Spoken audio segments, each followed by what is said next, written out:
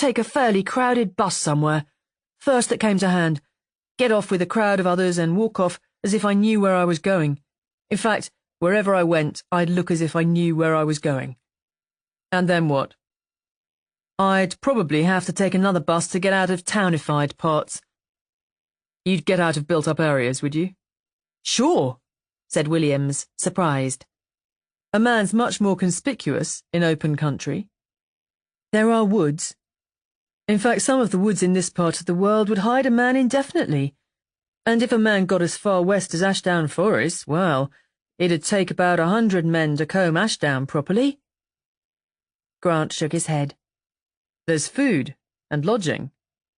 Sleep out, it's warm weather. He's been out 2 nights now. If he has taken to the country, he must be looking shop-worn by this time. But has he? Have you noticed that no one has reported him as buying a razor? There's just the chance that he's with friends. I wonder. His eyes strayed to the chair where Judy had been sitting. But no, she'd never risk as big a bluff as that. No need for it. Williams wished to himself that Grant would go to the hotel and have some sleep. He was taking far too much to heart his failure to arrest Tisdall. Mistakes happened to the best of people, and everyone knew that Grant was all right. He had the yard solid behind him. Why need he worry himself sick over something that might have happened to anyone?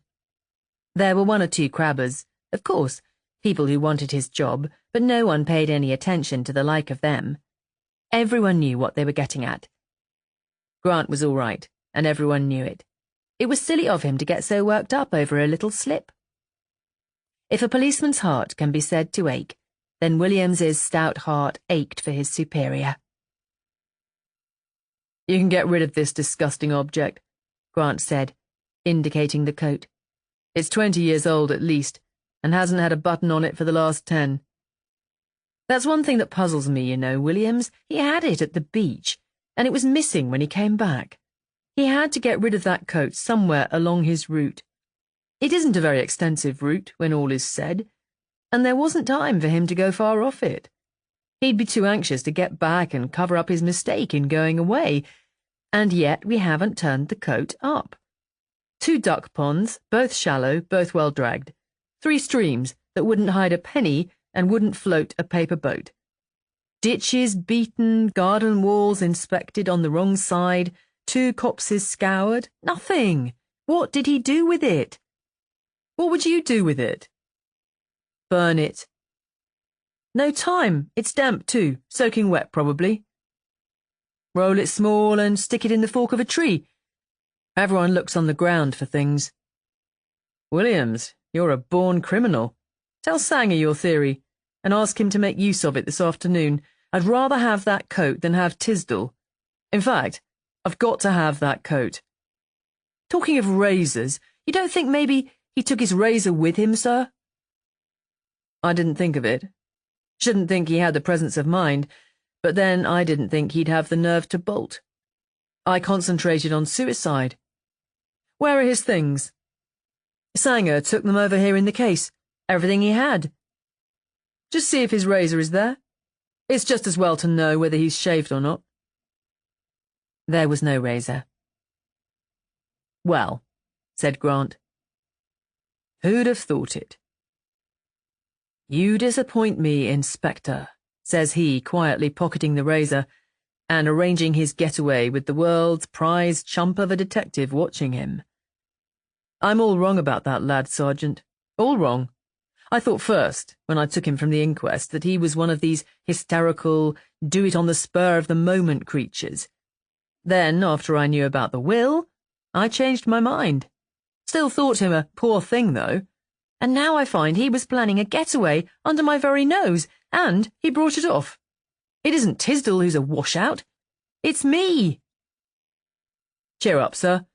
Our luck is out at the moment, but you and I between us, and no one else, so help me, are going to put that cold-blooded brute where he belongs, Williams said fervently, not knowing that the person who was to be the means of bringing the murderer of Christine Clay to justice was a rather silly little woman in Kansas City who had never heard of any of them.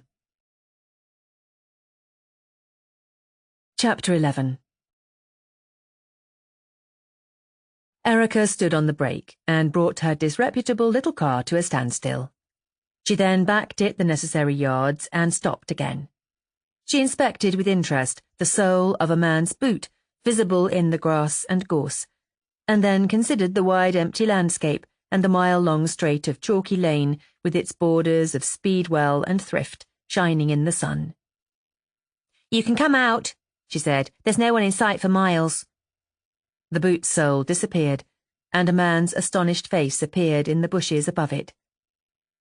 "That's a great relief to me," Erica observed. "I thought for a moment that you might be dead." "How did you know it was me? I suppose you did know it was me." "Yes, there's a funny squiggle on the instep part of your sole where the price has been scored off. I noticed it when you were lying on the floor of Father's office." "Oh, yes. That's who you are, of course. You're a very good detective." "You're a very bad escaper. No one could have missed your foot." "You didn't give me much time. I didn't hear your car till it was nearly on me." "You must be deaf. She's one of the county jokes, poor Tinny. Like Lady Middleway's hat and old Mr. Dine's shell collection." "Tinny?" "Yes, she used to be Christina, but the inevitable happened. You couldn't not have heard her." "I think perhaps I was asleep for a minute or two. I'm a bit short of sleep." "Yes, I expect so. Are you hungry?" "Is that just an academic question, or are you offering me food?" Erica reached into the back of the car and produced half a dozen rolls, a glass of tongue, half a pound of butter, and 4 tomatoes. "I've forgotten a tin opener," she said, passing him the tongue. "But if you hit the tin lid hard with a flint, it will make a hole." She split a roll with a penknife produced from her pocket and began to butter it. "Do you always carry food about with you?" he asked doubtfully. "Oh, always. I'm a very hungry person. Besides, I'm often not home from morning till night. Here's the knife. Cut a hunk of the tongue and lay it on that." She gave him the buttered roll. "I want the knife back for the other roll." He did as he was bidden, and she busied herself with the knife again, politely ignoring him so that he should not have to pretend to an indifference that would be difficult of achievement. Presently he said, "I suppose you know that all this is very wrong." "Why is it wrong?" "For one thing, you're aiding an escaped criminal, which is wrong in itself, and doubly wrong in your father's daughter. And for another, and this is much worse, if I were what they think me, you'd be in the gravest danger at this minute. You shouldn't do things like that, you know." "If you were a murderer, it wouldn't help you much to commit another one just to keep me from saying I saw you." "If you've committed one, I suspect you don't easily stop at another. You can only be hanged once. And so you don't think I did it?" "I'm quite sure you didn't." "What makes you so sure?" "You're not capable of it." "Thank you," he said gratefully. "I didn't mean it that way." Oh, I see." A smile actually broke through. "Disconcerting but invigorating. George an ancestor of yours?" "George? Oh, no. No, I can tell lies with the best." "You'll have to tonight, unless you are going to give me up." "I don't suppose anyone will question me at all," she said, ignoring the latter half of his remark. "I don't think a beard becomes you, by the way." "I don't like it myself. I took a razor with me but couldn't manage to do anything without soap and water. I suppose you haven't soap in the car?" "I'm afraid not. I don't wash as often as I eat.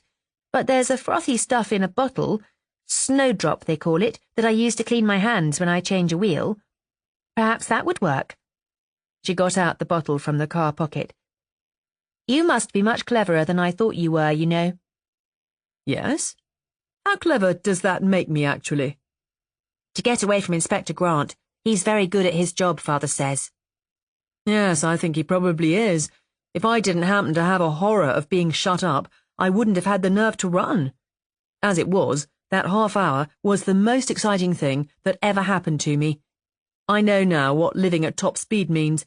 I used to think having money and doing what you liked, 20 different things a day, was living at speed, but I just didn't know anything about it."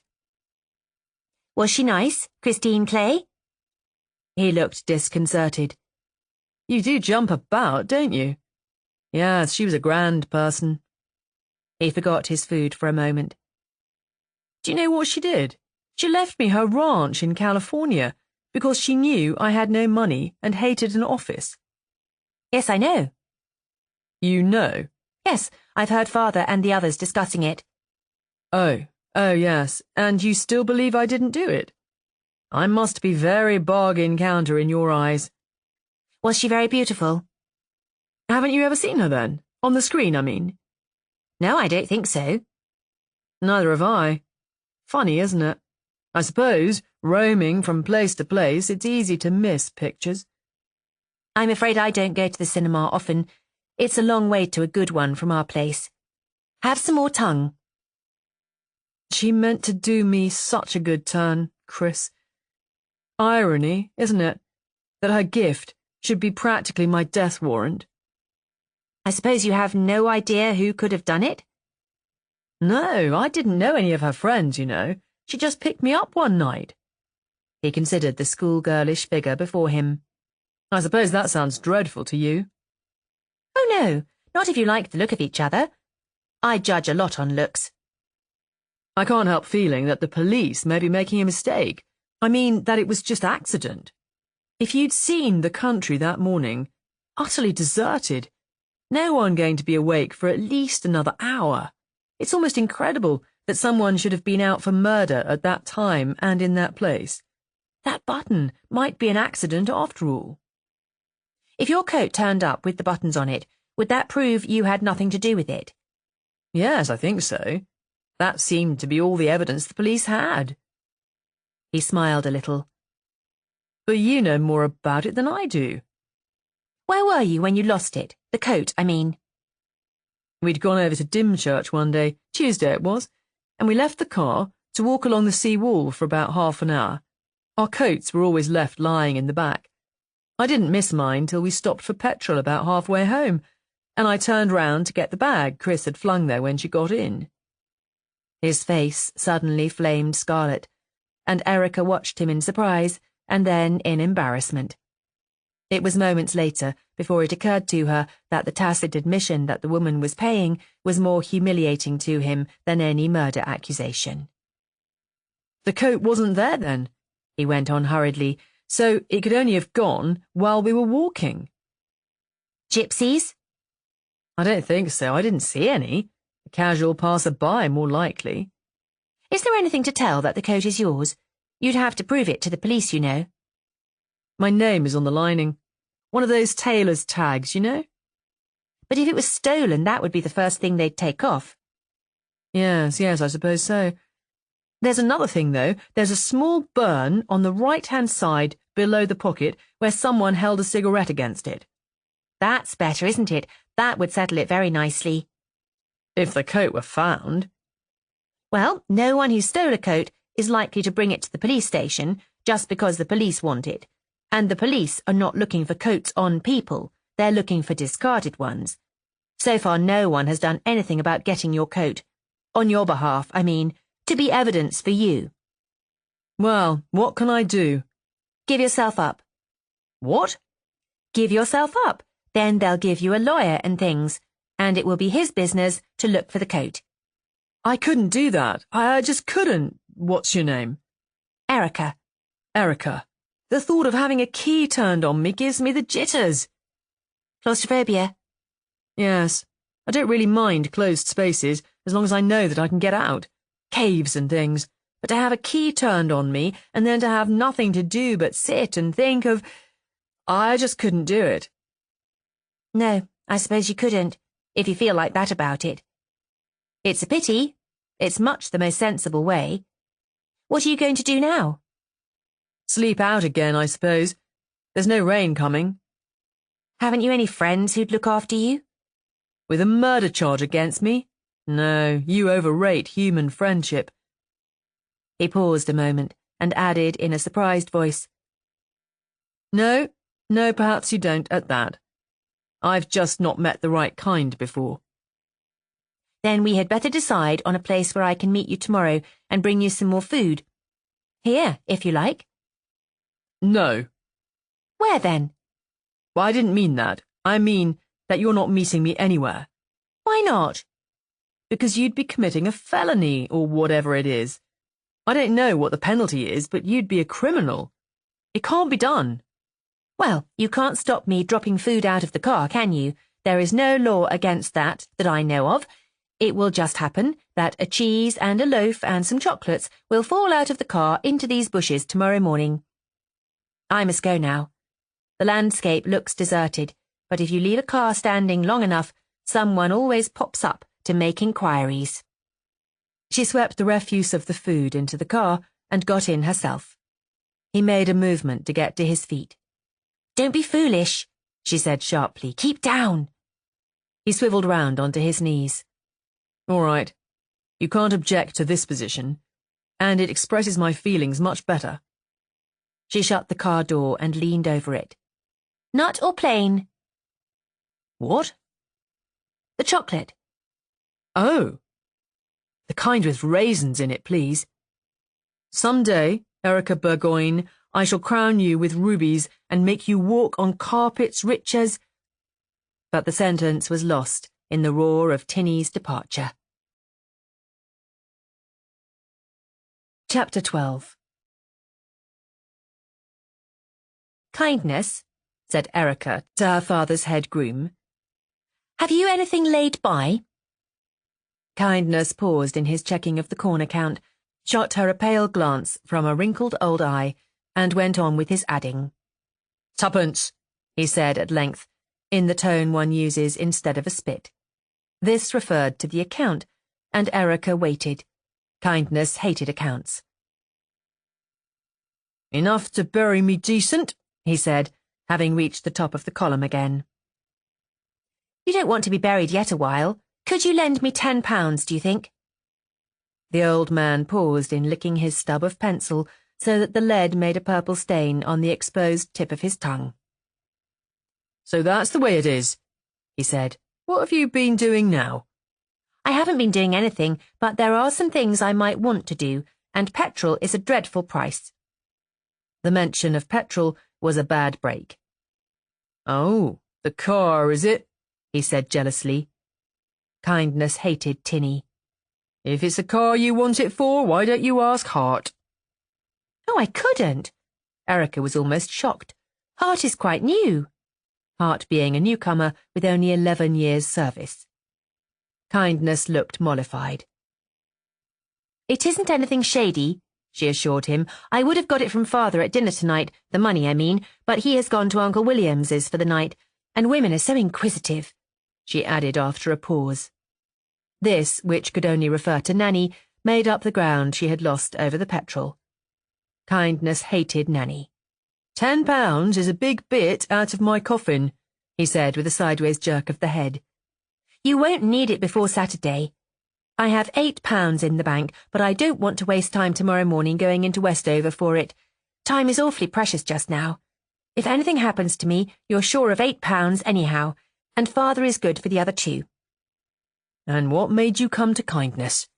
There was complacence in the tone, and anyone but Erica would have said, because you are my oldest friend, because you have always helped me out of difficulties since I was 3 years old, and first put my legs astride a pony, because you can keep my counsel and yours, because, in spite of your cantankerousness, you are an old darling.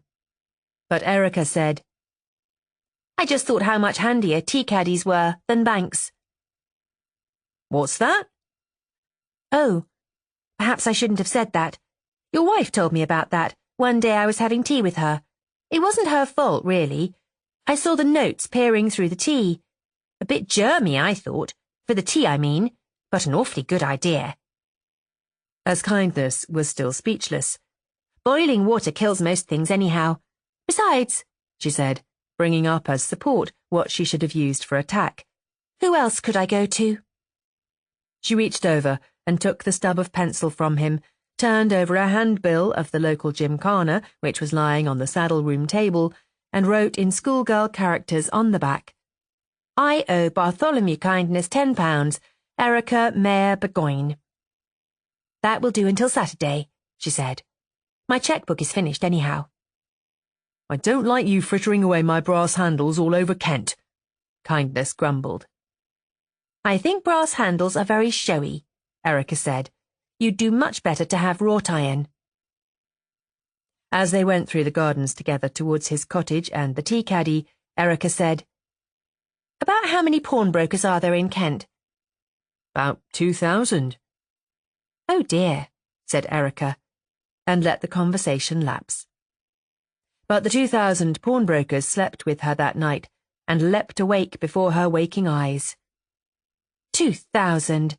My hat! But of course Kindness was just guessing. He probably had never pawned anything in his life. How could he know in the very least how many pawnbrokers there were in a county? Still, there was bound to be quite a number, even in a well-to-do county like Kent. She had never noticed even one, but she supposed you wouldn't notice one unless you happened to be looking for it, like mushrooms. It was 6:30 of a hot, still morning as she backed Tinny out of the garage, and no one was awake in the bland white house that smiled at her as she went. Tinny made a noise at any time, but the noise she made in the before-breakfast silence of a summer morning was obscene. And for the first time, Erica was guilty of disloyalty in her feeling for Tinny. Exasperated she had been often, yes, furious, but it had always been the fury of possession, the anger one feels for someone so loved as to be part of oneself. Never in her indignation, never in the moments of her friends' laughter, had she ever been tempted to disown Tinny, still less to give her up. But now she thought quite calmly, I shall really have to get a new car. Erica was growing up. Tinny expostulated her way through the quiet, shining lanes, chuffing, snorting, and shaking, while Erica sat upright in the old-fashioned seat and ceased to think about her. Beside her was a box containing half a spring chicken, bread and butter, tomatoes, shortbread, and a bottle of milk.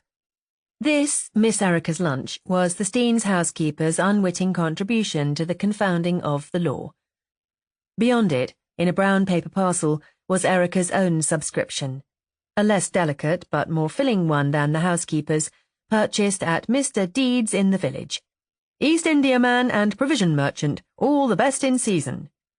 Mr. Deeds had provided pink and shining slices of jellied veal. Do you really want it as thick as that, Miss Erica? But he had not been able to supply a brand of chocolates with raisins in it. No demand for that, there wasn't.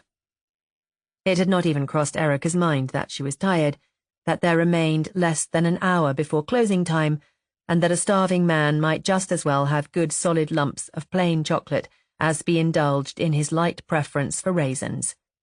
No, Erica, although she could not have told you about it, knew all about the importance of little things, especially the importance of little things when one was unhappy. In the hot and dusty evening, she had toured the neighbouring villages with a determination that grew with her lack of success, so that now, in the torn and gaping pocket of Tinny's near door, lay 4 half-pound slabs of chocolate with raisins in it, the whole stock of Mrs. Higgs at Latham, who at 7:15 had been persuaded to leave her high tea, only for you I'd do it, Miss Burgoyne, not for another soul, and turn the enormous key in her small blistered door. It was after 7 before she had clambered her way through sleeping Mallingford and entered the hot, shadeless country beyond. As she turned into the long straight of the chalky lane, where her quick country-trained eyes had noticed that boot yesterday, she wished that Tisdall might have better cover than those gorse bushes. Not cover from the law, but cover from the sky there was going to be at midday. A blazing day it was going to be. Tisdall would need all of that bottle of milk and those tomatoes. She debated whether or not it would be a good move to transport the fugitive to other climes. Over to Charing, for instance. There were woods enough there to house an army in safety from sun and law. But Erica had never much liked woods, and had never felt particularly safe in one. It was better to be hot in gorse bushes and be able to see a long way away, than have strangers stumbling over you in the cool of thick trees. Besides, the Tisdall man might refuse the offer of a lift. There is no doubt as to what the Tisdall man's answer would have been, but the proposition was never put to him. Either he was so dead asleep that not even the uproar of Tinny's advent could rouse him, or he was no longer in that piece of country. Erica went to the end of the mile-long straight, Tinny full out and making a noise like an express train, and came back to the spot where she had stopped yesterday. As she shut off the engine, the silence fell about her, absolute. Not even a lark sang, not a shadow stirred. She waited there quietly, not looking about her, her arms propped on the wheel in the attitude of one considering her future movements. There must be no expectancy in her appearance to arouse suspicion in the mind of stray countrymen. For 20 minutes she sat, relaxed and incurious. Then she stretched herself, made sure during the stretch that the lane was still unoccupied, and got out. If Tisdall had wanted to speak to her, he would have reached her before now. She took the 2 parcels and the chocolate and cached them where Tisdall had been lying yesterday. To these she added a packet of cigarettes produced from her own sagging pocket. Erica did not smoke herself. She had tried it, of course, had not much liked it, and with the logic that was her ruling characteristic, had not persisted. And she did not know that Tisdall smoked. These and the matches were just in case. Erica never did a job that was not thorough. She climbed in again, pressed Tinny into life, and without a pause or backward glance, headed down the lane, her face and thoughts turned to the far-off coast and Dymchurch. It was Erica's very sound theory that no local had stolen that coat. She had lived all her life in a country community and knew very well that a new black overcoat cannot make its appearance, even on the meanest back, without receiving a truly remarkable amount of attention. She knew, too, that your countryman is not versed in the ways of pawnshops, and that a coat lying in a car would not represent to him a possible cash value, as it would to someone on the road. If he coveted it at all, it would be for possession, and the difficulty of explaining its appearance would result in his leaving it where it was. The coat, therefore, according to Erica's reasoning, had been taken by a casual. This made things at once easier and more difficult. A casual is a much more noticeable person than a local, and so easier to identify. On the other hand, a casual is a movable object and difficult to track. In the week that had passed since the theft, that coat might have traversed most of Kent. It might now be... Hunger gave wings to Erica's imagination. By the time she was in sight of Dymchurch, she had, thanks to modern methods of hitchhiking and old-fashioned methods of stowing away, placed the coat on the back of a clerk in the office of the Mayor of Bordeaux. He was a little pale clerk, with a delicate wife and puny baby, and Erica's heart was sore at the thought of having to take the coat from him, even for Tisdall. At this point, Erica decided that she must eat. Fasting was good for the imagination, but bad for logic. She stepped on the brake at sight of the rising sun. Good pull-up for carmen, open all night. It was a tin shed, set down by the roadside with the inconsequence of a matchbox, painted gamboge and violet, and set about with geraniums. The door was hospitably open, and the sound of voices floated out on the warm air. In the tiny interior were 2 very large men. The proprietor was cutting very large slices from a very fresh loaf, and the other man was sipping very hot liquid from a very large mug with very great noise. At sight of Erica on the doorstep, all these activities ceased abruptly. "Good morning," said Erica into the silence. "Morning, miss," said the proprietor. "Cup of tea, perhaps?" "Well," Erica looked round. "You haven't any bacon by any chance?" "Lovely bacon," said the owner promptly. "Melt in your mouth." "I'll have a lot," said Erica happily. "Egg with it, perhaps?" 3, said Erica. The owner craned his neck to see out the door, and found that she really was alone. "Come," he said, "that's something like. Nice to see a young girl that can appreciate her victuals these days. Have a seat, miss." He dusted an iron chair for her with the corner of his apron. "Bacon be ready in no time. Thick or thin? Thick, please. Good morning. This to the other man, in more particular greeting as she sat down, and so definitely became a partner in this business of eating and drinking. Is that your lorry out there? I have always wanted to drive one of those. Yeah, I've always wanted to be a tightrope walker. You're the wrong build, said Erica seriously. Better stick to lorry driving. And the owner paused in his slicing of the bacon to laugh. The lorry driver decided that sarcasm was wasted on so literal a mind. He relaxed into amiability. Oh, well, nice to have ladies' company for a change, eh, Bill? Don't you have lots of it? Asked Erica. I thought lorries were very popular. And before the astounded man could make up his mind whether this skinny child was being rude, provocative, or merely matter-of-fact, she went on, Do you give lifts to tramps ever, by the way? Never, said the driver promptly, glad to feel his feet on firm ground. That's a pity. I'm interested in tramps. Christian interest? Inquired Bill, turning the sizzling bacon in the pan. No, literary. Well now, you writing a book? Not exactly. I'm gathering material for someone else. You must see a lot of tramps, even if you don't give them lifts, she persisted to the driver. No time to see anyone when you're driving that there. Tell her about Harrogate Harry, prompted Bill, breaking eggs. I saw him in your cab last week sometime. Never saw anyone in my cab you didn't. Oh, come unstuck, will you? The little lady's all right. She's not the sort to go blabbing even if you did give an odd tramp a lift. Harrogate isn't a tramp. Who is he then? Asked Erica. He's a China merchant, travelling. Oh, I know, a blue and white bowl in exchange for a rabbit skin. No, nothing like that. Men's teapot handles and such. Oh, does he make much? This for the sake of keeping the driver on the subject. Enough to be going on with, and he cadges an old coat or a pair of boots now and then. Erica said nothing for a moment, and she wondered if the thumping of her heart was as audible to these two men as it was in her ears. An old coat now and then. What should she say now? She could not say, Did he have a coat the day you saw him? That would be a complete giveaway.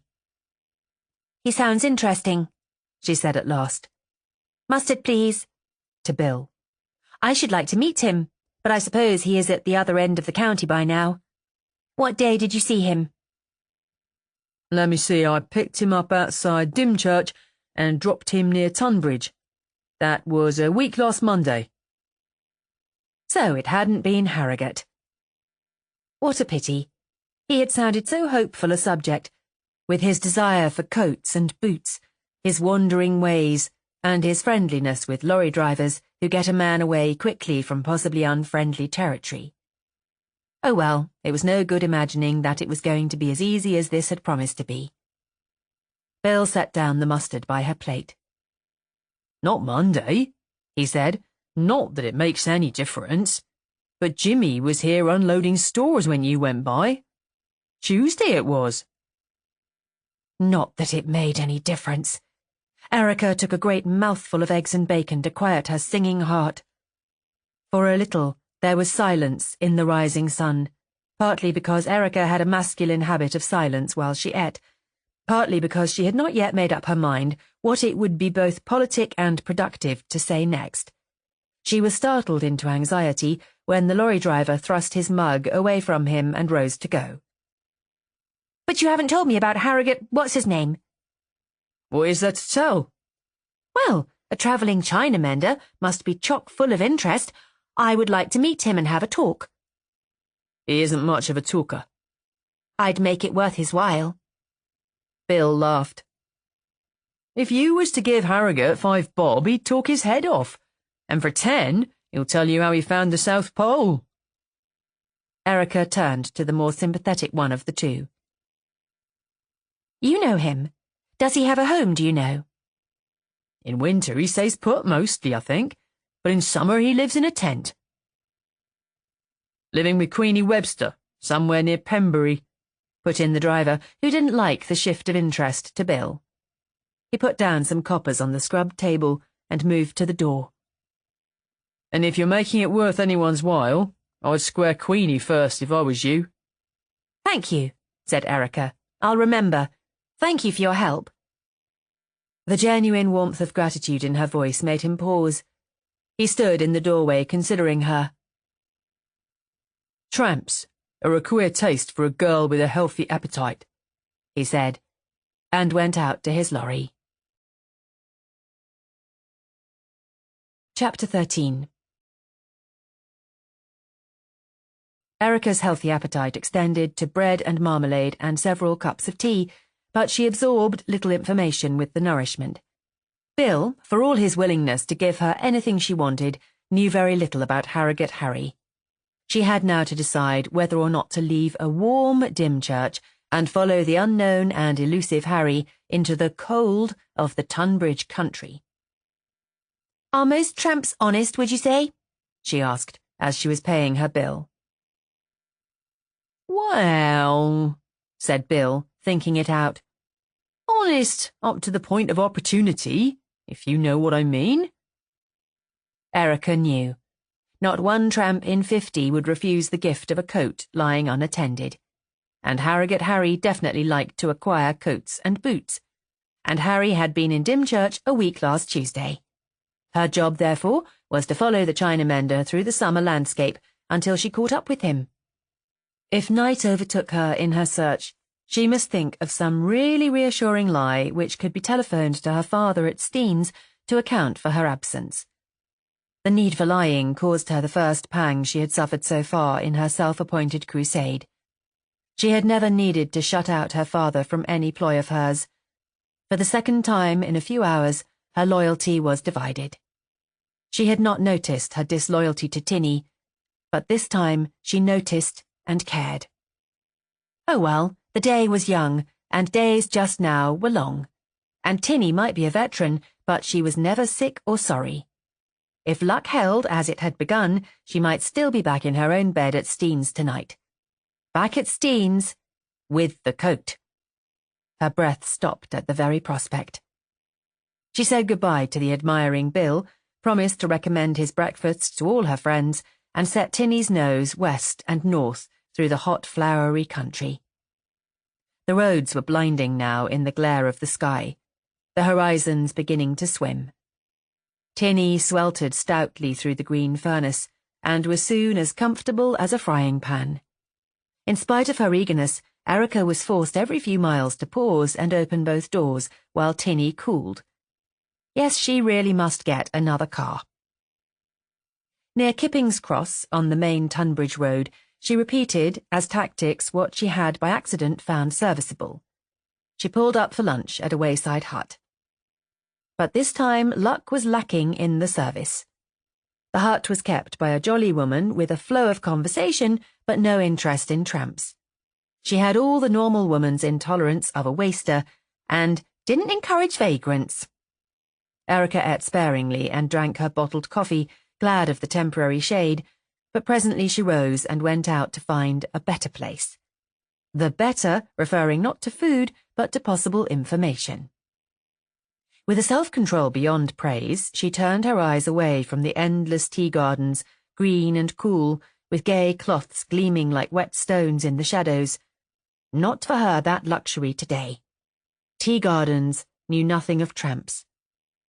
She turned down a lane to Goudhurst and sought an inn. Inns had always china to mend, and now that she was in Harrogate's home country, so to speak, she would surely find someone who knew him. She ate cold, underdone beef and green salad in a room as beautiful as any at Steen's, and prayed that one at least of the dishes on her table should be cracked. When the tinned fruit appeared in a broken china rose bowl, she nearly whooped aloud. Yes, the waitress agreed, it was a pretty bowl. She didn't know if it was valuable or not. She was only there for the season.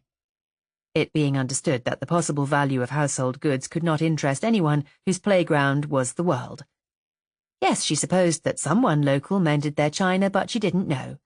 Yes, she could ask, of course.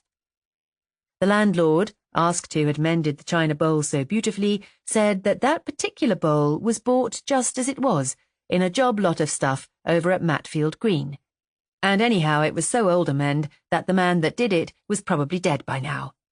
But if Erica wanted a man to mend her china, there was a good travelling man who came round now and then. Palmer by name. He could put 50 pieces together when he was sober without showing a join. But you'd got to be sure he was sober. Erica listened to the vices and virtues of Palmer and asked if he was the only one in the district. The only one the landlord knew, but you couldn't find a better than Harry. Harry? That was his name.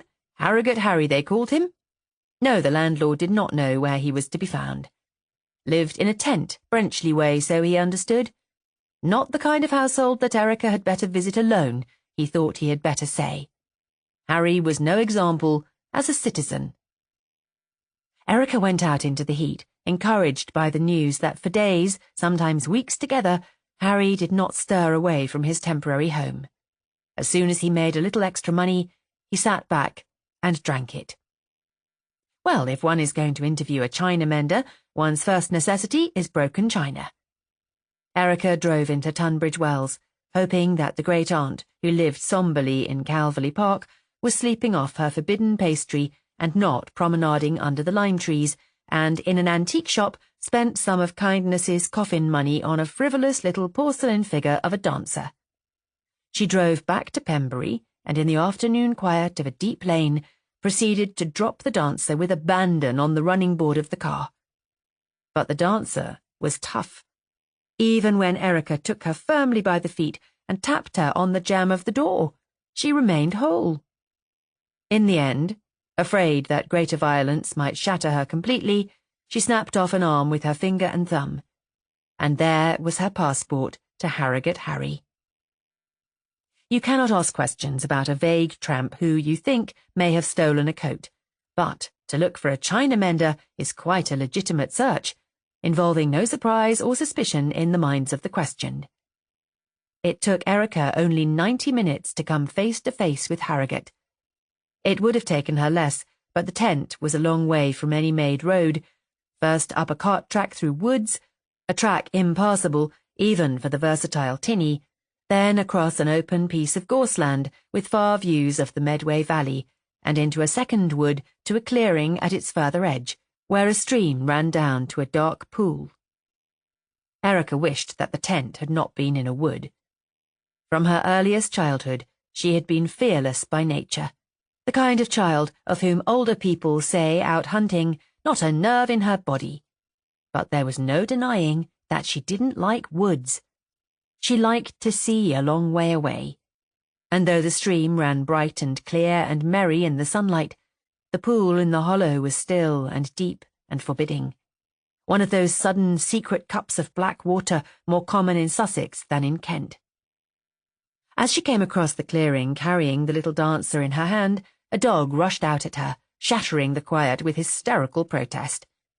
And at the noise, a woman came to the tent door and stood there watching Erica as she came.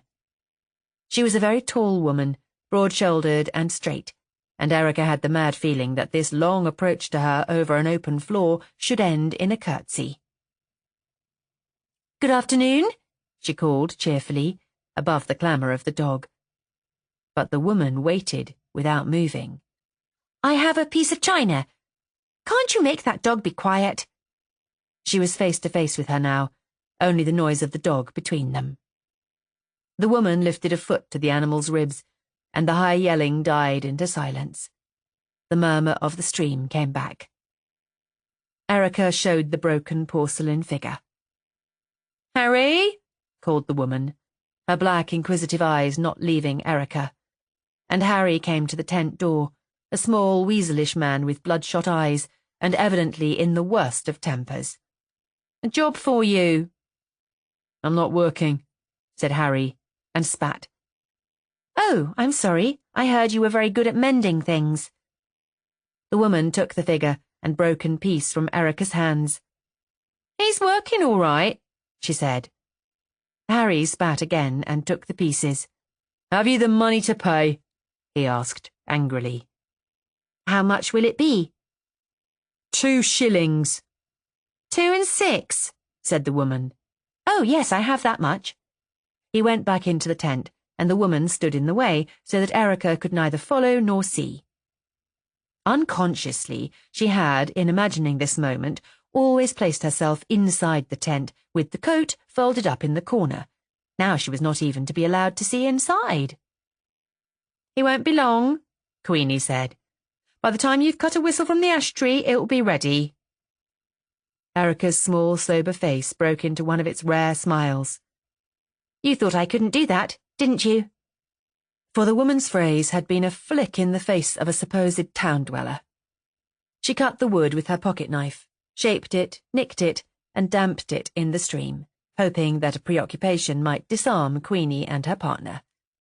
She even hoped that the last processes of whistle manufacture might be made in friendly company with the mending of china. But the moment she moved back to the tent, Queenie came from her desultory stick-gathering in the wood to stand guard. And Erica found her whistle finished and the mended figure in her hands, without being one whit wiser or richer than she was when she left the car in the road. She could have cried. She produced her small purse. Erica hated a bag, and paid her half-crown.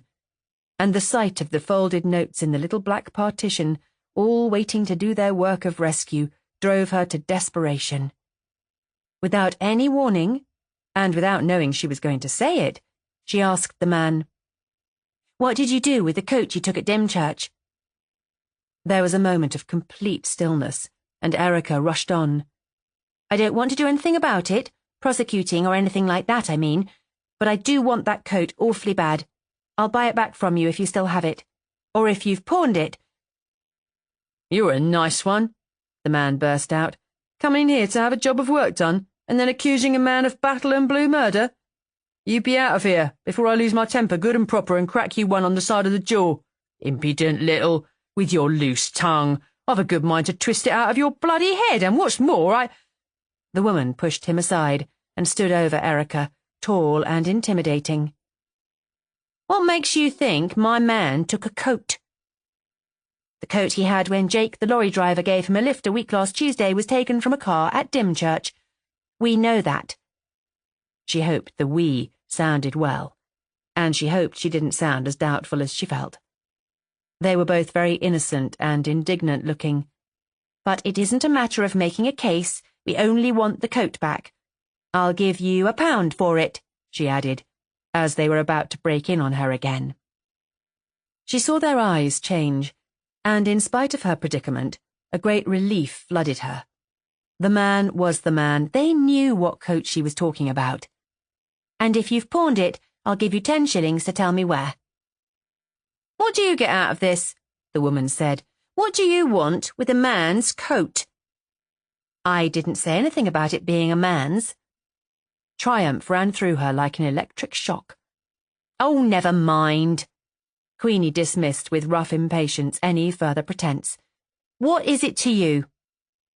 If she mentioned murder, they would both panic and deny with their last breath any knowledge of the coat.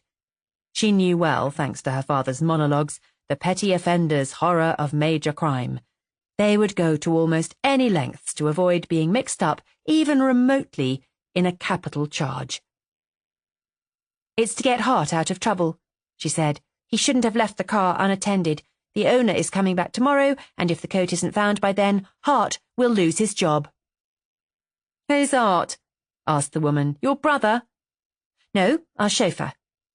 Chauffeur? Harry gave a high skirl of laughter that had little amusement in it. That's a good one. I suppose you have 2 Rolls-Royces and 5 Bentleys. His little red eyes ran over her worn and outgrown clothes. No, just a Lanchester and my old Morris. As their disbelief penetrated. My name is Erica Burgoyne. My father is Chief Constable. Yeah? My name is John D. Rockefeller, and my father was the Duke of Wellington. Erica whipped up her short tweed skirt, gripped the elastic waistband of the gym knickers she wore summer and winter, and pushed the inner side of it towards him on an extended thumb. Can you read? She said. Erica M. Burgoyne, read the astonished man, in red on a cash's label. It's a great mistake to be too sceptical, she said, letting the elastic snap back into place. So you're doing it for a chauffeur, eh? Harry leered at her, trying to get back his lost ground. You're very concerned about a chauffeur, aren't you? I'm desperately in love with him, Erica said, in the tone in which one says, and a box of matches, please. At school theatricals, Erica had always had charge of the curtains. But it passed. Their minds were too full of speculation to be concerned with emotion. How much? Said the woman. For the coat? No, for telling you where to find it. I told you I'll give you 10 shillings. Not enough. But how do I know you'll tell me the truth? How do we know you're telling the truth? All right, I'll give you £1. I shall still have to buy it from the pawn shop, you know. It isn't in a pawn shop, the man said. I sold it to a stonebreaker. What? Cried Erica in a despairing wail. Do I have to begin looking for someone else? Oh, no need to look, no need at all. You hand over the cash, and I'll tell you where to find the bloke. Erica took out a £1 note and showed it to him. Well? He's working at the 5 Wents Crossroad, Paddock Wood Way. And if he ain't there, he lives in a cottage in Capel, near the church. Erica held out the note, but the woman had seen the contents of the purse. Wait, Harry, she'll pay more. She moved between Erica and the path through the wood. I won't give you a penny more, Erica said incisively. Indignation overcame her awareness of the black pool, the silence, and her dislike of woods. That's cheating. The woman grabbed at her purse, but Erica had played lacrosse for her school only last winter. Queenie's eager hand, to her great astonishment, met not the purse, but Erica's other arm, and came up and hit her own face with surprising violence. And Erica was round her stately bulk and running across the clearing as she had swerved and run, half bored, half pleased, through many winter afternoons. She heard them come after her, and wondered what they would do to her if they caught up with her. She wasn't afraid of the woman, but the man was small and light, and for all his drinking might be speedy. And he knew the path. In the shade of the trees, after the bright sunlight, she could hardly see a path at all. She wished she had said that someone was waiting for her in the car. It would have been her foot caught in a root, and she rolled over and over. She heard him coming thudding down the soft path, and as she sat up, his face appeared, as it were swimming towards her above the undergrowth. In a few seconds he would be on her. She had fallen heavily because she was still clutching something in either hand. She looked to see what she was holding. In one hand was the china figure, in the other her purse, and the whistle. The whistle! She put it to her mouth and blew a sort of tattoo, long and short, like a code, a signal. At the sound, the man stopped, only a few yards from her, doubtfully. "Hart!" she called, with all the force of her very good lungs. "Hart!" and whistled again. "All right," said the man, "all right, you can have your heart. Some day I'll tell your pa what's going on round his house. Then I'll bet you pay me more than a few quid then, milady." "Goodbye," said Erica. "Thank your wife from me for the whistle." Chapter 14. And of course, what you want, Inspector, is a rest, a little relaxation. The Chief Constable heaved himself into his raincoat. Overworking yourself disgracefully. That never got a man anywhere, except into his grave. Here it is Friday, and I dare swear you haven't had a night's sleep or a proper meal this week. Ridiculous. Mustn't take the thing to heart like that. Criminals have escaped before and will escape again. Not from me.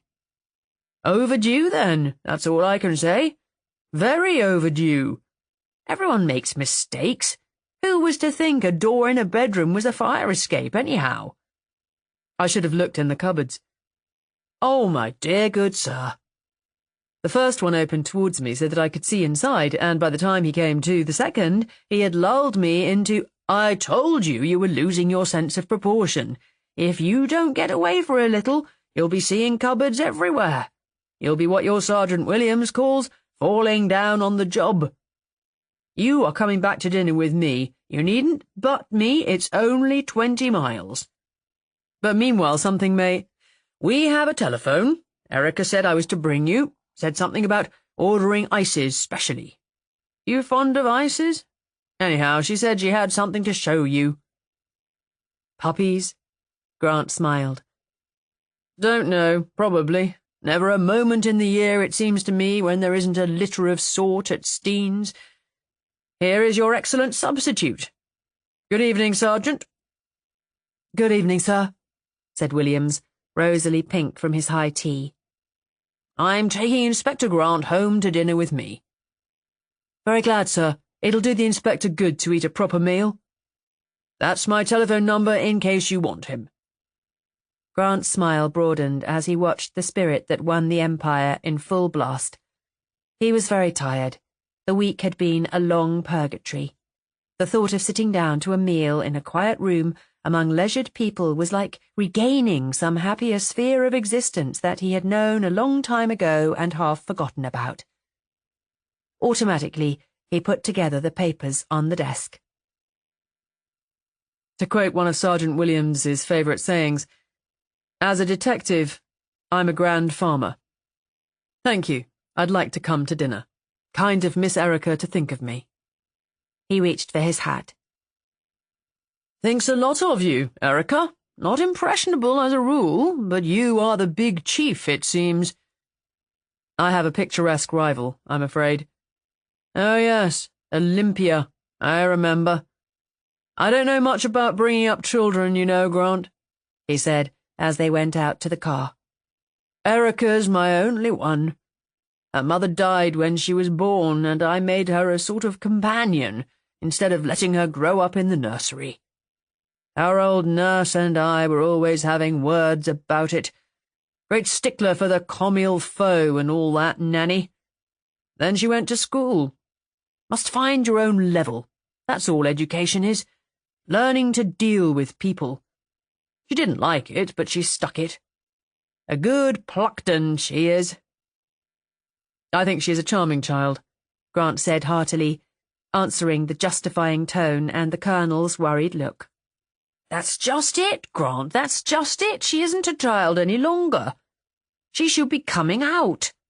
Going to dances, staying with her aunts in town and meeting people, but she doesn't want to. Just stays at home and runs wild. Doesn't care for clothes or pretties or any of the things she should care about at her age. She's 17, you know. It worries me. She's taken to gadding about all over the place in that little car of hers. I don't know where she has been half the time. Not that she doesn't tell me if I ask. Always a truthful child, but it worries me." "I don't think it needs, sir. She'll make her own happiness. You'll see. It's rare to meet anyone of that age who has so sure a knowledge of what she wants." "Humph," said the Colonel, "and gets it. George will be there for dinner," he added. "George Mear, cousin of my wife's. Perhaps you know him. Nerve specialist." "I know him well by reputation, but I've never met him." "That's Erica's doing. Nice fellow, George, but a bit of a bore. Doesn't understand what he's talking about half the time. Reactions and things. But Erica seems to understand the lingo. Good shot, though. George, nice fellow." Sir George was a nice fellow. Grant liked him at sight, and noticing his narrow cheekbones, felt that some other attribute in him must weigh very strongly with Erica to overcome his physical characteristics. He was certainly a pleasant person, with neither the slight flamboyance nor the condescension so common in Wimpole Street. That he could commiserate with Grant on his non-success without making Grant want to hit him was a test of his worth. Grant, in fact, turned to him in his sore state as to someone who would understand. This was a man to whom human failure must be a very ordinary affair. Colonel Burgoyne had forbidden mention of the Clay affair during dinner, but he might as well have bidden the tides cease. They were all talking Tisdall, Colonel included, before the fish had disappeared. All but Erica, who sat at the end of the table in her demure school supper white dress, listening quietly. She had powdered her nose, but looked no more grown up than she did by day. "We never picked up his trail at all," Grant said, in answer to a question of Mere. "He just disappeared from the moment he left the hotel. Oh, there were dozens of accounts of men like him, of course, but they all led to nothing. We don't know a thing more than we did last Monday. He might have been sleeping out the first 3 nights, but you know what last night was like? Torrents. Not even an animal could have stayed out in it. He must have found shelter somewhere if he's still alive. It wasn't local, the storm. There are floods from here to the Tyne. And yet another whole day has gone past, and not a hint of him." "No chance of his escaping by sea?" "Not likely. Curiously enough, not one criminal in 1,000 escapes that way." "So much for our island race," laughed Mere. "The sea's the last thing they think of. You know, Inspector, I don't know if you know it, but you have made the man very vivid in the half hour we've been talking. And there's something else you've made clear, I think. Something you probably are not aware of yourself." "What is that?" "You were surprised in your heart of hearts that he had done it, perhaps even sorry. You hadn't believed it." "Yes, I think that's true. You'd have been sorry yourself, Sir George." Grant grinned. "He's very plausible, and he stuck to truth as far as it served him. As I told you, we've checked his statement from beginning to end. It's true as far as it can be checked. But that thin story about stealing the car and losing his coat, the all-important coat. Curiously enough, I don't think the stealing episode is as incredible as it sounds. His main thought for the past few weeks had been escape.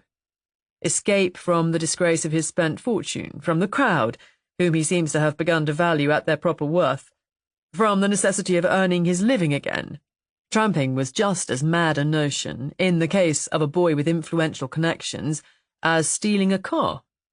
The escape motif again.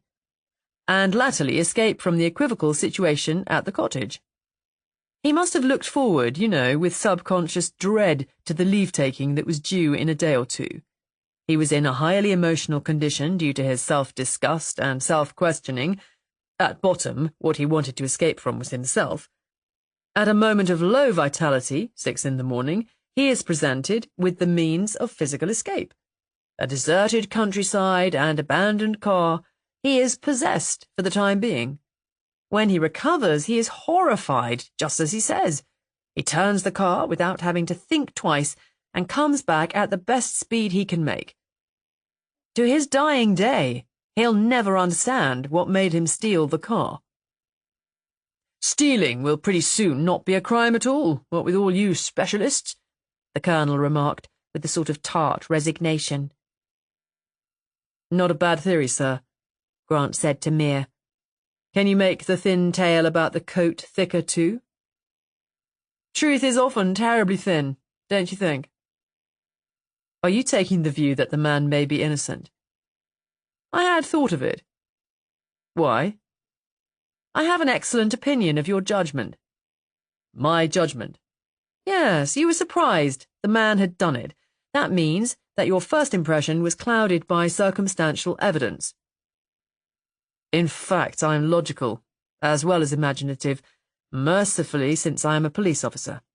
The evidence may be circumstantial, but it is very satisfying and neat." "Much too neat, don't you feel?" "Lord Edward said that. But no policeman feels that evidence is too neat, Sir George." "Poor Chins," the Colonel said. "Dreadful for him. Very devoted they were, I'm told. A nice fellow. Didn't know him, but knew the family in my young days. Nice people. Dreadful for them." "I travelled up from Dover with him on Thursday," Mere said. "I had come over from Calais. I've just come back from a medical conference in Vienna, and he joined the boat train with the usual Chins lordliness at Dover. He seemed very happy to be back. Showed me some topazes he had brought from Galeria for his wife. They corresponded every day by telegram, it seemed. I found that more impressive than the topazes, if I must be frank. European telegrams being what they are. Just a moment, Sir George. Do you mean that Chins hadn't come over on the boat from Calais?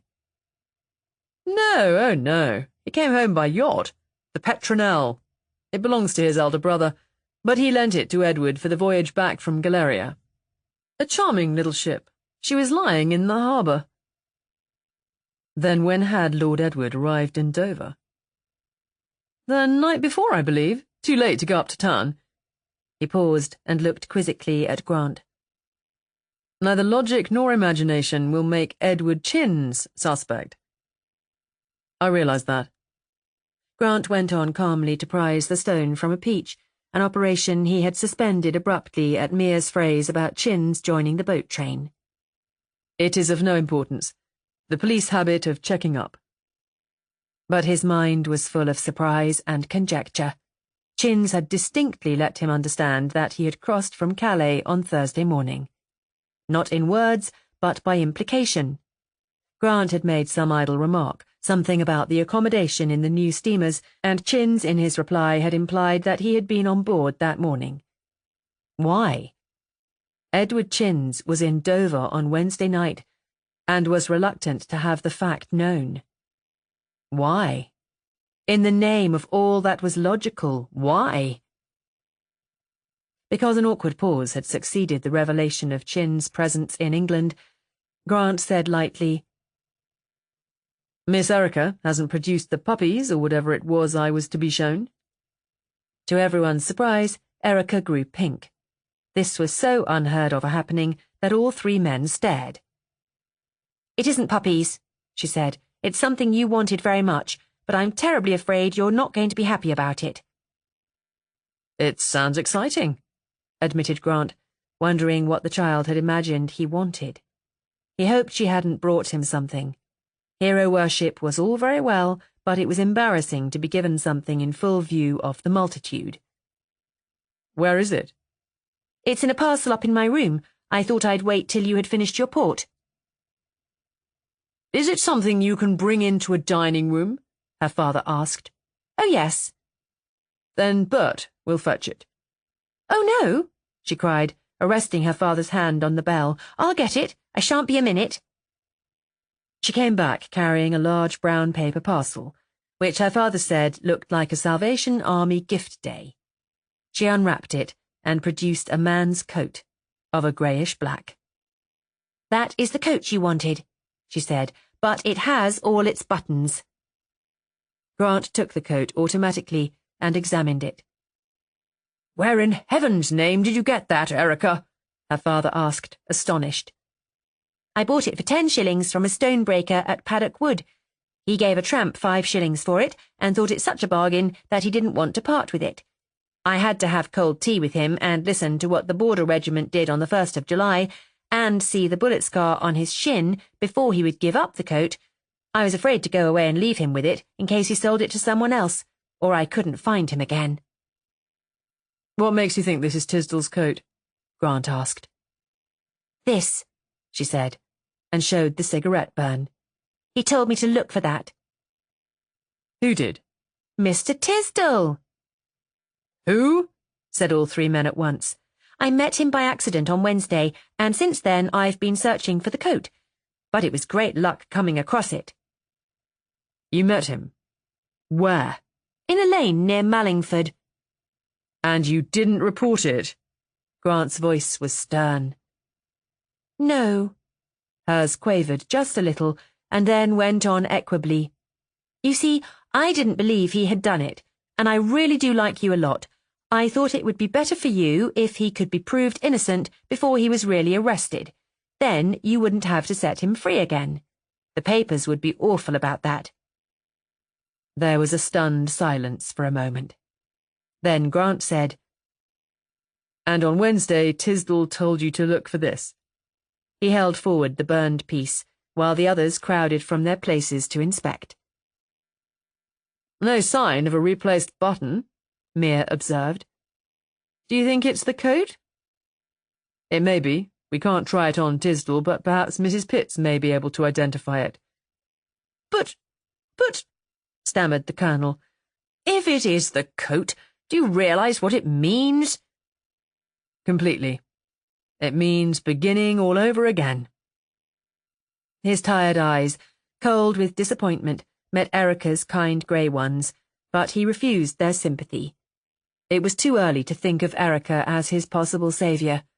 At the moment, she was just someone who had thrown a wrench into the machinery. I shall have to get back, he said. May I use your telephone? Chapter 15. Mrs. Pitts identified the coat. She had dried it at the kitchen fire one day when a thermos bottle of hot water had leaked on it. She had noticed the cigarette burn then. Sergeant Williams, interviewing the farmer who had identified Tisdall's car, found that he was colourblind. The truth stuck out with painful clarity. Tisdall had really lost his coat from the car on Tuesday. He had really driven away from the beach. He had not murdered Christine Clay.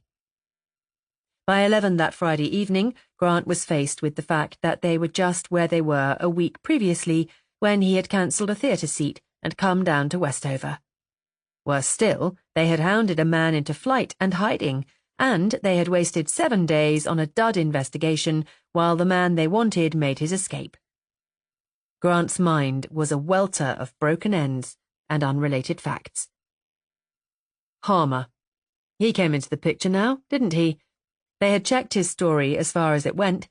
He really had made inquiries from the owner of the cherry orchard and from the post office at Liddleston at the times he said.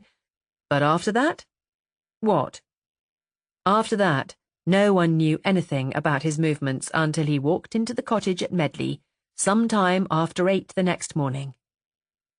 There was, incredibly, Edward Chins, who had brought back topazes for his wife, but who, for some reason, was unwilling that his movements on that Wednesday night should be investigated. There could be no other reason for his desire to make Grant believe that he had arrived in England on Thursday morning. He had not come to England secretly. If you want to arrive secretly in a country, arriving in a populous harbour by yacht is not the way to do it. Harbour master and customs officials are a constitutionally inquisitive race. Therefore, it was not the fact of his arrival that he wanted to hide, but the way in which he had occupied his time since. The more Grant thought about it, the queerer it became. Chins was at Dover on Wednesday night. At 6 on Thursday morning, his well-loved wife had met her death. And Chins did not want his movements investigated. Very queer. There was, too, the shilling for candles.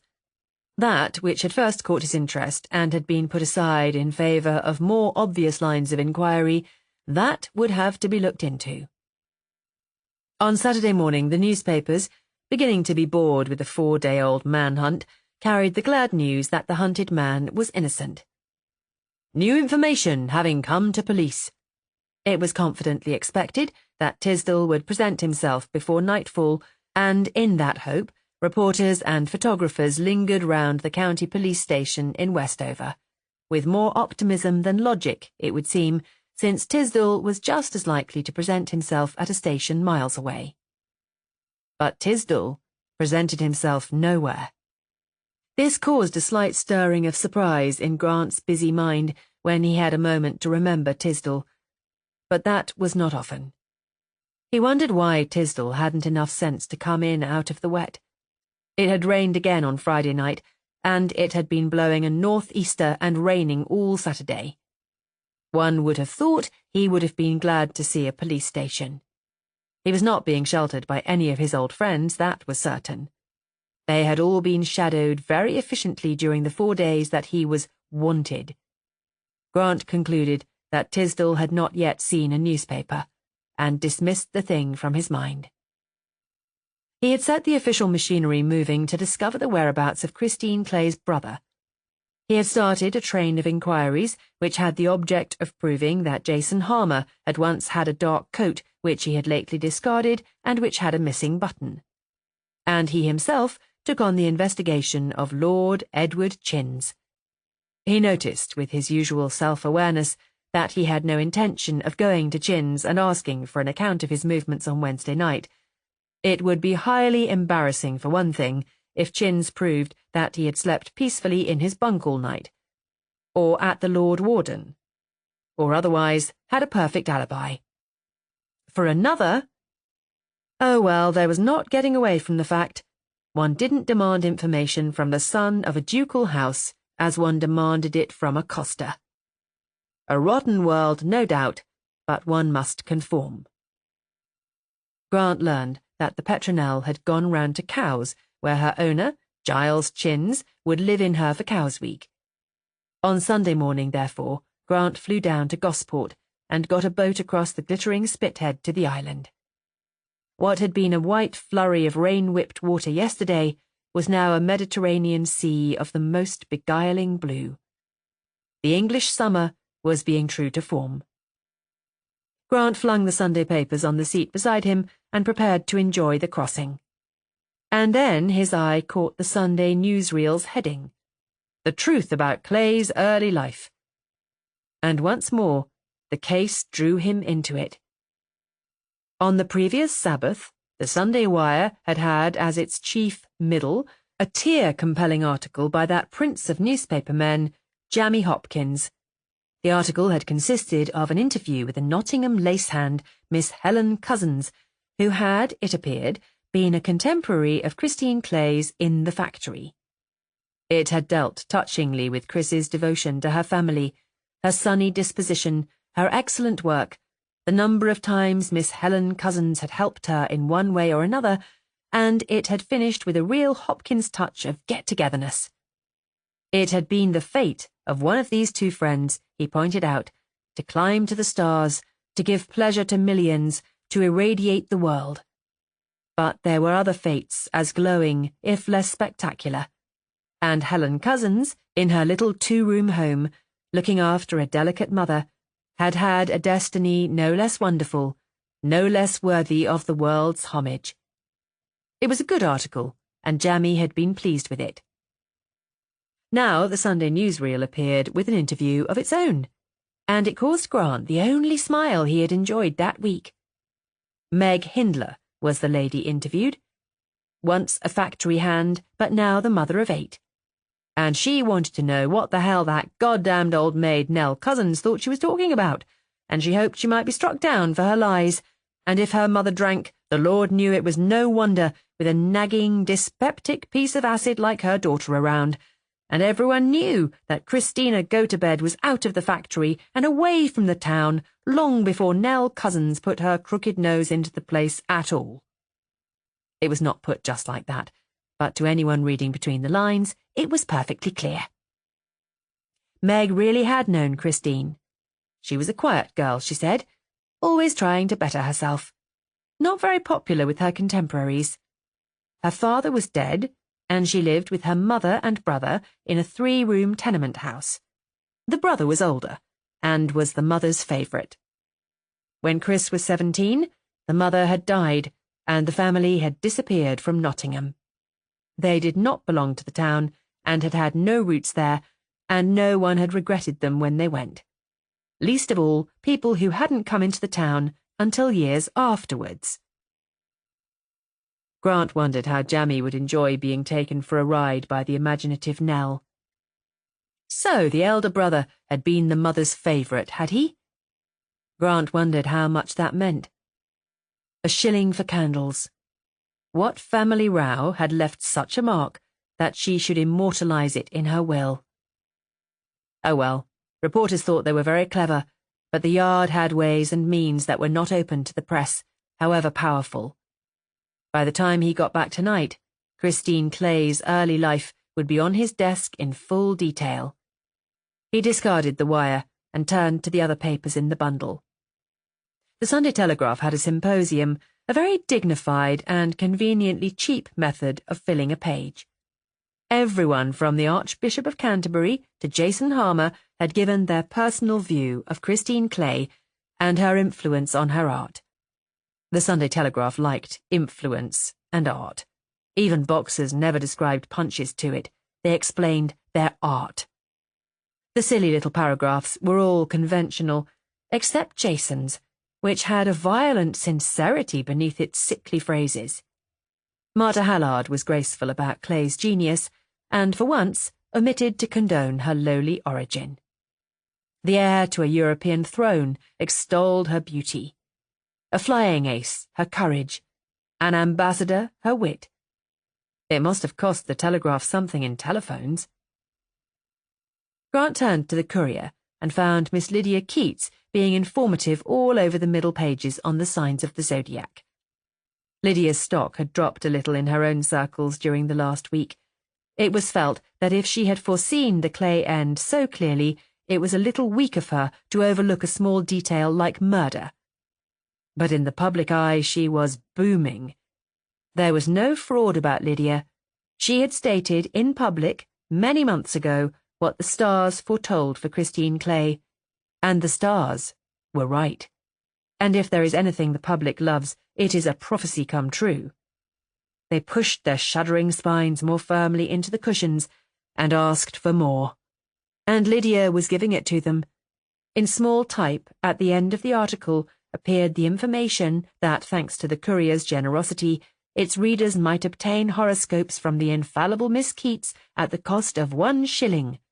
Coupon on the back page. Grant tucked the smaller illustrateds under his arm and prepared to get off the boat. He watched a sailor twisting a hawser round a bollard and wished that he had chosen a profession that dealt with things and not with people. The Petronelle was moored in the roads. Grant engaged a boatman and was rowed out to her. An elderly deckhand pushed a pipe into a pocket and prepared to receive them. Grant asked if Lord Giles were on board, happily aware that he was in Buckinghamshire. On hearing that he was not expected for a week, Grant looked suitably disappointed and asked if he might come on board. He had hoped that Giles would show him the craft. The man was pleased and garrulous. He was alone on board and had been very bored. It would be a pleasant diversion to show the good-looking friend of Lord Giles round the ship, and no doubt there would be a tip forthcoming. He did the honours with a detail that wearied Grant a little, but he was very informative. When Grant remarked on the splendid sleeping accommodation, the man said that Lord Giles wasn't one for ever sleeping ashore if he could help it. Never so happy as on salt water, Lord Giles wasn't. Lord Edward isn't so fond of it, Grant remarked, and the man chuckled. No, not Lord Edward, he wasn't. He was ashore the minute the dinghy could be swung out or a hawser slapped on a key. I suppose he stayed with the Beechers the night you made Dover. The deckhand didn't rightly know where he slept. All he knew was that he didn't sleep on board. In fact, they hadn't seen him again. His hand luggage had been sent to the boat train, and the rest had been sent to town after him. Because of the sad thing that happened to his lady, that was. Had Grant ever seen her? A film actress she was, very good too. It was dreadful, wasn't it, the things that happened in good families nowadays? Even murders. Changed days indeed. Oh, I don't know, Grant said. The older families of England made a pastime of murder if my history books told the truth. The man was so pleased with his tip that he offered to make cocoa for the visitor. But Grant wanted to get ashore so that he could talk to the yard. On the way back, he wondered just how Chins had spent that night ashore. The most likely explanation was that he had stayed with friends. But if he had stayed with friends, why the desire to avoid attention? The more Grant thought of it, the more out of character it was in the man to want to hide anything. Edward Chins was a person who did what he wanted to in broad daylight and cared not a straw for opinions or consequences. Grant found it difficult to associate him in his mind with any furtive activity whatever, and that very thought led to a logical and rather staggering sequel. It was no petty thing that Chins had to hide. Nothing but some matter of vast importance would have driven Chins to prevarication. Grant could dismiss, therefore, any thought of a light love affair. Chins had, in any case, a reputation that bordered on the austere, and if one dismissed a love affair, what was left? What possible activity could a man of Chins's stamp want to keep secret? Except murder. Murder was just possible. If that calm security were once shattered, who knew what might flame out? He was a man who would both give and demand fidelity, and be unforgiving to the faithless. Supposing. There was Harmer. Christine Clay's colleagues may have doubted that she and Harmer were lovers, but the beau monde, unused to the partnership of work, had no doubt. Had Chins come to believe that? His and Christine's love for each other was an equable affair, but his pride would be a very real thing, fragile and passionate. Had he? That was an idea. Had he driven over to the cottage that night? He was, after all, the only person who knew where she was. Nearly all her telegrams had been to him. He was in Dover, and she was only an hour away. What more natural than that he should have motored over to surprise her, and if so... A picture swam into Grant's mind. The cottage in the summer dark, the lit windows open to the night, so that every word, every movement almost, is audible outside. And in the rose-tangled mass of the garden, a man standing, arrested by the voices. He stands there, quite silent, quite still, watching. Presently the lights go out, and in a little while the figure in the garden moves away. Where? To brood on his homecoming? On his cuckold state? To tramp the downs till morning? To see her come to the beach? Unexpected? Alone? To... Grant shook himself and picked up the telephone receiver. Edward Chins didn't spend the night of Wednesday on board, he said when he had been connected. I want to know where he did spend it. And don't forget, discretion is the better part. You may find that he spent it with the warden of the Cinque Ports, or something equally orthodox, but I'll be surprised if he did. It would be a good idea if someone got friendly with his valet and went through his wardrobe for a dark coat. You know the strongest card we have is that no one outside the force knows about that button. The fact that we asked for any discarded coat that was found to be brought in doesn't convey much to anyone. The chances are 10 to 1, I think, that the coat is still with its owner. Keeping a coat, even with a missing button, is less conspicuous than getting rid of one. And that SOS for the coat was only a police circular anyhow, not a public appeal. So, inspect the Chins' wardrobe. No, I haven't got anything on him. Yes, I know it is mad, but I'm not taking any more chances in this case. Only be discreet, for heaven's sake. I'm in bad enough odour as it is. What is the news? Has Tisdall turned up? Oh well, I expect he will by night. He might give the press a break. They're waiting, breathless, for him. How is the Clay dossier coming? Oh, has Vine come back from interviewing the dresser? What's her name? Bundle yet? No? All right. I'm coming straight back to town. As Grant hung up, he shut his mind quickly on the thought that tried to jump in. Of course Tisdall was all right. What could happen to an adult in the English countryside in summer? Of course he was all right. Chapter 16. The dossier was filling up nicely.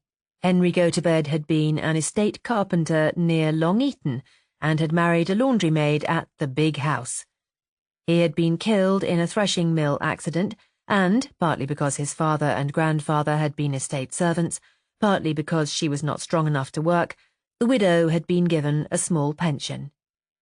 The cottage at Long Eaton having to be vacated, she had brought her 2 children to Nottingham, where there was better hope of ultimate employment for them. The girl was then 12, and the boy 14. It had been curiously difficult to obtain information about them after that. Information other than the bare official record, that is to say.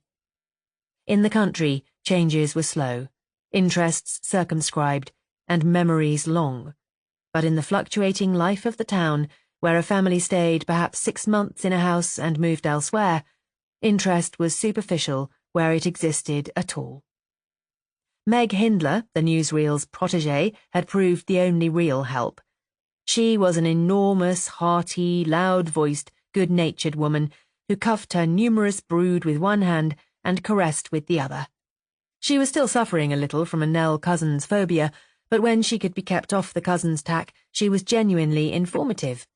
She remembered the family not because there was anything memorable about them, but because she had lived with her own family across the landing from them and had worked in the same factory as Chris, so that they sometimes came home together. She had liked Chris Gotobed in a mild way. Didn't approve of her stuck-up ideas, of course. If you had to earn your living by working in a factory, then you had to earn your living by working in a factory, and why make a fuss about it? Not that Chris made a fuss, but she had a way of shaking the dust of the factory off her as if it was dirt. And she wore a hat always, a quite unnecessary piece of affectation. She had adored her mother, but her mother couldn't see anything in life but Herbert. A nasty piece of work, if ever there was one, Herbert. As slimy, sneaking, cadging, self-satisfied a piece of human trash as you'd meet in a month of Sundays. But Mrs. Gotobed thought he was the cat's whiskers. He was always making it difficult for Chris. Chris had once talked her mother into letting her have dancing lessons, though what you wanted dancing lessons for, Meg couldn't think. You'd only to watch the others hopping round for a little and you'd got the general idea. After that, it was only practice. But when Herbert had heard about it, he had quickly put a stop to anything like that. They couldn't afford it, he said.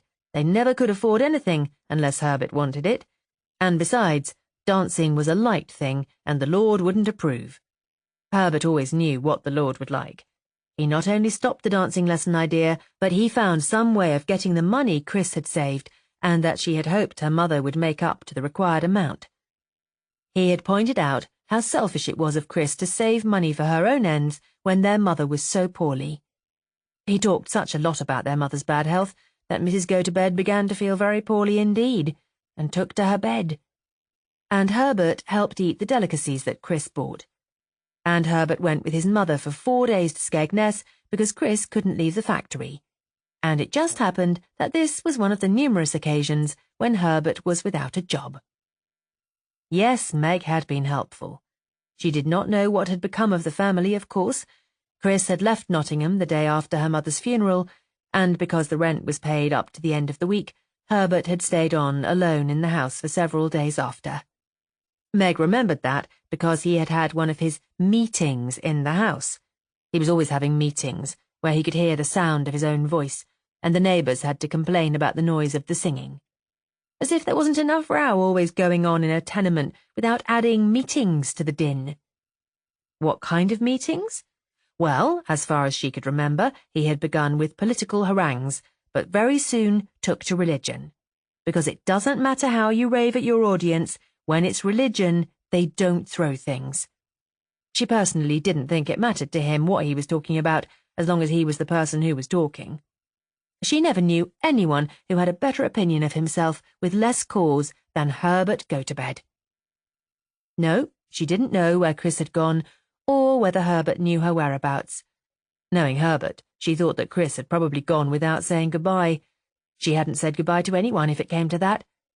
Meg's younger brother Sidney, the one that was now in Australia, had had a fancy for her, but she didn't give him any encouragement. Didn't have any beaux, Chris didn't. Funny, wasn't it, that she should have seen Christine Clay on the screen often, and never recognised Chris Gotobed. She had changed a lot, that she had. She'd heard that they made you over in Hollywood. Perhaps that was it. And of course it was a long time between 17 and 30. Look what a few years had done to her, come to think of it. And Meg had laughed her ample laugh, and revolved her ample figure for the detective's inspection, and had given him a cup of stewed tea and rich mixed biscuits. But the detective, who was the Sanger who had assisted at the non-arrest of Tisdall, and who was also a Clay fan, remembered that even in a city, there are communities who have interests as narrow and memories as long as any village dwellers, and so he had come eventually to the little house in a suburb beyond the Trent, where Miss Stammers lived with a toy Yorkshire Terrier and the wireless. Both terrier and wireless had been given her on her retirement. She would never have had the initiative, after 30 years of teaching at Beasley Road Elementary School, to acquire either on her own behalf. School had been her life, and school still surrounded her. She remembered Christina Gotobed very clearly indeed. What did Mr. Sanger want to know about her? Not Mr.? A detective? Oh dear, she did hope that there was nothing serious the matter. It was all a very long time ago, and of course she had not kept in touch with Christina. It was impossible to keep in touch with all one's pupils when one had as many as 60 in a class. But she had been an exceptionally promising child, exceptionally promising. Sanger had asked if she was unaware that her exceptionally promising pupil was Christine Clay. Christine Clay? The film actress, you mean? Dear me, dear me. Sanger had thought the expression a little inadequate until he noticed her small eyes grow suddenly large with tears.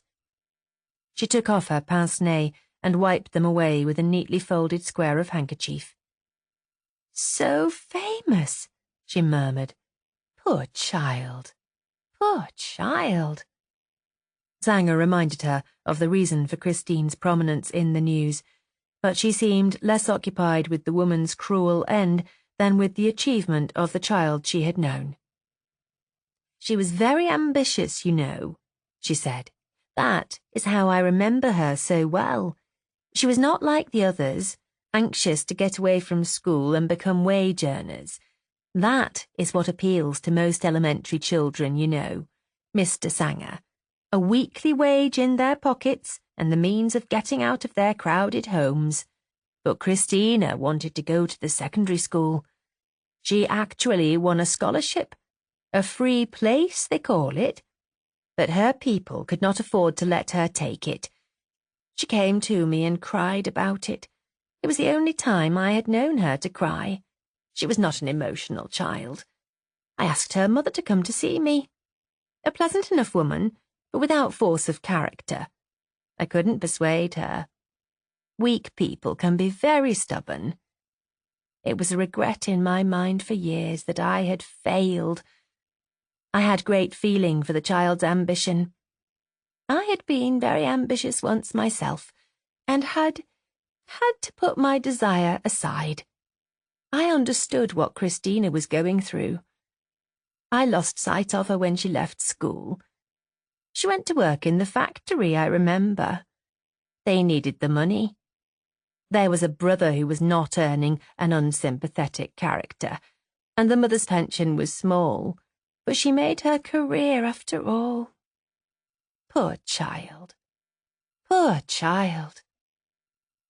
Sanger had asked, as he was taking his departure, how it was that she had missed the articles in the newspapers about Christine Clay's childhood. She never saw Sunday newspapers, she said, and the daily paper was handed on to her a day late by her very kind neighbours, the Timpsons, and at present they were at the seaside, so that she was without news except for the posters. Not that she missed the papers much. A matter of habit, didn't Mr. Sanger think. After 3 days without one, the desire to read a newspaper vanished, and really one was happier without. Very depressing reading they made these days. In her little home, she found it difficult to believe in so much violence and hatred. Sanger had made further inquiries from many people about that unsympathetic character, Herbert Gotobed. But hardly anyone remembered him. He had never stayed in a job for more than 5 months. The 5 months was his record, in an ironmonger's, and no one had been sorry to see him go. No one knew what had become of him. But Vine, coming back from interviewing the one-time dresser, Bundle, in South Street, had brought news of him. Yes, Bundle had known there was a brother. The snapping brown eyes in the wizened face had snapped ferociously at the very mention of him. She had only seen him once, and she hoped she never saw him again. He had sent in a note to her lady one night in New York to her dressing room. It was the first dressing room she had ever had to herself, the first show she had been billed in. Let's Go, it was, and she was a success. Bundle had dressed her as a chorus girl, along with 9 others. But when her lady had gone up in the world, she had taken Bundle with her. That's the sort her lady was, never forgot a friend. She had been talking and laughing till the note was brought in, but when she read that, she was just like someone who was about to take a spoonful of ice cream and noticed a beetle in it. When he came in, she had said, "So, you've turned up." He said he'd come to warn her that she was bound for perdition or something. She said, "Come to see what pickings there are, you mean?" Bundle had never seen her so angry.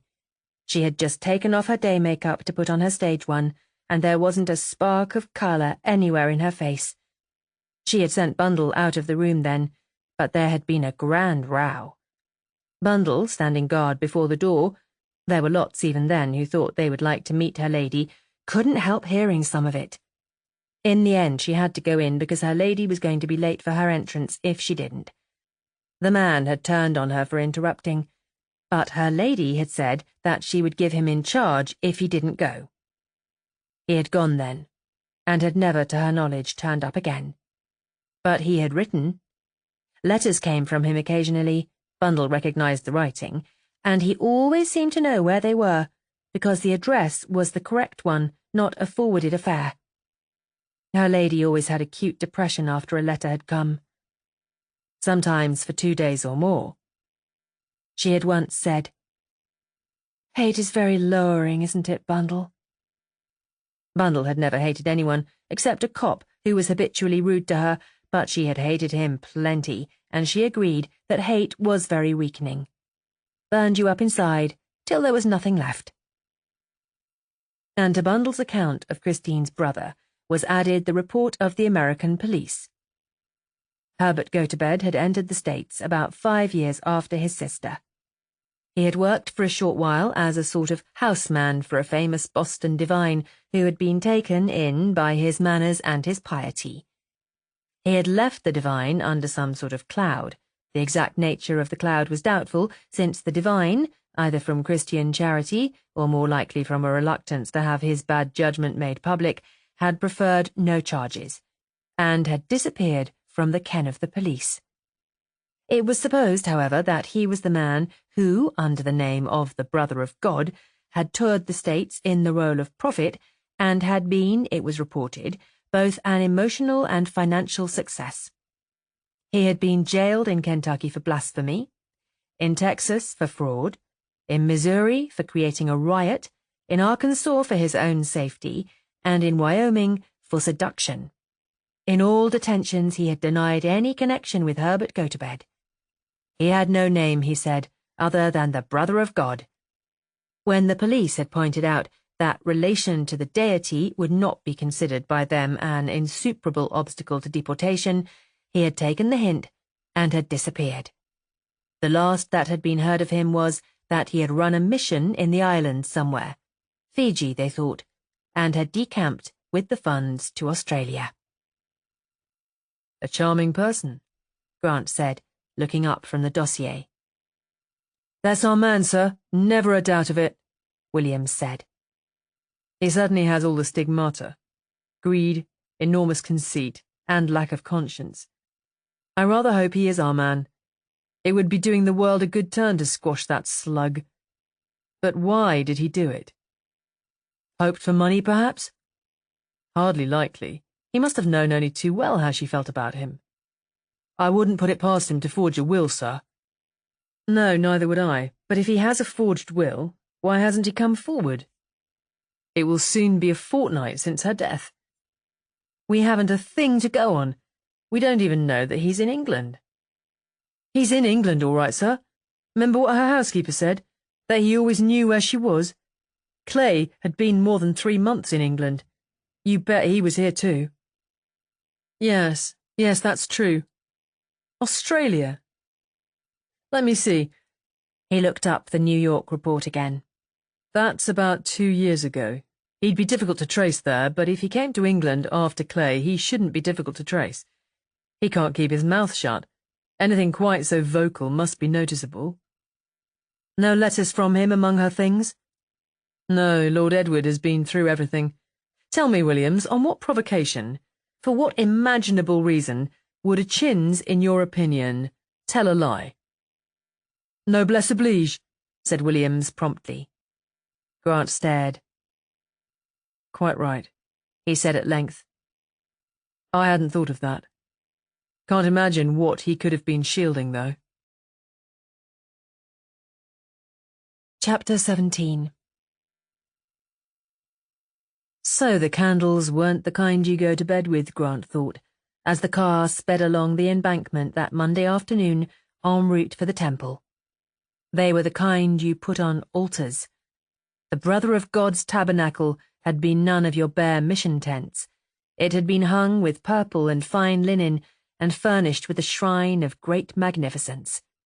And what had been merely an expression of Herbert's own love of the theatrical had, in most cases, Kentucky was an exception, proved good business. A beauty-starved and theatrically minded people had fallen hard, in hard cash. Christine's shilling was the measure of her contempt. Her return, perhaps, for all those occasions when Herbert's lord had seen fit to deny her the small things her soul needed. In the green subaqueous light of Mr. Erskine's small room beside the plane tree, Grant put his proposition to the lawyer. They wanted to bring Herbert Gotobed to the surface, and this was the way to do it. It was quite orthodox, so the lawyer needn't mind doing it. Lord Edward had approved.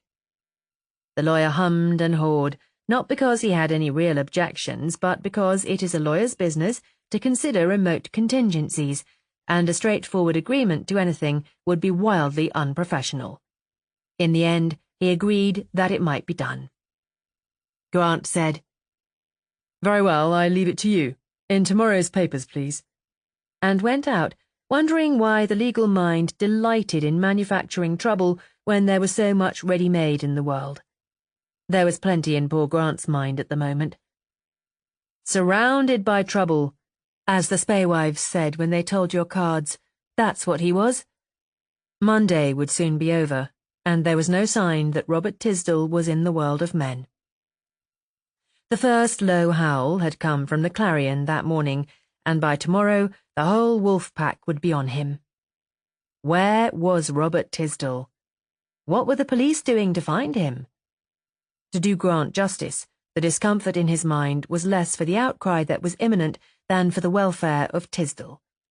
He had genuinely believed for the last 2 days that Tisdall's non-appearance was due to lack of knowledge on Tisdall's part. It is not easy to see newspapers when one is on the run. But now, doubt like a chill wind played through his thoughts. There was something wrong. Every newspaper poster in every village in England had read, "Tisdall, innocent. Hunted man, innocent." How could he have missed it? In every pub, railway carriage, bus, and house in the country, the news had been the favourite subject of conversation. And yet Tisdall was silent. No one had seen him since Erica drove away from him last Wednesday. On Thursday night, the whole of England had been swamped by the worst storm for years, and it had rained and blown for 2 days afterwards. Tisdall had picked up the food left by Erica on Thursday, but not afterwards. The food she left on Friday was still there, a sodden pulp on Saturday. Grant knew that Erica had spent all that Saturday scouring the countryside. She had courted the country with the efficiency and persistence of a game dog, every barn, every shelter of any description being subjected to search. Her very sound theory was that shelter he must have had on Thursday night. No human being could have survived such a storm, and since he had been in that chalky lane on Thursday morning to pick up the food she left, then he could not have gone far afield. But her efforts had come to nothing. Today, an organised gang of amateur searchers had undertaken the work. The police had no men to spare, but so far no news had come. And in Grant's mind was growing a slow fear that he tried with all his self-awareness to beat down, but it was like a moor fire. You whipped it to cinder, only to see it run under the surface and break out ahead of you. News from Dover was slow too. The investigation was hampered beyond any but police patience by the necessity of A, not offending the peerage, and B, not frightening the bird. The first applying to a possibly innocent, the second to a possibly guilty. It was all very complicated. Watching Edward Chinns's calm face, he had eyebrows which gave a peculiar expression of repose, while he discussed with him the trapping of Herbert, Grant had several times forcibly to restrain himself from saying, "Where were you on Wednesday night?" What would Chinns do? Look a little puzzled, think a moment, and then say, "The night I arrived in Dover. I spent it with the so-and-sos at such and such." And then realization of what the question entailed would dawn, and he would look incredulously at Grant, and Grant would feel the world's prize fool. More. In Edward Chinns's presence, he felt that it was sheer insult to suggest that he might have been responsible for his wife's death. Away from him, that picture of the man in the garden, watching the lighted house with the open windows, might swim up in his mind more often than he cared to admit, but in his presence, any such thought was fantastic. Until his men had accounted, or failed to account, for Chinns's movements that night, any direct inquiry must be shelved. All he knew so far was that Chinns had stayed in none of the obvious places. The hotels and the family friends had both been drawn blank. The radius was now being extended. At any moment, news might come that my lord had slept in a blameless four-poster and the county's best linen sheets, and Grant would be forced to admit that he had been mistaken when he imagined that Lord Edward was deliberately misleading him. Chapter 18. On Tuesday morning, word came from Collins, the man who was investigating Chinns's wardrobe. Bywood, the valet, had proved very sticky going, he reported. He didn't drink and he didn't smoke, and there seemed to be no plane on which Collins could establish a mutual regard. But every man has his price, and Bywood's proved to be snuff. A very secret vice it was. Lord Edward would dismiss him on the spot if he suspected such indulgence. Lord Edward would probably have been highly pleased by anything so 18th century. Collins had procured him very special snuff, and had at last got within inspecting distance of the wardrobe.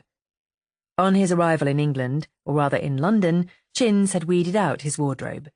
The weeding out had included 2 coats, one dark and one camel hair. Bywood had given the camel hair one to his brother-in-law, a chorus boy. The other he had sold to a dealer in London. Collins gave the name and address of the dealer. Grant sent an officer down to the dealer, and as the officer went through the stock, the dealer said, "That coat came from Lord Edward Chinns, the Duke of Bude's son. Nice bit of stuff." It was a nice bit of stuff, and it had all its buttons, with no sign of replacements. Grant sighed when the news came, not sure whether he was glad or sorry, but he still wanted to know where Chinns had spent the night. And what the press wanted to know was where Tisdall was. Every newspaper in Britain wanted to know. The CID were in worse trouble than they had been for many years. The Clarion openly called them murderers, and Grant, trying to get a line on a baffling case, was harassed by the fury of colleagues, the condolences of his friends, a worried commissioner, and his own growing anxiety. In the middle of the morning, Jamie Hopkins rang up to explain away his middle in the Clarion. It was all in the way of business, and he knew his good friends at the Yard would understand. Grant was out, and it was Williams at the other end of the telephone. Williams was not in the mood for butter. He relieved his overburdened soul with a gusto which left Hopkins hoping that he had not irretrievably put himself in the wrong with the Yard. "As for hounding people to death," Williams finished, "you know very well that the press do more hounding in a week than the Yard has since it was founded, and all your victims are innocent." "Oh, have a heart, Sergeant. You know we've got to deliver the goods. If we don't make it hot and strong, we'll be out on our ear. St. Martin's Crypt, or the Embankment. And you pushing people off the seats. We've got our jobs to keep just as much as—" The sound of Williams's hang-up was eloquent. It was action and comment compressed into one little monosyllable. Jammy felt hardly used. He had enjoyed writing that article. He had in fact been full of righteous indignation as the scarifying phrases poured forth. When Jammy was writing, his tongue came out of its habitual position in his cheek, and emotion flooded him. That the tongue went back when he had finished did not matter. The popular appeal of his article was secure. It was from the heart, and his salary went up by leaps and bounds. But he was a little hurt that all his enemies on paper couldn't see just what a jape it was. He flung his hat with a disgusted gesture onto his right eyebrow and went out to lunch. And less than 5 minutes away, Grant was sitting in a dark corner, a huge cup of black coffee before him, his head propped in his hands. He was telling it to himself in words of one syllable. Christine Clay was living in secret, but the murderer knew where she was. That eliminated a lot of people. Chins knew. Jason Harmer knew. Herbert Gotobed almost certainly knew. The murderer had worn a coat dark enough to be furnished with a black button and black sewing thread. Chins had such a coat, but there was no missing button. Jason Harmer had no such coat, and had not lately worn any such coat. No one knew what Herbert Gotobed wore. The murderer had a motive so strong and of such duration that he could wait for his victim at 6 of a morning and deliberately drown her. Chins had a possible motive. Jason Harmer had a possible motive if they had been lovers, but there was no proof of that. Herbert Gotobed had no known motive, but had almost certainly hated her. On points, Gotobed won. He knew where his sister was, he had the kind of record that was headed for murder, and he had been on bad terms with the victim. Oh well, by tomorrow, Gotobed might have declared himself. Meanwhile, he would drug himself with black coffee and try to keep his mind off the press. As he raised the cup to his lips, his eyes lighted on a man in the opposite corner. The man's cup was half empty, and he was watching Grant with amused and friendly eyes. Grant smiled, and hit first. Hiding that famous profile from the public gaze. Why don't you give your fans a break? It's all break for them. A fan can't be wrong. You're being given a hell of a time, aren't you? What do they think the police are? Clairvoyants? Grant rolled the honey on his tongue and swallowed it. Someday, Owen Hughes said, someone is going to screw Jammy Hopkins's head off his blasted shoulders. If my face wasn't insured for the sum total of the world's gold, I'd do it myself. He once said I was every girl's dream. And aren't you? Have you seen my cottage lately? No, I saw the photograph of the wreck in the paper one day. I don't mind telling you, I wept when I got out of the car and saw it. I'd like to broadcast that photograph to the ends of the earth as a sample of what publicity can do. 50 years ago, a few people might have come a few miles to look at the place and then gone home satisfied. They came in char-a-bang loads to see Briars. My lawyer tried to stop the running of the trips, but there was nothing he could do. The county police refused to keep a man there after the first few days. About 10,000 people have come in the last fortnight, and every one of the 10,000 has peered through the windows, stood on the plants, and taken away a souvenir. There is hardly a scrap of hedge left. It used to be 12 feet high, a mass of roses, and the garden is a wilderness of trampled mud. I was rather attached to that garden. I didn't croon to the pansies exactly, but I got a lot of kick out of planting things people gave me and seeing them come up. Not a vestige left. Rotten luck, and no redress. Maddening for you. Perhaps by next year the plants will have taken heart again. Oh, I'm selling the place. It's haunted. Had you ever met Clay? No? She was grand. They don't make that kind in pairs. Do you know of anyone who would be likely to want to murder her, by any chance? Hughes smiled one of the smiles which made his fans grip the arms of their cinema seats. I know lots who would gladly have murdered her on the spot, but only on the spot. The minute you cooled off, you'd cheerfully die for her. It's a most unlikely death for Chris, the one that happened to her. Did you know that Lydia Keats prophesied it from her horoscope? She's a marvel, Lydia. She should have been drowned when she was a pup, but she really is a marvel. I sent her Marie Dacre's year, day, and minute of birth from Hollywood. Marie made me swear an oath before she divulged the awful truth of the year. Lydia hadn't the faintest notion whose horoscope she was doing, and it was marvellously accurate. She'd be a wow in Hollywood. She seems to be heading that way, Grant said dryly. Do you like the place? Oh, yes, it's restful.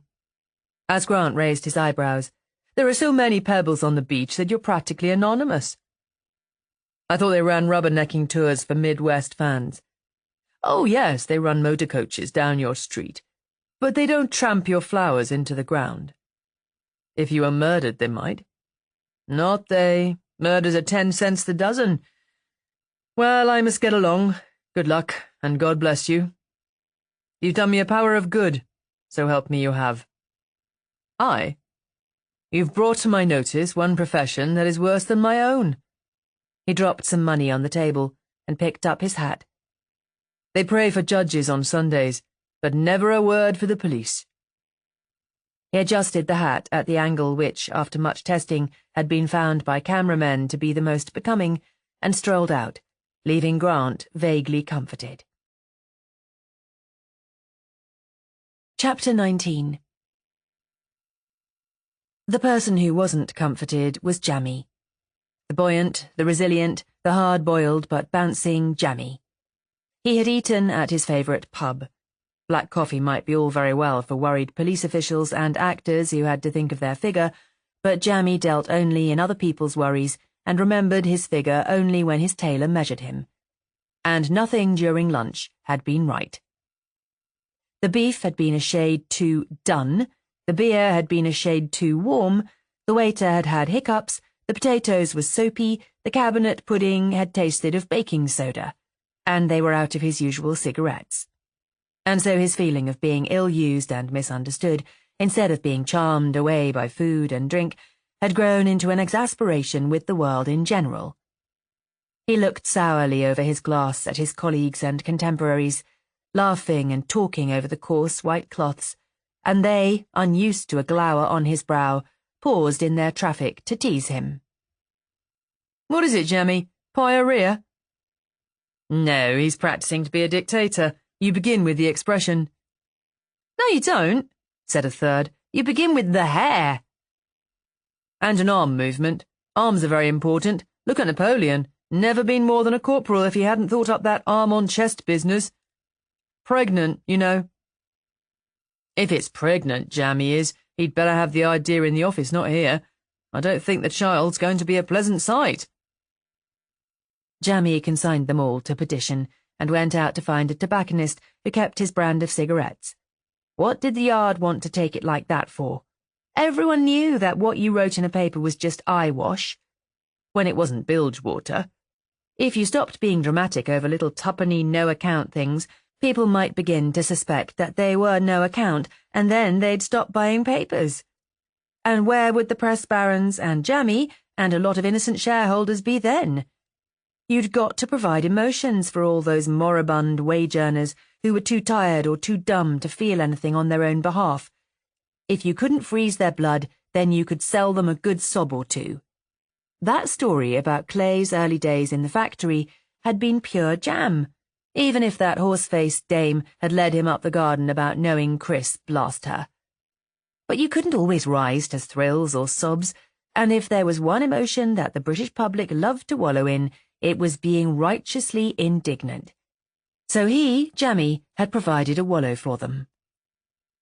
The Yard knew quite well that tomorrow all these indignant people wouldn't remember a thing about it, so what the hell? What was there to get sore about? That hounding innocents to death was just a phrase. Practically a cliché it was. Nothing in that to make a sensible person touchy. The Yard were feeling a bit thin in the skin, that was what. They knew quite well that this shouldn't have been allowed to happen. Far be it from him to crab another fellow's work, but some of that article had been practically true, now he came to think of it. Not the hounding to death, of course, but some of the other bits. It really was something amounting to a disgrace. Oh, well, disgrace was a bit strong, but regrettable, anyhow, that such a thing should occur in a force that thought it was efficient. They were so very superior and keep off the grass when times were good, they couldn't expect sympathy when they made a bloomer. Now, if they were to let the press in on the inside, the way they did in America, things like that simply wouldn't happen. He, Jamie Hopkins, might be only a crime reporter, but he knew just as much about crime and its detection as any police force. If the old man were to give him leave, and the police the use of their files, he would have the man who killed Clay inside prison walls, and on the front page, of course, inside a week. Imagination! That's what the Yard needed. And he had plenty of it. All he needed was a chance. He bought his cigarettes, emptied them gloomily into the gold case his provincial colleagues had given him when he left for London. It was whispered that the munificence was more the expression of thankfulness than of devotion, and went gloomily back to the office. In the front entrance of that up-to-the-minute cathedral, which is the headquarters of the Clarion, he encountered young Musker, one of the junior reporters, on his way out. He nodded briefly, and without stopping, made the conventional greeting. Where are you off to? Lecture on stars, said Musker, with no great enthusiasm. Very interesting. Astronomy? Reproved Jamie. Not astronomy, astrology. The boy was turning from the shade of the entrance into the sunlit street. Woman called Pope, or something? Pope? Jamie stood arrested halfway to the lift door. You don't mean Keats, do you? Is it Keats? Musker looked at a card again. Yes, so it is. I knew it was a poet. Hey, what's the matter? As Jamie caught him by the arm and dragged him back into the hall. Matter is, you're not going to any astrology lecture, said Jamie, propelling him into the lift. Well, said the astonished Musker. For this relief, much thanks. But why? You got a thing about astrology? Jamie dragged him into an office and assaulted with his rapid speech the placid pink man behind the desk. But, Jamie, said the placid one when he could get a word in edgeways, it was Blake's assignment. He was the obvious person for it. Doesn't he tell the world every week on page 6 what is going to happen to it for the next 7 days? It's his subject. Astrology. What he didn't foresee was that his wife would have a baby this week instead of next. So I let him off and sent Musker instead. Musker, said Jamie. Say, don't you know that this is the woman who foretold Clay's death? The woman the courier is running to give horoscopes at $1 a time? What of it? What of it? Man, she's news. She's the courier's news, and about dead at that. I killed a story about her yesterday. All right then, she's dead, but a lot of interesting people must be interested in her at this moment, and the most interested of the lot is going to be the man who made her prophecy come true. For all we know, she may have been responsible for giving him the idea, her and her prophecies. Keats may be dead, but her vicinity isn't, not by a long chalk. He leaned forward and took the card that the Musker boy was still holding. Find something for this nice boy to do this afternoon. He doesn't like astrology. See you later. But what about that story for... All right, you'll have your story, and perhaps another one into the bargain. As Jamie was shot downwards in the lift, he flicked the card in his hand with a reflective thumb. The Elwes Hall. Lydia was coming on. Know the best way to success, Pete? He said to the liftman. All right, I'll buy, said Pete. Choose a good brand of hooey. You should know, grinned Pete, and Jamie made a pass at him as he stepped through the doors. Pete had known him since, well, if not since his short pant days, at least since his wrong kind of collar days. The Elwes Hall was in Wigmore Street, a nice neighbourhood which had been responsible in no small measure for its success. Chamber music was much more attractive when one could combine it with tea at one's club and seeing about that frock at Debenham's. And the plump sopranos, who were flattered at the hush that attended their leader, never guessed at the crepe versus satin that filled their listeners' minds. It was a pleasant little place, small enough to be intimate, large enough not to be huddled. As Jammy made his way to a seat, he observed that it was filled with the most fashionable audience that he had seen at any gathering since the Boscher Curzon wedding. Not only was smart society present in bulk, but there was a blue-blooded leaven of what Jammy usually called duchesses up for the day, of those long-shoed, long-nosed, long-pedigreed people who lived on their places and not on their wits. And sprinkled over the gathering, of course, were the cranks. The cranks came not for the thrill, nor because Lydia's mother had been the third daughter of an impoverished marquis, but because the lion, the bull, and the crab were household pets of theirs, the houses of the zodiac, their spiritual home. There was no mistaking them. Their pale eyes rested on the middle distance. Their clothes looked like a bargain basement after a stay-in strike, and it seemed that they all wore the same string of sixpenny beads round their thin necks. Jammy refused the seat which had been reserved for the Clarion representative, and insisted on having one among the palms on the far side of the hall below the platform. This had been refused with varying degrees of indignation by both those who had come to see Lydia and those who had come to be seen. But Jammy belonged to neither of these. What Jammy had come to see was the audience. And the seat, half buried in Messrs. Willoughby's decorations, provided as good a view of the audience as anything but the platform itself could afford. Next him was a shabby little man of 35 or so, who eyed Jammy as he sat down, and presently leaned over until his rabbit mouth was an inch from Jammy's ear, and breathed, "Wonderful woman." This Jammy took to refer to Lydia. "Wonderful," he agreed. "You know her?" The shabby man, crank, said Jammy's mind, placing him, hesitated, and then said, "No, but I knew Christine Clay." And further converse was prevented by the arrival of Lydia and her chairman on the platform. Lydia was at the best of times a poor speaker. She had a high, thin voice, and when she became enthusiastic or excited, her delivery was painfully like a very old gramophone record played on a very cheap gramophone. Jammy's attention soon wandered. He had heard Lydia on her favourite subject too often. His eyes began to quarter the crowded little hall.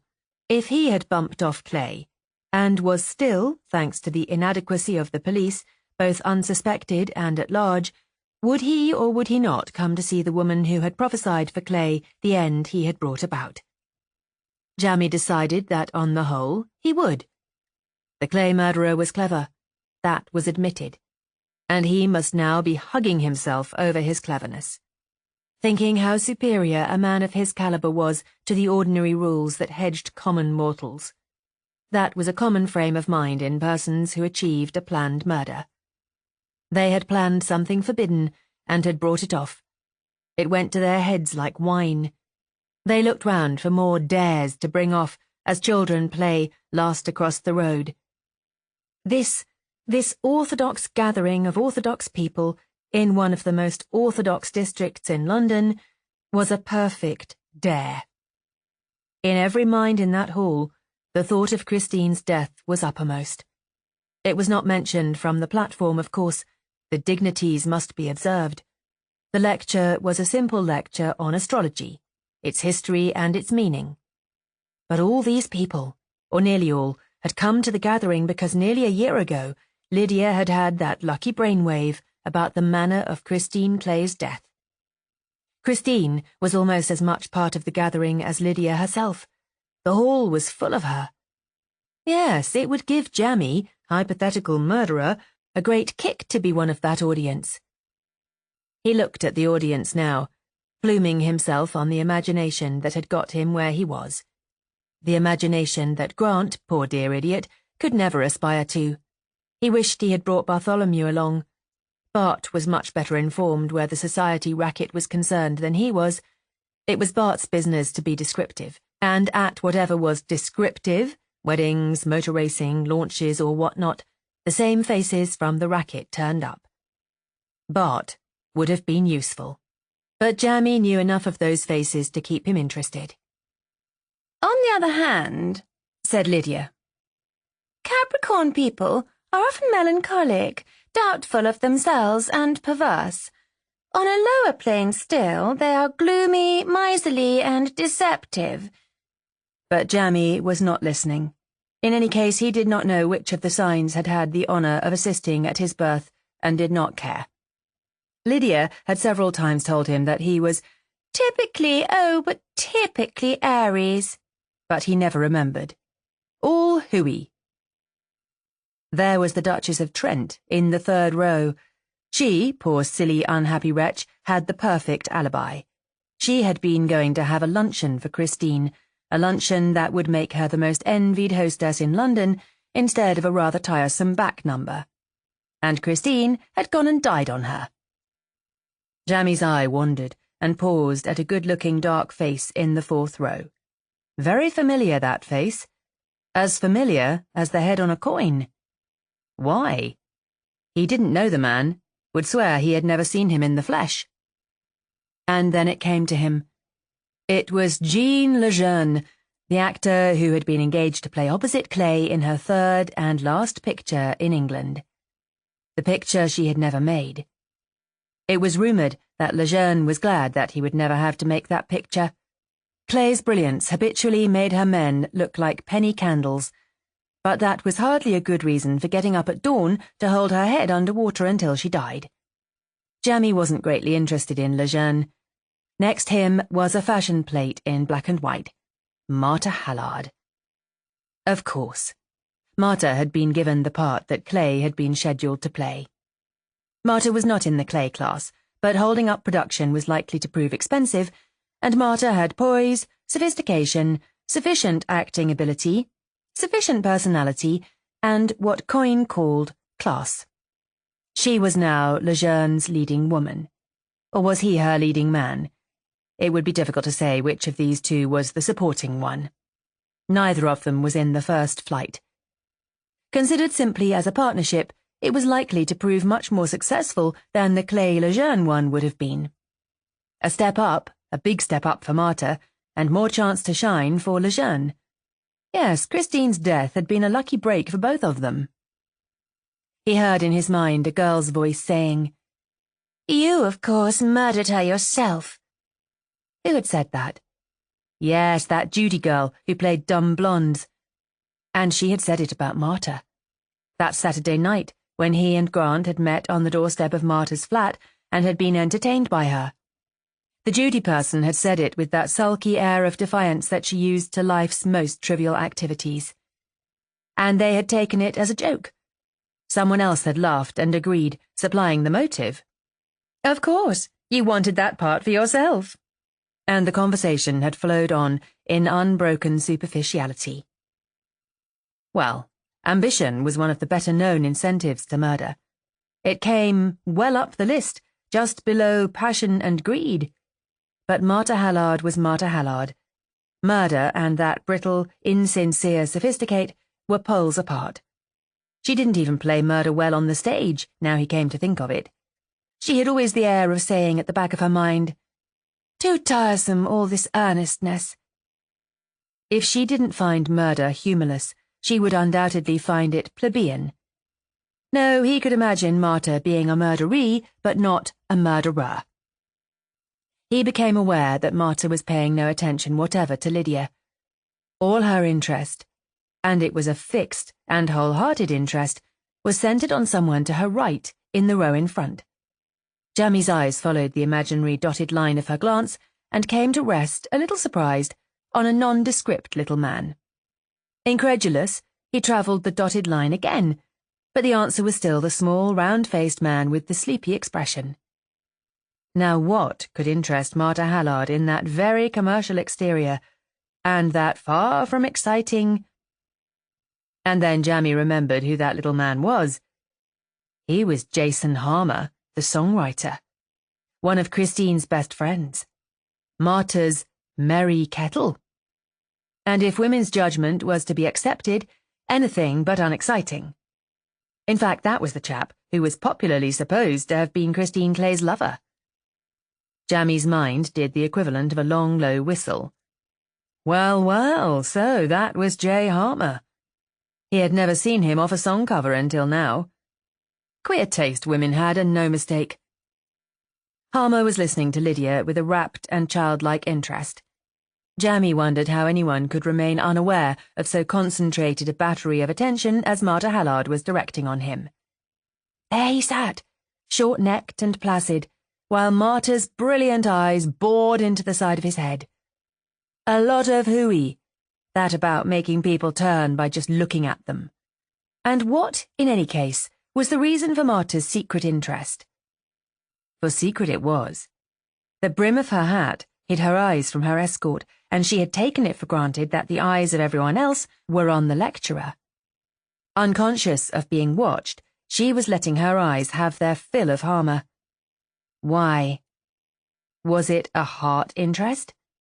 And if so, just how much of a heart interest? Or was it that, in spite of her companionship of him that night at her flat, she was seeing Jason Harmer as a possible murderer? For nearly 15 minutes, Jammy watched them both, his mind full of speculation. Again and again his glance went over the crowded little hall and came back to them. Interest there was in plenty elsewhere, but not interest like this.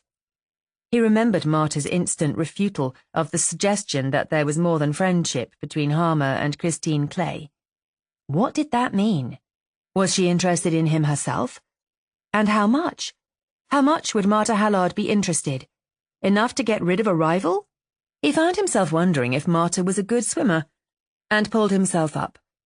15 minutes ago he had laughed at the very thought of Marta as a person passionate to the point of murder. The very idea had been ludicrous. But that was before he had observed her interest, her strange, consuming interest in Jason. Supposing, just supposing, to pass the time while that woman made her boring way through the planets and back again, that Marta was in love with this Harmer fellow. That made Christine a double rival of hers, didn't it? Christine had been where Marta, for all her fashionable crust of superficiality and indifference, would have given her right hand to be, at the top of her professional tree. So often Marta had been within sight of that top, only to have the branch she relied on break and let her down. Certainly, and beyond any doubt, Marta wanted professional success. And certainly, for all her fair words, she had bitterly grudged the little factory hand from the Midlands her staggering and, as it seemed, too easy achievement. 5 years ago, Marta had been very nearly where she was now. Famous, successful, financially sound, and with the top of the tree, that elusive, giddy top, somewhere in sight. It had been somewhere in sight for 5 years. And meanwhile, an unknown dancer from a Broadway musical had sung, danced, and acted her way to canonization. It was no wonder if Marta's fair words where Christine was concerned were the merest lip service. And supposing that Christine had not only the position she had thirsted after, but the man she desired, what then? Was that enough to make Marta Hallard hate to the point of murder? Where was Marta when Christine was drowned? In Grosvenor Square, presumably. After all, she was playing in that thing at the St. James's. No, wait, at that Saturday night party something was said about her being away?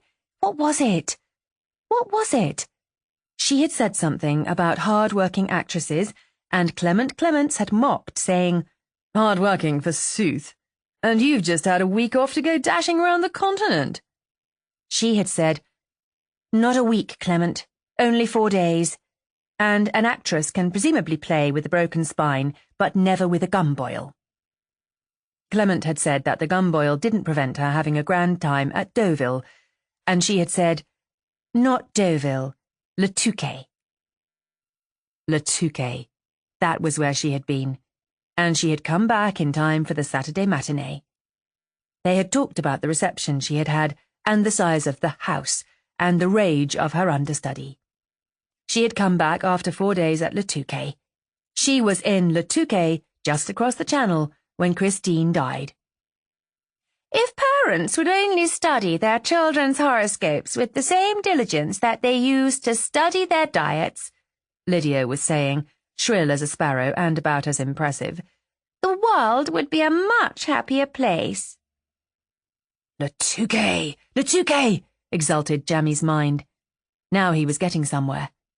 Martha Hallard was not only within reach of Christine on that fatal morning, but she had the means to cover the distance easily.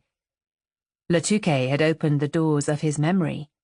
Clemence and she and Jammy in that far corner by the cocktail cupboard, and she answering Clemence's idle questions. She had flown over, it appeared, with someone in a private plane, and had come back by the same method. And the plane had been an amphibian.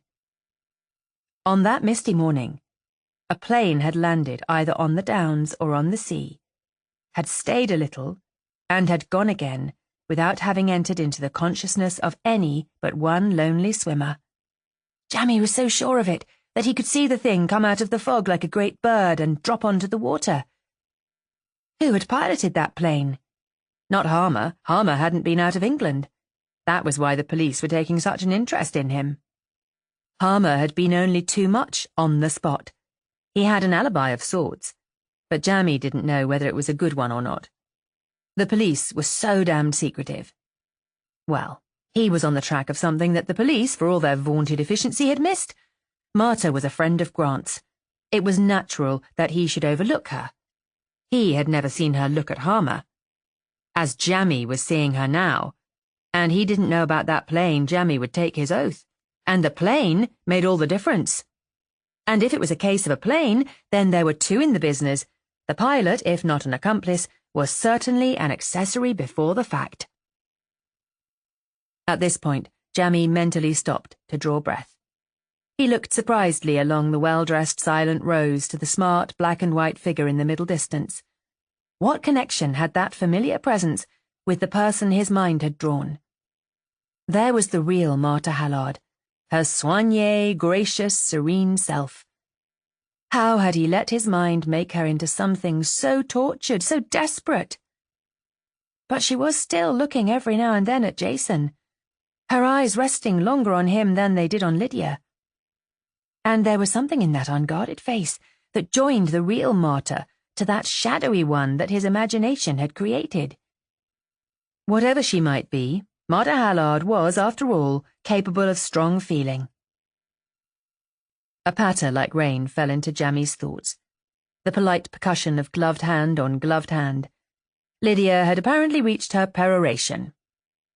Jammy sighed happily and felt for his hat.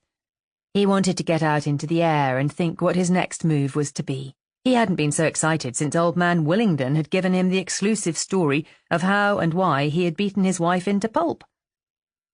But there was going to be a question time, it would seem. Miss Keats, sipping water and smiling benevolently between sips, was waiting for the audience to collect its wits. Then some bold spirit began, and presently questions were raining round her. Some were amusing, and the audience, a little tired by the warm air, Lydia's voice, and the dullish lecture, laughed easily in relief. Presently the questions grew more intimate, and then, so inevitably that half the audience could see it coming, the query came. Was it true that Miss Keats accurately foretold the manner of Christine Clay's death? There was a shocked and eager silence. Lydia said, simply and with more dignity than she usually possessed, that it was true, that she had often foretold the future truly from a horoscope. She gave some instances. Emboldened by the growing intimacy of the atmosphere, someone asked if she was helped in her reading of horoscopes by second sight. She waited so long before answering that stillness fell back on the moving heads and hands. Their eyes watched her expectantly. "Yes," she said at length. "Yes.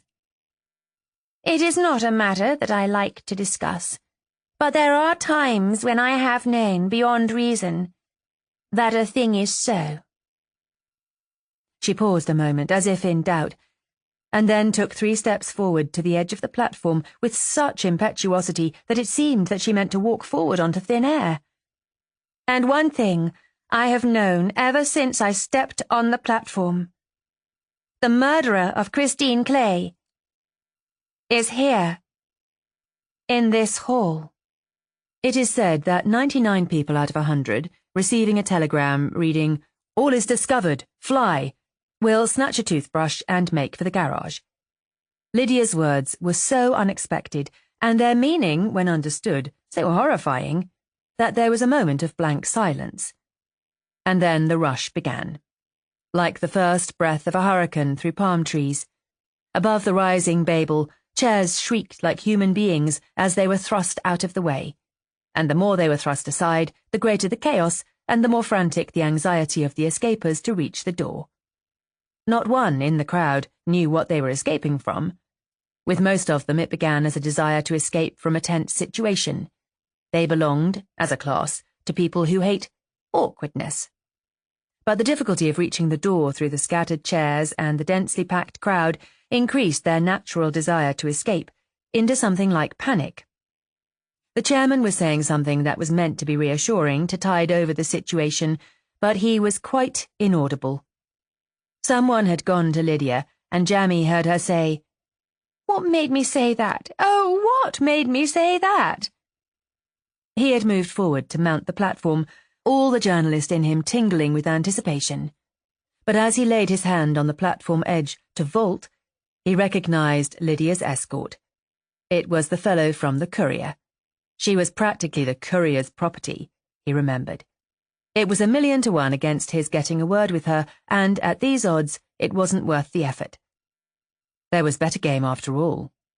When Lydia had made that incredible statement, Jammy, having abruptly pulled his own jaw into place, had turned to see how two people took the shock.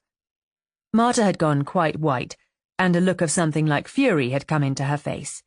She had been one of the first to get to her feet, moving so abruptly that Lejeune was taken by surprise and had to fish his hat from under her heels. She had made for the door without a second glance at the platform or Lydia, but since she had had a seat in the front rows, had become firmly wedged halfway down the hall, where confusion became worse, confounded by someone having violent hysteria. Jason Harmer, on the other hand, had not moved a muscle. He had gone on looking at Lydia, with the same pleased interest during and after her staggering announcement as he had shown before. He had made no move to get up until people began to walk over him. Then he rose leisurely, helped a woman to climb over a chair that was blocking her path, patted his pocket to assure himself that something or other was there, his gloves probably, and turned to the door. It took Jammy several minutes of scientific shoving to reach Marta, wedged in an alcove between two radiators. "The silly fools," she said viciously, when Jammy had reminded her who he was, and she glared, with most un-Hallard-like lack of poise, at her fellow beings. "Nicer with an orchestra pit between, aren't they?" Marta remembered that these were her public, and he could see her automatically pull herself together, but she was still what Jammy called het up. "Amazing business," he said, prompting, and in explanation, "Miss Keats." "An utterly disgusting exhibition." "Disgusting?" said Jammy at a loss. "Why doesn't she turn cartwheels in the Strand?" "You think this was just a publicity stunt?" "What do you call it? A sign from heaven?" "But you said yourself, Miss Hallard, that night you were so kind as to put up with me, that she isn't a quack, that she really—" "Of course she isn't a quack. She has done some amazing horoscopes. But that is a very different matter from this finding of murderers at a penny a time. If Lydia doesn't take care," she said, after a pause, and with venom, "she will end by being an M.A. Macpherson." It occurred to Jammy that this was hardly the line he had expected Marta to hand out. He didn't know what he had expected, but somehow it wasn't this.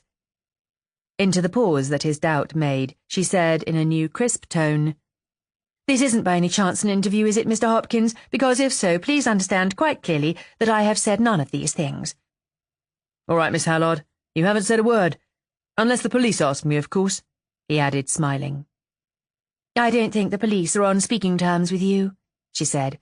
"And now, if you will be so kind as to stand a little to your left, I think I can get past you into that space over there." She nodded to him, smiled a little, pushed her scented person past him into the place of vantage, and was swallowed up in the crowd. Not a halfpenny change, said Jemmy to himself, and ruefully began to push his way back to where he had last seen Jason Harmer. Dowagers cursed him and debutantes glared, but half Jammy's life had been spent in getting through crowds. He made a good job of it. And what do you think of this, Mr. Harmer? Jason eyed him in a good-humoured silence. How much? He said at last. How much what? How much for my golden words? A free copy of the paper. Jason laughed, then his face grew sober. Well, I think it has been a most instructive afternoon. You believe in this star stuff? Can't say I do. Me, I'm not so sure. There's a lot in that crack about more things in heaven and earth, whatever it is. I've seen some funny things happen in the village where I was born. Witchcraft and that, not accounting for any of it by any natural means. Makes you wonder. Where was that? Jason looked suddenly startled for the first time that afternoon. East of Europe, he said abruptly, and went on. That Miss Keats, she's a wonder. Not a canny thing to have around the house, though. No, sir. Must spoil your chances of matrimony quite a bit to be able to see what's going to happen. To say nothing of what has been happening. Every man has a right to his alibis. Was no one, thought Jammy in exasperation, going to take the expected line of country this afternoon? Perhaps if he pushed his way into Lydia's presence, she at least would behave according to the pattern he had marked out for her. You believe that Miss Keats was genuinely feeling the presence of evil when she made that statement? He pursued hopefully. Sure. Jason looked a little surprised. You don't make a fool of yourself that way unless you're pretty worked up. I noticed you weren't very surprised by the statement. I've been in the States 15 years. Nothing surprises me anymore. Ever seen Holy Rollers? Ever seen Coney Island? Ever seen a tramp trying to sell a gold mine? Go west, young man, go west. I'm going home to bed, said Jemmy, and took his pushing way through the crowd. But by the time he had reached the vestibule, he had recovered a little. He adjusted his collar and waited to see the crowd move past. Once outside the inner door, and breathing the secure air of Wigmore Street, they recovered from their fright and broke with one accord into excited speech. But Jammy gleaned little from their unguarded chatter.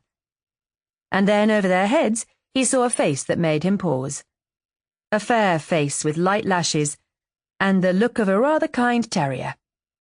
He knew that man. His name was Sanger, and the last time he had seen him was sitting at a desk in Scotland Yard. So Grant had had a little imagination after all. Jammy flung his hat disgustedly on and went out to think things over. Chapter 20. Grant had imagination, yes, but it was not Jammy's kind. It would never have occurred to him to waste the time of a perfectly good detective by sending him to look at an audience for 2 hours. Sanger was at the Elwes Hall because his job for the moment was to tail Jason Harmer. He brought back an account of the afternoon's drama and reported that Harmer had been, as far as he could see, quite unmoved. He, Jason, had been accosted by Hopkins from the Clarion directly afterwards, but Hopkins didn't seem to get very far with him. Yes, said Grant, lifting an eyebrow. If he's a match for Hopkins, we must begin to consider him again. Cleverer than I thought. And Sanger grinned. On Wednesday afternoon, Mr. Erskine telephoned to say that the fish had bitten. What he said, of course, was that the line of investigation suggested by Inspector Grant had, it would appear, proved unexpectedly successful. But what he meant was that the fish had risen. Would Grant come along as soon as he could to inspect a document which Mr. Erskine was anxious to show him? Grant would. In 12 minutes, he was in the little green-lighted room. Erskine, his hand trembling a little more than usual, gave him a letter to read. Sir, having seen your advertisement saying that if Herbert Gotobed will call at your office he will hear of something to his advantage, I beg to state that I am unable to come personally, but if you will communicate your news to me by letter to 5 Threadle Street, Canterbury, I will get the letter. Yours faithfully, Herbert Gotobed. Canterbury? Grant's eyes lighted. He handled the letter lovingly. The paper was cheap, and the ink poor. The style and the writing vaguely illiterate. Grant remembered Christine's letter with its easy sentences and its individual hand, and marvelled for the 1000th time at the mystery of breeding. Canterbury. It's almost too good to be true. An accommodation address. I wonder why. Is our Herbert wanted by any chance? The Yard certainly don't know him, not by that name. Pity we haven't got a photograph of him. And what is our next move, Inspector? You write saying that if he doesn't put in a personal appearance, you have no guarantee that he is Herbert Gotobed, and that it is therefore necessary for him to come to your offices. Yes, certainly. That would be quite in order. As if it mattered a hoot whether it was in order, Grant thought. How did these fellows imagine criminals were caught? Not by wondering what would be in order, that was certain. If you post it straight away, it will be in Canterbury tonight. I'll go down tomorrow morning and be waiting for the bird when he arrives. May I use your telephone? He called the Yard and asked, Are you sure that none of the list of wanted men has a passion for preaching or otherwise indulging in theatricality? The Yard said no, only Holy Mike, and everyone in the force had known him for years.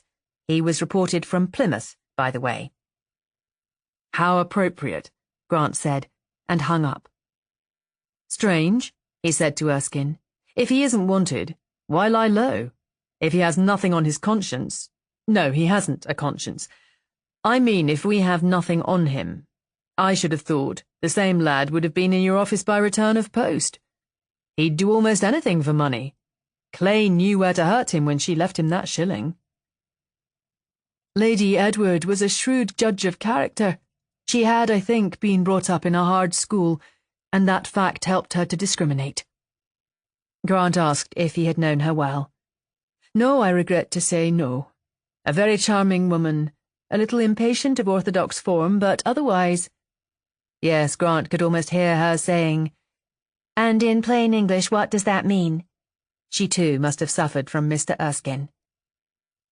Grant took his leave, warned Williams to be ready to accompany him next morning to Canterbury, arranged for a substitute in the absence of them both, and went home and slept for 10 hours. In the morning, very early, he and Williams left to London not yet awake, and arrived in a Canterbury shrouded in the smoke of breakfast.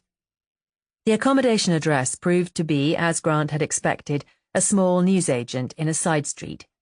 Grant considered it and said, I don't suppose our friend will show up this end of the day, but one never knows.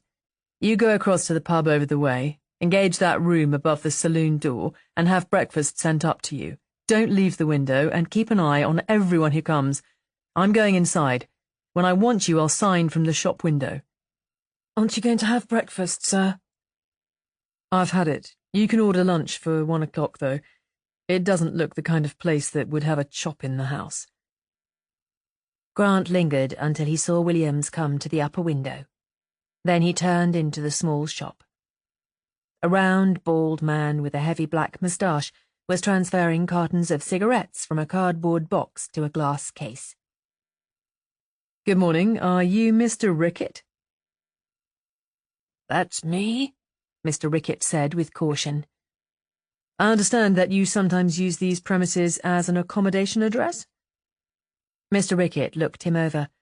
His experienced eye asked, customer or police, and decided correctly. And what if I do? Nothing wrong in that, is there? Not a thing, Grant answered cheerfully. I wanted to know whether you knew a Mr. Herbert Gotobed. This a joke? Certainly not. He gave your shop as an address for letters, and I wondered if you knew him. Not me. I don't take no interest in the people who has letters. They pay their fee when they come for them, and that finishes it, as far as I am concerned. I see. Well, I want you to help me. I want you to let me stay in your shop until Mr. Gotobed comes to claim his letter. You have a letter for him. Yes, I have a letter. It came last night, but... You police? Scotland Yard. Grant showed his credentials. Yes, well, I don't want no arrests on my premises. This is a respectable business, this is, even if I do a little on the side. I don't want no bad name hanging round my business. Grant assured him that no arrest was contemplated. All he wanted was to meet Mr. Gotobed. He wanted information from him. Oh, well, if that was all. So Grant was established behind the little tower of cheap editions at the end of the counter, and found the morning passing not so slowly as he had feared. Humanity, even after all his years in the force, still had a lively interest in Grant's eyes, except in moments of depression, and interest proved plentiful. It was Williams, watching a very ordinary small-town street, who was bored. He welcomed the half-hour of conversation behind the books when Grant went to lunch, and went back reluctantly to the frowsy room above the saloon. The long summer afternoon, clouded and warm, wore away into a misty evening, and a too early dusk. The first lights appeared, very pale in the daylight. "What time do you close?" Grant asked anxiously. "Oh, 10ish." There was still plenty of time. And then, about 9:30, Grant became aware of a presence in the shop. There had been no warning of footsteps, no announcement at all except a swish of drapery. Grant looked up to see a man in monk's garb. A high-pitched, peevish voice said, "You have a letter addressed to Mr. Herbert." A light movement on Grant's part called attention to his presence. Without a moment's pause, the man turned and disappeared, leaving his sentence unfinished. The apparition had been so unexpected, the disappearance so abrupt, that it was a second or two before mortal wits could cope with the situation. But Grant was out of the shop before the stranger was more than a few yards down the street. He saw the figure turn into an alley, and he ran. It was a little back court of 2-story houses. All the doors open to the warm evening, and 2 transverse alleys leading out of it. The man had disappeared. He turned to find Williams, a little breathless, at his back. "Good man," he said, "but it isn't much use. You take that alley, and I'll take this one. A monk of sort." "I saw him," Williams said, making off. But it was no good. In 10 minutes they met at the newsagent's, blank. "Who was that?" Grant demanded of Mr. Rickett. "Don't know. Never saw him before, as far as I know." "Is there a monastery here?" "In Canterbury? No." "Well, in the district?" "Not as I knows." A woman behind them put down 6pence on the counter. "Goldflake," she said. "You're looking for a monastery? There's that Brotherhood place in Bly Venel. They're by way of being monks, ropes round their middles and bare heads." "Where is, Bly Venel?" Grant asked. "Far from here?" "No, about 2 streets, less as the crow flies, but that won't be much good to you in Canterbury. It's in the lanes behind the Cock and Pheasant. I'd show you myself if Jim wasn't waiting for his smoke. A 6-penny packet, Mr. Rickett, please." "After hours," said Mr. Rickett gruffly, avoiding the detective's eye. The woman's confidence was a conviction in itself. She looked surprised, and before she should commit herself further, Grant pulled his own cigarette case from his pocket. "Madame, they say a nation gets the law it deserves. It is not in my weak power to obtain the 6-penny packet for you, but please let me repay your help by providing Jim's smoke." He poured his cigarettes into her astonished hands and dismissed her, protesting. "And now," he said to Rickett, "about this Brotherhood, or whatever it is, do you know it?" "No, there is such a thing, now I remember, but I don't know where they hang out. You heard what she said, behind the Cock and Pheasant. Half the cranks in the world has branches here, if it comes to that. I'm shutting up now." "I should," Grant said. "People wanting cigarettes are a nuisance." Mr. Rickett growled. Come on, Williams, and remember, Rickett, not a word of this to anyone. You'll probably see us tomorrow. Rickett was understood to say that if he never saw them again, it would be too soon. This is a rum go, sir, Williams said as they set off down the street. What's the programme now? I'm going to call on the Brotherhood. I don't think you had better come along, Williams. Your good, healthy Worcestershire face doesn't suggest any yearning after the life ascetic. You mean I look like a cop? I know, sir. It's worried me often. Bad for business. You don't know how I envy you your looks, sir. People think Army the minute they see you. It's a great help always to be taken for Army. Considering all the dud checks on Cox's, I find that surprising. No, I wasn't considering your looks, Williams, not that way. I was just talking thoughtless. It's a one-man party, this. You'd better go back to the Aspidistra and wait for me. Have a meal. They found the place after some search. A row of first-story windows looked down upon the alley, but the only opening on the ground floor was a narrow door, heavy and studded. The building apparently faced into a court or garden. There was neither plate nor inscription at the door to give information to the curious, but there was a bell. Grant rang, and after a long pause, there was the sound, faint through the heavy door, of footsteps on a stone floor. A small grille in the door shot back, and a man asked Grant's business. Grant asked to see the principal. Whom do you wish to see? The principal, said Grant firmly. He didn't know whether they called their number one abbot or prior. Principal seemed to him good enough. The Reverend Father does not give audience at this hour. Will you give the Reverend Father my card? Grant said, handing the little square through the grill, and tell him that I shall be grateful if he would see me on a matter of importance. No worldly matter is of importance. The Reverend Father may decide differently when you have given him my card. The grill shot back with an effect which might, in a community less saintly, have been described as snappish, and Grant was left in the darkening street.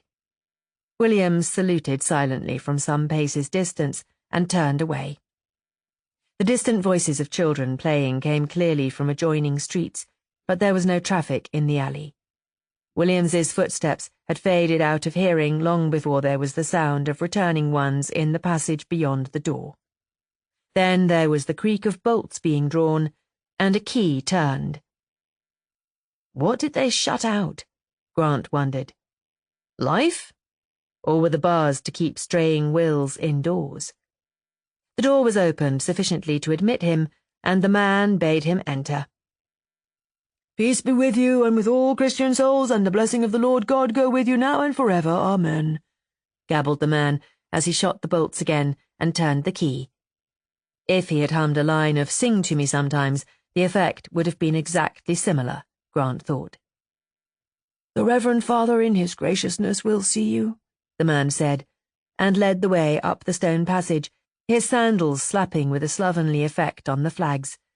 He ushered Grant into a small whitewashed room, bare except for a table, chairs, and a crucifix, said, Peace be with you, and shut the door, leaving Grant alone. It was very chilly there, and Grant hoped that the Reverend Father would not discipline him by leaving him there too long. But in less than 5 minutes, the doorkeeper returned, and with great impressiveness bowed in his principal. He uttered another of his gabbled benedictions, and left the two men together. Grant had expected the fanatic type.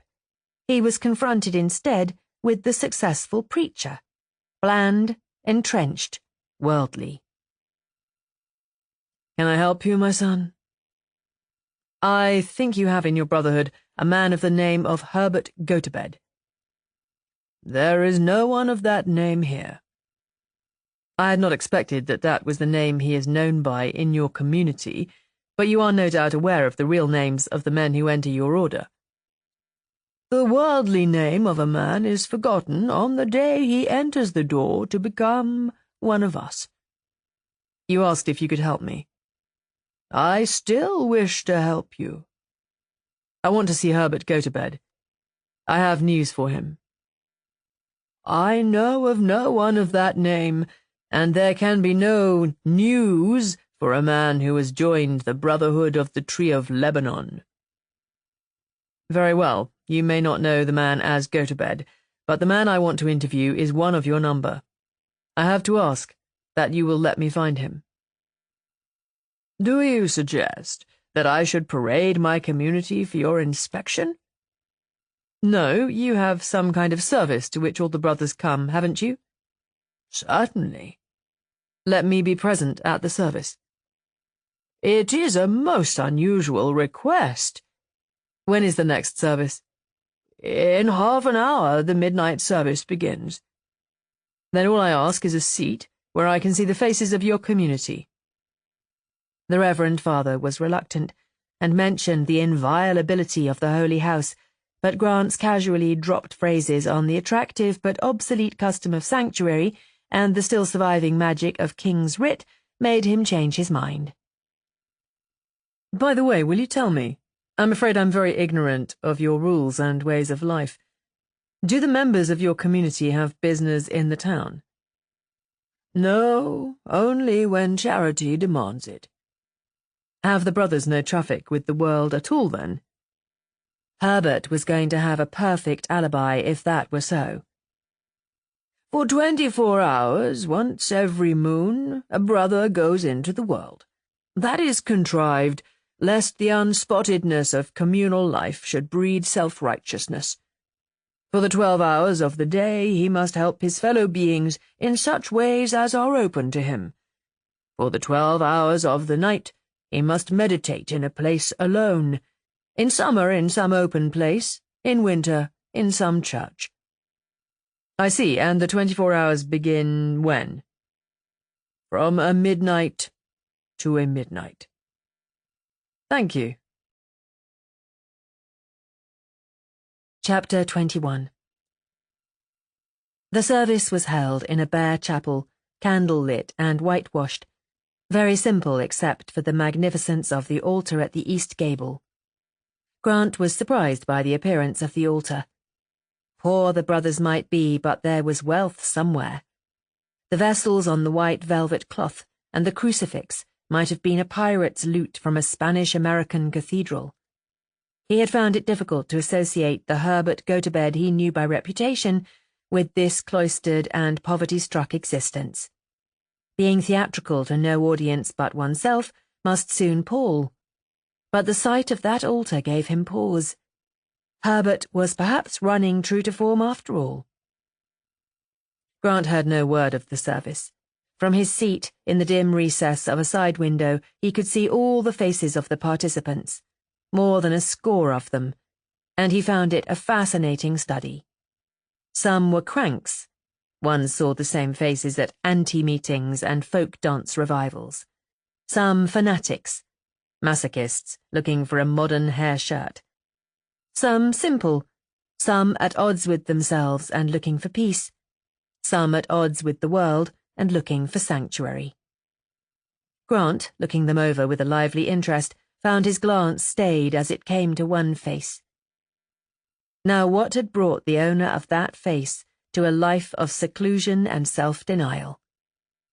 A round, sallow face on a round, ill-shaped head, the eyes small, the nose fleshy, the lower lip loose, so that it hung away from his teeth as he repeated the words of the service. All the others in that little chapel had been types that fitted easily into recognized niches in the everyday world. The principal to a bishopric, this one to a neurologist's waiting room, this to a depot for unemployed. But where did that last one fit? There was only one answer. In the dock. "So that," said Grant's other self to him, "is Herbert Gotobed." He could not be sure, of course, until he had seen the man walk. That was all he had ever seen of him, his walk. But he was ready to stake much on his judgment. The best of judges were at fault sometimes. Gotobed might turn out to be that lean and harmless-looking individual in the front row, but he would be surprised if Gotobed were any but that unctuous creature with the loose lower lip. As the men filed out after midnight, he had no more doubt. Go-to-bed had a peculiar walk, a gangling, shoulder-rotating progression which was quite his own. Grant followed them out and then sought the Reverend Father. What was the name of the last man to leave the chapel? That was Brother Aloysius. And after a little persuasion, Brother Aloysius was sent for. As they waited, Grant talked conventionally of the order and its rules, and learned that no member could own any worldly property or have communication for worldly purposes with human beings. Such trivial worldlinesses as newspapers were of course not even thought of. He also learned that the principal intended in about a month's time to take over a new mission in Mexico, which they had built out of their funds, and that the privilege of electing his successor lay entirely with him. A thought occurred to Grant. I don't want to be impertinent. Please don't think this idle curiosity. But would you tell me whether you have decided in your mind on any particular person? I have practically decided. May I know who it is? I really do not know why I should tell to a stranger what I am not prepared to tell to the brothers of my own order, but there is no reason to conceal it if I may trust your secrecy. Grant gave his word. My successor is likely to be the man you have asked to see. But he is a newcomer, Grant said before he thought. I am at a loss to know how you knew that, the Reverend Father said sharply. It is true Brother Aloysius has been with us only a few months, but the qualities necessary for the priorship, so he was a prior, are not developed with length of service. Grant murmured agreement, and then asked which of their community had been on an errand in the streets this evening. None of them, the prior said firmly, and the conversation was brought to an end by the entrance of the man Grant wanted. He stood there passively, his hands folded within the wide sleeves of his dark brown gown. Grant noticed that his feet were not sandaled, but bare, and remembered that there had been no warning of his approach when he had presented himself in the newsagents. The looker-on in Grant wondered whether it was an appearance of humility or the convenience of a noiseless tread which appealed so greatly to Herbert. This is Brother Aloysius, the prior said, and left them with a blessing, a much more poetic performance than the doorkeeper's. I'm from Messrs. Erskine, Smythe and Erskine, the lawyers in the Temple, Grant said. You are Herbert Gotobed. I am Brother Aloysius. You were Herbert Gotobed. I never heard of him. Grant considered him for a moment. I'm sorry, he said. We're looking for Gotobed about a legacy that has been left him. Yes? If he is a brother of this order, your news will be of little interest to him. If the legacy were big enough, he might realize that he could do far more for the cause of charity outside these walls than in them. Our oath is for life. Nothing that happens outside these walls is of interest to any member of our order. So you deny that you are Herbert Gotobed? Grant was conducting the conversation automatically.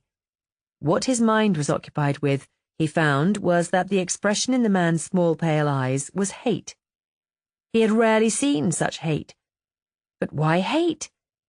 That was what his mind asked. It should be fear, surely.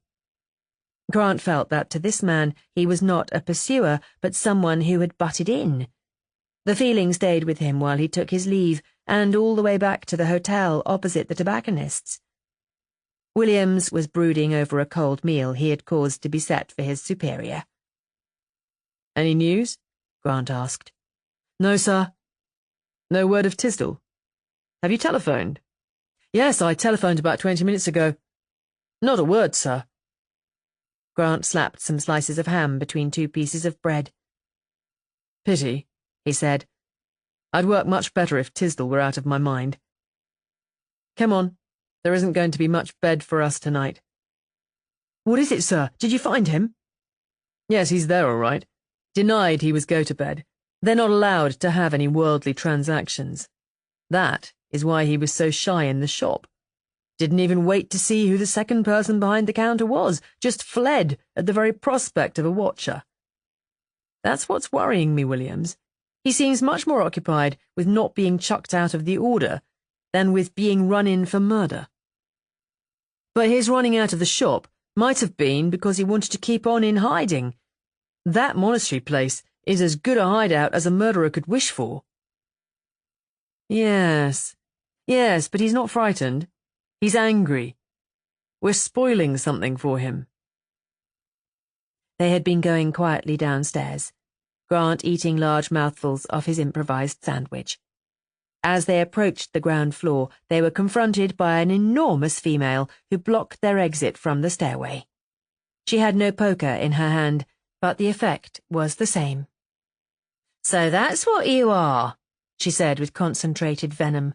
"A couple of sneaking fly-by-nights. Come in here as large as life you do, and make me and my poor husband buy the best of everything for your meals, chops at 10p each, and tongue at 2 and 8p the pound, to say nothing of English tomatoes to suit your very particular tastes, and all we get for our expense and our trouble is a couple of empty rooms in the morning. I've a good mind to ring up the police and give you in charge, if it weren't for—" "Oh, for God's sake," Grant said angrily, and then began to laugh. He hung over the banisters, laughing helplessly, while Williams talked to the angry hostess. "Well, why didn't you say you were bobbies?" she said. "We're not bobbies," Williams said ferociously, and Grant laughed the more and dragged him from the scene. "Gilbertian," he said, wiping his eyes. "Quite Gilbertian. Did me a lot of good. Now, listen. These monks, or whatever they esteem themselves, retire to their cells at midnight, and don't move out of them till 6. But Herbert gets in and out of that building more or less when he likes. I don't know how he works it. Those first-floor windows are low enough to drop from, but much too high to get back into, and he doesn't look like a gymnast. But get out he does. No one knew, or at least the powers that be didn't know, he was out tonight. Well, I have a hunch that he's going walking again tonight, and I want to see where to." "What makes you think so, sir?" "Just instinct. If I were Herbert, I'd have a base to conduct operations from. I walked round the block before I came back to the hotel. There are only 2 points where the monastery property abuts on the street. At the side where the door is, and at the very opposite side where the garden ends in a wall that looks 15 feet high. There's a small gate there, iron and very solid. It's a long way from the living quarters, and I think our original side is the most helpful. But I want you to keep watch on the garden side and tail anyone who comes out. I'll do the same on the door side. If nothing happens by 6 o'clock, you can creep home and go to bed." Chapter 22. Grant had been waiting for what seemed an eternity. The night was soft, with a damp air, and smelled pleasantly of green things and flowers. Somewhere there was a lime tree. There was no sky, only a thick misty dark above. Bells chimed every now and then with aloof sweetness. In spite of himself, Grant found the peace of the night invading him. His mind grew blurred and incurious, and he had to whip it to wakefulness. And then, a few moments after 2:30 had struck, something happened, and his mind leapt without any goading. He had heard no sound, but in the lane in front of the monastery there was movement. It was too dark to see a shape. All that happened was that the darkness moved, as a curtain might stir in a current of air. Someone was in the street. Grant waited. The movement grew less, became more blurred, and ceased. Whoever was there had moved away from him. Grant slipped his unlaced boots from his feet and strung them across his shoulder. Every step on a shod foot would be audible on a night like this. Silently, he moved down the lane and past the high wall of the house. Out of its shadows, the visibility was slightly better. He could see the movement in front of him again. He followed it with every sense alert. It was not only difficult to gauge his exact distance from it, but almost impossible to tell if it stopped for a moment. In the street beyond, it was easier. The movement in the darkness became a form retreating swiftly and effortlessly into the night. Grant set out to keep pace with it, down the little streets of two-story houses, past small houses with small gardens, past an occasional small paddock. And then Grant felt gravel pavement under his stocking feet and cursed. The man was making for the country, for the outer suburbs at least. For about 20 minutes, Grant followed that half-seen figure through a dark and silent world. He did not know his surrounding. He had to follow the figure blindly. He did not know when a step came, or a declivity, or an obstacle, and a bad stumble might be fatal to the night's work.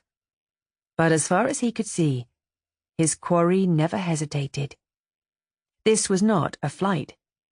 It was a journey he had done often before. Presently Grant could tell that they were in more or less open country. If there were houses, they were built behind the original field hedges, a new suburb probably. The hedges made it difficult to see the man he was following. Their dark mass made a gloomy background for a moving figure. And then Grant suddenly found that he had lost him. Nothing moved in front of him anymore. He stood still, instantly. Was the man waiting for him? Or had he disappeared into an opening? Several times when pebbles had slid under his own tread, he had wondered if the man suspected his presence. There had been, as far as he could see, no pause for reconnoitering in the man's progress, but now there was a complete absence of any movement at all. Grant went forward step by step, and found himself level with an opening in the hedge. A gate.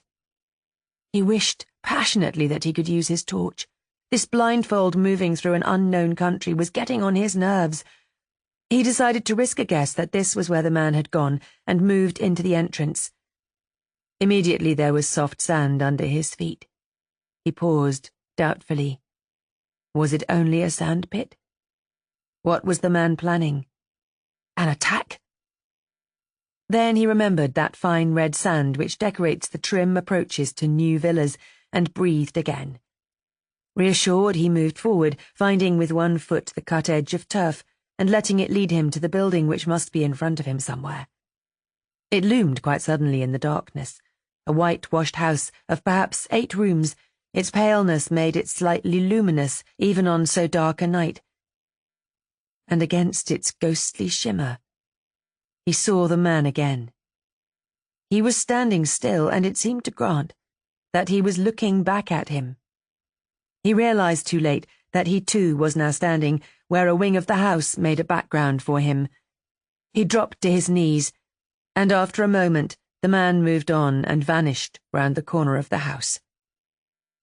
Grant made the best of his way to the corner and waited, pressed up against the wall, but there was no sound, no breathing, not a movement. The man had gone on. He was wasting time. He stepped round the corner. A soft wool substance smothered him, falling over his face and being drawn tightly about his neck.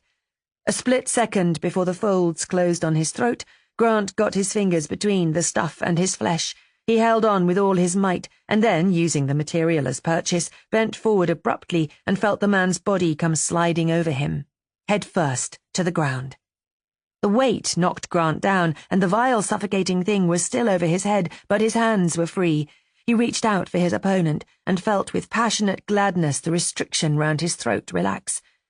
He was still blind and suffocating, but he was in no immediate danger of being throttled. He was in fact doing his best to throttle the other man, if only he could find his throat. But the man was twisting like an eel and using his knees with malicious art.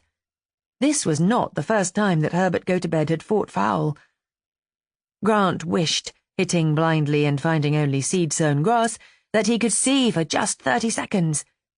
He let go the part of his assailant he happened to be holding. He was not sure whether it was a leg or an arm, and did his best to roll away. It was not successful, since the man had just as firm a grip of him. But he had time to reach into his pocket and close his fingers round his torch. His hand was prisoned there as he was rolled onto his back, but with all his might, Grant hit with the free hand into the breath that was sobbing into his face. His knuckles hit bone, and he heard the snap of teeth meeting. The man's full weight descended on him.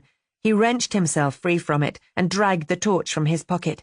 Before he had got it out, the man was moving again. He had only rocked him. He flashed the torch on him, and before the light had reached his face, the man leapt. Grant stepped aside and swung the weapon at him as he came. It missed him by a hair's breadth, and they went down together. Grant lacked stance for the reception of such a weight. All his attention had been on his own blow. He hit the ground with violence. In the dimness of the moment, when all his faculties were trying to summon his stunned body to its duty, he wondered detachedly how the man would kill him. To his surprise, he felt the weight of the man's body lift. Something hit him across the side of the head, and he was aware, even while his ears sang, that the man had gone from his side. He dragged himself to a sitting position. Sitting, incidentally, on the stone he had been hit with. By its feel, its proper place was a rockery, and was groping for his torch, preparatory to following the man, when a woman's voice said out of the dark in a whisper, "Is that you, Bert? Is anything wrong?" Grant's hand lighted on the torch, and he got to his feet. The light shone into eyes big and brown and soft as a deer's, but the rest of the face was not soft. She drew in her breath as the light flashed, and made a movement backwards. "Stay still," said Grant, in a voice that brooked no disobedience, and the movement ceased. "Don't talk so loud," she said urgently. "Who are you, anyway? I thought you were a friend of mine." "I'm a detective inspector. A policeman." This statement, Grant had found, produced invariably one of two expressions: fear or wariness. Quite innocent people often showed the first, but the second was a giveaway. It gave away the woman now. Grant's light flashed on the house, a one-story building with small attic rooms. "Don't do that," she hissed. "You'll waken her." "Who is her?" "The old lady, my boss." "You a maid here?" "I'm the housekeeper." "Just the two of you in the house?" "Yes." He indicated with his light the open window behind her. "Is that your room?" "Yes." "We'll go in there and talk." "You can't come into the house. You can't do anything to me. I haven't done anything." "Would you mind?" said Grant, in a tone that belied the meaning of the phrase.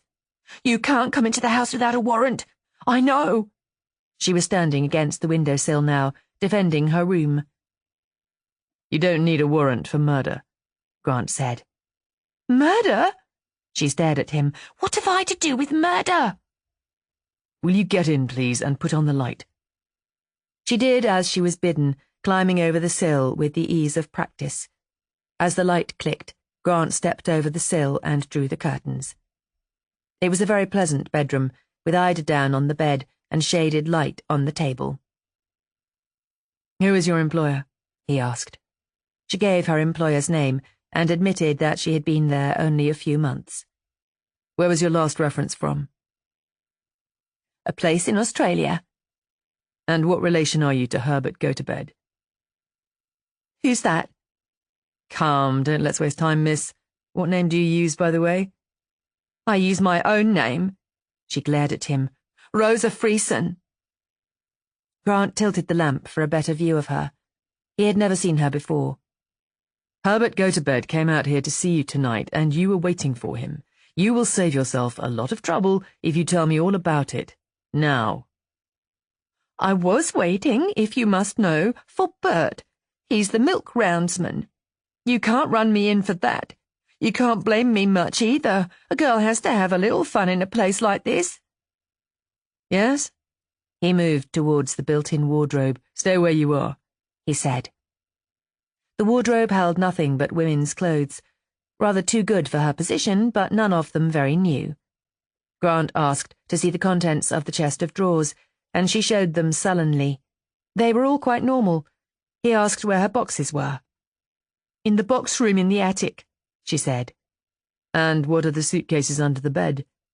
She looked ready to strike him. Let me see what is in these.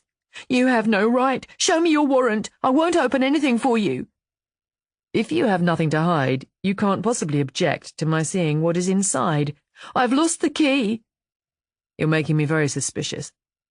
She produced the key from a string round her neck and pulled out the first suitcase. Grant, watching her, thought for the first time that she was not all white. Something in her movements, in the texture of her hair, was... what? Negro? Indian? And then he remembered the South Sea mission which Herbert had run. How long since you left the islands? He asked conversationally. About... She stopped and finished immediately. I don't know what you're talking about. The first suitcase was empty. The second was full to the brim with men's clothes. Male impersonator? Asked Grant, who, in spite of his swollen feet and aching head, was beginning to feel happier. Or just old clothes dealer? These are the clothes of my dead fiancé. I'll thank you not to be funny about them. Didn't your fiancé wear a coat? Yes, but it was mussed up when he was killed. Oh? How was he killed? Grant asked amiably, his hands running through the clothes. Motor accident. You disappoint me. Come again? I'd expected a more imaginative end from you.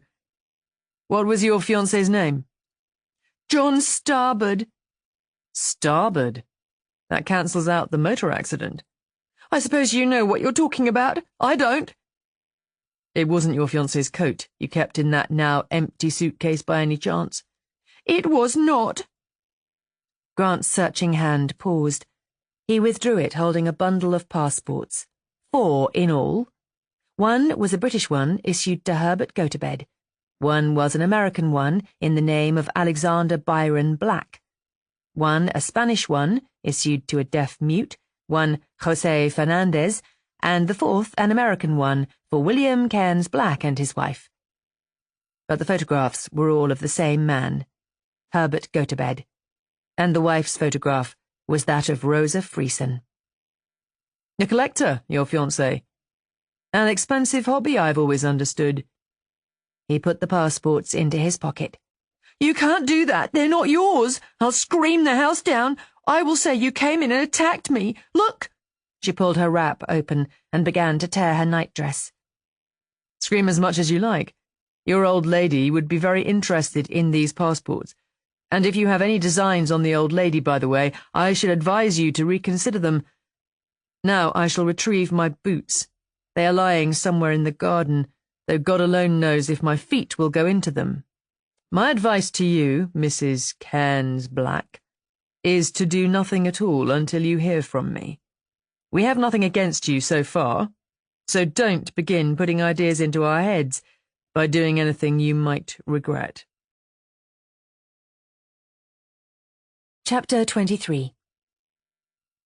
Grant managed to get his boots on by dint of thinking strenuously of something else, his childhood's recipe for painful moments, but after 2 or 3 steps, hastily took them off again, and hobbled homeward as he had come, stocking soled. It was not easy to find his way back, but he had an excellent bump of locality. It was said at the yard that if you blindfolded Grant and turned him until he was dizzy, he still knew where north was. And the general direction was clear enough to him. He stood in a doorway on the opposite side of the street and watched the officer on the beat go by, rather than ask a direction and have to explain himself. No member of the CID likes to appear before a borough policeman with his boots in his hands. He wrote a note asking Williams to telephone the yard when he came in at 6 and ask for any information they might have about a sect or order or whatnot called the Tree of Lebanon, and to waken him when the answer came. He then fell into bed and slept dreamlessly, the passports under his pillow, until Williams called him just before 10 o'clock. News of Tisdall? Grant said as his eyes opened. But there was no news. The yard said that the Holy Order of the Tree of Lebanon had been founded by a rich bachelor in 1862 for the furtherance of the monastic life, he having been what was then known as jilted by the object of his affections. He himself had been the first prior, and all his wealth had been used to endow the foundation. The rule of poverty had been very strict, money being used only for charities approved by the prior of the moment, so that by the present day the order had the reputation of having a lot of money laid away. A prior was nominated by his predecessor, but a prior could be superseded at any moment by the unanimous vote of the brethren. Grant drank the horrible coffee supplied by the establishment, and considered things. That is what our Herbert wants. The priorship. He has the prior dancing on a stick. It's almost incredible that a man like the prior could be such a fool. But then, think of the fools we've known, Williams. I'm thinking, sir, Williams said eloquently. All those hard-headed, self-made pieces of original conglomerate who fall for a few honeyed words from a confidence man in a hotel lobby. And of course Herbert has no ordinary gift of tongues. Perhaps he worked his churches in America as leaven to the prior's interest. Anyhow, he's the prior's fair-haired boy at the moment, with the prospect of having a fortune in his hands if he plays his cards rightly for the next few weeks. Not much wonder he was scared of getting in wrong. He wanted to know just how much his sister had left him without compromising himself with his brethren. If she had left him enough to make it worth his while, he'd give up the monastic life. I shouldn't think it appeals greatly to him, even with occasional visits to the villa. How long do you think he'd stay in any case, sir? Till he had transferred enough hard cash to his own particular charities. Oh, well, these, he indicated the passports, will be enough to frame a nice little indictment on, so that we can have him under our hands when we want him. The thing that disappoints me, Williams, is where is the murder in all this? I don't mean that he didn't do it. I've no doubt that he was having his 24 hours off at the time, but why did he do it? He came to England when he heard that she was coming. I think, judging by his woman's clothes, that he was possibly broke when he arrived. That was why he took to the Tree of Lebanon. But the possibilities of the tree must have occurred to him pretty soon. Why kill his sister? Went to see her and had a quarrel. The queer hour that's puzzled us all would be quite normal for him. 6 o'clock would be just as usual as lunchtime. Yes, that's true. I'm going now to find out from the Reverend Father whether Brother Aloysius was out of the monastery a fortnight yesterday. The Reverend Father would have sat on a very high horse yesterday, but he'll talk when he sees what his favourite looks like on these passports. But the Reverend Father was not receiving callers. The little guichet displayed the sour face of the doorkeeper, who delivered his stolid message in answer to all Grant's questions, whether the phrase was relevant or not. Herbert's golden tongue had been at work. The guichet shut, and Grant was left helpless in the little lane. There was nothing for it but a warrant. He went slowly away, his feet still aching, admired the job Herbert had made of oiling the cellar entrance in the pavement, and climbed into his car. Yes, he had better get that warrant. He went back to the hotel for his pyjamas, razor, and toothbrush. He had no intention of spending another night there, and was leaving a message for the sleeping Williams when he was called to the telephone by the Yard. Would he go to Dover? The man there wanted him. Something had turned up, it seemed. He changed the message for Williams, threw his things into the car, found time to wonder why he overtipped the frowsy virago for her inattendance, disgusting food, and deplorable cooking, and set out for Dover. Something had turned up. That could only mean Chins. Something out of the ordinary. If they had merely found where Chins had spent the night, it would have been reported by telephone in the ordinary way. But something had turned up. Rimmel, the detective in charge, a kind, melancholy-looking boy whose greatest asset was his unlikeness to the popular conception of a detective, was waiting for Grant at the police station door, and Grant drew him into the car.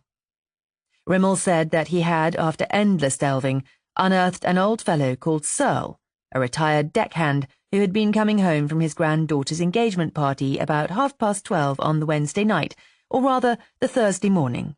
He was alone because very few people lived down the harbour way nowadays. They'd got ideas and lived up the hill in gimcrack villas you'd be afraid to sneeze in.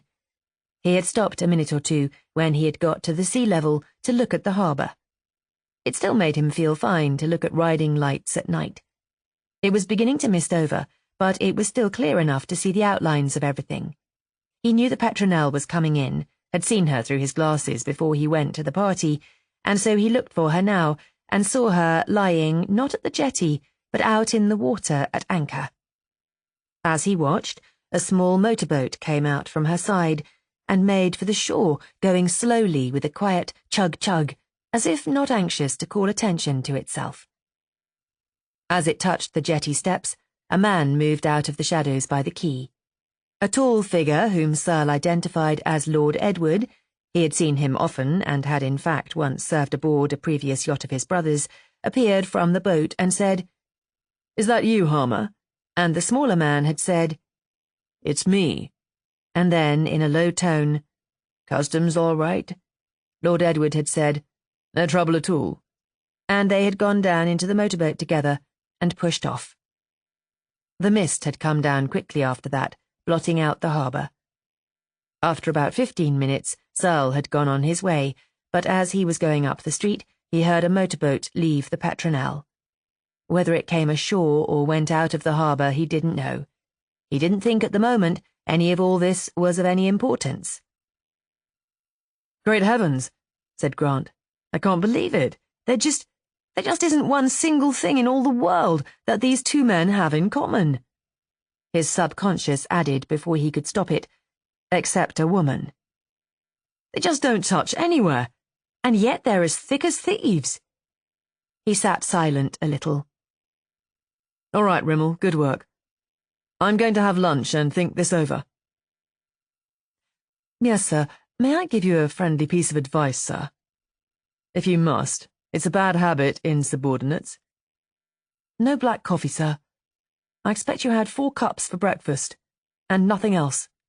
Grant laughed. "Why should you worry?" he said, pressing the starter. "The more breakdowns, the quicker the promotion." "I grudge the money for wreaths, sir." But Grant was not smiling as he drove lunchwards. Christine Clay's husband and her reputed lover had midnight business together. That was strange enough. But that Edward Chins, 5th son of the 7th Duke of Bude, and a reputable, if unorthodox member of his race, should have underhand traffic with Jason Harmer of Tin Pan Alley was definitely stranger. What was the common bond? Not murder. Grant refused to consider anything so outre as murder in couples. One or other might have wanted to murder her, but that they should have foregathered on the subject was unimaginable. The motorboat had left the Petronelle again, Searle said. Supposing only one of them had been in it. It was only a short distance north along the coast to the Gap at Westover, and Harmer had turned up at Clay's cottage 2 hours after her death.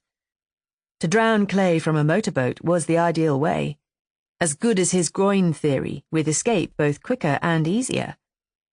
The more he thought of the motorboat, the more enamoured of the method he grew. They had checked the boats in the vicinity as a matter of routine at the time of the first investigation, but a motorboat has a wide cruising radius. But, oh well, just but. The theory was fantastic. Could one imagine Jason saying, "You lend me your boat and I'll drown your wife," or Chins suggesting, "I'll lend you the boat if you'll do the work." These two had met for some other reason altogether. If murder had resulted, then it had been unplanned, incidental. What then had they met for? Harmer had said something about customs. It had been his first greeting. He had been anxious about it. Was Harmer a drug fiend? There were 2 things against that. Harmer didn't look like an addict, and Chins would never have supplied the stuff. Risk might be the breath of life to him, but that kind of risk would be very definitely out. What, then, was to be kept from the eyes of the customs? Tobacco? Jewels? Chins had shown George Mear next morning the topazes he had brought back for Christine. There was one thing against all of it. Smuggling Edward Chins might descend to, as a ploy, a mere bit of excitement, but Grant could not see him smuggling for the benefit of J. Harmer. One ran one's head continually against that. What had these two men in common? They had something. Their association proved it. But what? They were, as far as anyone knew, the merest acquaintances. Not even that. Chins had almost certainly left England before Harmer had arrived, and Christine had not known Harmer until they worked together on these English pictures. No digestive juices flowed in Grant's alimentary tracts during that lunch. His brain was working like an engine. The sweetbreads and green peas might as well have been thrown into the chef's waste bin. By the time coffee had arrived, he was no nearer a solution. He wished he was one of these marvelous creatures of super instinct and infallible judgment who adorned the pages of detective stories, and not just a hard-working, well-meaning, ordinarily intelligent detective inspector. As far as he could see, the obvious course was to interview one or other of these men, and the obvious one to interview was Harmer. Why? Oh, because he'd talk more easily. Oh yes, all right, and because there was less chance of running into trouble. What it was to have someone inside you checking up your motives for everything you did or thought. He refrained from his second cup of coffee, with a smile for the absent Rimmel. Nice kid. He'd make a good detective someday. He rang up Devonshire House and asked if Mr. Harmer could make it convenient to see Alan Grant. No need to advertise his profession, this evening between tea and dinner. He was told that Mr. Harmer was not in London. He had gone down to see Leni Primhofer, the continental star who was staying at Whitecliffe. He was writing a song for her. No, he was not expected back that night. The address was Tall Hatch, Whitecliffe, and the telephone number, Whitecliffe 3025. Grant rang Whitecliffe 3025 and asked when Mr. Harmer could see him. Harmer was in the country motoring with Fräulein Primhofer and would not be back before dinner. Whitecliffe is a continuation of Westover, a collection of plutocratic villas set on the cliff beyond the cries of trippers and the desecration of blown newspaper pages. Grant still had a room at the Marine, and so to Westover he went, and there Williams joined him. All he could do now was to wait for a warrant from the yard and a visit from Harmer. It was cocktail time when Harmer presented himself. Are you asking me to dinner, Inspector? If not, say you are, and let the dinner be on me, will you? There's a good sport. Another hour of that woman and I shall be daffy. Loco. Nuts. I have known stars in my time, but holy mackerel, she takes the cake. You'd think, with her English being on the sticky side, that she'd let up now and then to think a bit, but no, jabbers right along, with German to fill in, and bits of French dressing here and there to make it look nice. Waiter! What's yours, Inspector? Not drinking? Oh, come on. No? That's too bad. One gin and mixed, waiter. You don't need to climb on the wagon with a waist like that, Inspector. Don't say you're prohibition from conviction. Grant disclaimed any crusading interest in the drink traffic. Well, what's the news? You have got news, haven't you? He became serious and looked earnestly at Grant. Something real turned up? I just wanted to know what you were doing in Dover on that Wednesday night. In Dover? A fortnight last Wednesday. Someone been pulling your leg? Listen, Mr. Harmer, your lack of frankness is complicating everything. It's keeping us from running down the man who killed Christine Clay. The whole business is cockeyed. You come clean about your movements on that Wednesday night, and half the irrelevant bits and pieces that are weighing the case down can be shorn off and thrown away. We can't see the outline of it, with all the bits that are covering it up and hanging on to it. You want to help us get our man, don't you? Well, prove it. I like you a lot, Inspector. I never thought I'd like a cop so much, but I told you already. I lost my way looking for Chrissy's cottage and slept in the car. And if I bring witnesses to prove that you were in Dover after midnight? I still slept in the car. Grant was silent, disappointed. Now he would have to go to Chins. Harmer's little brown eyes watched him with something like solicitude. You're not getting your sleep these days, Inspector. Heading for a breakdown. Change your mind and have a drink. Wonderful how a drink puts things in their place. If you didn't insist on sleeping in the car, I'd have a better chance of sleeping in my bed, Grant said angrily, and took his leave with less than his usual grace. He wanted to get at Chins before Jason Harmer had time to tell him that Grant had been making inquiries. The best way to do that was to telephone and ask Chins to come down to Westover. Offer to send a police car for him at once, and if necessary, keep Harmer talking until Chins would have left town. But Chins had already left town. He was in Edinburgh addressing a polite gathering on the future of Galeria. That settled it. Long before anyone could get to him, Harmer would have communicated with him either by telegram or telephone. Grant asked that both means of communication should be tapped and went back to the lounge to find Jason still sitting over his drink. I know you don't like me, Inspector, but honest to God, I like you, and honest to God, that woman is a holy terror. Do you think you could sort of forget that we are famous detective and worm of a suspect and eat together, after all? Grant smiled, against his will. He had no objections. Jason smiled too, a little knowingly. But if you think, by the end of dinner, I won't have slept in that car, don't kid yourself. In spite of himself, Grant enjoyed that meal. It was a good game, trying to trap Jason into some kind of admission. The food was good, and Jason was amusing. Another telephone message came to say that Lord Edward was returning on the first train in the morning and would be in London by tea-time. Grant could expect the warrant for go-to-bed by the first post in the morning. So Grant went to bed at the Marine, puzzled but not suicidal. At least there was a programme for the morrow. Jason too slept at the Marine, having declared his inability to face Laney any more that day. Chapter 24. The kitchen of the Marine was in the roof, the latest discovery of architects being that smells go upward. It had set out to be an all-electric kitchen, that being also in the recent creed of architects. But it was not in the creed of Henri, chef of chefs. Henri was a Provençal, and to cook by electricity, my God, it was a horror, but a horror. If God had meant us to cook by lightning, he would not have invented fire. So Henri had his stoves and his braziers. And so now, at 3 in the morning, a soft glow from the banked-up fires filled the enormous white room.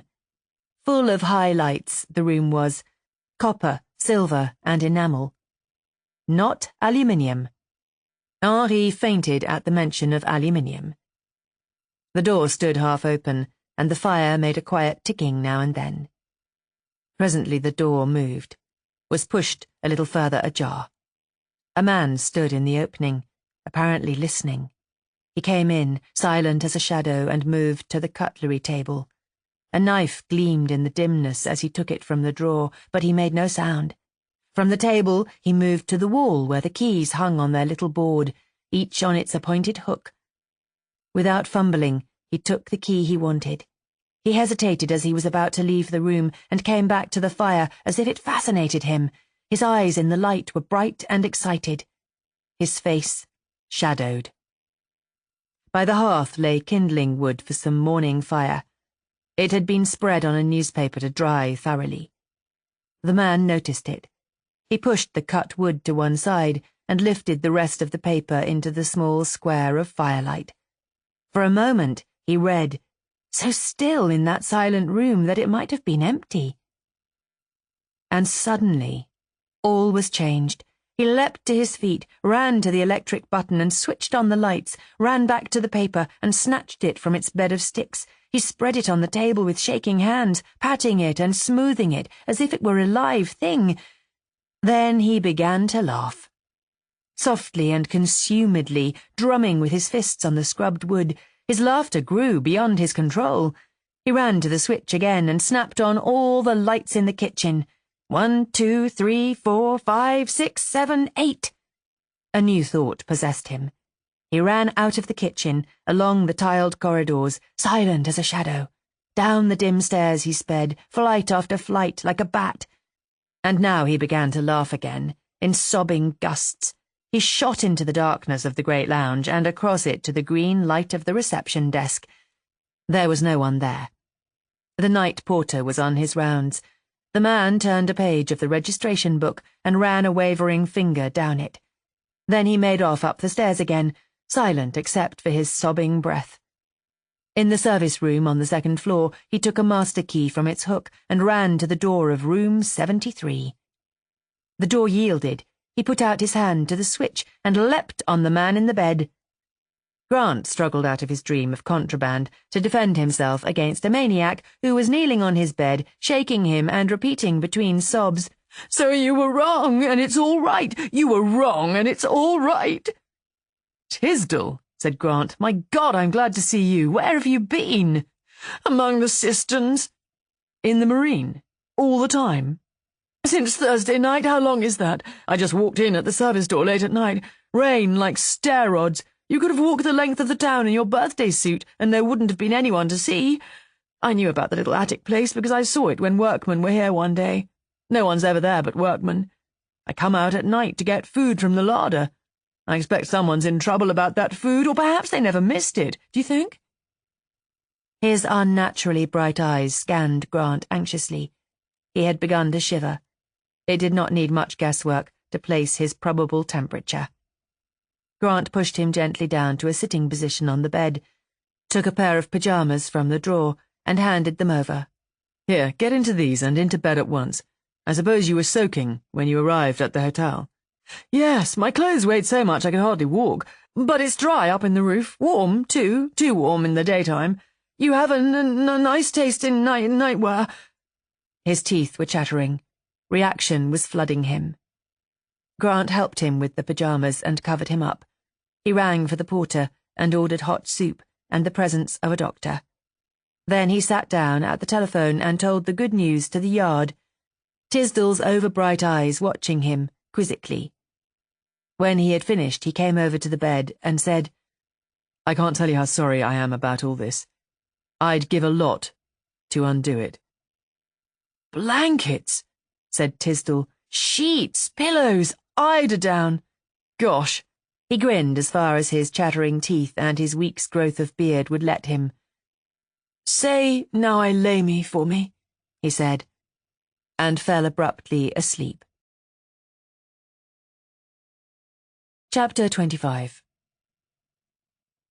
In the morning, because the doctor said that there was a sudden congestion which in the subject's weakened condition might at any moment develop into pneumonia, Grant summoned Tisdall's Aunt Muriel, whom the yard obligingly found, Tisdall having refused to consider the presence of any aunts.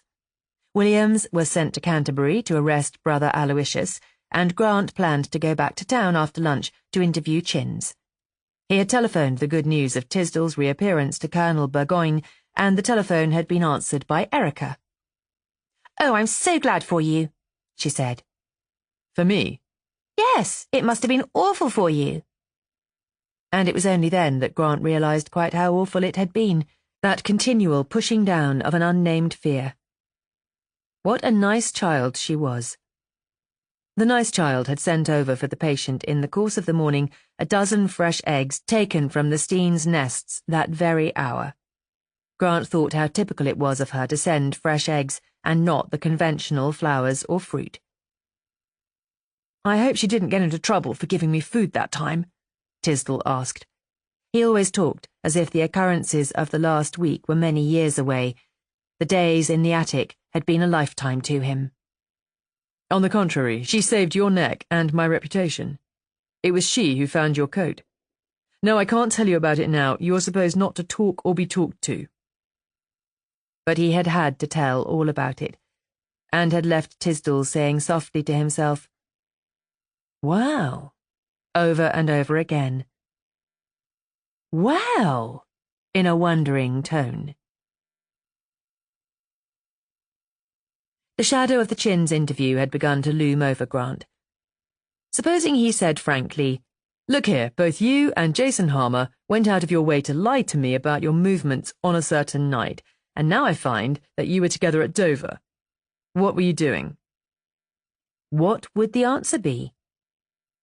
My dear sir, I can't answer for Harmer's prevarications, but he was my guest on the Petronelle and we spent the night fishing in our motorboat. That would be a good alibi. And still his mind dwelt on the contraband idea.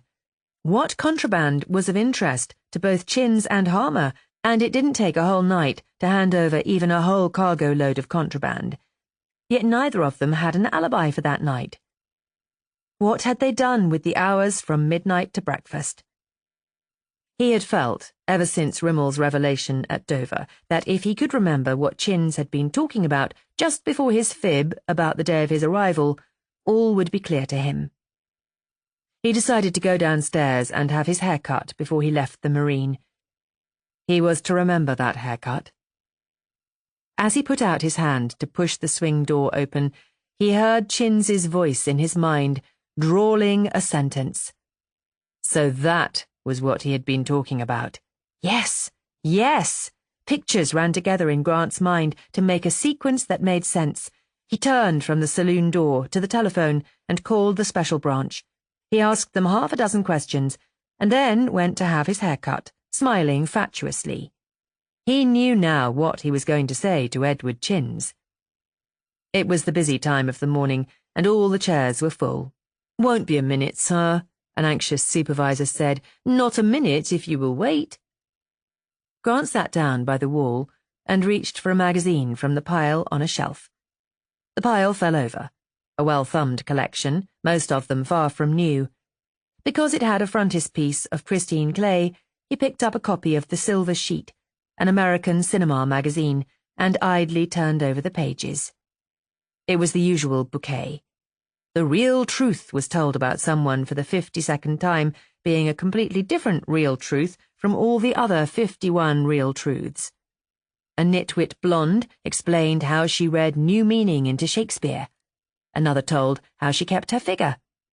An actress who didn't know one end of a frying pan from the other was photographed in her kitchen making griddle cakes. A He-Man star said how grand he thought all the other He-Man stars. Grant turned the pages more impatiently. He was on the point of exchanging the magazine for another when his attention was suddenly caught. He read through an article with growing interest. At the last paragraph, he got to his feet, still holding the paper and staring at the page. "Your turn now, sir," the barber said. "This chair, please." But Grant took no notice. "We're quite ready for you now, sir. Sorry you've been kept waiting." Grant looked up at them, only half conscious of them. "Can I have this?" he asked, indicating the magazine. "It's 6 months old. Thank you." And rushed out of the room. They stared after him and laughed a little, speculating as to what had taken his fancy. "Found his affinity," someone suggested. "Thought they were extinct, affinities," another countered. "Found something to cure his corns." "No, gone to consult his best friend." And they laughed, and forgot him. Grant was in the telephone booth, and the impatient gentleman in the patent leather shoes was beginning to wonder if he was ever coming out of it. He was talking to Owen Hughes, the cinema star. That was why the patent leather gentleman didn't go upstairs to the numerous booths on the ground floor. He was hoping to hear some of the conversation. It was about whether someone had mentioned something in a letter to someone. "You did," Grant said. "Thanks. That's all I wanted to know. Keep it under your hat. That I asked, I mean." Then he had asked for the Thames police, pulling the door tighter and so exasperating the waiting gentleman. "Has 276 River Walk a motorboat, do you know?" There was a consultation at the other end. Yes, 276 had a boat. Yes, very fast. Sea-going? Oh, yes, if necessary. Used it for fowling along the Essex Flats, they thought. Used to navigation of the lower river, anyhow? Oh, yes. Grant asked if they would have a boat ready for him in about an hour and a half, by which time he'd be in town, he hoped. He'd take it as a great favour. Certainly they would. Grant telephoned to Barker, at which point the patent leather gentleman gave it up, and asked that if Williams was back in town within the next 90 minutes, he should meet Grant at Westminster Pier. If Williams was not back in time, then Sanger. Grant took full advantage of the lunchtime lull in traffic, and in unrestricted areas excelled himself in the gentle art of speed with safety. He found Williams waiting for him, a little breathless since he had that moment arrived from the yard and sent the disappointed Sanger back. Williams had no intention of being out of anything if he could help it, and the superintendent had said that something exciting was due to break. "Well, was the Reverend Father shocked?" Grant asked. "Not as shocked as Brother Aloysius. He didn't for a moment imagine we'd got anything on him. By the way he behaved, I should think some other police forces must be anxious to catch up with him." "I shouldn't wonder. Where are we going, sir?" "Chelsea Reach, beloved of painters and folk dancers." Williams looked benignly at his superior and noticed how much better he was looking now that the Tisdall boy had turned up. The police boat drew into the bank at 276 River Walk, where a large greyish motorboat was moored. The police boat edged gingerly nearer, until only a foot separated the gunwales. Grant stepped across. "Come with me, Williams. I want witnesses." The cabin was locked. Grant glanced up at the house opposite and shook his head. "I'll have to risk it. I'm sure I'm right, anyhow." While the river police stood by, he forced the lock and went in. It was a tidy, seaman-like cabin. Everything was neat and shipshape. Grant began to go through the lockers. In the one under the starboard bunk, he found what he was looking for. An oilskin coat, black, bought in Cannes, with the button missing from the right cuff. "You take that, Williams, and come up to the house with me." The maid said that Miss Keats was in and left them in a dining room on the ground floor, a very austere and up-to-the-minute apartment. "Looks more like a place to have your appendix out than to put roast beef into you," Williams observed. But Grant said nothing. Lydia came in, smiling, her bracelets jangling and her beads clashing. "I'm sorry I couldn't take you upstairs, my dear Leo person, but I have some clients who mightn't understand that this is just a friendly visit." "So you knew who I was? At Martyrs?" "Of course. You don't flatter my powers of divination, my dear Mr. Grant. Won't you present your friend?" "This is Sergeant Williams." She looked faintly disconcerted, Grant thought, but managed to be gracious to the sergeant. Then she saw what was under Williams's arm. "What are you doing with my coat?" she asked sharply. "Then it is your coat, the one in the locker of the boat." "Of course it is my coat. How dare you force my cabin? It is always kept locked." "The lock will be repaired, Miss Keats. Meanwhile, I regret to tell you that I must arrest you for the murder of Christine Clay at the Gap at Westover on Thursday morning the 15th, and warn you that anything you say may be used in evidence against you." Her face changed from her habitual expression of satisfaction to the convulsed fury he had seen when Judy Sellers had made light of her powers. "You can't arrest me," she said. "It is not in my stars. Who should know if not I? The stars have no secrets from me. The stars have predicted a glorious destiny for me.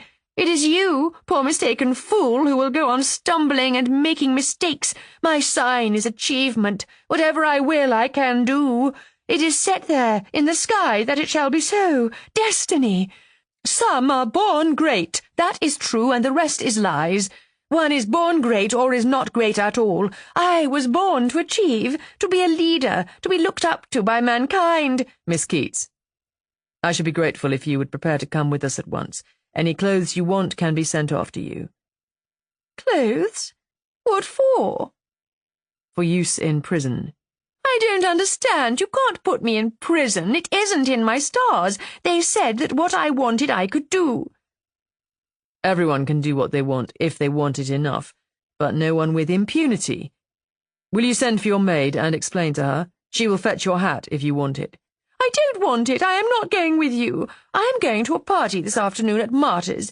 She's got Christine's part, you know, in the new film. That's one good turn I did. It was all written a long time ago what we should do. It falls into place, like the cog things in a musical box, you know. Or perhaps you don't know. Are you musical? And from Martyrs I'm going to Owen Hughes. After that we shall see. If you come back in the evening we can talk about it.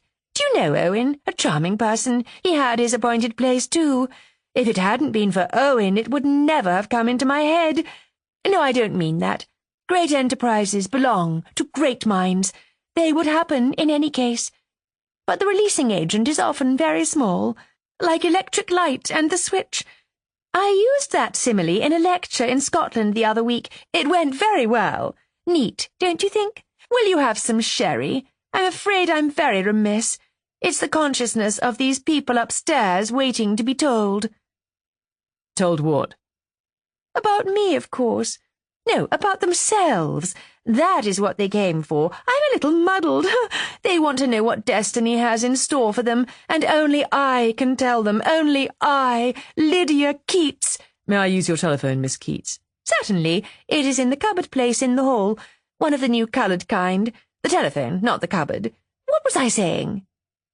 Grant said to Williams, "Ask them to send Reynolds round at once." Is that the painter? I shall be glad to meet him. He was born to greatness. It is not a matter of application or mixing pigments, you know. It is having the matter in you. And that the stars arrange. You must let me do a horoscope for you. You are a Leo person. Very attractive people. Kingly born. I have been sorry sometimes that I was not August born. But Aries people are leaders. Talkative too, I'm afraid. She giggled. I do talk a lot, they tell me. Chatterbox, they called me as a child. Chapter 26. Half an hour later, Reynolds, the police surgeon, gave the screaming, raving thing that had been Lydia Keats a morphine injection so that they might remove her to the station in some sort of decency. Grant and Williams, standing in the door, watching the disappearing ambulance, found no words. "Well," Grant said at length, pulling himself together, "I suppose I'd better get along and see Chins. The people that made the laws of this country ought to be shot," Williams said with sudden venom. Grant looked startled. "Capital punishment, you mean?" "No. Closed hours." "Oh, I see. There's a flask in my cupboard. You can help yourself." "Thank you, sir. Don't take on, miss." This to the sobbing maid in the background. "Things like that will happen." "She was a very kind mistress to me," she said. "It hurts me to see her like that." "Take care of that coat, Williams," Grant said, as they went down the path to the car that had been sent for them, glad beyond speech to leave the house behind. "Tell me, sir, how did you find out it was that woman of all people?" Grant produced the pages he had torn from the magazine. "I found that in a magazine in the barber shop at the Marine. You can read it for yourself." It was an article written by some Midwest sob-sister who had been in New York for a vacation. New York was full of film stars who had either run out on their studies or were on their way back to them, and in New York also was Miss Lydia Keats. And the thing that most impressed the sob-sister was not shaking hands with Grace Marvel, but the success of Miss Keats's prophecies. She had made 3 startling ones. She had prophesied that within 3 months, Lynn Drake would have a serious accident, and everyone knew that Lynn Drake was still on his back. She had said that Millard Robinson would, within a month, lose a fortune by fire, and everyone knew how the reels of the new $1 million film had been burned to a cinder. And her third statement prophesied the death by drowning of a woman star of the first magnitude, whose name, of course, she gave, but the sob-sister equally, of course, could not reveal. "If this third prophecy, so circumstantial, so unequivocal, comes true, then Miss Keats is established as the possessor of one of the most uncanny talents in the world. All humanity will be besieging her. But don't go swimming with Miss Keats, little blonde star. The temptation might be too much for her. Well, I'll be damned, said Williams, and was silent until Grant dropped him at the yard. Tell the superintendent I'll be in as soon as I've seen Lord Edward, Grant said, and was driven on to Regent's Park. In an atmosphere of marble mantelpieces and sheepskin rugs, he waited half an hour before Chins arrived. How are you, Inspector? I hear from Binns that you've been waiting. Sorry to subject you to the furnishings longer than is vitally necessary. I hope you drink tea, but if you don't, there are what my uncle called cordials. A much nicer word than drinks, don't you think? Have you news? Yes, sir, I'm sorry to break in with it when you're just after a journey. It can't be worse than the drawing-room lecture of my great-aunt's yesterday. I only went for the old lady's sake, but I found that she thought I should have cancelled it. It would have been more fitting. So, tell me the bad news. Grant told him what had happened, and he listened gravely, the unusual defensive flippancy gone. Is she insane? He asked, when Grant had finished. Yes, Reynolds thinks so. It may be hysteria, but he thinks it's insanity. Delusions of greatness, you know? Poor wretch. But how did she know where my wife was? Owen Hughes told her in a letter from Hollywood. He forgot that it was a secret that she had taken his cottage. He even mentioned the early morning swimming. So simple. I see.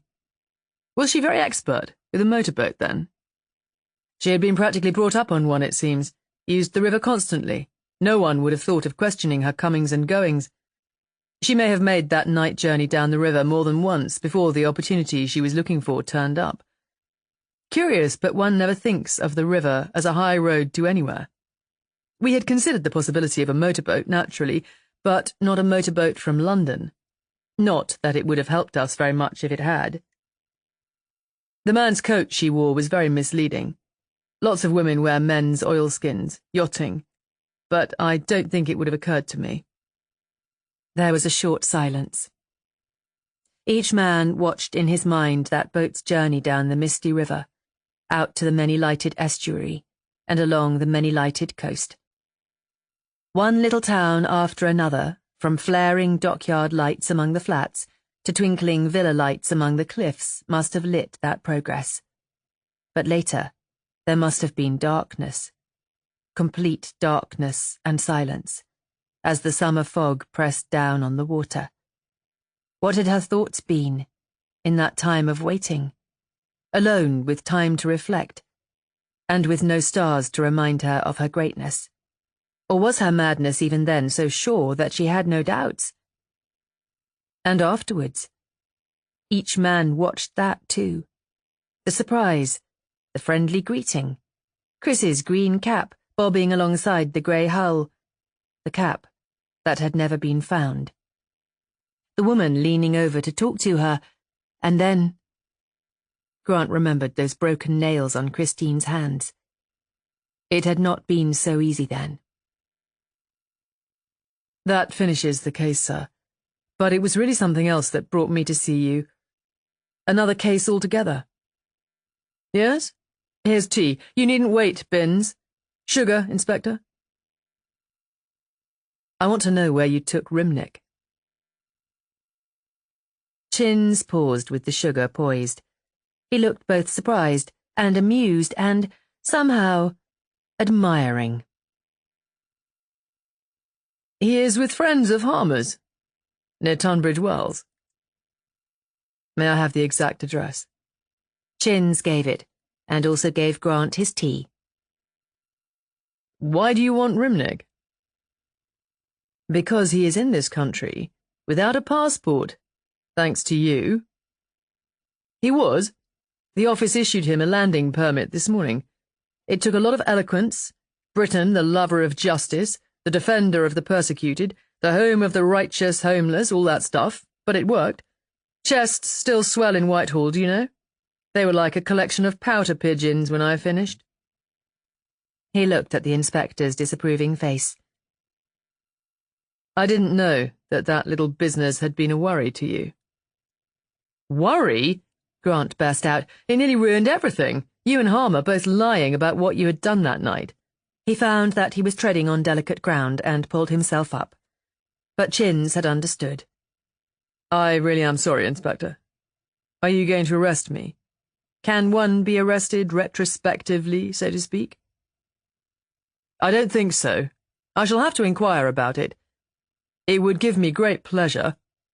Grant had recovered his temper. "All right. Let's postpone the arrest. But tell me how you found out. I thought we'd been so clever." "I might never have found out if it hadn't been for a good bit of work by a young officer, Rimmel, at Dover." "I must meet Rimmel." "He found that you and Harmer had met that night and had been worried about the customs." "Yes, Rimnick was in a cupboard in my cabin. It was an exciting half hour, but the customs and harbour masters are only human." This Grant took to mean that they knocked off the Chins' pegs and lacked the nerve to knock on the bulkheads. "It was then I began to feel that if I could remember something you had said just before, you misled me about the time of your arrival in Dover, I would have the key to everything. And I remembered it. You said that Galeria's only hope was Rimnick, and that Rimnick would turn up again when his party was ready. But the big stumbling block was in seeing the connection between you and Harmer. It was so simple and so obvious I couldn't find it. You liked and admired one another immediately your wife introduced you. I must say, he did a beautiful job of throwing dust in my eyes, putting on that resentful, underprivileged classes act. I should have thought more about my recognition of your... my what? Unorthodoxy." Both men smiled. "Once I groped my way through that difficulty, the rest was easy. The Special Branch knew all about Rimnick's disappearance, his being refused a passport, and Britain's refusal to have him here. They even knew that he was supposed to be in England but had no confirmation of it." "So the motorboat came ashore a second time?" "That night, you mean? Yes, Harmer drove us over to his friend's place. He has guts. He was scared stiff, I think, but he went through with it. I see Tisdall has turned up," he said as Grant rose to go. "That must be an enormous relief to you. Is he ill?" "No, he has a chill, and he's overwrought, of course, but I hope he's going to be all right." In the midday edition I bought at York, I read a harrowing description of his sufferings. Knowing the press, I believed with confidence that not a word of it was true. Not a word. That was just Jammy Hopkins. Who is Jammy Hopkins? Who is... Words failed the inspector. He looked enviously at Chins. "Now I know," he said, "why men go out into the waste places of the earth." Chapter 27. Herbert Gotobed left England about a month later on his way to explain to the inquisitive police of Nashville, Tennessee, what he had done with the $2,000 old Mrs. Kinsley had given him to build a church with. And on the day that he sailed, although neither party knew of the other's activities, Erica had a dinner party at Steen's. "To take the taste of the last one away," as she said bluntly to Grant when she invited him. The only addition to the original personnel was Robin Tisdall, and Grant found himself ridiculously relieved to find that her small nose was still as casually powdered and her frock still as childish as on the first occasion. He was afraid that contact with anyone as good-looking and ill-used as Robin Tisdall would have bred a self-awareness that would be the end of her girlhood. But it seemed as if nothing could make Erica self-conscious. She treated Tisdall with the same grave matter-of-factness she had used when she had told him that his shirt collar was too tight. Grant saw Sir George's eyes going from one to the other in glad amusement. Their glances met, and, moved by a common impulse, the two men raised their glasses in a small gesture of mutual congratulation. "Are you drinking a toast?" Erica asked. "I'll give you one. To Robin's success in California." They drank it with a will. "If you don't like the ranch," Erica said, "wait till I am 21 and I'll buy it from you." "Would you like that sort of life?" His tone was eager. "Of course I should." She turned to Grant, beginning to say something. You'll have to come out and see it long before you're 21, Robin persisted. Yes, that would be nice. She was sincere but inattentive. Mr. Grant. For some reason she never called him Inspector. If I get those tickets from Mr. Mills myself, will you come with me to the circus at Christmas? She was very faintly pink, as if she had asked a forward thing, a phenomenon in Erica who was forward by nature and never knew it. Of course I will, Grant said, with the greatest pleasure. All right, she said, that's a promise. She lifted her glass. To Olympia at Christmas. To Olympia at Christmas, Grant said. The Franchise Affair, written by Josephine Tay, read by Karen Cass. Chapter 1. It was 4 o'clock of a spring evening, and Robert Blair was thinking of going home. The office would not shut until 5, of course, but when you are the only Blair of Blair, Hayward and Bennett, you go home when you think you will. And when your business is mostly wills, conveyancing, and investments, your services are in small demand in the late afternoon. And when you live in Milford, where the last post goes out at 3:45, the day loses whatever momentum it ever had long before 4 o'clock. It was not even likely that his telephone would ring. His golfing cronies would by now be somewhere between the 14th and the 16th hole. No one would ask him to dinner, because in Milford, invitations to dinner are still written by hand and sent through the post.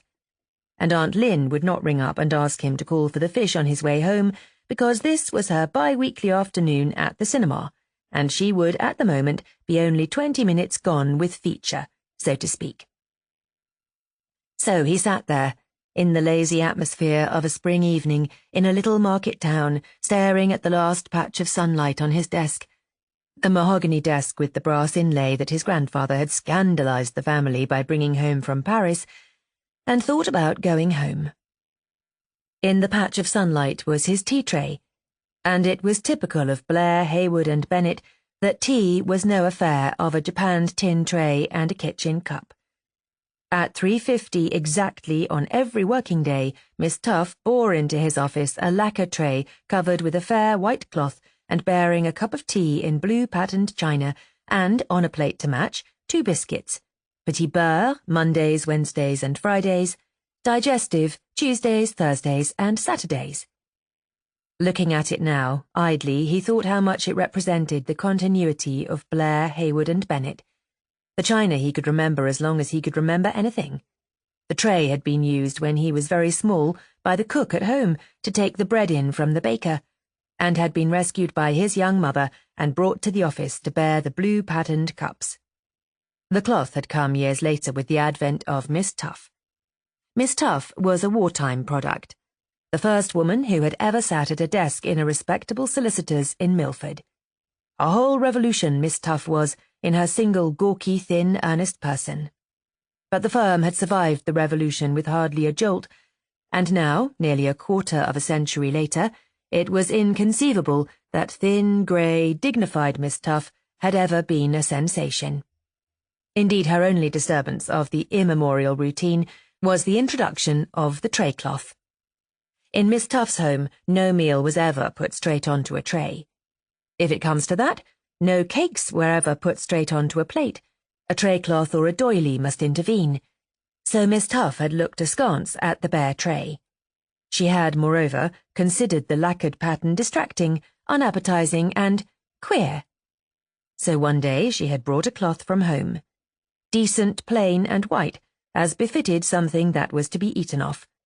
And Robert's father, who had liked the lacquer tray, looked at the clean white cloth and was touched by young Miss Tuff's identification of herself with the firm's interests, and the cloth had stayed, and was now as much a part of the firm's life as the deed boxes and the brass plate and Mr. Heseltine's annual cold. It was when his eyes rested on the blue plate where the biscuits had been that Robert experienced that odd sensation in his chest again. The sensation had nothing to do with the 2 digestive biscuits, at least not physically. It had to do with the inevitability of the biscuit routine.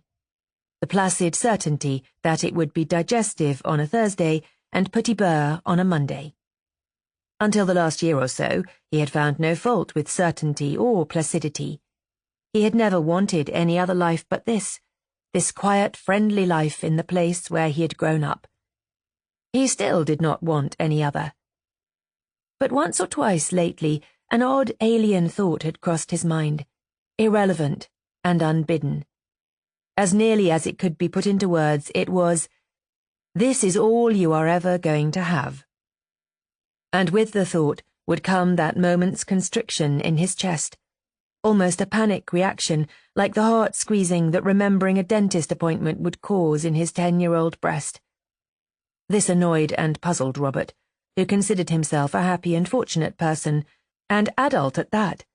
Why should this foreign thought thrust itself on him and cause that dismayed tightening under his ribs? What had his life lacked that a man might be supposed to miss? A wife? But he could have married if he had wanted to. At least he supposed he could. There were a great many unattached females in the district, and they showed no signs of disliking him. A devoted mother? But what greater devotion could a mother have given him than Aunt Lynn provided? Dear, doting Aunt Lynn. Riches? What had he ever wanted that he could not buy? And if that wasn't riches, he didn't know what was. An exciting life? But he had never wanted excitement. No greater excitement, that is, than was provided by a day's hunting or being all square at the 16th. Then what? Why the "this is all you are ever going to have" thought? Perhaps, he thought, sitting staring at the blue plate where the biscuits had been, it was just that childhood's attitude of something wonderful tomorrow persisted subconsciously in a man as long as it was capable of realization, and it was only after 40, when it became unlikely of fulfillment, that it obtruded itself into conscious thought. A lost piece of childhood, crying for attention. Certainly he, Robert Blair, hoped very heartily that his life would go on being what it was until he died.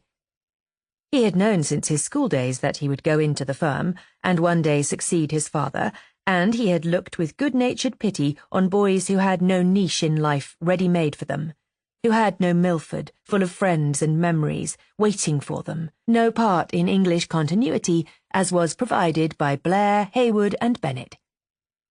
There was no Hayward in the firm nowadays. There had not been one since 1843, but a young sprig of the Bennets was occupying the back room at this moment.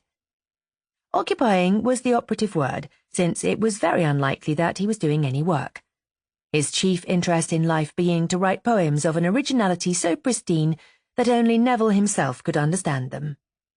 Robert deplored the poems, but condoned the idleness, since he could not forget that when he had occupied that same room, he had spent his time practicing mashie shots into the leather armchair.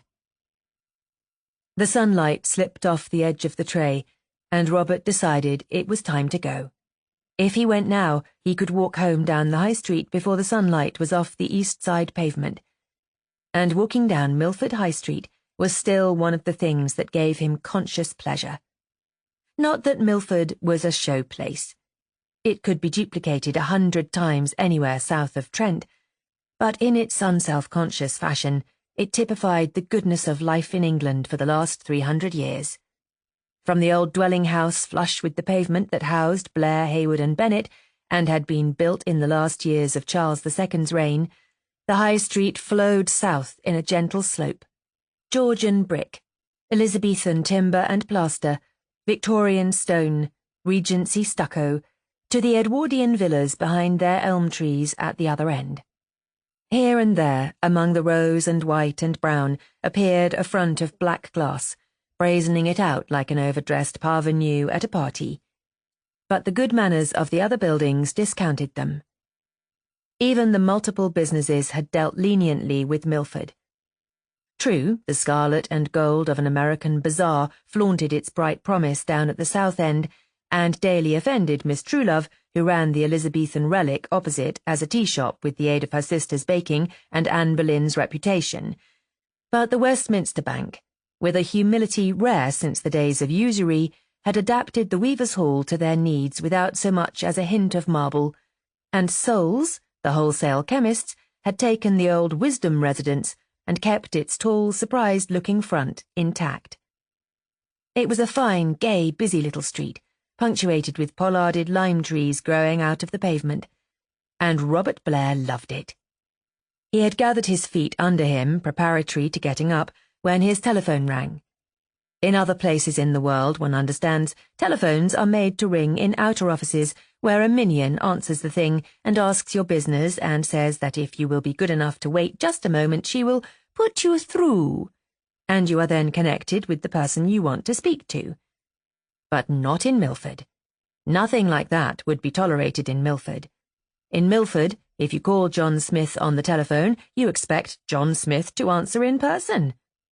So when the telephone rang on that spring evening in Blair, Hayward and Bennett's, it rang on Robert's brass and mahogany desk.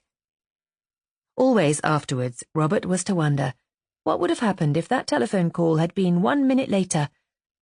In 1 minute, 60 worthless seconds, he would have taken his coat from the peg in the hall, popped his head into the opposite room to tell Mr. Heseltine that he was departing for the day, stepped out into the pale sunlight, and been away down the street. Mr. Heseltine would have answered his telephone when it rang and told the woman that he had gone, and she would have hung up and tried someone else, and all that followed would have had only academic interest for him.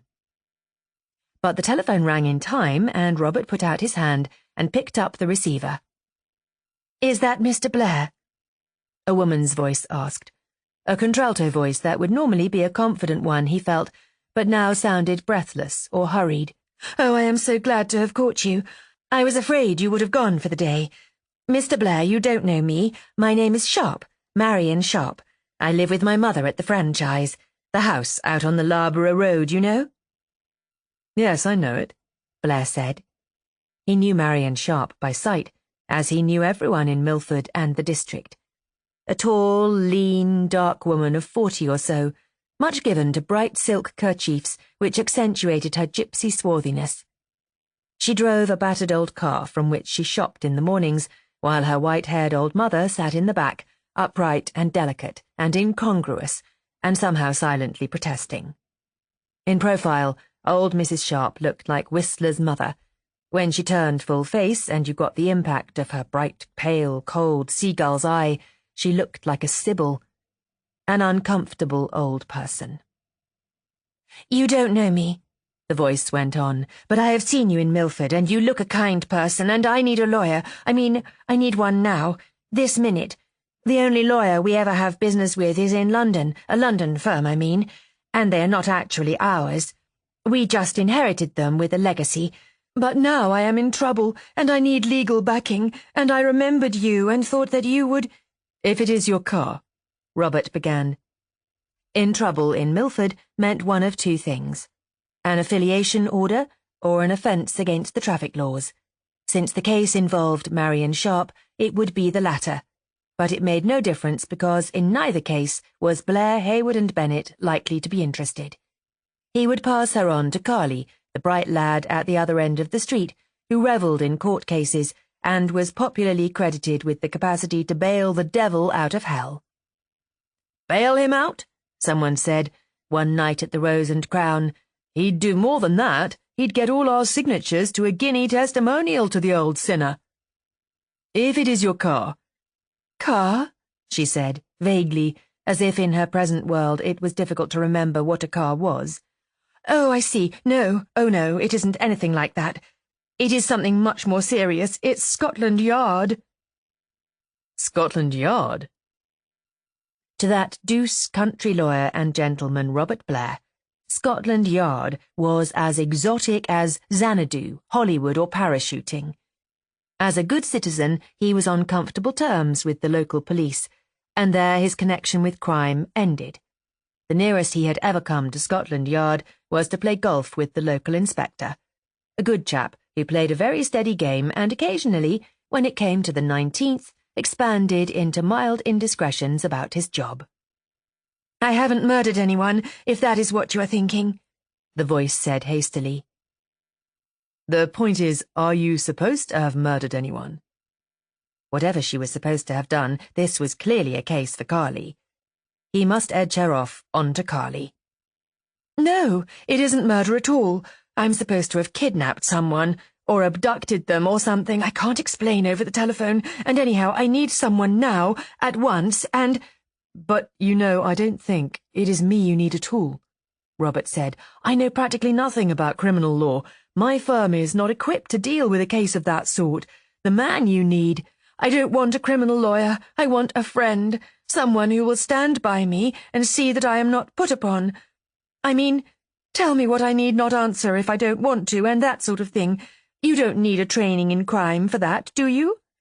No, but you would be much better served by a firm who were used to police cases. A firm that— What you are trying to tell me is that this is not your cup of tea. That's it, isn't it? No, of course not, Robert said hastily.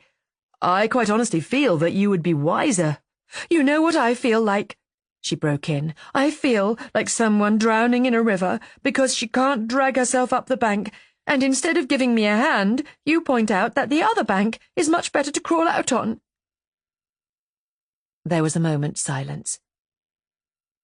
But on the contrary, Robert said, I can provide you with an expert puller out of rivers. A great improvement on my amateur self, I assure you. Benjamin Carly knows more about defending accused persons than anyone between here and— What? That awful little man with the striped suits? Her deep voice ran up and cracked, and there was another momentary silence. I am sorry, she said presently in her normal voice. That was silly.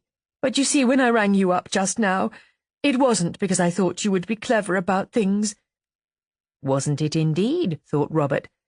But because I was in trouble and wanted the advice of someone of my own sort. And you looked my sort. Mr. Blair, do please come. I need you now. There are people from Scotland Yard here in the house, and if you feel that it isn't something you want to be mixed up in, you could always pass it on to someone else afterwards, couldn't you? But there may be nothing after all to be mixed up in. If you would just come out here and watch my interests, or whatever you call it, for an hour, it may all pass over. I'm sure there is a mistake somewhere. Couldn't you please do that for me? On the whole, Robert Blair thought that he could. He was too good-natured to refuse any reasonable appeal, and she had given him a loophole if things grew difficult. And he did not, after all, now he came to think of it, want to throw her to Ben Carly. In spite of her bêtise about striped suits, he saw her point of view. If you had done something you wanted to get away with, Carly was no doubt God's gift to you. But if you were bewildered and in trouble and innocent, perhaps Carly's brash personality was not likely to be a very present help. All the same, he wished as he laid down the receiver that the front he presented to the world was a more forbidding one. Calvin or Caliban, he did not care, so long as strange females were discouraged from flinging themselves on his protection when they were in trouble. What possible kind of trouble could kidnapping be, he wondered, as he walked round to the garage in Sin Lane for his car. Was there such an offence in English law? And whom could she possibly be interested in kidnapping? A child? Some child with expectations? In spite of the large house out on the Loughborough Road, they gave the impression of having very little money. Or some child that they considered ill-used by its natural guardians. That was possible. The old woman had a fanatic's face if ever he saw one. And Marion Sharp herself looked as if the stake would be her natural prop if stakes were not out of fashion. Yes, it was probably some ill-judged piece of philanthropy. Detention, with intent to deprive parent, guardian, etc., of its possession. He wished he remembered more of his Harris and Wiltshire. He could not remember offhand whether that was a felony with penal servitude in the offing or a mere misdemeanour. Abduction and detention had not sullied the Blair, Hayward and Bennett files since December 1798, when the squire of Lessos, much flown with seasonable claret, had taken the young Miss Gretton across his saddle-bow from a ball at the Gretton home and ridden away with her through the floods. And there was no doubt at all, of course, as to the squire's motive on that occasion. Ah, well, They would no doubt be open to reason now that they had been startled by the eruption of Scotland Yard into their plans. He was a little startled by Scotland Yard himself.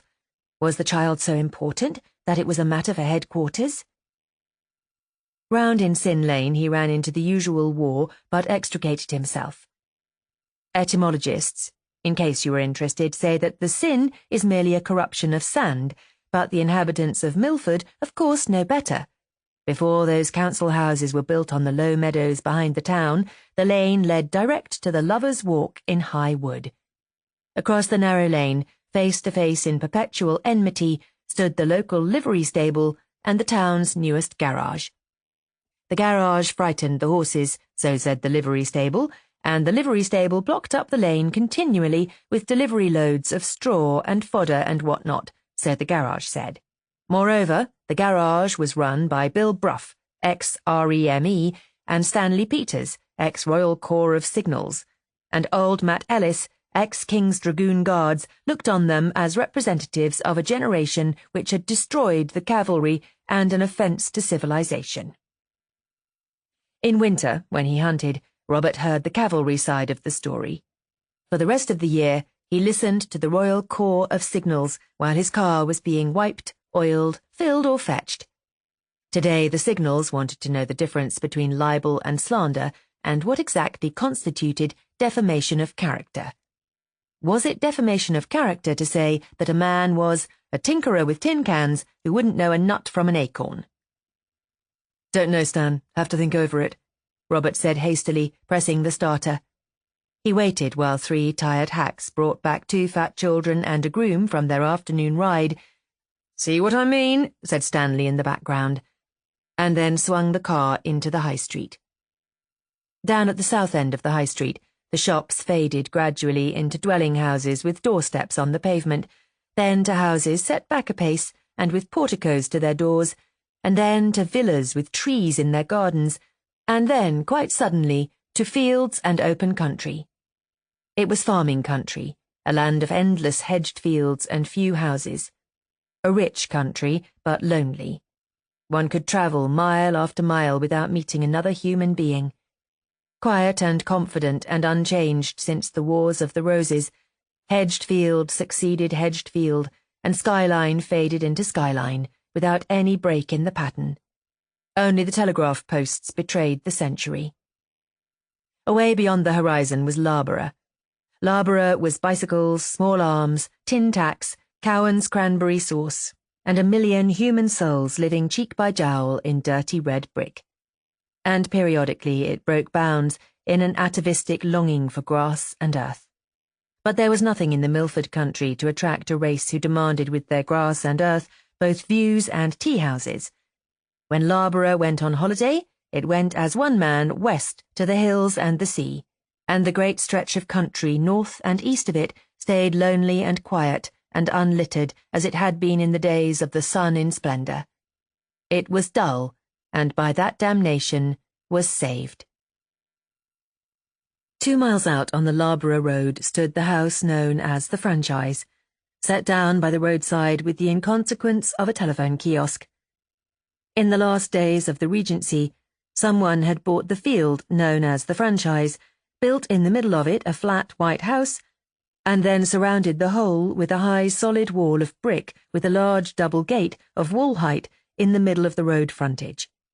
It had no relation with anything in the countryside, no farm buildings in the background, no side gates even into the surrounding fields. Stables were built in accordance with the period at the back of the house, but they were inside the wall. The place was as irrelevant, as isolated, as a child's toy dropped by the wayside. It had been occupied as long as Robert could remember by an old man, presumably the same old man, but since the Franchise people had always shopped at Ham Green, the village on the Larborough side of them, they had never been seen in Milford. And then Marion Sharp and her mother had begun to be part of the morning shopping scene in Milford, and it was understood that they had inherited the franchise when the old man died. How long had they been there? Robert wondered. 3 years? 4 years? That they had not entered Milford socially was nothing to reckon by. Old Mrs. Warren, who had bought the first of the elm-shaded villas at the end of the High Street a small matter of 25 years ago, in the hope that Midland air would be better for her rheumatism than the sea, was still referred to as that lady from Weymouth. It was Swanage, incidentally. The Sharps, moreover, might not have sought social contacts. They had an odd air of being self-sufficient. He had seen the daughter once or twice on the golf course, playing, presumably as a guest, with Dr. Borthwick. She drove a long ball like a man, and used her thin brown wrists like a professional. And that was all Robert knew about her. As he brought the car to a stop in front of the tall iron gates, he found that 2 other cars were already there. It needed only one glance at the nearer, so inconspicuous, so well-groomed, so discreet, to identify it. In what other country in this world, he wondered as he got out of his own car, does the police force take pains to be well-mannered and quiet? His eye lighted on the further car, and he saw that it was Hallam's, the local inspector who played such a steady game on the golf course. There were 3 people in the police car, the driver, and in the back, a middle-aged woman and what seemed to be either a child or a young girl. The driver regarded him with that mild, absent-minded, all-observing police eye, and then withdrew his gaze, but the faces in the back he could not see. The tall iron gates were shut. Robert could not remember ever seeing them open, and Robert pushed open one heavy half with frank curiosity.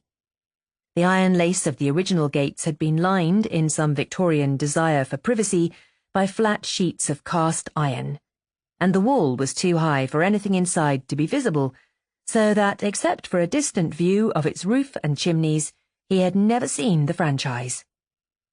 His first feeling was disappointment. It was not the fallen on evil times look of the house, although that was evident. It was the sheer ugliness of it. Either it had been built too late to share in the grace of a graceful period, or the builder had lacked an architect's eye. He had used the idiom of the time, but it had apparently not been native to him. Everything was just a little wrong. The windows the wrong size by half a foot, wrongly placed by not much more. The doorway the wrong width, and the flight of steps the wrong height. The total result was that instead of the bland contentment of its period, the house had a hard stare, an antagonistic, questioning stare. As he walked across the courtyard to the unwelcoming door, Robert knew what it reminded him of. A dog that has been suddenly wakened from sleep by the advent of a stranger, propped on his forelegs, uncertain for a moment whether to attack or merely bark. It had the same, "What are you doing here?" expression. Before he could ring the bell, the door was opened, not by a maid, but by Marion Sharp. "I saw you coming," she said, putting out her hand. "I didn't want you to ring because my mother lies down in the afternoons, and I am hoping that we can get this business over before she wakes up. Then she need never know anything about it. I am more grateful than I can say to you for coming." Robert murmured something, and noticed that her eyes, which he had expected to be a bright gypsy brown, were actually a grey hazel. She drew him into the hall, and he noticed as he put his hat down on a chest that the rug on the floor was threadbare. "The law is in here," she said, pushing open a door and ushering him into a drawing-room. Robert would have liked to talk to her alone for a moment, to orientate himself, but it was too late now to suggest that. This was evidently the way she wanted it. Sitting on the edge of a beadwork chair was Hallam, looking sheepish, and by the window, entirely at his ease in a very nice piece of Hepplewhite, was Scotland Yard, in the person of a youngish spare man in a well-tailored suit. As they got up, Hallam and Robert nodded to each other. "You know Inspector Hallam, then?" Marion Sharp said, "and this is Detective Inspector Grant from headquarters." Robert noticed the headquarters and wondered. Had she already at some time had dealings with the police, or was it that she just didn't like the slightly sensational sound of the yard? Grant shook hands and said, "I'm glad you've come, Mr. Blair, not only for Miss Sharp's sake, but for my own." "Yours?" I couldn't very well proceed until Miss Sharp had some kind of support. Friendly support, if not legal, but if legal, so much the better. I see. And what are you charging her with? We are not charging her with anything, Grant began, but Marian interrupted him. I am supposed to have kidnapped and beaten up someone. Beaten up? Robert said, staggered. Yes, she said, with a kind of relish in enormity. Beaten her black and blue. Her? A girl. She is outside the gate in a car now. I think we had better begin at the beginning, Robert said, clutching after the normal. Perhaps I had better do the explaining, Grant said mildly. Yes, said Miss Sharp. Do. After all, it is your story. Robert wondered if Grant were aware of the mockery.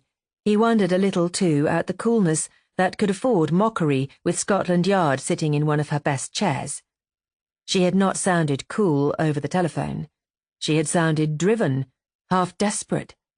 Perhaps it was the presence of an ally that had heartened her.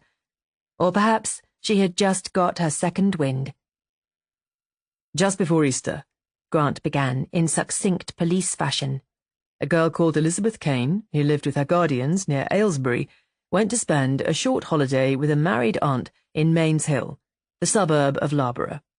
She went by coach because the London-Loughborough coaches passed through Aylesbury and also passed through Mains Hill before reaching Loughborough, so that she could get off the coach in Mains Hill and be within a 3-minute walk of her aunt's house, instead of having to go into Loughborough and come all the way out again, as she would have to if she travelled by train. At the end of a week, her guardians, a Mr. and Mrs. Wynne, had a postcard from her saying that she was enjoying herself very much and was staying on. They took this to mean staying on for the duration of her school holiday, which would mean another 3 weeks. When she didn't turn up, on the day before she was supposed to go back to school, they took it for granted that she was merely playing truant and wrote to her aunt to send her back. The aunt, instead of going to the nearest call box or telegraph office, broke it to the Wynnes in a letter that her niece had left on her way back to Aylesbury a fortnight previously.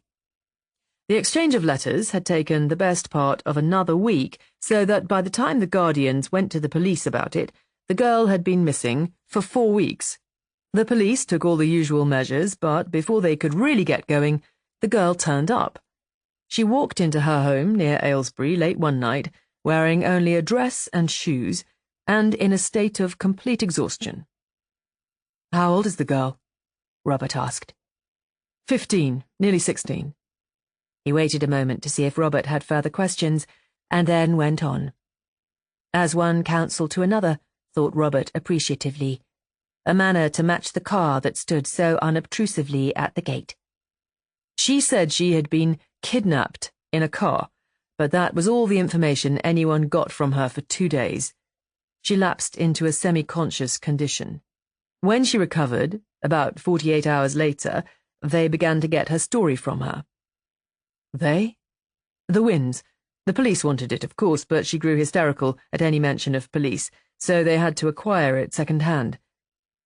She said that while she was waiting for her return coach at the crossroads in Mains Hill, a car pulled up at the curb with 2 women in it. The younger woman who was driving asked her if she was waiting for a bus and if they could give her a lift. Was the girl alone? Yes. Why, didn't anyone go to see her off? Her uncle was working and her aunt had gone to be godmother at a christening.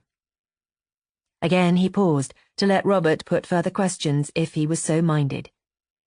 The girl said that she was waiting for the London coach, and they told her that it had already gone by. Since she had arrived at the crossroads with very little time to spare, and her watch was not a particularly accurate one, she believed this. Indeed, she had begun to be afraid, even before the car stopped, that she had missed the coach. She was distressed about it because it was by then 4 o'clock, beginning to rain and growing dark. They were very sympathetic and suggested that they should give her a lift to a place whose name she did not catch, where she could get a different coach to London in half an hour's time. She accepted this gratefully and got in beside the elder woman in the back of the car. A picture swam into Robert's mind of old Mrs. Sharp, upright and intimidating, in her usual place in the back of the car. He glanced at Marion Sharp, but her face was calm. This was a story she had heard already. The rain blurred the windows, and she talked to the older woman about herself as they went along, so that she paid little attention to where they were going. When she at last took notice of her surroundings, the evening outside the windows had become quite dark, and it seemed to her that they had been travelling for a long time. She said something about its being extraordinarily kind of them to take her so far out of their way, and the younger woman, speaking for the first time, said that as it happened, it was not out of their way, and that, on the contrary, she would have time to come in and have a cup of something hot with them before they took her on to her new crossroads.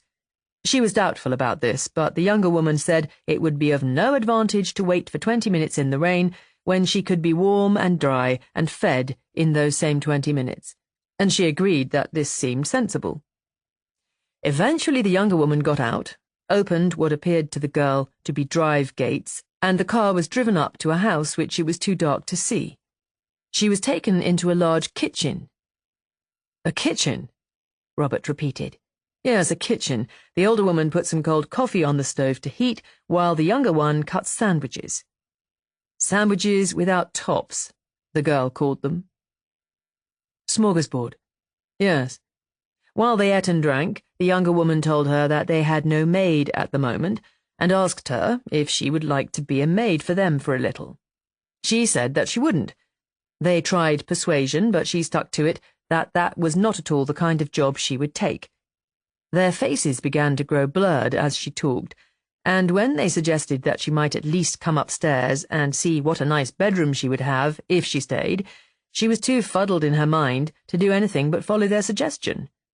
She remembers going up a first flight with a carpet, and a second flight with what she calls something hard underfoot, and that was all she remembered until she woke in daylight on a truckle bed in a bare little attic. She was wearing only her slip, and there was no sign of the rest of her clothes.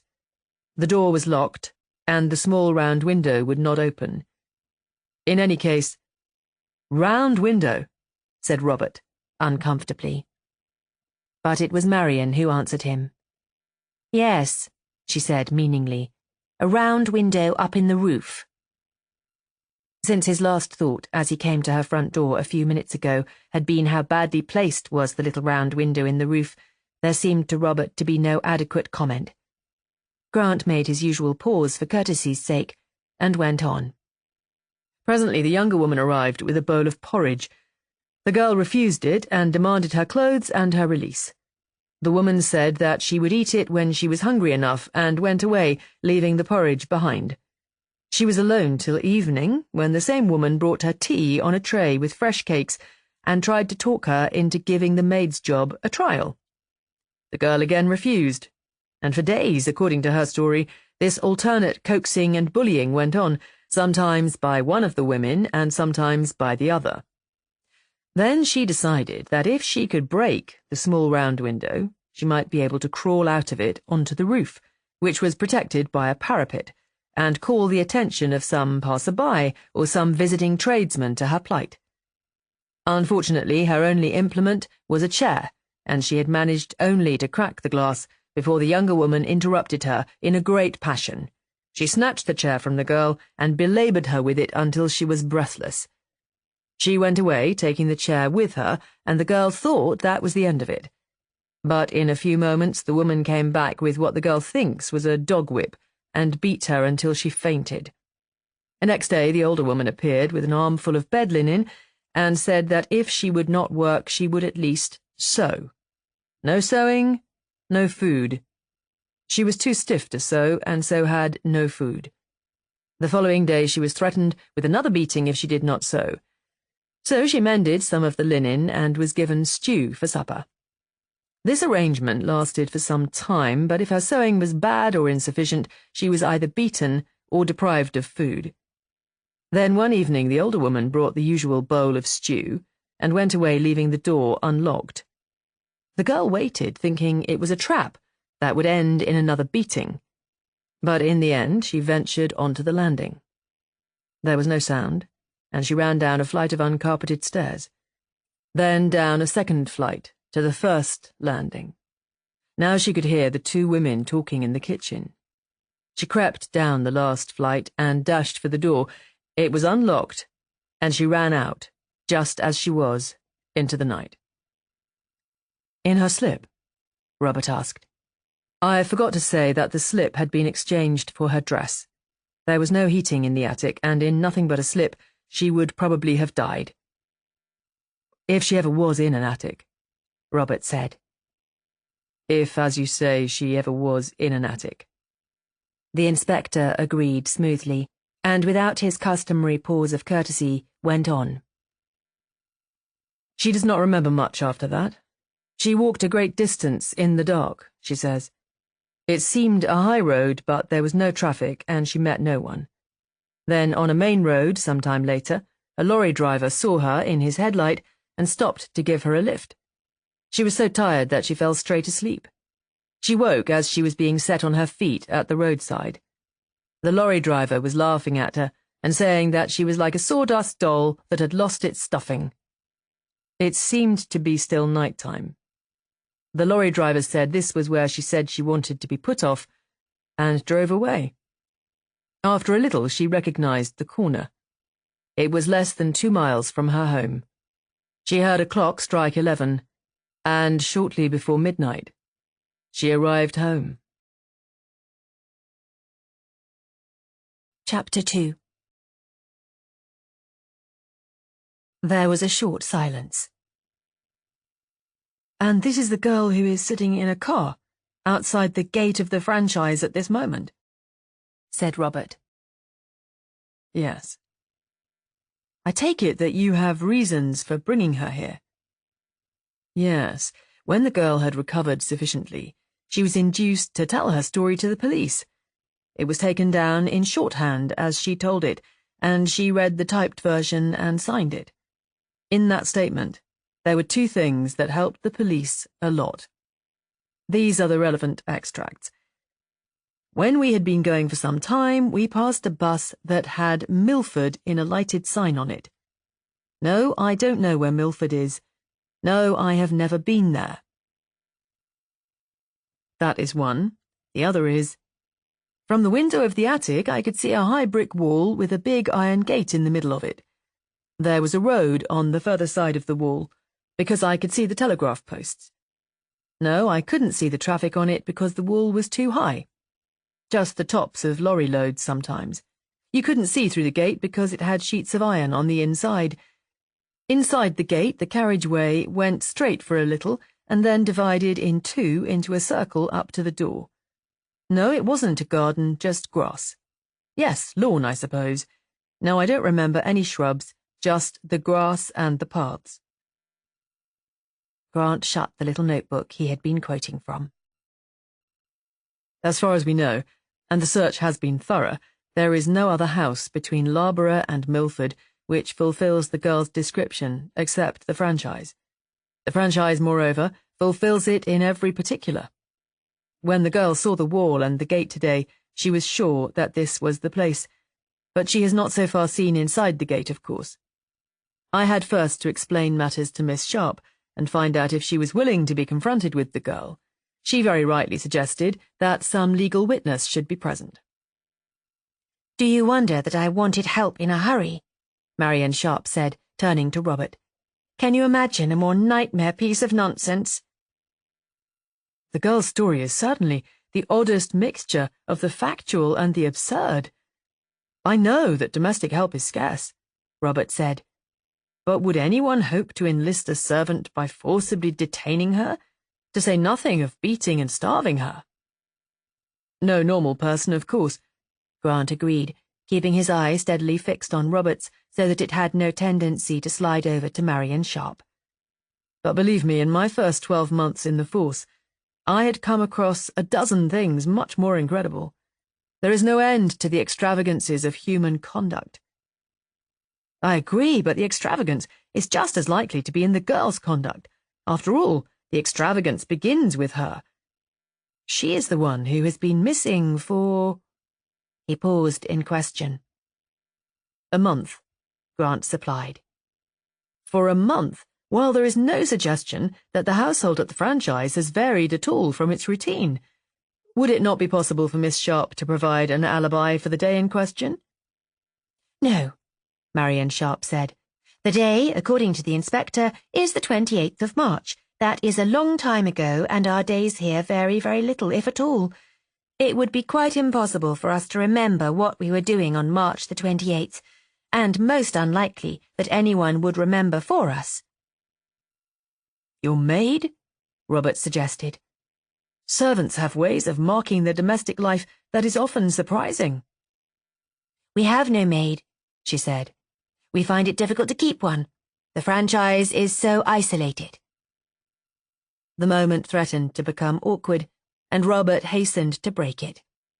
This girl, I don't know her name, by the way. Elizabeth Kane, known as Betty Kane. Oh, yes, you did tell me. I'm sorry.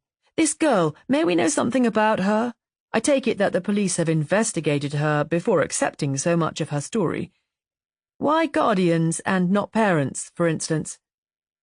She is a war orphan. She was evacuated to the Aylesbury district as a small child. She was an only child and was billeted with the Wynns, who had a boy 4 years older. About 12 months later, both parents were killed in the same incident, and the Wynns, who had always wanted a daughter and were very fond of the child, were glad to keep her. She looks on them as her parents, since she can hardly remember the real ones. I see. And her record? Excellent. A very quiet girl, by every account. Good at her schoolwork, but not brilliant. Has never been in any kind of trouble, in school or out of it. Transparently truthful was the phrase her form mistress used about her. When she eventually turned up at her home, after her absence, was there any evidence of the beatings she said she had been given? Oh, yes, very definitely. The Wynn's own doctor saw her early next morning, and his statement is that she had been very extensively knocked about. Indeed, some of the bruises were still visible much later, when she made her statement to us.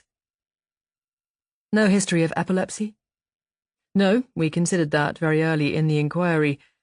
I should like to say that the Wynns are very sensible people. They have been greatly distressed, but they have not tried to dramatize the affair or allowed the girl to be an object of interest or pity. They have taken the affair admirably. And all that remains is for me to take my end of it with the same admirable detachment, Marion Sharp said. You see my position, Miss Sharp. The girl not only describes the house in which she says she was detained, she describes the two inhabitants, and describes them very accurately. A thin, elderly woman with soft white hair and no hat, dressed in black, and a much younger woman, thin and tall and dark like a gypsy, with no hat and a bright silk scarf round her neck. Oh yes, I can think of no explanation, but I understand your position. And now I think we had better have the girl in, but before we do, I should like to say— The door opened noiselessly, and old Mrs. Sharp appeared on the threshold. The short pieces of white hair round her face stood up on end, as her pillow had left them, and she looked more than ever like a sibyl. She pushed the door to behind her and surveyed the gathering with a malicious interest. "Ha!" she said, making a sound like the throaty squawk of a hen. "3 strange men." "Let me present them, Mother," Marion said, as the 3 got to their feet. "This is Mr. Blair of Blair, Hayward and Bennett, the firm who have that lovely house at the top of the High Street." As Robert bowed, the old woman fixed him with her seagull's eye. "Needs retiling," she said. It did, but it was not the greeting he had expected. It comforted him a little that her greeting to Grant was even more unorthodox.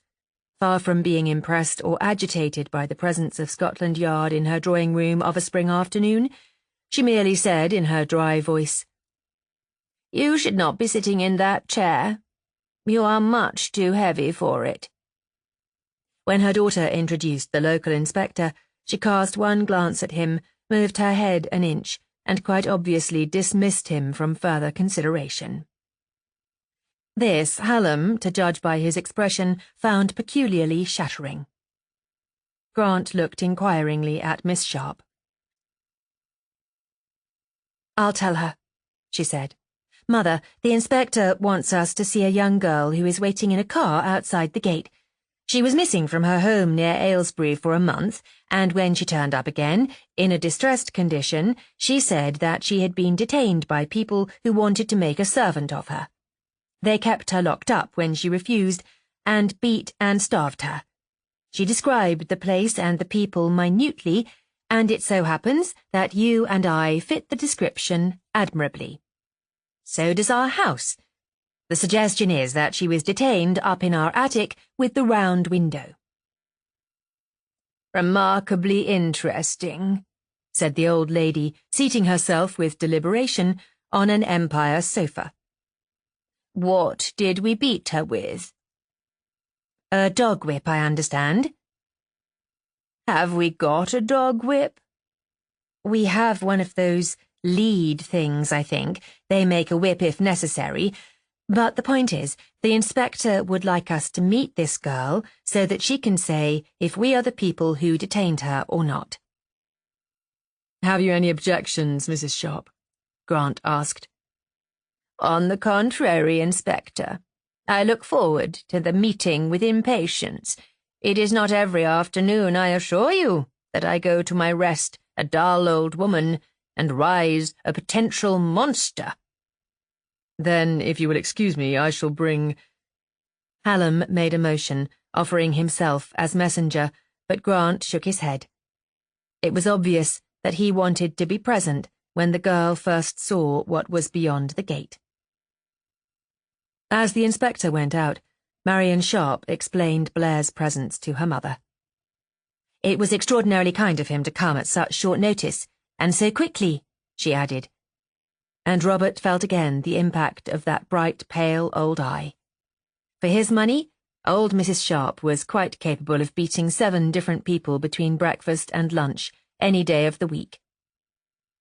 You have my sympathy, Mr. Blair, she said, unsympathetically. Why, Mrs. Sharp? I take it that Broadmoor is a little out of your line. Broadmoor? Criminal lunacy. I find it extraordinarily stimulating, Robert said, refusing to be bullied by her. This drew a flash of appreciation from her, something that was like the shadow of a smile. Robert had the odd feeling that she suddenly liked him, but if so, she was making no verbal confession of it. Her dry voice said tartly, Yes, I expect the distractions of Milford are scarce and mild. My daughter pursues a piece of gutta-percha round the golf course.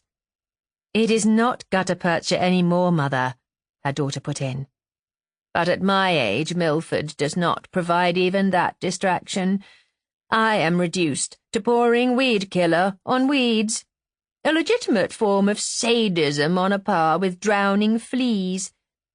Do you drown your fleas, Mr. Blair? No, I squash them, but I have a sister who used to pursue them with a cake of soap.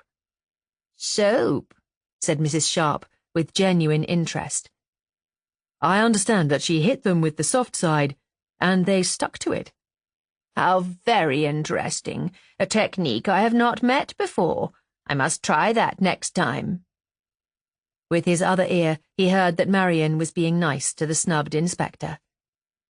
You play a very good game, Inspector, she was saying.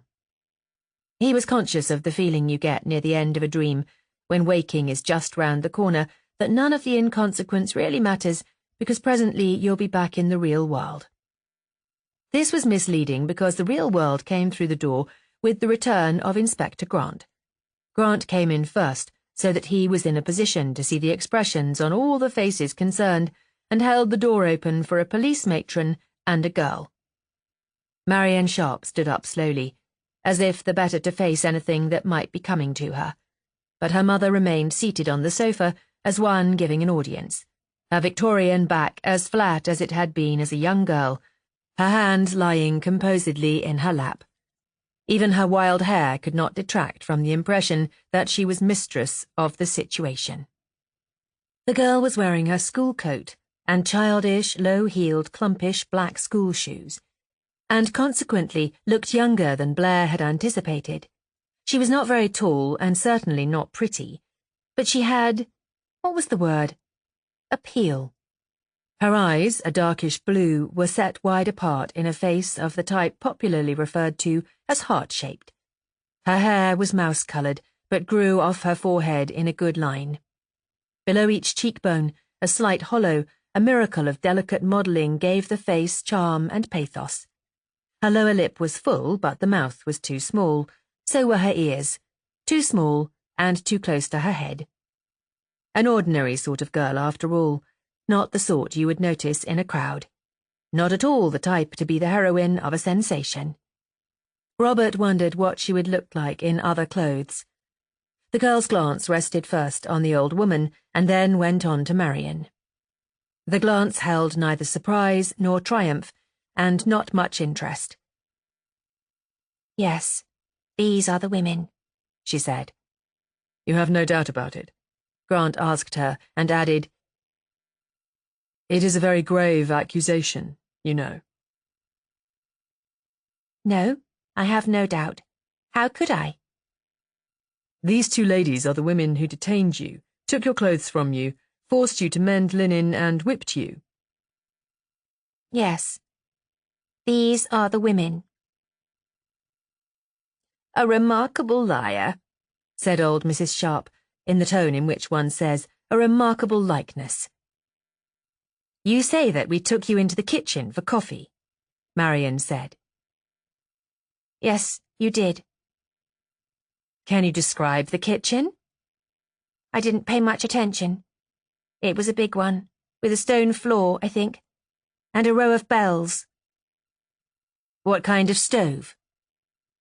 "I didn't notice the stove, but the pan the old woman heated the coffee in was a pale blue enamel one with a dark blue edge and a lot of chips off round the bottom edge."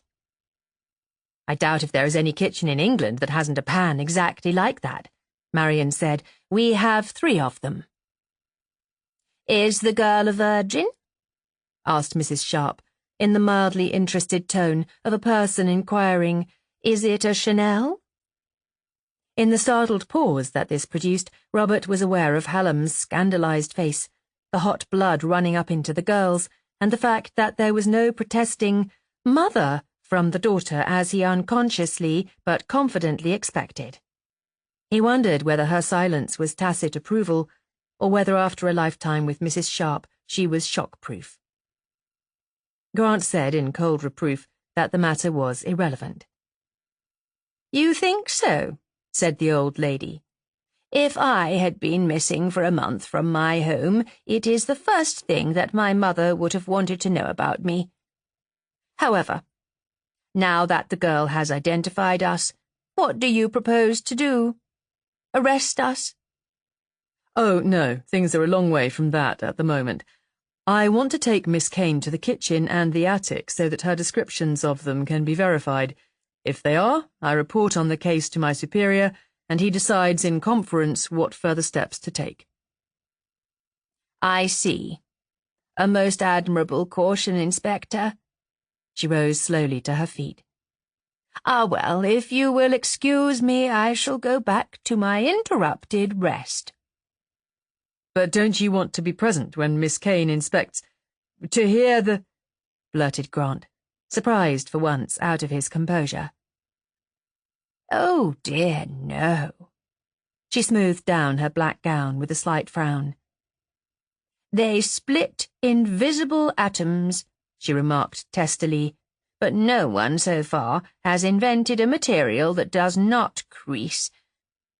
I have not the faintest doubt," she went on, "that Miss Kane will identify the attic. Indeed, I should be surprised beyond belief if she failed to." She began to move towards the door, and consequently towards the girl, and for the first time the girl's eyes lit with expression. A spasm of alarm crossed her face. The police matron came forward a step, protectively. Mrs. Sharp continued her unhurried progress, and came to rest a yard or so from the girl, so that they were face to face.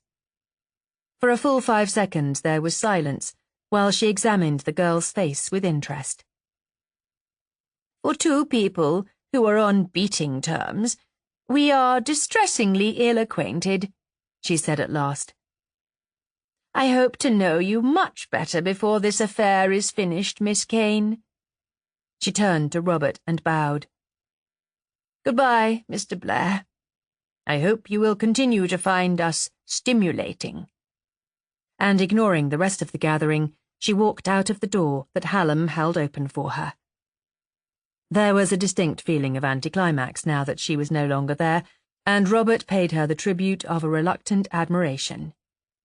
It was no small achievement to steal the interest from an outraged heroine. "You have no objections to letting Miss Kane see the relevant parts of the house, Miss Sharp?" Grant asked. "Of course not. But before we go further, I should like to say what I was going to say before you brought Miss Kane in. I am glad that Miss Kane is present to hear it now. It is this. I have never, to my knowledge, seen this girl before. I did not give her a lift anywhere on any occasion. She was not brought into this house, either by me or by my mother, nor was she kept here. I should like that to be clearly understood." "Very well, Miss Sharp. It is understood that your attitude is a complete denial of the girl's story."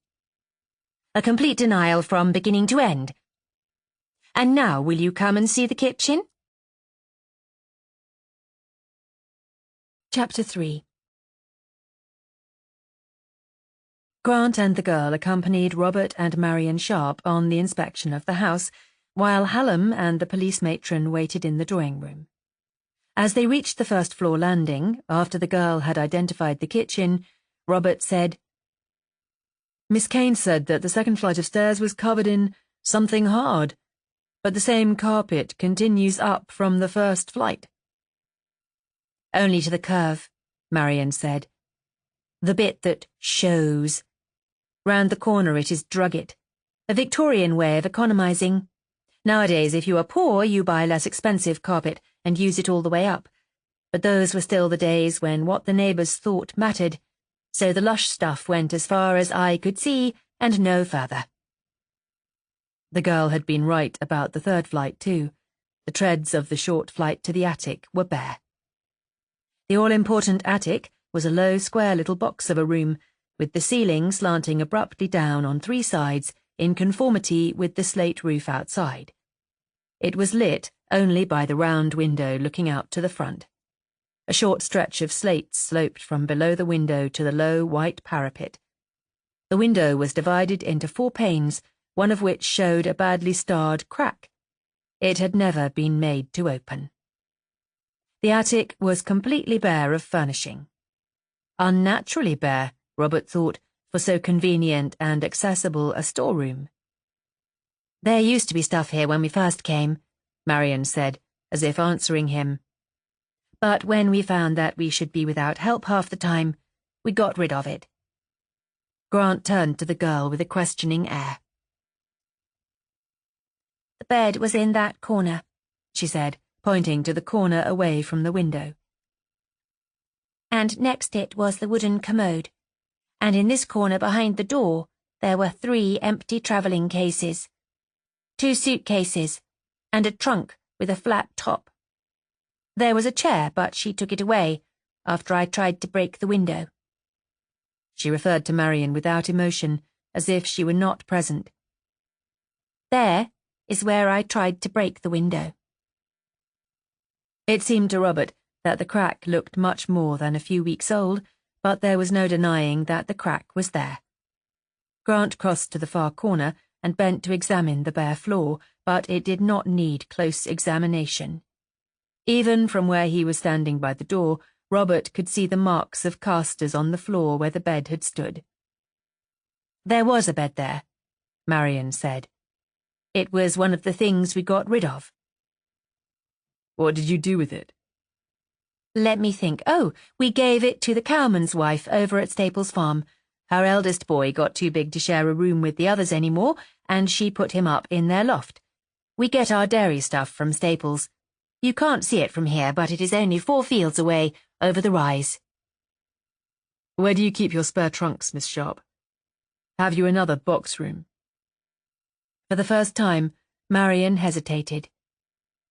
We do have a large square trunk with a flat top, but my mother uses it to store things in. When we inherited the franchise, there was a very valuable tall boy in the bedroom my mother has, and we sold it and used the big trunk instead, with a chintz cover on it. My suitcases I keep in the cupboard on the first-floor landing. Miss Kane, do you remember what the cases looked like? Oh, yes. One was a brown leather with those sort of caps at the corners, and the other was one of those American-looking canvas-covered ones with stripes. Well, that was definite enough. Grant examined the room a little longer, studied the view from the window, and then turned to go. May we see the suitcases in the cupboard? He asked Marion. Certainly, Marion said, but she seemed unhappy. On the lower landing, she opened the cupboard door and stood back to let the inspector look. As Robert moved out of their way, he caught the unguarded flash of triumph on the girl's face. It so altered her calm, rather childish face that it shocked him. It was a savage emotion, primitive and cruel, and very startling on the face of a demure schoolgirl who was the pride of her guardians and preceptors. The cupboard contained shelves bearing household linen, and on the floor 4 suitcases. 2 were expanding ones, one of pressed fibre and one of rawhide. The other 2 were a brown cowhide with protected corners and a square canvas-covered hat box with a broad band of multicoloured stripes down the middle. Are these the cases? Grant asked. Yes, the girl said. Those 2. I am not going to disturb my mother again this afternoon, Marion said with sudden anger. I acknowledge that the trunk in her room is large and flat-topped. It has been there, without interruption, for the last 3 years. Very good, Miss Sharp. And now the garage, if you please. Down at the back of the house, where the stables had been converted long ago into a garage, the little group stood and surveyed the battered old grey car. Grant read out the girl's untechnical description of it, as recorded in her statement. It fitted, but it would fit equally well at least 1,000 cars on the roads of Britain today, Blair thought. It was hardly evidence at all. One of the wheels was painted a different shade from the others and didn't look as if it belonged. The different wheel was the one in front on my side, as it was standing at the pavement, Grant finished. In silence, the 4 people looked at the darker grey of the near front wheel. There seemed nothing to say.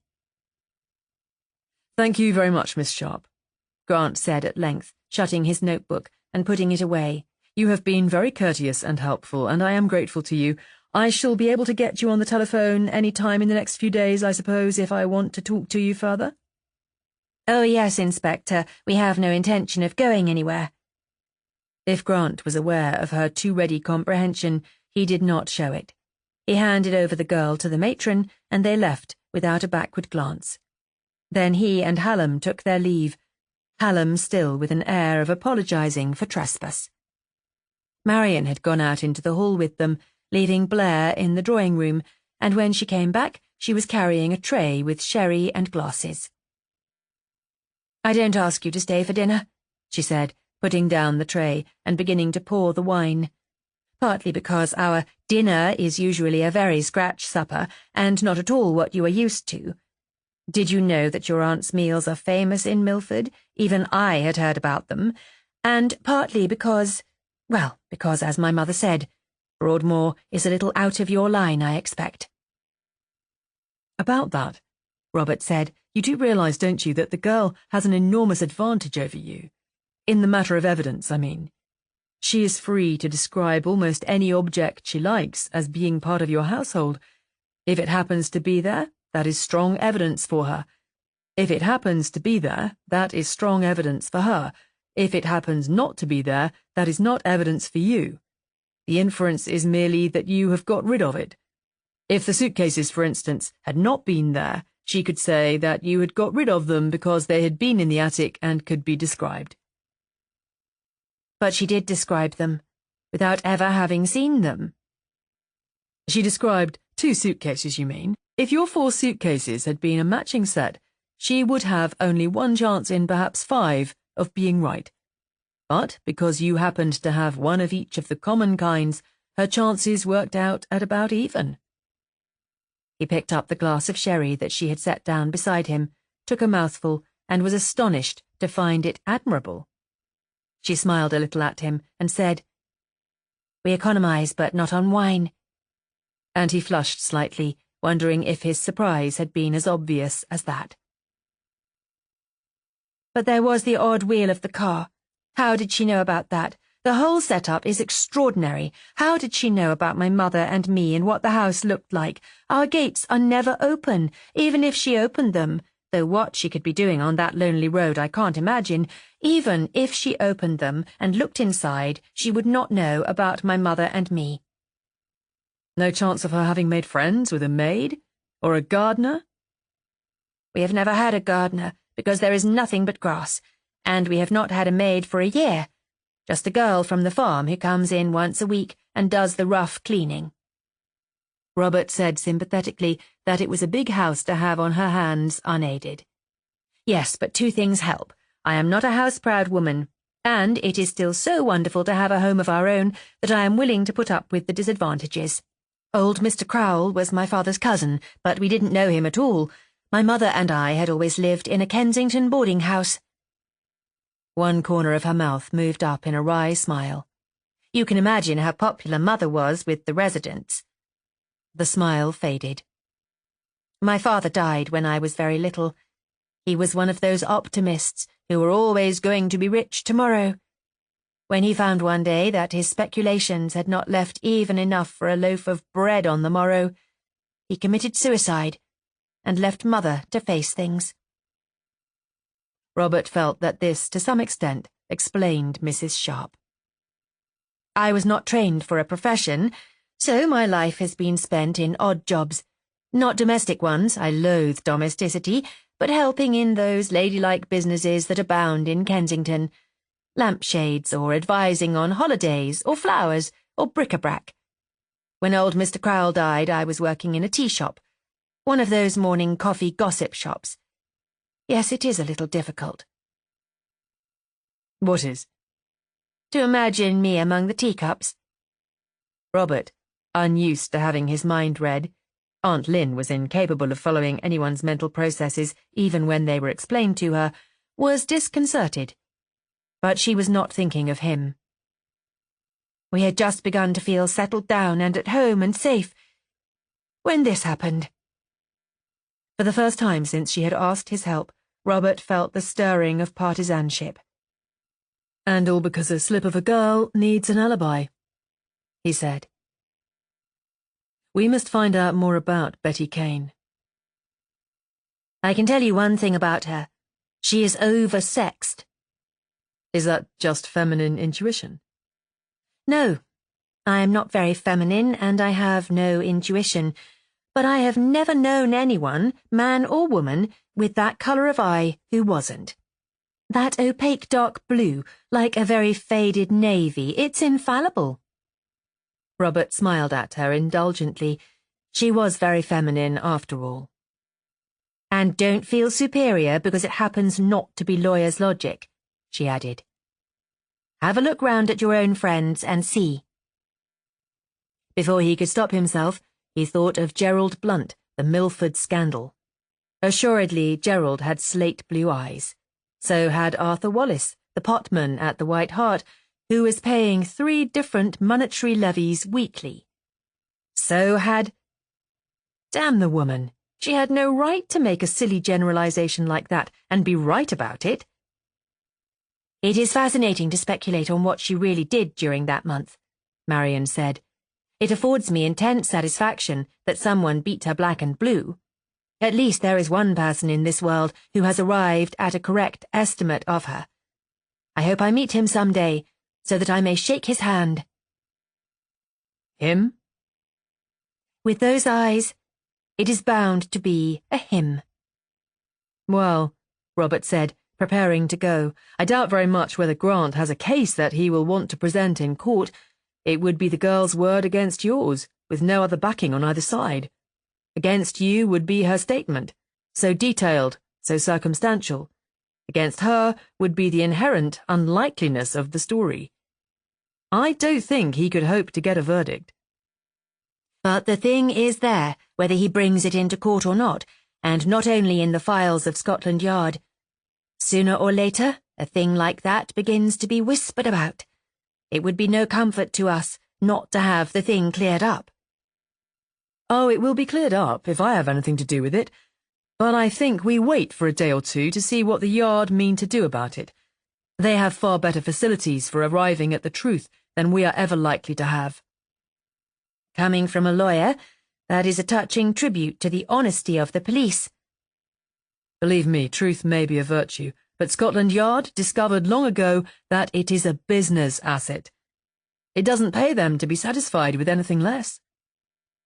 If he did bring it to court, she said, coming to the door with him, and did get a verdict, what would that mean for us?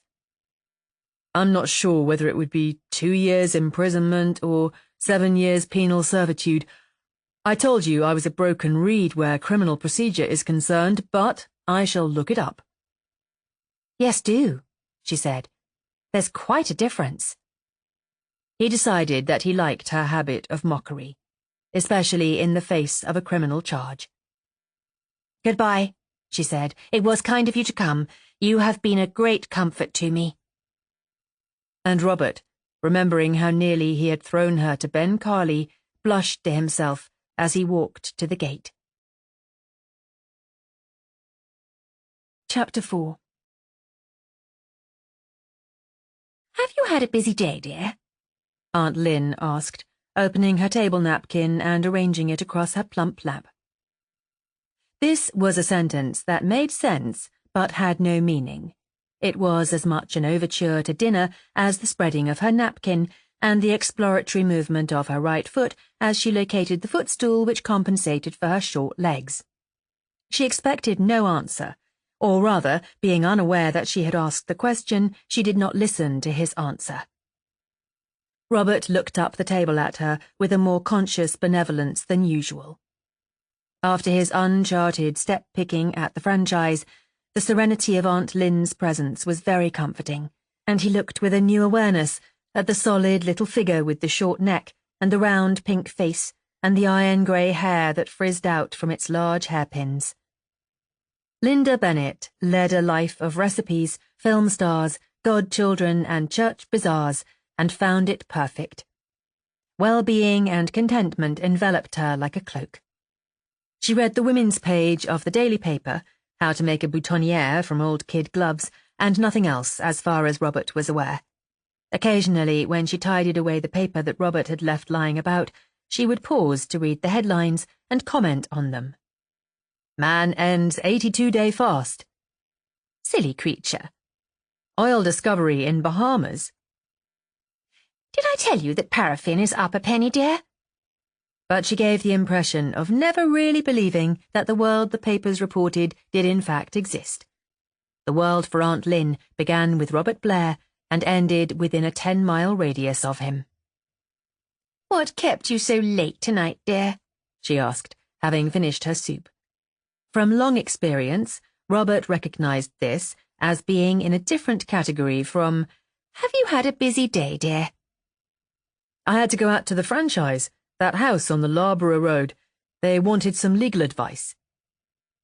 Those odd people. I didn't know you knew them. I didn't. They just wanted my advice.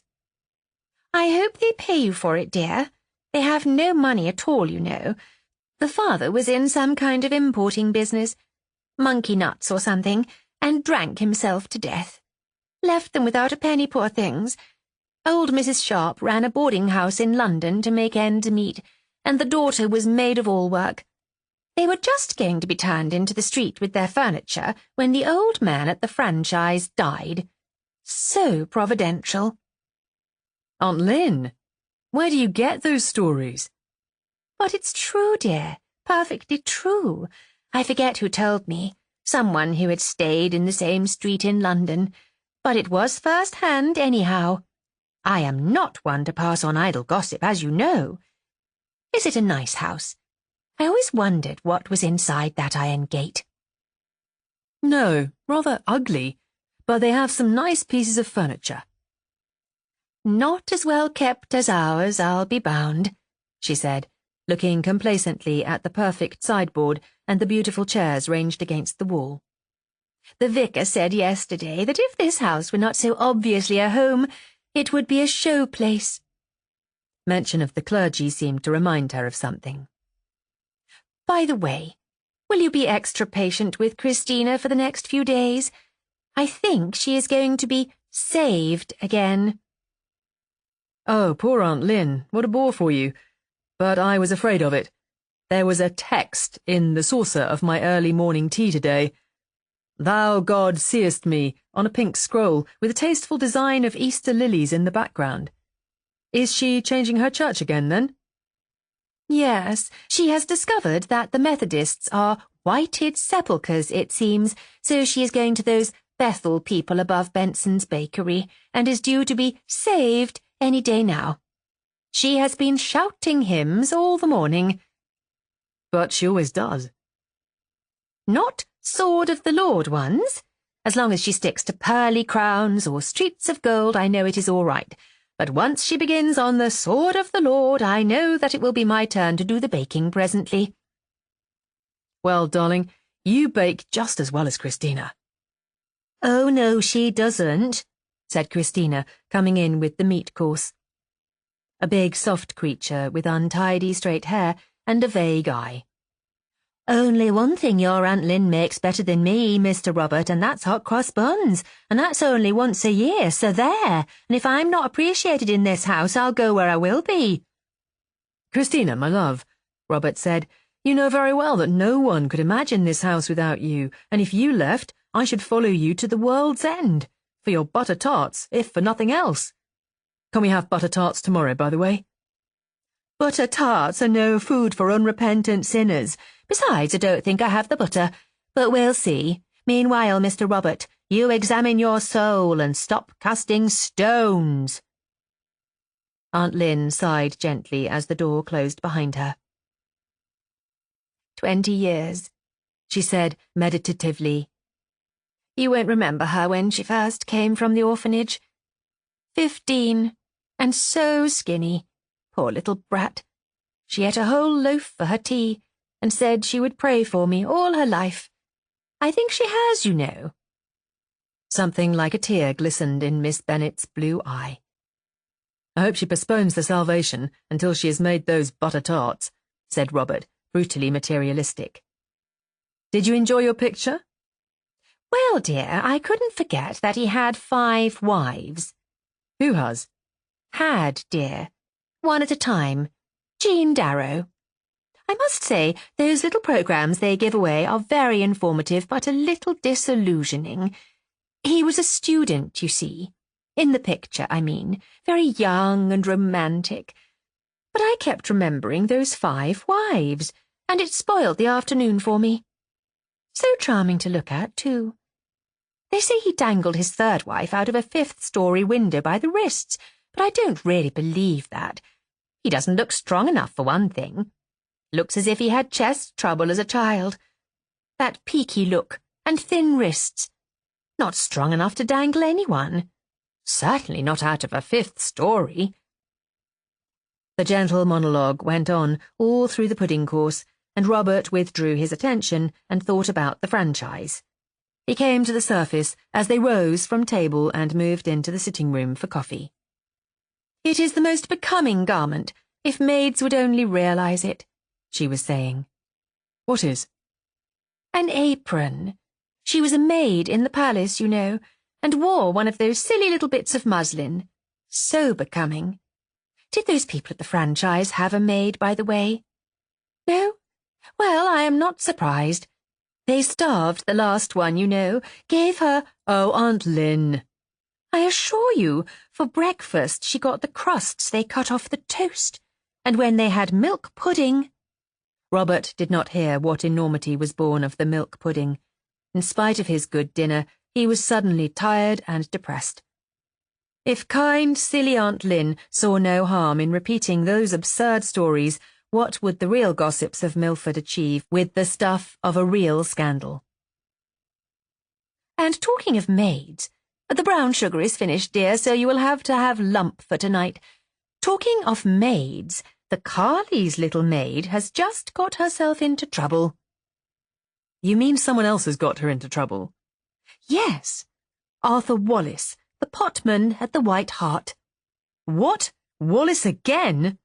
Yes, it really is getting past a joke, isn't it? I can't think why the man doesn't get married. It would be much cheaper. But Robert was not listening. He was back in the drawing room at the franchise, being gently mocked for his legal intolerance of a generalization. Back in the shabby room with the unpolished furniture, where things lay about on chairs and no one bothered to tidy them away. And where, now he came to think of it, no one ran round after him with an ashtray. Chapter 5. It was more than a week later that Mr. Heseltine put his thin, small grey head round Robert's door to say that Inspector Hallam was in the office and would like to see him for a moment. The room on the opposite side of the hall, where Mr. Heseltine lorded it over the clerks, was always referred to as the office, although both Robert's room and the little one behind it, used by Neville Bennet, were, in spite of their carpets and their mahogany, plainly offices too. There was an official waiting room behind the office, a small room corresponding to young Bennet's, but it had never been popular with the Blair, Haywood and Bennet clients. Callers stepped into the office to announce themselves, and usually stayed there gossiping until such times as Robert was free to see them. The little waiting room had long ago been appropriated by Miss Tuff for writing Robert's letters in, away from the distraction of visitors and from the office boys' sniffings. When Mr. Heseltine had gone away to fetch the inspector, Robert noticed with surprise that he was apprehensive, as he had not been apprehensive since, in the days of his youth, he approached a list of examination results pinned on a board. Was his life so placid that a stranger's dilemma should stir it to that extent? Or was it that the Sharps had been so constantly in his thoughts for the last week that they had ceased to be strangers? He braced himself for whatever Hallam was going to say. But what emerged from Hallam's careful phrases was that Scotland Yard had let them understand that no proceedings would be taken on the present evidence. Blair noticed the present evidence and gauged its meaning accurately. They were not dropping the case. Did the Yard ever drop a case? They were merely sitting quiet. The thought of Scotland Yard sitting quiet was not a particularly reassuring one in the circumstances. "I take it that they lacked corroborative evidence," he said. "They couldn't trace the lorry driver who gave her the lift," Hallam said. "That wouldn't surprise them." "No," Hallam agreed. "No driver is going to risk the sack by confessing he gave anyone a lift, especially a girl. Transport bosses are strict about that, and when it is a case of a girl in trouble of some kind, and when it's the police that are doing the asking, no man in his senses is going to own up to even having seen her." He took the cigarette that Robert offered him. "They needed that lorry driver," he said. "Or someone like him," he added. "Yes," Robert said reflectively. "What did you make of her, Hallam?" "The girl? I don't know. Nice kid, seemed quite genuine. Might have been one of my own." This, Blair realized, was a very good sample of what they would be up against if it ever came to a case. To every man of good feeling, the girl in the witness box would look like his own daughter. Not because she was a waif, but for the very good reason that she wasn't. The decent school coat, the mousy hair, the unmade-up young face with its appealing hollow below the cheekbone, the wide-set candid eyes. It was a prosecuting counsel's dream of a victim. "Just like any other girl of her age," Hallam said, still considering it. "Nothing against her." "So you don't judge people by the colour of their eyes?" Robert said idly, his mind still on the girl. "Oh, don't I?" said Hallam surprisingly. "Believe me, There's a particular shade of baby blue that condemns a man, as far as I'm concerned, before he has opened his mouth. Plausible liars, every one of them." He paused to pull on his cigarette. "Given to murder too, come to think of it. Though I haven't met many killers." "You alarm me," Robert said. "In the future I shall give baby blue eyes a wide berth." Hallam grinned. "As long as you keep your pocketbook shut, you needn't worry. All baby blue's lies are for money. He only murders when he gets too entangled in his lies. The real murderer's mark is not the colour of the eyes, but their setting." Setting? Yes, they are set differently. The two eyes, I mean. They look as if they belonged to different faces. I thought you hadn't met many.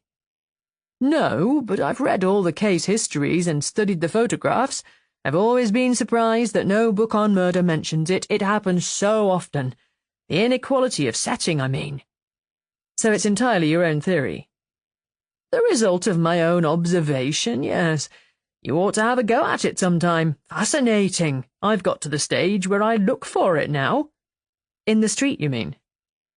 No, not quite as bad as that. But in each new murder case, I wait for the photograph, and when it comes, I think, there, what did I tell you? And when the photograph comes and the eyes are of a mathematical identity? Then it is nearly always what one might call an accidental murder, the kind of murder that might happen to anyone, given the circumstances. And when you turn up a photograph of the revered vicar of Nether Dumbleton, who is being given a presentation by his grateful parishioners to mark his 50th year of devoted service, and you note that the setting of his eyes is wildly unequal, what conclusion do you come to? That his wife satisfies him, his children obey him, his stipend is sufficient for his needs, he has no politics, he gets on with the local bigwigs, and he is allowed to have the kind of services he wants. In fact, he has never had the slightest need to murder anyone. It seems to me that you are having your cake, and eating it very nicely. Huh, Hallam said disgustedly. Just wasting good police observation on a legal mind. I'd have thought, he added, moving to go, that a lawyer would be glad of some free tips about judging perfect strangers. All you are doing, Robert pointed out, is corrupting an innocent mind. I shall never be able to inspect a new client from now on without my subconscious registering the colour of his eyes and the symmetry of their setting. Well, that's something. It's about time you knew some of the facts of life. Thank you for coming to tell me about the franchise affair, Robert said, returning to sobriety. The telephone in this town, Hallam said, is about as private as the radio. Anyhow, thank you. I must let the Sharps know at once. As Hallam took his leave, Robert lifted the telephone receiver. He could not, as Hallam said, talk freely over the telephone, but he would say that he was coming out to see them immediately and that the news was good. That would take the present weight off their minds. It would also, he glanced at his watch, be time for Mrs. Sharp's daily rest, so perhaps he would have a hope of avoiding the old dragon. And also a hope of a tete-a-tete with Marion Sharp, of course, though he left that thought unformulated at the back of his mind. But there was no answer to his call. With the bored and reluctant aid of the exchange, he rang the number for a solid 5 minutes, without result. The Sharps were not at home. While he was still engaged with the exchange, Neville Bennet strolled in, clad in his usual outrageous tweed, a pinkish shirt and a purple tie. Robert, eyeing him over the receiver, wondered for the 100th time what was going to become of Blair, Hayward and Bennet when it at last slipped from his good Blair grasp into the hands of this young sprig of the Bennets. That the boy had brains, he knew, but brains wouldn't take him far in Milford. Milford expected a man to stop being undergraduate when he reached graduate age, but there was no sign of Neville's acceptance of the world outside his coterie. He was still actively, if unconsciously, épatéing that world, as his clothes bore witness. It was not that Robert had any desire to see the boy in customary suits of solemn black. His own suit was a grey tweed, and his country clientele would look doubtfully on town clothes. "That awful little man with the striped suits," Marion Sharp had said of a town-clad lawyer in that unguarded moment on the telephone. But there were Tweeds, and Neville Bennets were the second kind, quite outrageously the second kind. "Robert," Neville said, as Robert gave it up and laid down the receiver. "I've finished the papers on the Calthorpe transfer, and I thought I would run into Loughborough this afternoon if you haven't anything you want me to do." "Can't you talk to her on the telephone?" Robert asked. Neville being engaged in the casual modern fashion to the Bishop of Loughborough's third daughter. "Oh, it isn't Rosemary. She's in London for a week."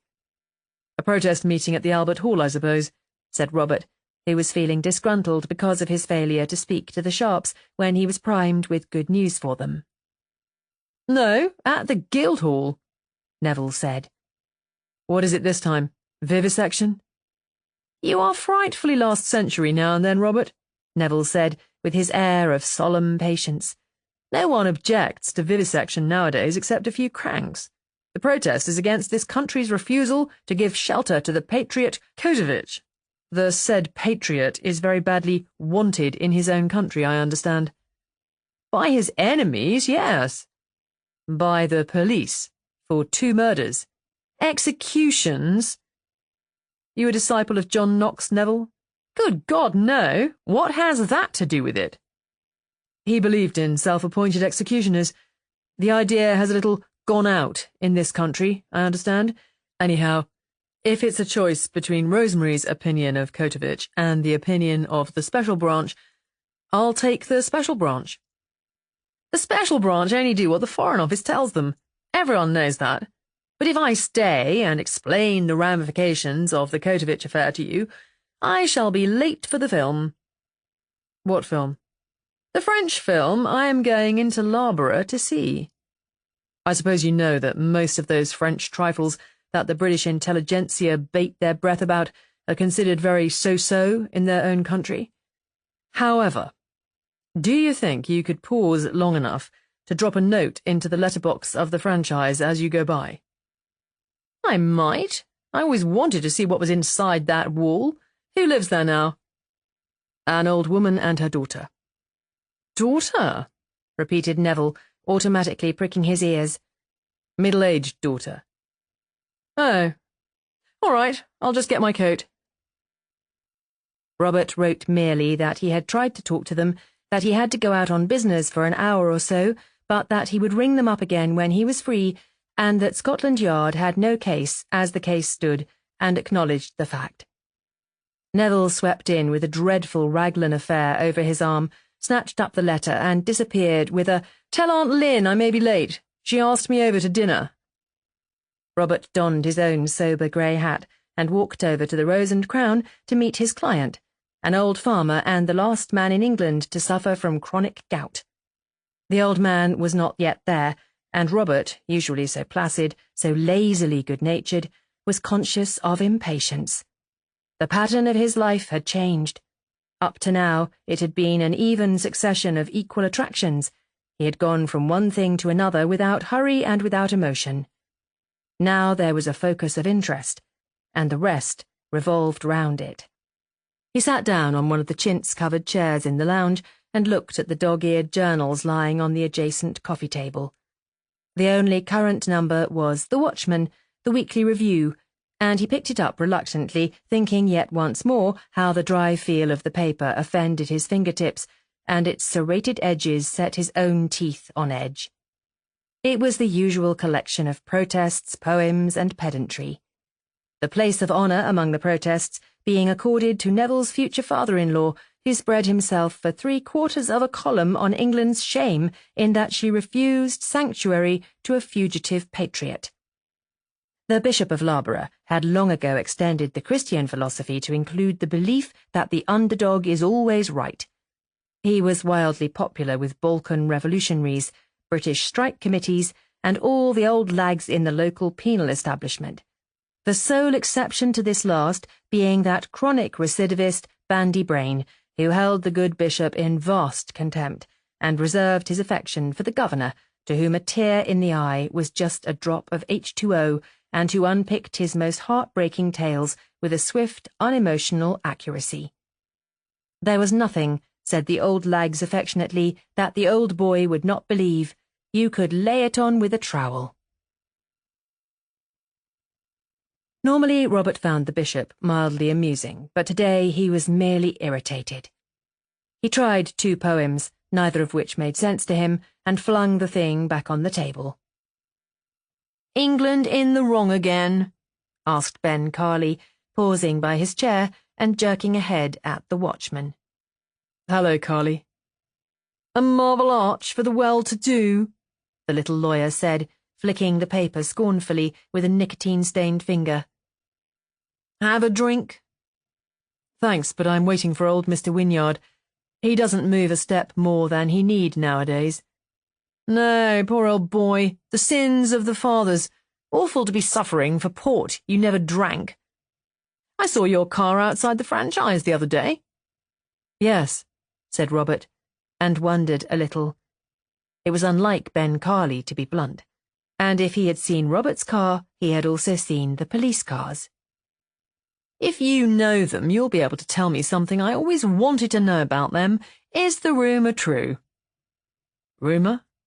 Are they witches?" "Are they supposed to be?" said Robert lightly. "There's a strong support for the belief in the countryside, I understand," Carley said, his bright black eyes resting for a moment on Robert's with intention, and then going on to wander over the lounge with their habitual quick interrogation. Robert understood that the little man was offering him, tacitly, information that he thought ought to be useful to him.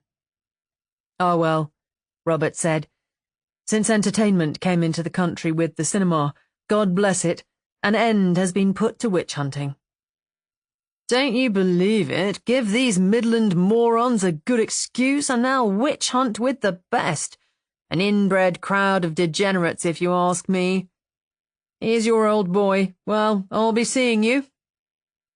It was one of Robert's chief attractions that he was genuinely interested in people and in their troubles, and he listened to old Mr. Wynyard's rambling story with a kindness that won the old man's gratitude, and added, although he was unaware of it, 100 to the sum that stood against his name in the old farmer's will. But as soon as their business was over, he made straight for the hotel telephone. There were far too many people about, and he decided to use the one in the garage over in Sin Lane. The office would be shut by now, and anyway, it was further away. And if he telephoned from the garage, so his thoughts went as he strode across the street, he would have his car at hand if they asked him to come out and discuss the business further, as they very well might, as they almost certainly would. Yes, of course they would want to discuss what they could do to discredit the girl's story, whether there was to be a case or not. He had been so relieved over Hallam's news that he had not yet come round in his mind to considering what. "Evening, Mr. Blair," Bill Bruff said, oozing his large person out of the narrow office door, his round calm face bland and welcoming. "Want your car?" "No, I want to use your telephone first, if I may." "Sure. Go ahead." Stanley, who was under a car, poked his fawn's face out and asked, "Know anything?" "Not a thing, Stan. Haven't had a bet for months." "I'm £2 down on a cow called Bride Promise. That's what comes of putting your faith in horse flesh. Next time you know something—" "Next time I have a bet, I'll tell you, but it will still be horseflesh." "As long as it's not a cow," Stanley said, disappearing under the car again, and Robert moved into the hot, bright little office and picked up the receiver. It was Marian who answered, and her voice sounded warm and glad. "You can't imagine what a relief your note was to us. Both my mother and I have been picking oakum for the last week. Do they still pick oakum, by the way?" "I think not. It is something more constructive nowadays, I understand." "Occupational therapy?" "More or less." "I can't think of any compulsory sewing that would improve my character." "They would probably find you something more congenial. It is against modern thought to compel a prisoner to do anything that he doesn't want to." That is the first time I have heard you sound tart. Was I tart? Pure Angostura. Well, she had reached the subject of drink. Perhaps now she would suggest his coming out for sherry before dinner. What a charming nephew you have, by the way. Nephew? The one who brought the note? He is not my nephew, Robert said coldly. Why was it so aging to be avuncular? He is my first cousin once removed, but I am glad you liked him. This would not do. He would have to take the bull by the horns. I should like to see you sometime to discuss what we can do to straighten things out, to make things safer. He waited. Yes, of course. Perhaps we could look in at your office one morning when we are shopping. What kind of thing could we do, do you think? Some kind of private inquiry, perhaps. I can't very well discuss it over the telephone. No, of course you can't. How would it do if we came in on Friday morning? That is our weekly shopping day, or is Friday a busy day for you?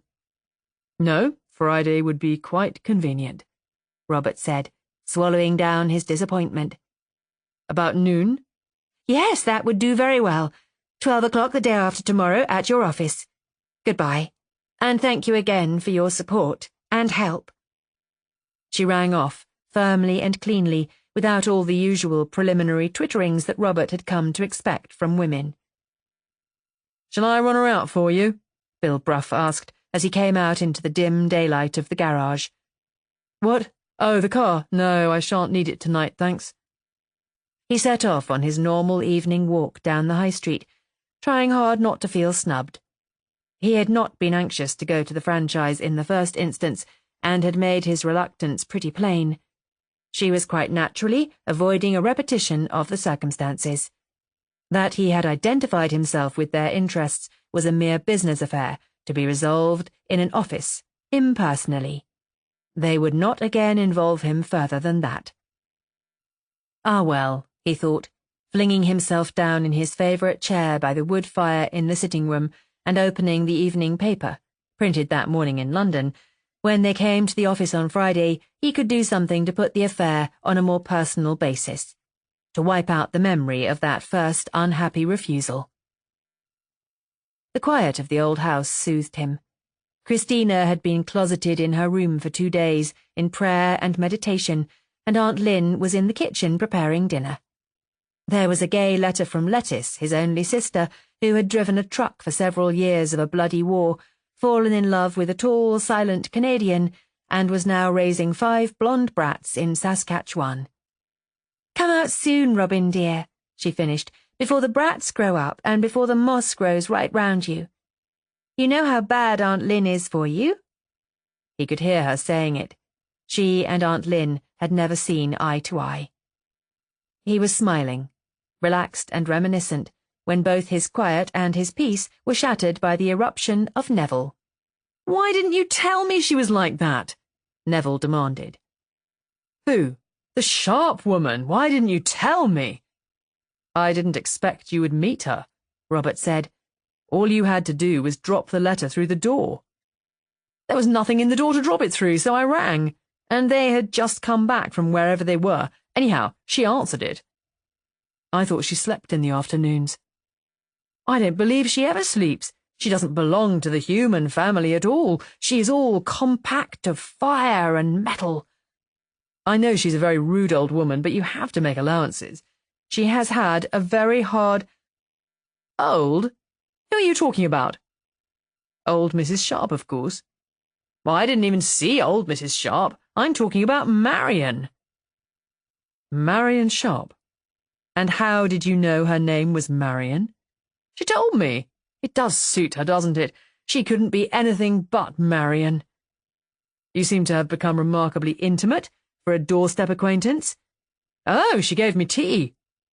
"Tea? I thought you were in a desperate hurry to see a French film." "I'm never in a desperate hurry to do anything when a woman like Marion Sharp invites me to tea. Have you noticed her eyes? But of course you have. You're her lawyer. That wonderful shading of grey into hazel, and the way her eyebrows lie above them, like the brush mark of a painter genius. Winged eyebrows they are. I made a poem about them on the way home. Do you want to hear it? No, Robert said firmly. Did you enjoy your film? Oh, I didn't go. You didn't go? I told you I had tea with Marion instead. You mean you have been at the franchise the whole afternoon? I suppose I have, Neville said dreamily, but by God, it didn't seem more than 7 minutes. And what happened to your thirst for French cinema? But Marion is French film, even you must see that. Robert winced at the even you. Why bother with the shadow when you can be with the reality? Reality, that is her great quality, isn't it? I've never met anyone as real as Marion is. Not even Rosemary? Robert was in the state known to Aunt Lynn as put out. Oh, Rosemary is a darling, and I'm going to marry her, but that is quite a different thing. Is it? Said Robert, with deceptive meekness. Of course, people don't marry women like Marion Sharp, any more than they marry winds and clouds, any more than they marry Joan of Arc. It's positively blasphemous to consider marriage in relation to a woman like that. She spoke very nicely of you, by the way. That was kind of her. The tone was so dry that even Neville caught the flavour of it. Don't you like her? He asked, pausing to look at his cousin in surprised disbelief. Robert had ceased for the moment to be kind, lazy, tolerant Robert Blair. He was just a tired man who hadn't yet had his dinner and was suffering from the memory of a frustration and a snubbing. As far as I'm concerned, he said, Marion Sharp is just a skinny woman of 40 who lives with a rude old mother in an ugly old house and needs legal advice on occasion like anyone else. But even as the words came out, he wanted to stop them, as if they were a betrayal of a friend. No, probably she isn't your cup of tea, Neville said tolerantly. You have always preferred them a little stupid and blonde, haven't you? This was said without malice, as one stating a dullish fact. I can't imagine why you should think that. All the women you nearly married were that type. I have never nearly married anyone, Robert said stiffly. That's what you think. You'll never know how nearly Molly Manders landed you. Molly Manders? Aunt Lynn said, coming in flushed from her cooking and bearing the tray with the sherry. Such a silly girl. Imagined that you used a baking board for pancakes, and was always looking at herself in that little pocket mirror of hers.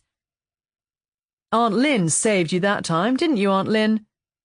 I don't know what you are talking about, Neville dear. Do stop prancing about the hearthrug and put a log on the fire. Did you like your French film, dear? I didn't go. I had tea at the franchise instead. He shot a glance at Robert, having learned by now that there was more in Robert's reaction than met the eye. With those strange people? What did you talk about? Mountains, Maupassant, hens. Hens, dear? Yes, the concentrated evil of a hen's face in a close-up. Aunt Lynn looked vague. She turned to Robert, as to terra firma. Had I better call, dear, if you are going to know them, or ask the vicar's wife to call? I don't think I would commit the vicar's wife to anything so irrevocable, Robert said dryly. She looked doubtful for a moment, but household cares obliterated the question in her mind. Don't dawdle too long over your sherry, or what I have in the oven will be spoiled. Thank goodness Christina will be down again tomorrow. At least I hope so. I have never known her salvation take more than 2 days, and I don't really think that I will call on those franchise people, dear, if it is all the same to you. Apart from being strangers and very odd, they quite frankly terrify me. Yes, that was a sample of the reaction he might expect where the Sharps were concerned. Ben Carley had gone out of his way today to let him know that if there was police trouble at the franchise, he wouldn't be able to count on an unprejudiced jury. He must take measures for the protection of the Sharps. When he saw them on Friday, he would suggest a private investigation by a paid agent. The police were overworked, had been overworked for a decade and more, and there was just a chance that one man working at his leisure on one trail might be more successful than the orthodox and official investigation had been. Chapter 6. But by Friday morning it was too late to take measures for the safety of the franchise. Robert had reckoned with the diligence of the police. He had reckoned with the slow spread of whispers, but he had reckoned without the Ac Emma. The Ac Emma was the latest representative of the tabloid newspaper to enter British journalism from the West. It was run on the principle that £2,000 for damages is a cheap price to pay for sales worth £500,000. It had blacker headlines, more sensational pictures, and more indiscreet letterpress than any paper printed so far by British presses. Fleet Street had its own name for it, monosyllabic and unprintable, but no protection against it. The press had always been its own censor, deciding what was and what was not permissible by the principles of its own good sense and good taste. If a rogue publication decided not to conform to those principles, then there was no power that could make it conform. In 10 years, the Ac Emma had passed by £500,000 the daily net sales of the best-selling newspaper in the country to date. In any suburban railway carriage, 7 out of 10 people bound for work in the morning were reading an Ac Emma. And it was the Ac Emma that blew the franchise affair wide open. Robert had been out early into the country on that Friday morning to see an old woman who was dying and wanted to alter her will. This was a performance she repeated on an average once every 3 months, and her doctor made no secret of the fact that, in his opinion, she would blow out 100 candles one day without a second puff. But of course a lawyer cannot tell a client who summons him urgently at 8:30 in the morning not to be silly. So Robert had taken some new will forms, fetched his car from the garage, and driven into the country. In spite of his usual tussle with the old tyrant among the pillows, who could never be brought to understand the elementary fact that you cannot give away 4 shares amounting to 1/3 each, he enjoyed the spring countryside. And he hummed to himself on the way home, looking forward to seeing Marion Sharp in less than an hour. He had decided to forgive her for liking Neville. After all, Neville had never tried to palm her off on Carly. One must be fair. He ran the car into the garage, under the noses of the morning lot going out from the livery stable, parked it, and then, remembering that it was past the 1st of the month, strolled over to the office to pay his bill to Bruff, who ran the office side. But it was Stanley who was in the office, thumbing over dockets and invoices with the strong hands that so surprisingly finished off his thin forearms. "When I was in the signals," Stanley said, casting him an absent-minded glance, "I used to believe that the quarter bloke was a crook, but now I'm not so sure." "Something missing?" said Robert. "I just looked in to pay my bill. Bill usually has it ready." "I expect it's somewhere around," Stanley said, still thumbing. "Have a look." Robert, used to the ways of the office, picked up the loose papers discarded by Stanley so as to come on the normal tidy strata of Bill's arrangement below. As he lifted the untidy pile, he uncovered a girl's face. A newspaper picture of a girl's face. He did not recognize it at once, but it reminded him of someone, and he paused to look at it. "Got it," said Stanley in triumph, extracting a sheet of paper from a clip. He swept the remaining loose papers on the desk into a pile, and so laid bare to Robert's gaze the whole front page of that morning's Ac Emma. Cold with shock, Robert stared at it. Stanley, turning to take the papers he was holding from his grasp, noticed his absorption and approved it. "Nice little number, that," he said. "Reminds me of a bint I had in Egypt. Same far apart eyes. Nice kid she was. Told the most original lies." He went back to his paper arranging, and Robert went on staring. "This is the girl," said the paper, in enormous black letters across the top of the page, and below it, occupying 2/3 of the page, was the girl's photograph. And then, in smaller but still obtrusive type below, "Is this the house?" And below it, a photograph of the franchise. Across the bottom of the page was the legend, "The girl says yes. What do the police say? See inside for the story." He put out his hand and turned over the page. Yes, it was all there, except for the sharp's name. He dropped the page and looked again at that shocking frontispiece. Yesterday, the franchise was a house protected by 4 high walls, so unobtrusive, so sufficient unto itself that even Milford did not know what it looked like. Now it was there to be stared at on every bookstall, on every newsagent's counter from Penzance to Pentland, its flat, forbidding front a foil for the innocence of the face above it. The girl's photograph was a head and shoulders affair, and appeared to be a studio portrait. Her hair had an arranged for an occasion look, and she was wearing what looked like a party frock. Without her school coat, she looked not less innocent, nor older. No. He sought for the word that would express it. She looked less taboo, was it? The school coat had stopped one thinking of her as a woman, just as a nun's habit would. A whole treatise could probably be written, now he came to think of it, on the protective quality of school coats. Protective in both senses, armour and camouflage. Now that the coat was no longer there, she was feminine instead of merely female. But it was still a pathetically young face, immature and appealing, the candid brow, the wide-set eyes, the bee-stung lip that gave her mouth the expression of a disappointed child. It made a formidable whole. It would not be only the Bishop of Loughborough who would believe a story told by that face. "May I borrow this paper?" he asked Stanley. "Take it," Stanley said. "We had it for our 11s. There's nothing in it." Robert was surprised. "Didn't you find this interesting?" he asked, indicating the front page. Stanley cast a glance at the pictured face. "Not except that she reminded me of that bint in Egypt, lies and all." "So you didn't believe that story she told?" "What do you think?" Stanley said, contemptuous. "Where do you think the girl was then, all that time?" "If I remember what I think I remember about the Red Sea Sadie, I'd say very definitely, oh, but definitely, on the tiles," Stanley said, and went out to attend to a customer. Robert picked up the paper and went soberly away. At least one man in the street had not believed the story, but that seemed to be due as much to an old memory as to present cynicism.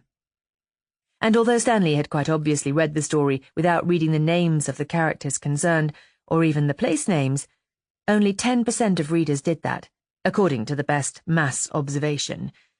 The other 90% would have read every word and would now be discussing the affair with varying degrees of relish. At his own office, he found that Hallam had been trying to reach him by telephone. "Shut the door and come in, will you?" he said to old Mr. Heseltine, who had caught him with the news on his arrival and was now standing in the door of his room. "And have a look at that." He reached for the receiver with one hand and laid the paper under Mr. Heseltine's nose with the other. The old man touched it with his small-boned, fastidious hand, as one seeing a strange exhibit for the first time. "This is the publication one hears so much about," he said, and gave his attention to it, as he would to any strange document. "We are both in a spot, aren't we?"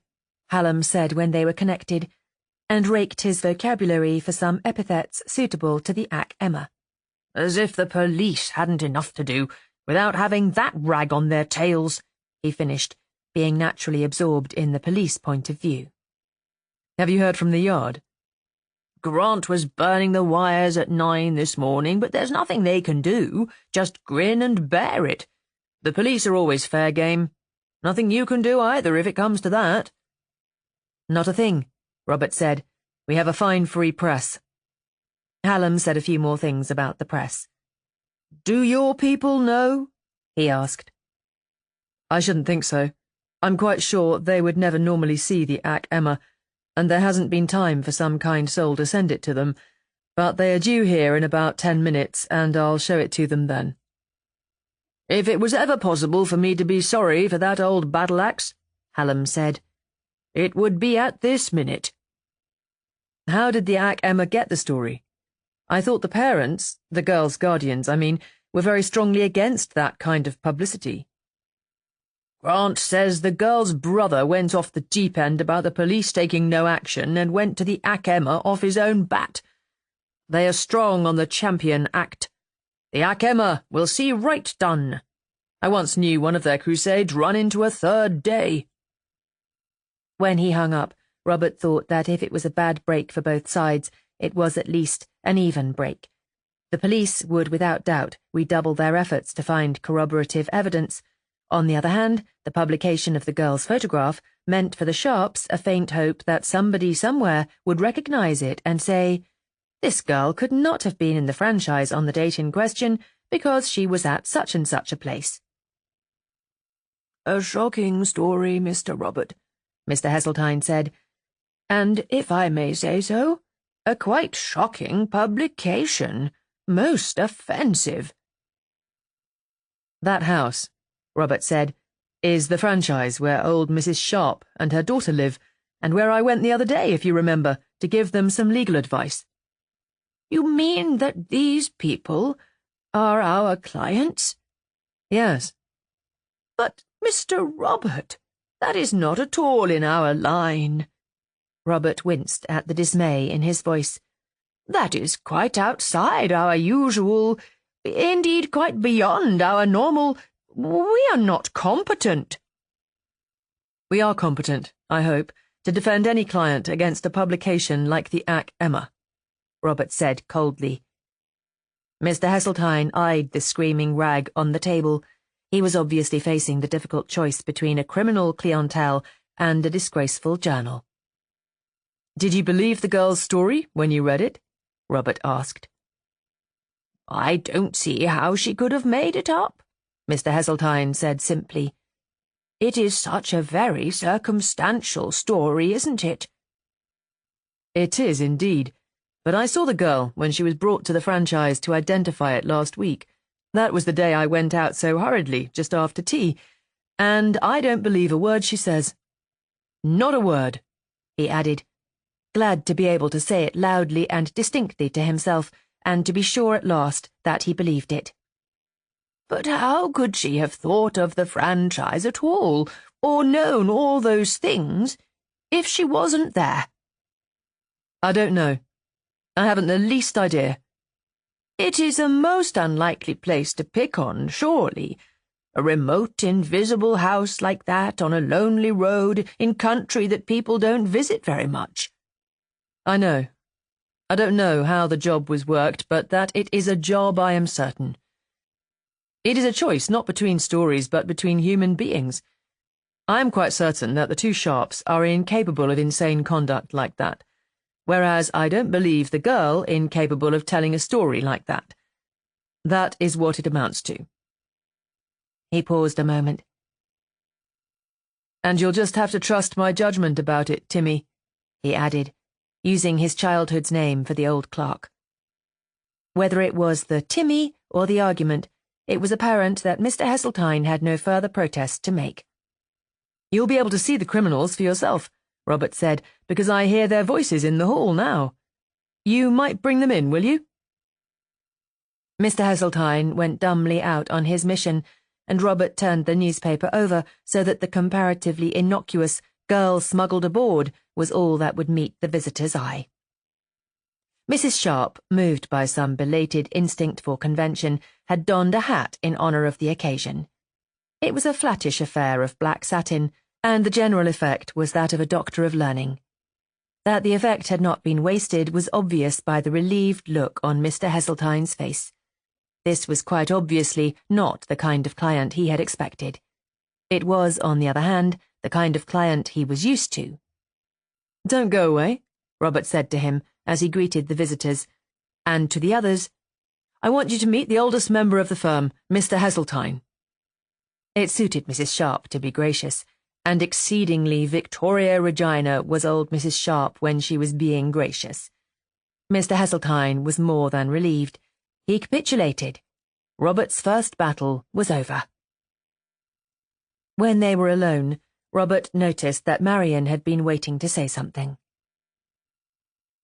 "An odd thing happened this morning," she said. "We went to the Anne Boleyn place to have coffee. We quite often do, and there were 2 vacant tables, but when Miss Truelove saw us coming, she very hastily tilted the chairs against the tables and said they were reserved.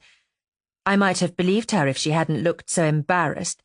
You don't think that rumour has begun to get busy already, do you? That she did that because she has heard some gossip?" "No," Robert said sadly, "because she has read this morning's Ac Emma." He turned the newspaper front side up. "I am sorry to have such bad news for you. You'll just have to shut your teeth and take it, as small boys say.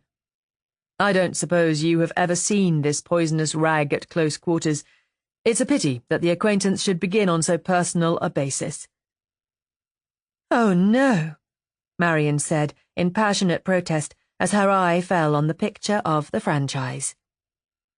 And then there was unbroken silence while the 2 women absorbed the contents of the inner page. "I take it," Mrs. Sharp said at last, "that we have no redress against this sort of thing?" "None," Robert said. "All the statements are perfectly true, and it is all statement and not comment. Even if it were comment, and I've no doubt the comment will come, there has been no charge, so the case is not sub judice. They are free to comment if they please." "The whole thing is one huge implied comment," Marion said, "that the police failed to do their duty. What do they think we did? Bribed them?" "I think the suggestion is that the humble victim has less pull with the police than the wicked rich." "Rich," repeated Marion, her voice curdling with bitterness. "Anyone who has more than 6 chimneys is rich. Now, if you are not too shocked to think, consider. We know that the girl was never at the franchise, that she could not—" But Marion interrupted him. "Do you know it?" she asked. "Yes," Robert said. Her challenging eyes lost their challenge, and her glance dropped. "Thank you," she said quietly. If the girl was never there, how could she have seen the house? She did see it somehow.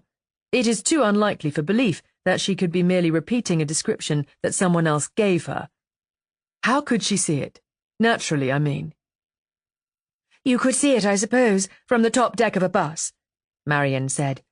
"But there are no double-decker buses on the Milford route. Or from on top of a load of hay. But it is the wrong time of year for hay." "It may be the wrong time for hay," croaked Mrs. Sharp, "but there is no season for lorry loads. I have seen lorries loaded with goods as high as any hay wagon." "Yes," Marion said. "Suppose the lift the girl got was not in a car, but on a lorry." "There is only one thing against that. If a girl was given a lift on a lorry, she would be in the cabin, even if it meant sitting on someone's knee. They wouldn't perch her up on top of the load, especially as it was a rainy evening, you may remember. No one ever came to the franchise to ask the way, or to sell something, or to mend something, someone that the girl could have been with, even in the background?" But no, they were both sure that no one had come within the time the girl had been on holiday. "Then we take it for granted that what she learned about the franchise, she learned from being high enough on one occasion to see over the wall. We shall probably never know when or how, and we probably could not prove it if we did know. So our whole efforts will have to be devoted, not to proving that she wasn't at the franchise, but that she was somewhere else." "And what chance is there of that?" Mrs. Sharp asked. "A better chance than before this was published," Robert said, indicating the front page of the Ac Emma. "Indeed, it is the one bright spot in the bad business. We could not have published the girl's photograph in the hope of information about her whereabouts during that month. But now that they have published it, her own people, I mean, the same benefit should come to us. They have broadcast the story, and that is our bad luck, but they have also broadcast the photograph. And if we have any good luck at all, someone, somewhere, will observe that the story and the photograph do not fit. That at the material time, as given in the story, the subject of the photograph could not possibly have been in the stated place, because they, personally, know her to have been elsewhere." Marian's face lost a little of its bleak look, and even Mrs. Sharp's thin back looked less rigid. What had seemed a disaster might be, after all, the means of their salvation. "And what can we do in the way of private investigation?" Mrs. Sharp asked. "You realize, I expect, that we have very little money, and I take it that a private inquiry is a spendthrift business." It does usually run away with more than one had bargained for, because it is difficult to budget for. But to begin with, I am going, myself, to see the various people involved and find out, if possible, on what lines any inquiry should be based. Find out what she was likely to do. "Will they tell you that?" Oh, no, they are probably unaware themselves of her tendencies, but if they talk about her at all, a picture must emerge. At least I hope so. There was a few moments' silence. "You are extraordinarily kind, Mr. Blair." Victoria Regina had come back to Mrs. Sharp's manner, but there was a hint of something else, almost of surprise, as if kindness was not one of the things she had normally met with in life, nor expected. Her stiffly gracious acknowledgement was as eloquent as if she had said, "You know that we are poor and that we may never be able to pay you adequately, and we are not at all the kind of people that you would choose to represent, but you are going out of your way to do us the best service in your power, and we are grateful." "When do you go?" Marian asked. "Directly after lunch." "Today?" "The sooner the better." "Then we won't keep you," Mrs. Sharp said, rising. She stood for a moment looking down at the paper where it lay spread on the table. "We enjoyed the privacy of the franchise a great deal," she said. When he had seen them out of the door and into their car, he called Neville into his room and picked up the receiver to talk to Aunt Lynn about packing a bag. "I suppose you don't see the Ac Emma ever?" he asked Neville. "I take it that the question is rhetoric," Neville said. "Have a look at this morning's. Hello, Aunt Lynn. Does someone want to see them for something? It will be sound money for us if so. They practically always settle out of court. They have a special fund for the—" Neville's voice died away. He had seen the front page that was staring up at him from the table. Robert stole a look at him over the telephone and observed with satisfaction the naked shock on his cousin's bright young features. The youth of today, he understood, considered themselves shock-proof. It was good to know that, faced with an ordinary slab of real life, they reacted like any other human being. "Be an angel, Aunt Lynn, and pack a bag for me, will you? Just for overnight." Neville had torn the paper open and was now reading the story. "Just London and back, I expect, but I'm not sure. Anyhow, just the little case and just the minimum. Not all the things I might need, if you love me. Last time there was a bottle of digestive powder weighing nearly a pound, and when in heck did I ever need a digestive powder? All right, then I will have ulcers. Yes, I'll be in to lunch in about 10 minutes. "The blasted swine," said the poet and intellectual, falling back in his need on the vernacular. "Well, what do you make of it?" "Make of it? Of what?" "The girl's story." "Does one have to make anything of it? An obvious piece of sensationalism by an unbalanced adolescent? And if I told you that the said adolescent is a very calm, ordinary, well-spoken-of schoolgirl who is anything but sensational? Have you seen her?" "Yes, that was why I first went to the franchise last week, to be there when Scotland Yard brought the girl to confront them." "Put that in your pipe and smoke it, young Neville. She may talk hens and Maupassant with you, but it is me she turns to in trouble." "To be there on their behalf?" "Certainly." Neville relaxed suddenly. "Oh, well, that's all right. For a moment I thought you were against her, against them, but that's all right. We can join forces to put a spoke in the wheel of this—" He flicked the paper. "This moppet." Robert laughed at this typically Neville choice of epithet. "What are you going to do about it, Robert?" Robert told him. "And you will hold the fort while I'm gone." He saw that Neville's attention had gone back to the moppet.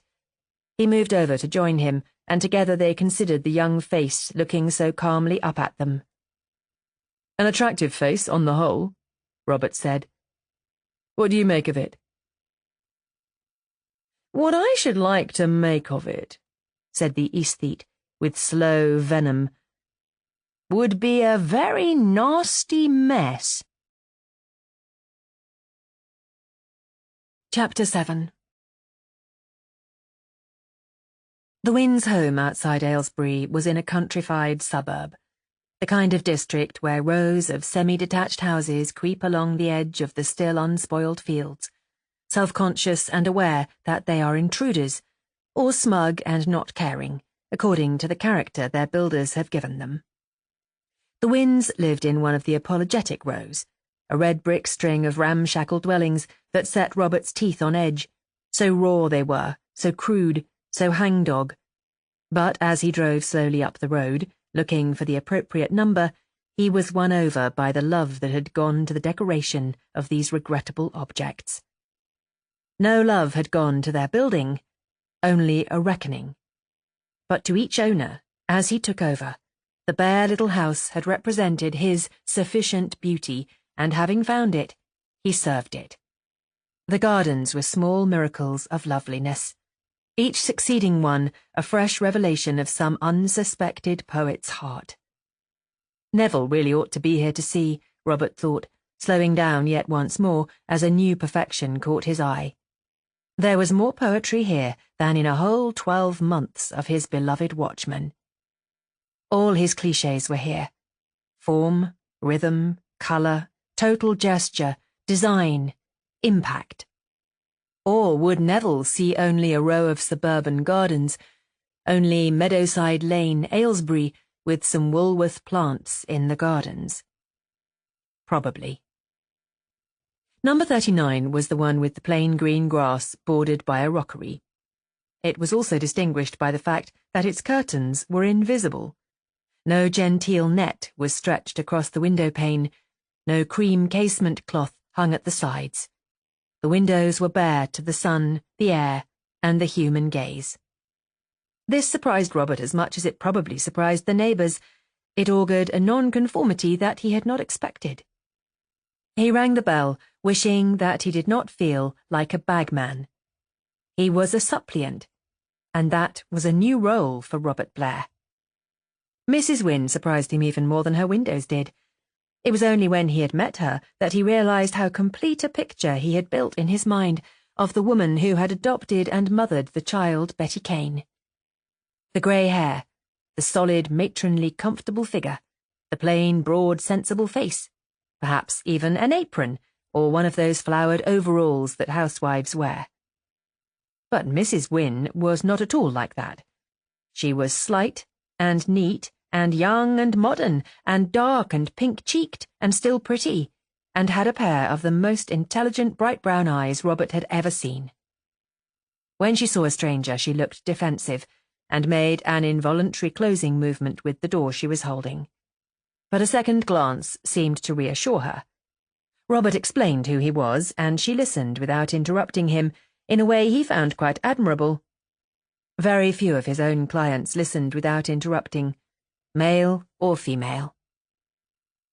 You are under no obligation to talk to me, he finished, having explained his presence. But I hope very much that you won't refuse. I have told Inspector Grant that I was going to see you this afternoon on my client's behalf. Oh, if the police know about it and don't mind? She stepped back to let him come past her. I expect you have to do your best for those people if you are their lawyer, and we have nothing to hide, but if it is really Betty you want to interview, I'm afraid you can't. We have sent her into the country to friends for the day to avoid all the fuss. Leslie meant well, but it was a stupid thing to do. Leslie? My son. Sit down, won't you? She offered him one of the easy chairs in a pleasant, uncluttered sitting room. He was too angry about the police to think clearly, angry about their failure to do anything when it seemed so proved, I mean. He has always been devoted to Betty.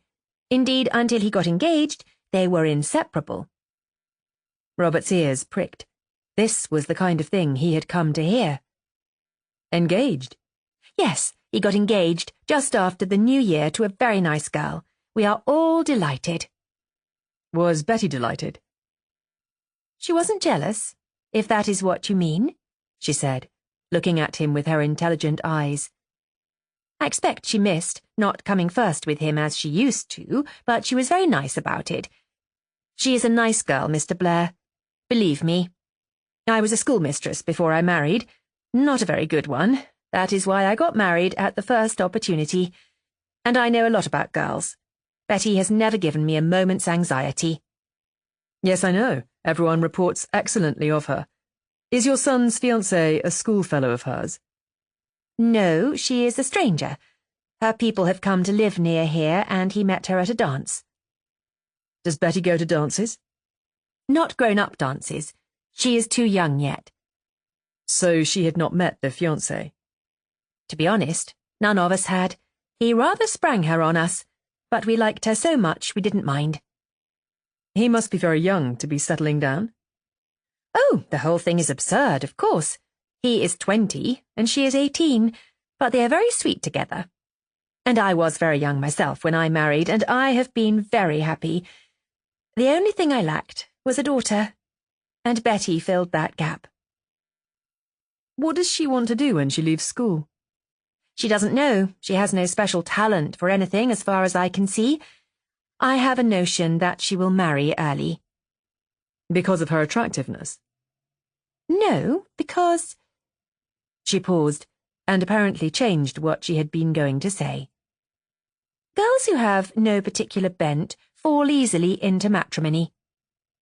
He wondered if what she had been going to say had any remote connection with slate blue eyes. When Betty failed to turn up in time to go back to school, you thought she was just playing truant, although she was a well-behaved child? Yes, she was growing bored with school, and she had always said, which is quite true, that the first day back at school is a wasted one. So we thought she was just taking advantage for once, as they say. Trying it on, as Leslie said when he heard that she hadn't turned up. I see. Was she wearing school clothes on her holiday? For the first time, Mrs. Wynne looked doubtfully at him, uncertain of his motive in asking. No, she was wearing her weekend clothes. You know that when she came back she was wearing only a frock and shoes. Robert nodded. I find it difficult to imagine women so depraved that they would treat a helpless child like that. If you could meet the women, Mrs. Wynne, you would find it still more difficult to imagine. But all the worst criminals look innocent and harmless, don't they? Robert let that pass. He wanted to know about the bruises on the girl's body. Were they fresh bruises? Oh, quite fresh. Most of them had not begun to turn, even. This surprised Robert a little. But there were older bruises as well, I take it. If there were, they had faded so much as to be unnoticeable among all the bad new ones. What did the new ones look like? A whipping? Oh, no. She had actually been knocked about. Even her poor little face. One jaw was swollen, and there was a big bruise on the other temple. The police say that she grew hysterical when it was suggested that she should tell them her story. That was when she was still ill. Once we had got the story out of her, and she had had a long rest, it was easy enough to persuade her to repeat it to the police. I know you will answer this frankly, Mrs. Wynne. Has there never been any suspicion in your mind that Betty's story might not be true? Even a momentary suspicion? Not even a momentary one. Why should there be? She has always been a truthful child. Even if she hadn't, how could she invent a long, circumstantial story like that without being found out? The police asked her all the questions they wanted to. There was never any suggestion of accepting her statement as it stood. When she first told her story to you, did she tell it all in a piece? Oh, no. It was spread over a day or two. The outline first, and then filling in the details as she remembered them. Things like the window in the attic being round. Her days of coma had not blurred her memory. I don't think they would in any case. I mean, with Betty's kind of brain. She has a photographic memory. Has she indeed? Thought Robert, both ears erect and wide open. Even as a small child, she could look at the page of a book, a child's book, of course, and repeat most of the contents from the picture in her mind. And when we played the Kim game, you know, the objects on the tray, we had to put Betty out of the game because she invariably won. Oh no, she would remember what she saw. Well, there was another game in which the cry was, "Growing warm," Robert remembered. You say she was always a truthful child, and everyone supports you in that, but did she never indulge in romanticizing her own life, as children sometimes do? Never, said Mrs. Wynne firmly. The idea seemed faintly to amuse her. She couldn't, she added. Unless it was the real thing, it was no use to Betty. Even playing dolls' tea parties, she would never imagine the things on the plates, as most children are quite happy to do. There had to be a real thing there, even if it was only a little cube of bread. Usually it was something nicer, of course. It was a good way to wangle an extra, and she was always a little greedy. Robert admired the detachment with which she considered her longed-for and much-loved daughter. The remains of a schoolmistress's cynicism? So much more valuable, anyhow, for a child than a blind love. It was a pity that her intelligence and devotion had been so ill-rewarded. "I don't want to keep on at a subject that must be unpleasant for you," Robert said, "but perhaps you could tell me something about the parents." Her parents? Mrs. Wynne asked, surprised. Yes, did you know them well? What were they like? We didn't know them at all. We never even saw them. But you had Betty for, what was it, 9 months before her parents were killed, hadn't you? Yes, but her mother wrote shortly after Betty came to us and said that to come to see her would only upset the child and make her unhappy, and that the best thing for everyone would be to leave her to us until such times as she could go back to London. She said, would I talk to Betty about her at least once every day? Robert's heart contracted with pity for this unknown dead woman who had been willing to tear her own heart out for her only child. What treasure of love and care had been poured out in front of Betty Kane, child evacuee? Did she settle down easily when she came, or did she cry for her mother? She cried because she didn't like the food. I don't remember her ever crying for her mother. She fell in love with Leslie the first night. She was just a baby, you know, and I think her interest in him blotted out any grief she might have felt. And he, being 4 years older, was just the right age to feel protective. He still does. That is why we are in this mess today. How did this Emma affair happen? I know it was your son who went to the paper, but did you eventually come round to his— Good heavens, no, Mrs. Wynne said indignantly. It was all over before we could do anything about it. My husband and I were out when Leslie and the reporter came. They sent a man back with him when they heard his story to get it first-hand from Betty, and when— And Betty gave it quite willingly? I don't know how willingly. I wasn't there. My husband and I knew nothing about it until this morning, when Leslie laid an Emma under our noses. A little defiantly, I may add. He is not feeling too good about it now that it is done. The Emma, I should like to assure you, Mr. Blair, is not normally my son's choice. If he had not been worked up— I know exactly how it happened. And that, tell us your troubles and we'll see right done, is very insidious stuff. He rose. You have been very kind indeed, Mrs. Wynne, and I am exceedingly grateful to you. His tone was evidently more heartfelt than she had expected, and she looked doubtfully at him. What have I said to help you? She seemed to be asking, half dismayed. He asked where Betty's parents had lived in London, and she told him. There is nothing there now, she added, just the open space. It is to be part of some new building scheme, so they have done nothing to it so far. On the doorstep, he ran into Leslie.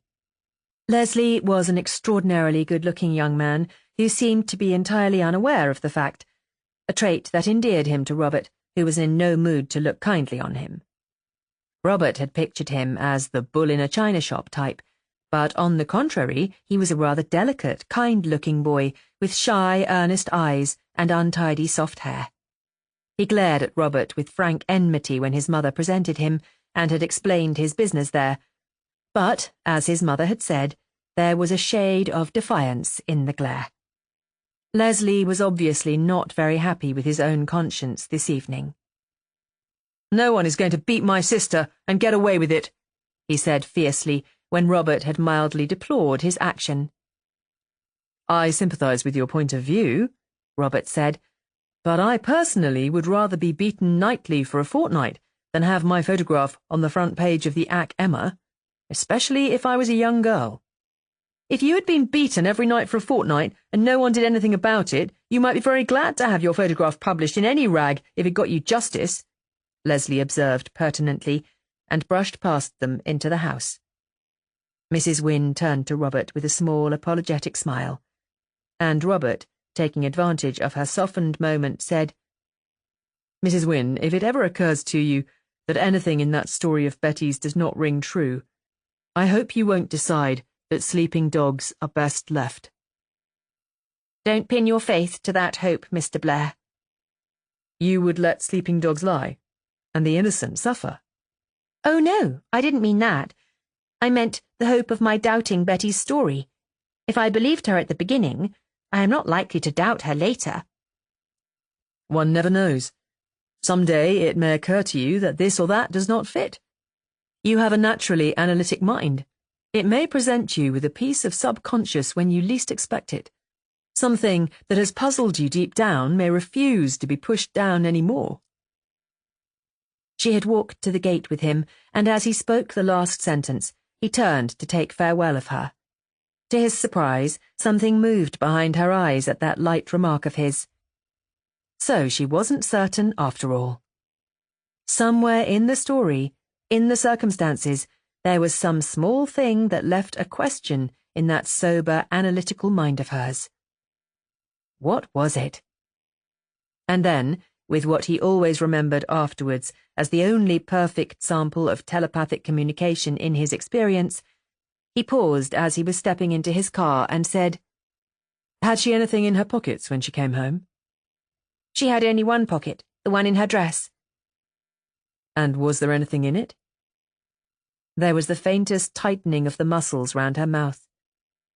Just a lipstick, she said evenly. A lipstick? She is a little young for that, isn't she? My dear Mr. Blair, they start experimenting with lipstick at the age of 10. As a wet day amusement, it has taken the place of dressing up in mother's things. Yes, probably. Woolworth is a great benefactor. She smiled and said goodbye again, and moved towards the house as he drove away. What puzzled her about the lipstick? Robert wondered, as he turned from the uneven surface of Meadowside Lane onto the black smooth surface of the main Aylesbury-London road. Was it just the fact that the fiends at the franchise should have left it with the girl? Was that what she found odd? How amazing that the worry in her subconscious mind had communicated itself so instantly to him. He had not known that he was going to say that sentence about the girl's pockets until he heard himself saying it. It would never have occurred to him, left to himself, to wonder what was in the pocket of her frock. It would not occur to him that the frock might have a pocket at all. So there was a lipstick. And its presence was something that puzzled Mrs. Wynne. Well, that was a straw that could be added to the little heap he had collected. To the fact that the girl had a photographic memory. To the fact that her nose had been put out of joint without warning only a month or two ago. To the fact that she was greedy. To the fact that she was bored with school. To the fact that she liked reality. To the fact, above all, that no one in that household, not even detached, sensible Mrs. Wynne, knew what went on in Betty Kane's mind.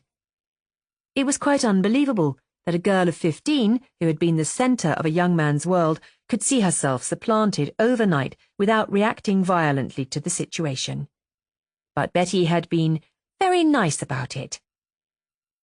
Robert found this heartening.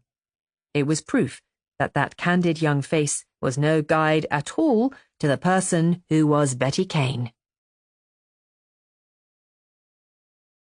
Chapter 8 Robert had decided to kill a great many birds with one stone by spending the night in London. To begin with, he wanted to have his hand held, and in the circumstances, no one would hold his hand to better purpose than his old school friend, Kevin McDermott.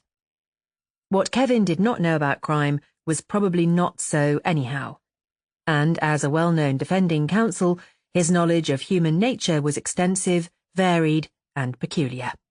At the moment, the betting was evens whether McDermott would die of high blood pressure before he was 60 or grace the woolsack when he was 70. Robert hoped the latter. He was very fond of Kevin. They had first gravitated towards each other at school because they were both going in for law, but they had become and remained friends because they were complementary. To the Irishman, Robert's equanimity was amusing, provocative, and, when he was tired, restful. To Robert, Kevin's Celt flamboyance was exotic and fascinating. It was typical that Robert's ambition was to go back to the little country town and continue life as it was, while Kevin's was to alter everything that was alterable in the law and to make as much noise as possible in the doing of it. So far, Kevin had not altered much, though he had done his best where some judges' rulings were concerned, but he had made considerable noise in his effortless, slightly malicious fashion. Already the presence of Kevin McDermott in a case added 50% to its newspaper value, and a good deal more than that to its cost. He had married, advantageously but happily, had a pleasant house near Weybridge and 3 hardy sons, lean and dark and lively like their father. For town purposes, he kept a small flat in St. Paul's churchyard, where, as he pointed out, he could afford to look down on Queen Anne. And whenever Robert was in town, which was not oftener than Robert could help, they dined together, either at the flat or at the latest place where Kevin had found good claret. Outside the law, Kevin's interests were show hacks, claret, and the livelier films of Warner Brothers. Kevin was to be at some bar dinner tonight, so his secretary had said when Robert had tried to reach him from Milford, but he would be delighted to have a legitimate excuse for dodging the speeches, so would Robert go along to St. Paul's churchyard after dinner and wait for him. That was a good thing. If Kevin came from a dinner, he would be relaxed and prepared to settle down for the evening, not restless and with 3/4 of his mind still back in the courtroom as he sometimes was. Meanwhile, he would ring up Grant at Scotland Yard and see if he could spare him some minutes tomorrow morning. He must get it clear in his mind how he stood in relation with Scotland Yard. Fellow sufferers, but on opposite sides of the fence. At the Fortescue, the Edwardian old place in Jermyn Street, where he had stayed ever since he was first allowed to go to London on his own, they greeted him like a nephew, and gave him the room he had last time. A dim, comfortable box, with a shoulder-high bed and a buttoned plush settee. And brought him up a tray on which reposed an outsize brown kitchen teapot, a Georgian silver cream jug, about a pound of sugar lumps in a 6-penny glass dish, a Dresden cup with flowers and little castles, a red and gold Worcester plate made for their Majes William IV and his Queen, and a much-buckled kitchen knife with a stained brown handle. Both the tea and the tray refreshed Robert. He went out into the evening streets, feeling vaguely hopeful. His search for the truth about Betty Kane brought him, only half-consciously, to the vacant space where that block of flats had been, the spot where both her parents had died in one shattering burst of high explosive. It was a bare, neat space, waiting its appointed part in some plan. Nothing was there to show that a building had ever stood on the spot. Round about, the unharmed houses stood with blank, smug faces, like mentally deficient children too idiot to have understood the meaning of a disaster. It had passed them by, and that was all they knew or cared about. On the opposite side of the wide street, a row of small shops still stood, as they had obviously stood for 50 years or more. Robert crossed to them and went into the tobacconist's to buy cigarettes. A tobacconist and newsagent knows everything. "Were you here when that happened?" Robert asked, leaning his head towards the door. "When what happened?" asked the rosy little man, so used to the blank space that he had long ago become unaware of it. Oh, the incident. No, I was out on duty. Warden, I was. Robert said that he had meant, was he here in business at the time? Oh, yes, certainly he had the business then, and for long before it. Brought up in the neighbourhood he was, and succeeded his father in the business. You would know the local people well, then. Do you remember the couple who were caretakers of the block of flats, by any chance? The Canes? Of course I do. Why wouldn't I remember them? They were in and out of this place all day. He for his paper in the morning, and then her for her cigarettes shortly after, and then back for his evening paper, and her back for the third time, probably for cigarettes again. And then he and I used to have a pint at the local when my boy had finished his lessons and would take over for me here. You knew them, sir? No, but I met someone the other day who spoke of them. How was the whole place wrecked? The little pink man sucked his teeth with a derisive sound. Jerry built, that's what it was. Just Jerry built. The bomb fell in the area there. That's how the Canes were killed. They were down in their basement feeling fairly safe, and the whole thing just settled down like a house of cards. Shocking. He straightened the edge of a pile of evening papers. It was just her bad luck that the only evening in weeks that she was at home with her husband, a bomb had to come. He seemed to find a sardonic pleasure in the thought. Where was she usually then? Robert asked. Did she work somewhere in the evenings? Work? Said the little man, with vast scorn. Her? And then recollecting. Oh, I'm sorry, I'm sure. I forgot for the minute that they might be friends of... Robert hastened to assure him that his interest in the Canes was purely academic. Someone had remembered them as caretakers of the block of flats, that was all. If Mrs. Cane was not out working in the evenings, what was she out doing? Having a good time, of course. Oh, yes, people managed to have a good time even then, if they wanted it enough and looked hard enough for it. Cane, he wanted her to go away to the country with that little girl of theirs. But would she? Not her. 3 days of the country would kill her, she said. She didn't even go to see the little thing when they evacuated her.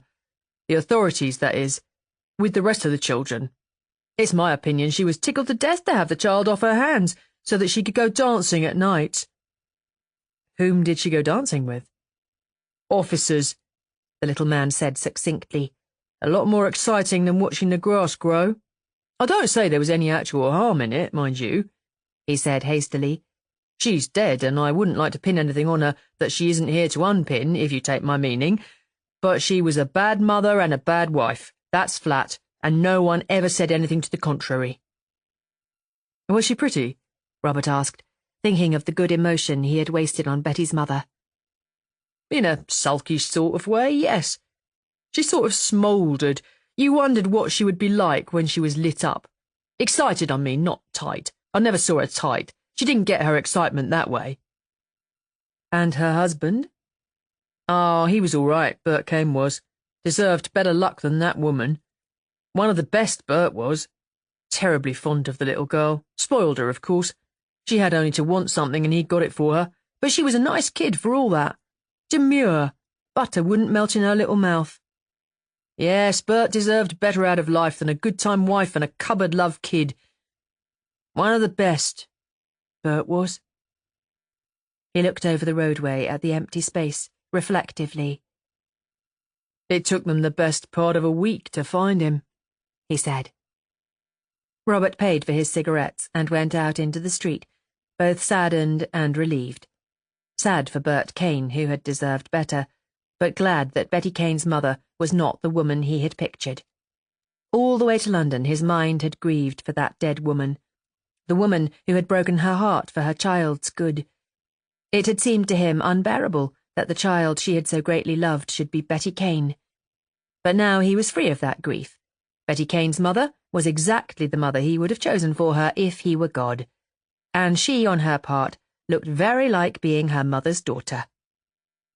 A cupboard-love kid. Well, well. And what was it Mrs. Wynne had said? She cried because she didn't like the food, but I don't remember her crying for her mother.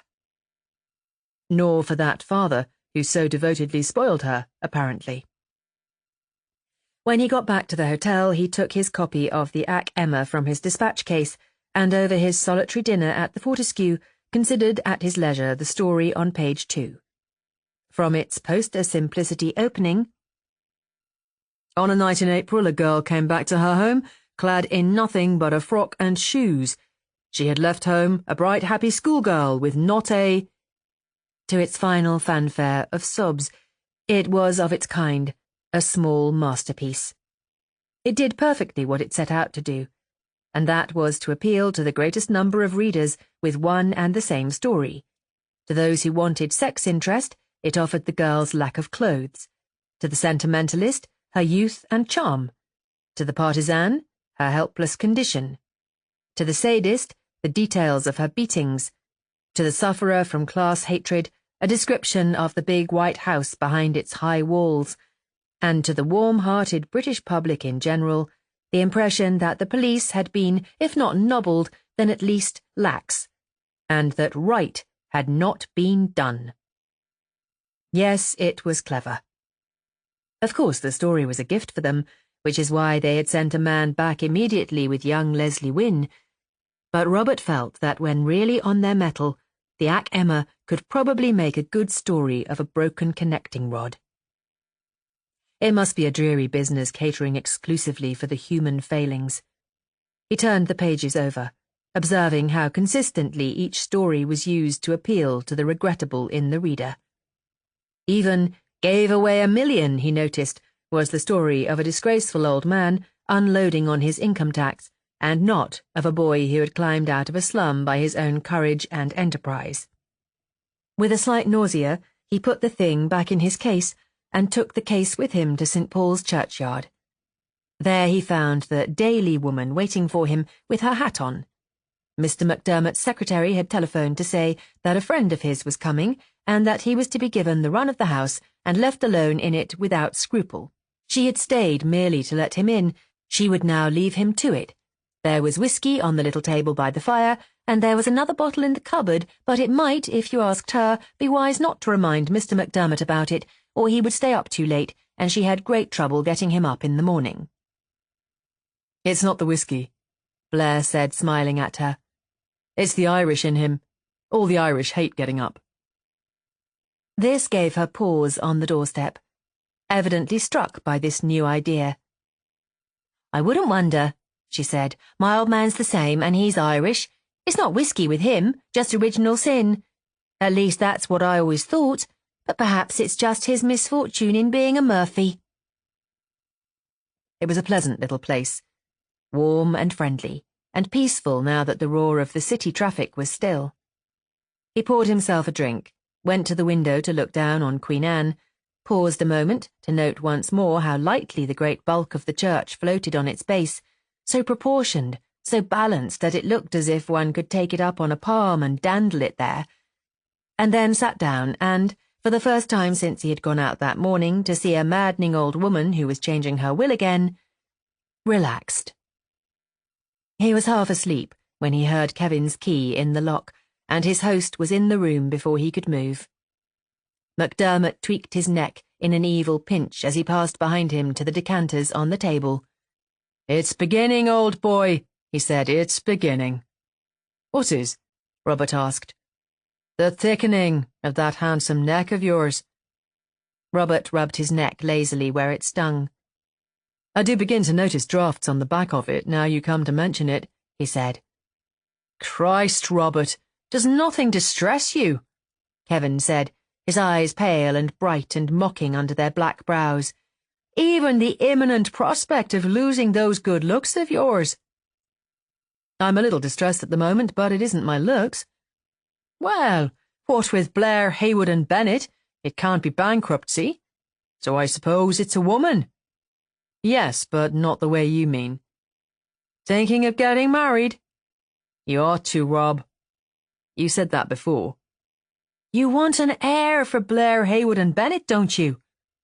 The calm certainty of Blair, Hayward and Bennett had always pricked Kevin into small jibes, Robert remembered. "There is no guarantee that it wouldn't be a girl, Anyhow, Neville is taking care of that. The only thing that young woman of Neville's will ever give birth to is a gramophone record. She was gracing a platform again the other day, I hear. If she had to earn the money for her train fares, she mightn't be so willing to dash about the country, being the vocal minority. He sat down with his drink. I needn't ask if you were up on business. Sometime you really ought to come up and see this town. I suppose you dash off again tomorrow after a 10 a.m. interview with someone's solicitors. No, Robert said. With Scotland Yard. Kevin paused with his glass halfway to his mouth. Robert, you're slipping, he said. What has the Yard to do with your ivory tower? That's just it, Robert said equably, ignoring this additional flick at his Milford security. It's there on the doorstep, and I don't quite know how to deal with it. I want to listen to someone being intelligent about the situation. I don't know why I should unload it on you. You must be sick of problems, but you always did do my algebra for me. And you always reckoned the stocks and shares ones, if I remember rightly. I was always a fool about stocks. I still owe you something for saving me from a bad investment. 2 bad investments, he added. 2? Tamara and Topeka Tin. I remember saving you from Topeka Tin, but I had nothing whatever to do with your breaking with Tamara. Oh, hadn't you indeed? My good Robert, if you could have seen your face when I introduced you to her.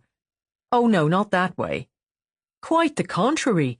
The instantaneous kindness of your expression, that blasted English mask of courtesy and good breeding. It said everything.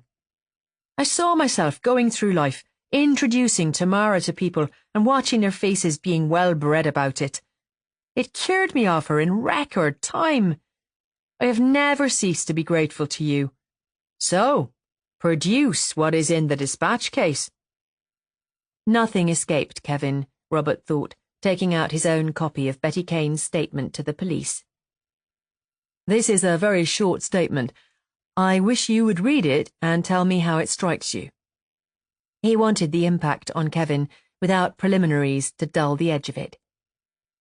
MacDermott took it, read the first paragraph in one swift eye movement, and said, This is the Ack Emma's protégé, I take it. I had no idea that you ever saw the Ack Emma, Robert said, surprised. God love you, I feed on the Ack Emma. No crime, no cause célèbre, no cause célèbre, no Kevin MacDermott, or only a piece of him. He lapsed into utter silence. For 4 minutes his absorption was so complete that Robert felt alone in the room, as if his host had gone away. Humph, he said, coming out of it. Well? I take it that your clients are the 2 women in the case and not this girl. Of course.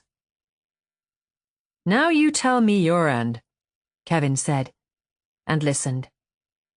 Robert gave him the whole story, his reluctant visit, his growing partisanship as it became clear that it was a choice between Betty Kane and the 2 women, Scotland Yard's decision not to move on the available evidence, and Leslie Wynn's rash visit to the offices of the Ack Emma. So tonight, MacDermott said, the Yard is moving heaven and earth to find corroborative evidence that will back up the girl's story. I suppose so, said Robert, depressed. But what I want to know is, do you or do you not believe the girl's story? I never believe anyone's story, Kevin pointed out with gentle malice. What you want to know is, do I find the girl's story believable? And of course I do. You do? I do. Why not? But it's an absurd story, Robert said, more hotly than he had intended. There is nothing absurd about it. Women who live lonely lives do insane things, especially if they are poor gentlewomen. Only the other day, an elderly woman was found to have kept her sister chained up to a bed in a room no bigger than a good-sized cupboard. She had kept her like that for 3 years and had fed her on the crusts and potato skins and the other scraps that she didn't want herself. She said, when it was discovered, that their money was going down too fast, and this was her way of making ends meet. She had quite a good bank balance, actually, but it was the fear induced by insecurity that had sent her crazy. That is a much more unbelievable and, from your point of view, absurd story than the girls. Is it? It seems to me just an ordinary tale of insanity. Only because you know it happened. I mean, that someone had actually seen the thing. Suppose, on the contrary, that the rumour had merely gone round, that the crazy sister had heard it and released her victim before any investigation could be made, that the investigators found only two old ladies living an apparently normal life except for the invalidism nature of one of them. What then? Would you have believed the chained-up tale? Or would you, more likely, have called it an absurd story? Robert sank a little deeper into his depression. Here are two lonely and badly dowered women saddled with a big house in the country. One of them too old to do much household work, and the other loathing it. What is the most likely form for their mild insanity to take? The capture of a girl to be servant to them, of course. Damn Kevin and his counsel's mind. He had thought that he had wanted Kevin's opinion, but what he had wanted was Kevin's backing for his own opinion. The girl they capture happens to be a blameless schoolgirl, conveniently far from her home. It is their bad luck that she is so blameless because since she has never been caught out in a lie to date, everyone is going to take her word against theirs. If I were the police, I would have risked it. It seems to me they are losing their nerve. He shot an amused glance at Robert, sunk in his chair, glooming down his long legs at the fire. He sat for a moment or two, enjoying his friend's discomfiture. Of course, he said at length, they may have remembered a parallel case where everyone believed the girl's heart-rending story and were very thoroughly led up the garden. A parallel? Robert said, folding his legs and sitting up. When? 17-something. I forget the exact date. Oh, said Robert, dashed again. I don't know what is about it, MacDermott said mildly. The nature of alibis has not changed much in 2 centuries. Alibis? If the parallel case is any guide, the girl's story is an alibi. Then you you find it believable that the girl's story is all nonsense. A complete invention from beginning to end. Kevin, you are maddening. You said you found it believable. So I do. I also find it believable that it is a tissue of lies. I am not briefed for either side. I can make a very good case out for either at the shortest notice. On the whole, I should prefer to be counsel for the young woman from Aylesbury. She would be wonderful in the witness box, and from what you tell me, neither of the Sharps would be much help, visually, to a counsel. He got up to help himself to more whiskey, holding out his other hand for Robert's glass. But Robert was in no mood for conviviality. He shook his head without lifting his gaze from the fire. He was tired and beginning to be out of temper with Kevin. He had been wrong to come. When a man had been a counsel in the criminal courts as long as Kevin had, his mind had only points of view, not convictions anymore. He would wait until Kevin had half finished the glass he was now sitting down with, and then make a movement to go. It would be good to put his head on a pillow and forget for a little that he was responsible for other people's problems, or rather, for the solution of them. I wonder what she was doing all that month, Kevin said conversationally, taking a large gulp of practically neat whiskey. Robert's mouth opened to say, Then you do believe the girl is a fake? But he stopped himself in time. He rebelled against dancing any more this evening to Kevin's piping. If you drink so much whiskey on top of claret, what you will be doing for a month is a cure, my lad, he said. And to his surprise, Kevin lay back and laughed like a schoolboy. Oh, Rob, I love you, he said delightedly. You are the very essence of England. Everything we admire and envy in you. You sit there so mild, so polite, and let people bait you until they conclude that you are an old tabby and they can do what they like with you. And then, just when they are beginning to preen themselves, they go that short step too far and wham! Out comes that business-like paw with the glove off. He picked Robert's glass out of his hand without a by your leave and rose to fill it, and Robert let him. He was feeling better. Chapter 9. The London Loughborough Road was a black straight ribbon in the sunshine, giving off diamond sparks as the crowded traffic caught the light and lost it again. Pretty soon both the air and the roads would be so full that no one could move in comfort, and everyone would have to go back to the railways for quick travel. Progress, that was. Kevin had pointed out last night that, what with present ease of communications, it was quite on the cards that Betty Kane had spent her month's vacation in Sydney, New South Wales. It was a daunting thought. She could be anywhere from Kamchatka to Peru, and all he, Blair, had to do was a little thing like proving she wasn't in a house on the Loughborough-Milford Road. If it were not a sunny morning, and if he were not sorry for Scotland Yard, and if he didn't have Kevin to hold his hand, and if he were not doing pretty well on his own so far, he might have felt depressed. Feeling sorry for Scotland Yard was the last thing he had anticipated. But sorry he was. All Scotland Yard's energies were devoted to proving the Sharps guilty and Betty Kane's story true, for the very good reason that they believed the Sharps to be guilty. But what each one of them ached in his private soul to do was to push Betty Kane down the Ac Emma's throat, and they could only do that by proving her story nonsense. Yes, a really prized state of frustration existed in those large, calm bodies at the Yard. Grant had been charming in his quiet, reasonable way. It had been rather like going to see a doctor, now he came to think of it, and had quite willingly agreed that Robert should be told about any letters that the Ac Emma might provoke. "Don't pin your hopes too firmly to that, will you?" he had said in friendly warning. "For one letter that the Yard gets that has any worth, it gets 5,000 that are nonsense. Letter writing is the natural outlet of the odds, the busybodies, the idle, the perverted, the cranks, the feel-it-my-duties. Pro bono publico. Him and civvies," Grant said with a smile. "Also the plain depraved. They all write letters. It's their safe outlet, you see. They can be as interfering, as long-winded, as obscene, as pompous, as one-ideaed as they like on paper, and no one can kick them for it. So they write. My God, how they write." "But there is a chance." "Oh yes, there is a chance. And all these letters will have to be weeded out, however silly they are. Anything of importance will be passed on to you, I promise. But I do remind you that the ordinary intelligent citizen writes only one time in 5,000.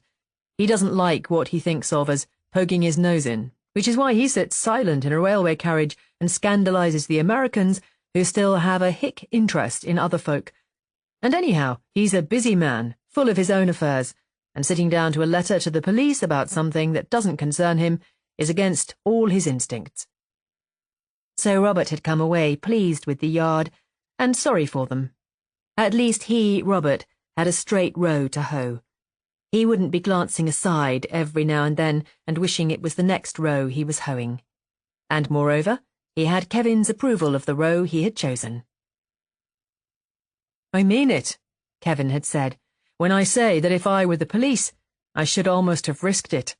They have a good enough case, and a nice little conviction is always a hitch up the ladder of promotion for someone. Unfortunately, or fortunately for the citizen, the man who decides whether there is a case or not is the chap higher up, and he's not interested in any subordinate speedy promotion. Amazing that wisdom should be the byproduct of office procedure." Robert, mellow with whiskey, had let the cynicism flow past him. "But let them just get one spot of corroboration, and they'll have a warrant at the door of the franchise quicker than you can lift a telephone receiver." "They won't get any corroboration," said the mellow Robert. "Why should they? How could they? What we want to do is to disprove the girl's story ourselves so that it doesn't damn the Sharps' lives for as long as they live. Once I have seen the aunt and uncle tomorrow, we may have enough general knowledge about the girl to justify a start on our own investigation." Now he was speeding down the black shining Loughborough Road on the way to seeing Betty's relations in Mains Hill, the people she had stayed with on the memorable holiday, A Mr. and Mrs. Tilsit they were. Tilsit, 93 Cheryl Street, Mains Hill, Loughborough. And the husband was travelling agent for a firm of brushmakers in Loughborough, and they had no children. That was all Robert knew about them. He paused for a moment as he turned off the main road in Mains Hill. This was the corner where Betty Kane waited for her bus. Or said she waited. Over there on the other side, it must have been. There was no side turning on that side. Nothing but the long stretch of unbroken pavement as far as one could see in either direction. A busy enough road at this time of day, but empty enough, Robert supposed, in the doldrum hour of the late afternoon. Cheryl Street was one long series of angular bay windows in dirty red brick, their forward surface almost scraping the low red brick wall that hemmed them in from the pavement. The sour soil on either side of the window, that did duty for a garden, had none of the virtues of the new-turned earth of Meadowside Lane, Aylesbury. It grew only thin London pride, weedy wallflowers, and moth-eaten forget-me-not. The same housewife's pride obtained in Cheryl Street as in Aylesbury, of course, and the same crisp curtains hung at the windows, but if there were poets in Cheryl Street, they found other outlets for their soul than gardens. When he had rung unavailingly, and then knocked at 93, indistinguishable from the others as far as he could see, except by its painted numerals, a woman flung up the bedroom window next door, leaned out and said, "You're looking for Mrs. Tilsit?" Robert said that he was. "She's gone to get her groceries, the shop at the corner." "Oh, thanks. If that's all, I'll wait." "Shouldn't wait if you want to see her soon. Should go and fetch her." "Oh, is she going somewhere else?" "No, just the grocer's. It's the only shop round here, but she takes half a morning deciding between 2 brands of wheat flakes. You take one packet up right firm and put it in her bag and she'll be quite pleased." Robert thanked her and began to walk away to the end of the street, when she hailed him again. "Shouldn't leave your car. Take it with you." "But it's quite a little way, isn't it?" "Maybe, but it's Saturday." "Saturday?" "School's out." "Oh, I see, but there's nothing in it." To steal, he was going to say, but amended it to "nothing in it that's movable." "Movable? Ha, that's good. We had window boxes once. Mrs. Laverty over the way had a gate. Mrs. Biddows had 2 fine wooden clothes posts and 18 yards of clothes rope. They all thought they weren't movable. You leave your car there for 10 minutes, you'll be lucky to find the chassis." So Robert got obediently into the car and drove down to the grocer's. And as he drove, he remembered something, and the memory puzzled him. This was where Betty Kane had been so happy. This rather dreary, rather grimy street, one of a warren of streets very like itself. So happy that she had written to say that she was staying on for the rest of her holidays. What had she found here that was so desirable? He was still wondering as he walked into the grocer's and prepared to spot Mrs. Tilsit among the morning customers. But there was no need for any guesswork. There was only one woman in the shop, and one glance at the grocer's patient face and the cardboard packet in the woman's either hand made it plain that she was Mrs. Tilsit. "Can I get you something, sir?" the grocer said, detaching himself for a moment from the woman's ponderings. It wasn't wheat flakes this morning, it was powdered soap, and moving towards Robert. "No, thank you," Robert said. "I am just waiting for this lady." "For me?" the woman said. "If it's the gas, then—" Robert said hastily that he wasn't the gas. "I have a vacuum cleaner and it's going fine," she offered, and prepared to go back to her problem.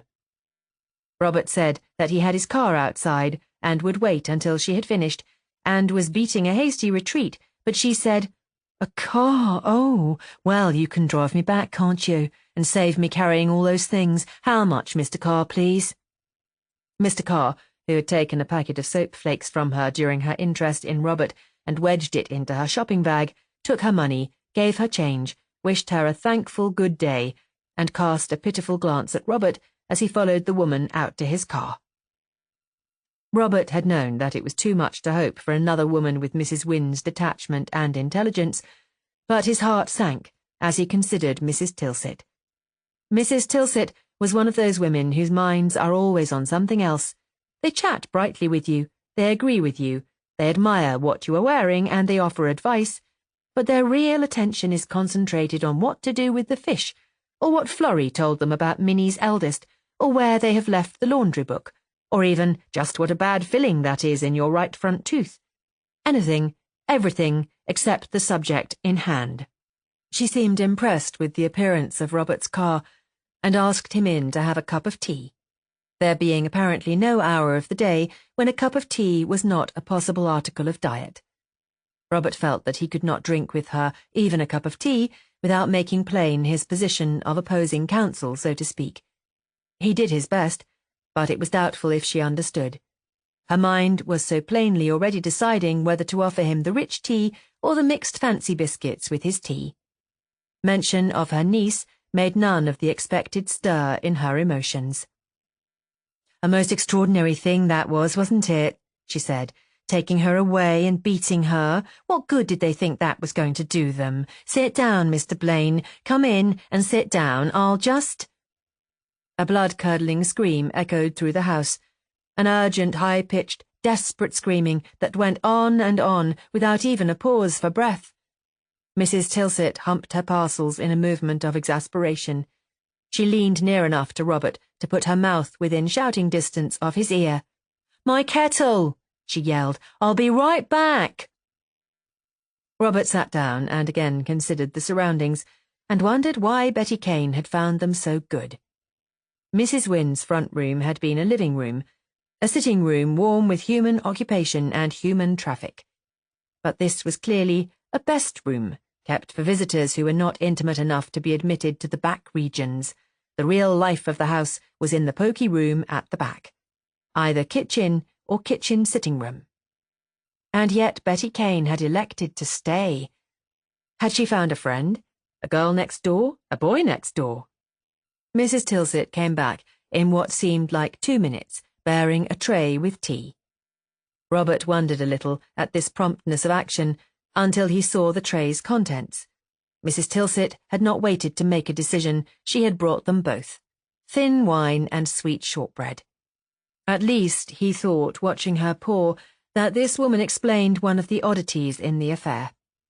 The fact that when the Wynnes had written to have Betty sent home at once, her aunt had not flown to a telegraph office to break the news that Betty had left for home nearly a fortnight ago. The Betty who had gone a fortnight previously would be much less real in Mrs. Tilsit's mind than the jelly that was cooling on the back windowsill. "I wasn't worried about her," Mrs. Tilsit said, as if in echo to his thoughts. "When they wrote from Aylesbury about her, I knew she would turn up. When Mr. Tilsit came home, he was quite upset about it. He goes away for a week or 10 days at a time, you know. He's agent for Weekses. Carried on like a mad thing, he did. But I just said, you wait and she'll turn up all right, and she did. Well, nearly all right." She said she enjoyed her holiday here enormously. "I suppose she did," she said vaguely, not looking gratified as Robert had expected. He glanced at her and realized that her mind was already on something else. The strength of his tea, if one was to judge by the direction of her eye. How did she pass her time? Did she make friends? "Oh, no, she was in Loughborough most of the time." "Loughborough?" "Oh, well, when I say most of the time, I do her an injustice. She helped with the house in the mornings, but in a house this size and me used to doing everything myself, there isn't much to do. And she was here on holiday, wasn't she, poor thing? After all that school work. What good all that bookwork is to a young girl, I don't know. Mrs. Harrop's daughter over the way could hardly write her name, but she married the 3rd son of a lord. Or perhaps it was the son of a 3rd son," she said, looking doubtful. "I forget for the minute. How did she spend her time in Loughborough? Betty, I mean." "Pictures, mostly." "Pictures? Oh, the cinema, I see." "You can do that from morning till night if you're given that way in Loughborough. The big ones open at 10:30, and they mostly change midweek, and there's about 40 of them, so you can just go from one to another till it's time to go home." "Is that what Betty did?" Oh, no, she's quite sensible, Betty is. She used to go into the morning round because you get in cheaper before noon, and then she'd go bus riding. Bus riding? Where? Oh, anywhere the fancy took her. Have another of these biscuits, Mr. Bain. They're fresh from the tin. She went to see the castle at Norton one day. Norton's the county town, you know. Everyone imagines Loughborough is because it's so big, but Norton's always been— Did she not come home to lunch then? What? Oh, Betty? No, she'd have coffee lunch somewhere.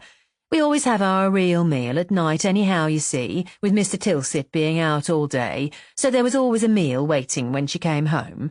It's always been my pride to have a good nourishing sit-down meal ready for my— What time would that be? 6? No, Mr. Tilsit doesn't usually manage home before 7:30. And I suppose Betty was home long before then?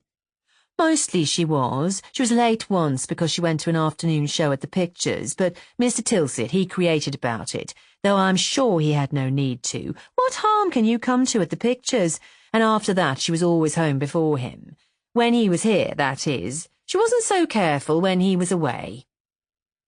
So the girl had been her own mistress for a good fortnight, free to come and go without question, and limited only by the amount of holiday money in her pocket.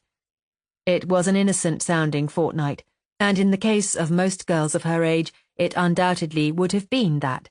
The cinema in the morning, or window-gazing, a coffee lunch, a bus ride into the country in the afternoon. A blissful holiday for an adolescent, the first taste of unsupervised freedom. But Betty Kane was no normal adolescent. She was the girl who had told that long and circumstantial story to the police without a tremor. The girl with 4 weeks of her life unaccounted for. The girl that someone had ended by beating unmercifully. How then had Betty Kane spent her unsupervised freedom? Did she go to Milford on the bus, do you know? No, they asked me that, of course, but I couldn't say yes or not. They? The police. Yes, of course. He had forgotten for the moment that the police would have checked Betty Kane's every sentence to the limit of their power. You're not police, I think you said. No, Robert said yet once again. I'm a lawyer. I represent the 2 women who are supposed to have detained Betty.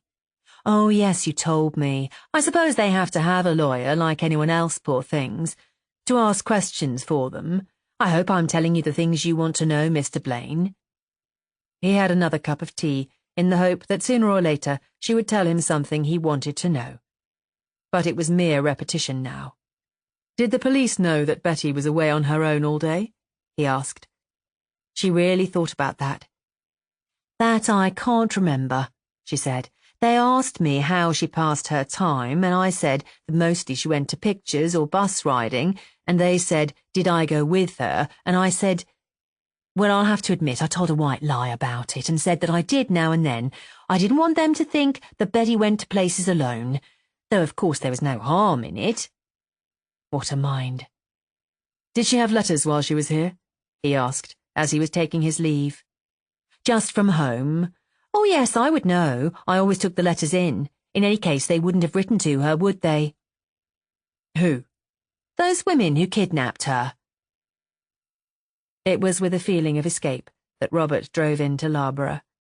He wondered if Mr. Tilsit had always been away 10 days at a time from his home, or if he had got the travelling job as an alternative to flight or suicide.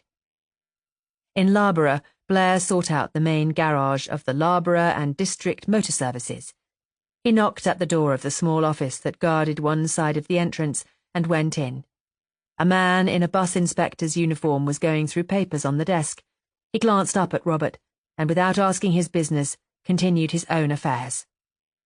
Robert said that he wanted to see someone who would know about the Milford bus service. Timetable on the wall outside, the man said without looking up. I don't want to know about times, I know them. I live in Milford. I want to know if you ever run a double-decker bus on that route. There was silence for a long time, a silence expertly calculated to end at the point where Robert was about to open his mouth again. No, said the man. Never? Robert asked. This time there was no answer at all. The inspector made it plain that he was finished with him. Listen, Robert said, this is important. I'm a partner in a firm of solicitors in Milford, and I—" The man turned on him. "I don't care if you were the Shah of Persia. There are no double-decker buses on the Milford run. And what do you want?" he added, as a small mechanic appeared behind Robert in the doorway. The mechanic hesitated, as if the business he had come on had been upset by a newer interest. But he pulled himself together and began to state his business. "It's about those spares for Norton. Shall I—" As Robert was edging past him out of the office, he felt a tug on his coat and realized that the little mechanic wanted him to linger until he could talk to him. Robert went out and bent over his own car, and presently the mechanic appeared at his elbow. "You asking about double-decker buses? I couldn't contradict him straight out, you know. In the mood he's in now, it'd be as much as my job's worth. You want to use a double-decker, or just to know if they ever run at all? Because you can't get a double-decker on that route, not to travel in, because the buses on that run are all—" I know, they are single-decks. What I wanted to know was whether there ever are two-deck buses on the Milford route.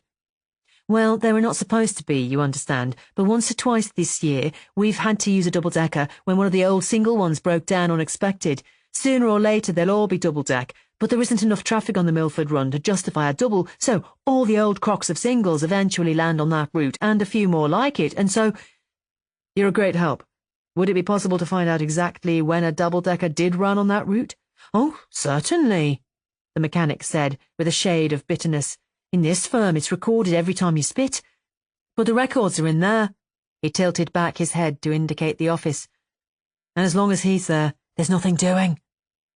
Robert asked at what hour there would be something doing. "Well, he goes off at the same time as me, 6, but I could wait a few minutes and look up the schedules when he's gone if it's very important to you."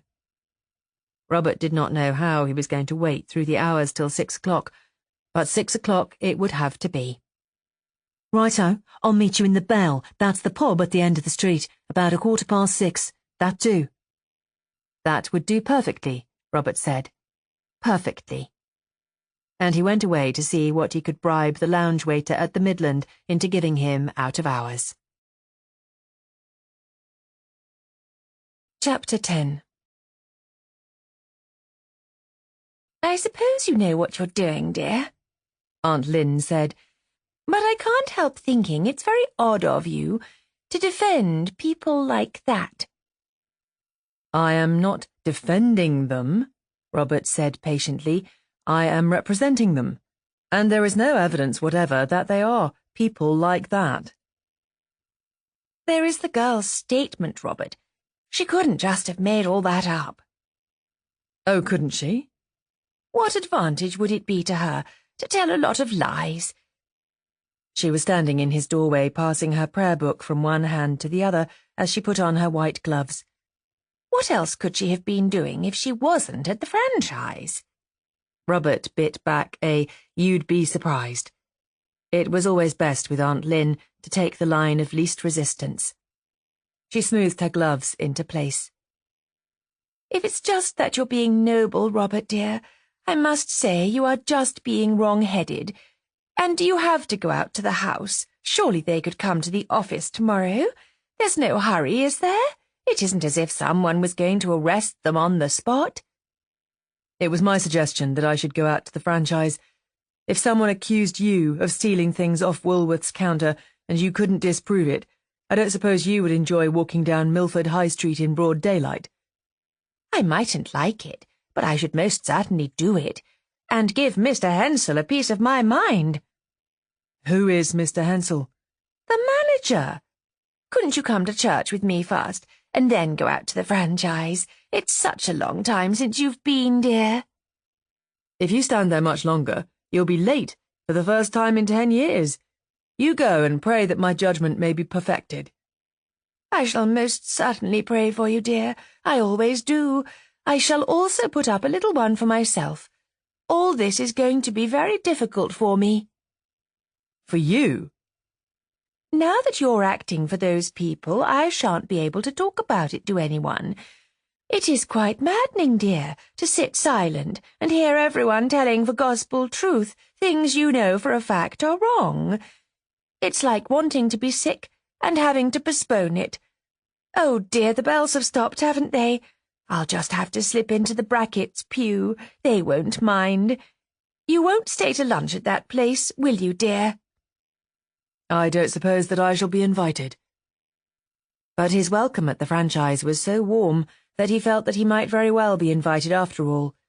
He would say no, of course, not because Aunt Lynn's chicken was waiting, but because Marion Sharp would have to do the washing up afterwards. When there was no one there, they probably ate off trays, or in the kitchen, for all anyone knew. "I am sorry we refused to answer the telephone last night," Marion said, apologising again. "But after the 4th or 5th time, it really was too much.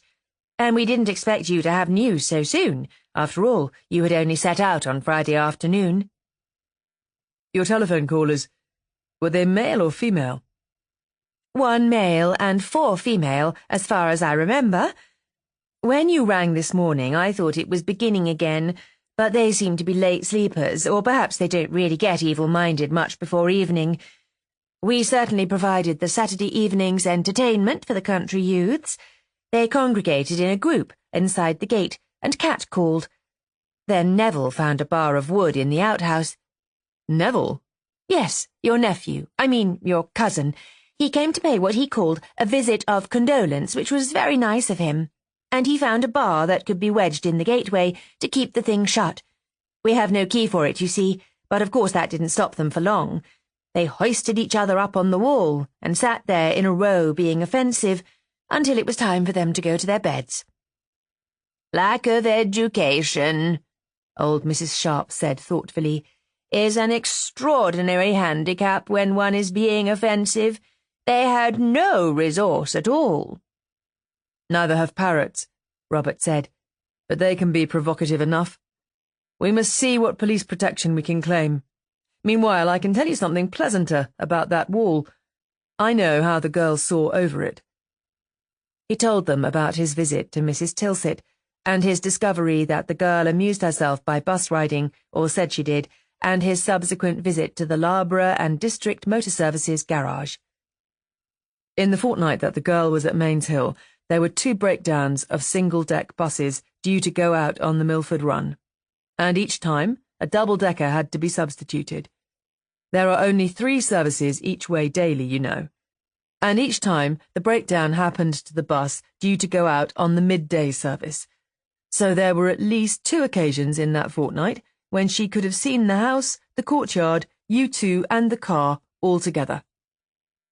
But could anyone passing on top of a bus take in so much? Have you ever travelled on the upper deck of a country bus? Even when the bus is going at a steady 35, the pace seems funeral. What you can see is so much further away, and you can see it so much longer. Down below, the hedges brush the window, and the pace seems good because things are closer. That is one thing. The other is that she has a photographic memory. And he told them what Mrs. Wynne had said. "Do we tell the police this?" Mrs. Sharp asked. "No, it doesn't prove anything, just solves the problem of how she knew about you. When she needed an alibi, she remembered you and risked your not being able to prove that you were somewhere else. When you bring your car to the door, by the way, which side of the car is nearest the door?" "Whether I bring it round from the garage or in from the road, the offside is next the door because it's easier to get out of." "Yes, so that the near side, with the darker paint on the front wheel, would be facing the gate," Robert said conclusively. "That is the picture she saw. The grass and the divided path, the car at the door with the odd wheel, 2 women, both individual, the round attic window in the roof. She had only to look at the picture in her mind and describe it. The day she was using the picture for, the day she was supposed to have been kidnapped, was more than a month away, and it was 1,000 to 1 against your being able to say what you had done or where you had been on that day."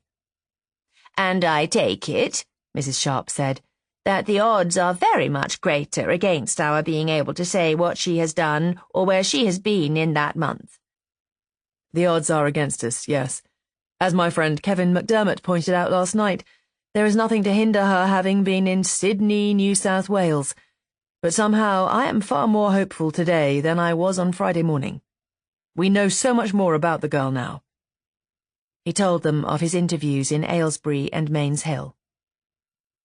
But if the police inquiries didn't unearth what she was doing that month, the police inquiries were devoted to checking her statement. They didn't start, as we do, with the premise that her statement is untrue from beginning to end. They checked it, and it checked.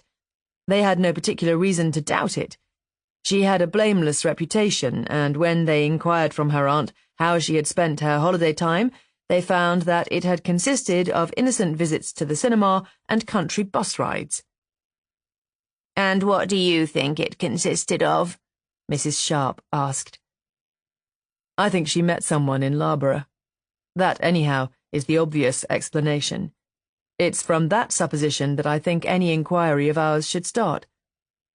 "And what do we do about engaging an agent?" asked Mrs. Sharp. "Do you know of one?" "Well," Robert said, hesitating, "it had crossed my mind that you might let me pursue my own inquiries a little further before we engage a professional. I know that—" "Mr. Blair," the old woman said, interrupting him, "you have been called into this unpleasant case without warning, and it cannot have been very willingly, and you have been very kind in doing your best for us. But we cannot expect you to turn yourself into a private inquiry agent on our behalf. We are not rich. Indeed, we have very little to live on. But as long as we have any money at all, we shall pay for what services are proper. And it is not proper that you should turn yourself into a Sexton Blake for our benefit." "It may not be proper, but it is very much to my taste. Believe me, Mrs. Sharp, I hadn't planned it with any conscious thought of saving your pocket. Coming home in the car last night, very pleased with what I had done so far, I realized how much I should hate giving up the search to someone else. It had become a personal hunt. Please don't discourage me from—" "If Mr. Blair is willing to carry on a little longer," Marian interrupted, "I think we should thank him heartily and accept. I know just how he feels. I wish I could go hunting myself." "There will no doubt come a time when I shall have to turn it over to a proper inquiry agent whether I want to or not, if the trail leads far from Loughborough, for instance. I have too many other commitments to follow it far, but as long as the search is on our doorsteps, I do want to be the one to pursue it." "How had you planned to pursue it?" Marian asked, interested. "Well, I had thought of beginning with the coffee lunch places. In Loughborough, I mean. For one thing, there can't be so very many of them, and for another, we do know that at any rate at the beginning, that was the kind of lunch she had." "Why do you say, 'at the beginning'?" Marian asked. Once she had met the hypothetical X, she may have lunched anywhere. But up till then, she paid for her own lunches, and they were coffee ones. A girl of that age prefers a bun lunch anyhow, even if she has money for a 2-course meal. So I concentrate on the coffee places. I flourish the Ac Emma at the waitresses and find out, as tactfully as a country lawyer knows how, whether they have ever seen the girl in their place. Does that sound like sense to you? "Very good sense," Marian said. Robert turned to Mrs. Sharp. "But if you think you will be better served by a professional, and that is more than possible, then I shall bow out with—" "I don't think we could be better served by anyone," Mrs. Sharp said. "I have expressed my appreciation already of the trouble you have gone to on our behalf. If it would really please you to run down this— "Moppet," supplied Robert happily. "Mopsy," Mrs. Sharp amended, "then we can only agree and be grateful. But it seems to me likely to be a very long run." "Why long?" "There is a big gap, it seems to me, between meeting a hypothetical X in Loughborough and walking into a house near Aylesbury wearing nothing but a frock and shoes and well and truly beaten. Marian, there is still some of the Amontillado, I think." In the silence that succeeded Marian's departure to fetch the sherry, the quiet of the old house became apparent. There were no trees in the courtyard to make small noises in the wind, and no birds to chatter. The silence was as absolute as the midnight silence of a small town. Was it peaceful, Robert wondered, after the crowded life of a boarding house? Or was it lonely and a little frightening? They had valued its privacy, old Mrs. Sharp had said in his office on Friday morning, but was it a good life shut in behind the high walls in the perpetual silence? "It seems to me," Mrs. Sharp said, "that the girl took a great risk in choosing the franchise, knowing nothing of the household or its circumstances." Of course she took a risk, Robert said. She had to, but I don't think it was as big a gamble as you think. No? No. What you are saying is that for all the girl knew, there might be a large household of young people and 3 maidservants at the franchise. Yes. But I think she knew quite well that there was no such thing. How could she? Either she gossiped with the bus conductor, or, and I think this is the more likely, she overheard comment from her fellow passengers. You know the kind of thing. There are the Sharps. Fancy living alone in a big house like that, just the 2 of them, and no maids willing to stay in a lonely place so far from shops and the pictures, and so on. It is very much a local bus, that Loughborough-Milford one, and it is a lonely route, with no wayside cottages, and no village other than Ham Green. The franchise is the only spot of human interest for miles. It would be more than human nature is capable of to pass the combined interest of the house, the owners, and their car without comments of some kind. I see. Yes, that makes sense. I wish in a way it had been through chatting with the conductor that she learned about you. That way he would be more likely to remember her. The girl says she was never in Milford and doesn't know where it is. If a conductor remembered her, we could at least shake her story to that extent. If I know anything of the young person, she would open those childlike eyes of hers and say, "Oh, was that Milford? I just got on a bus and went to the terminus and back." Yes, it wouldn't take us very far, but if I fail to pick up the girl's trail in Loughborough, I'll try her picture on the local conductors. I do wish she was a more memorable creature. The silence fell round them again while they contemplated the unmemorable nature of Betty Kane. They were sitting in the drawing-room, facing the window, looking out on the green square of the courtyard and faded pink of the brick wall. And as they looked, the gate was pushed open, and a small group of 7 or 8 people appeared and stood at gaze. Entirely at their ease they were, pointing out to each other the salient points of interest, the favourite being, apparently, the round window in the roof.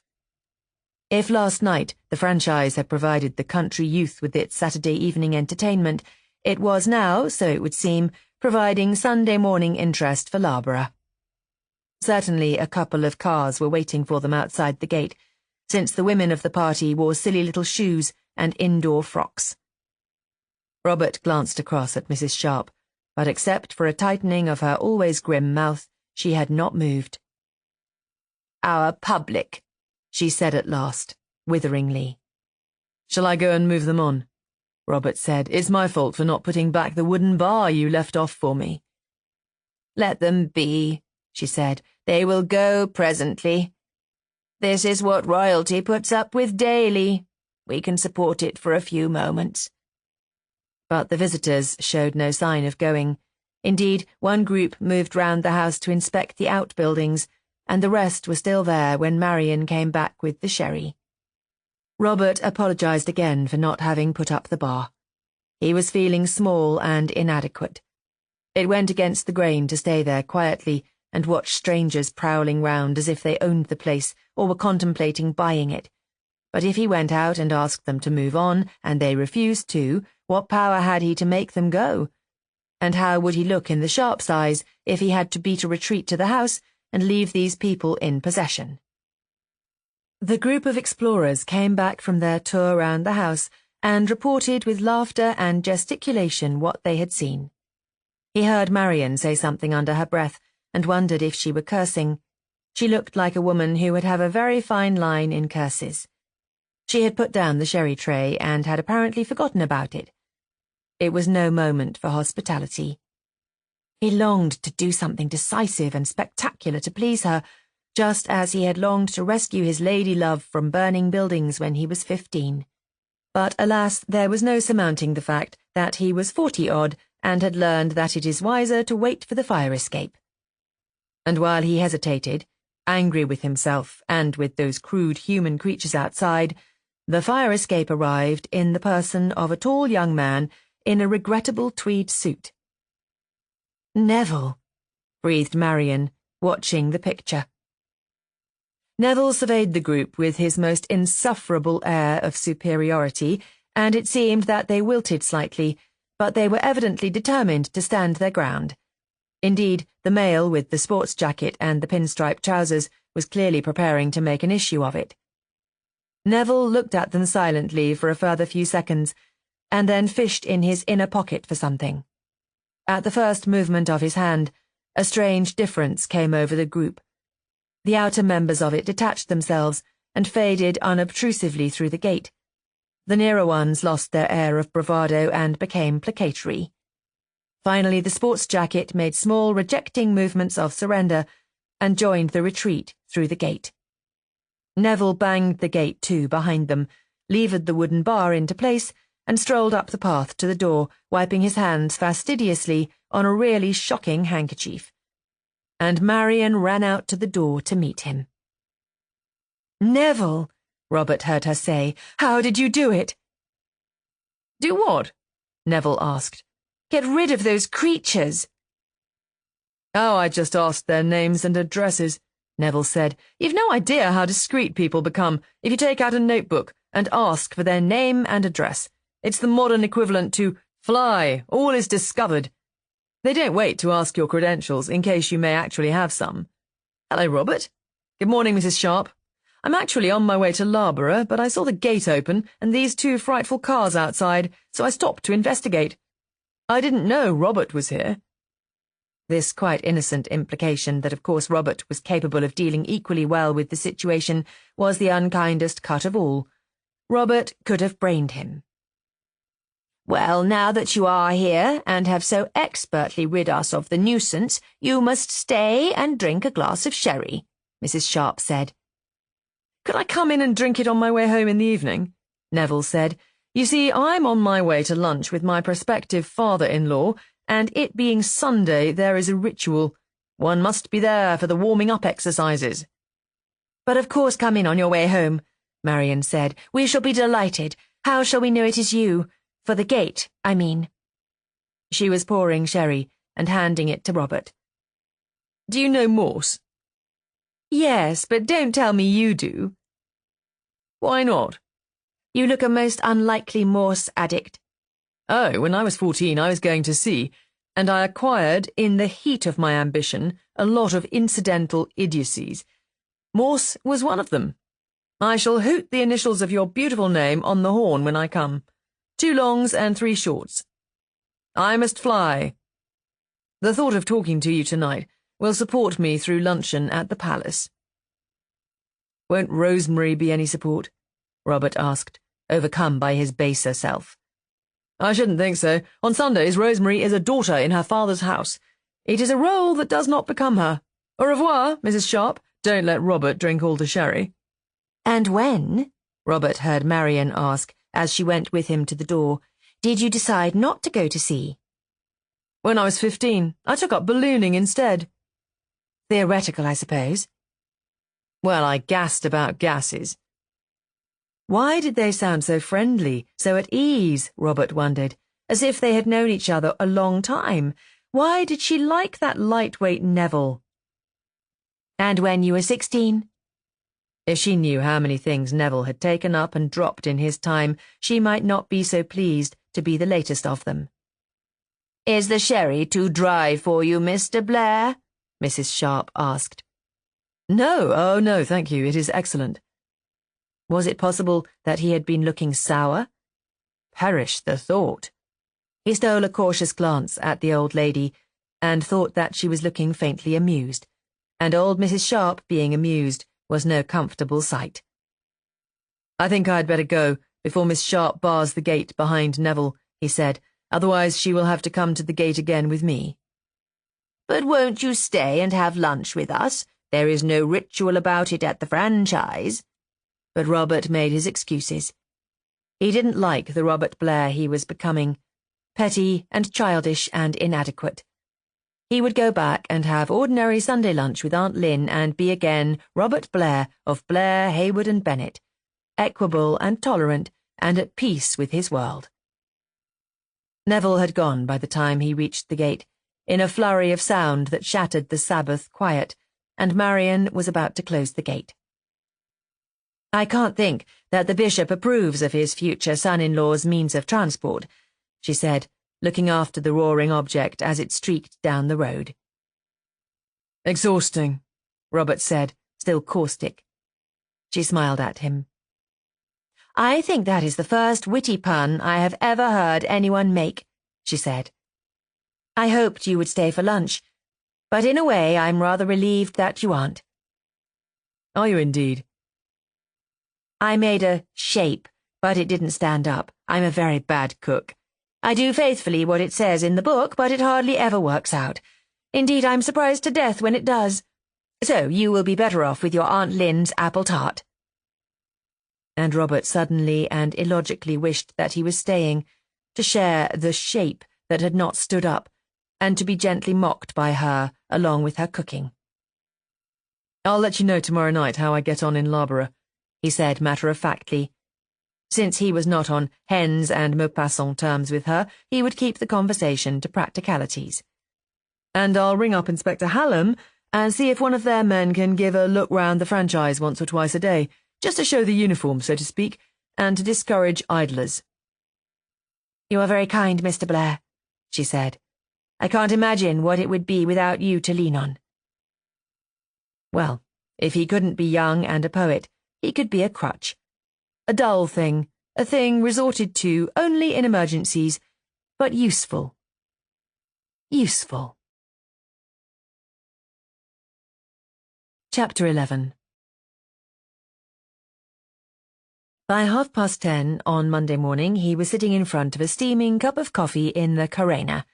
He began with the Carena because when one thinks of coffee at all, one thinks of a Carena, with the smell of the roasting coffee downstairs in the shop and the liquid version waiting upstairs among the little tables. And if he was going to have a surfeit of coffee, he might as well have some good stuff while he could still taste it.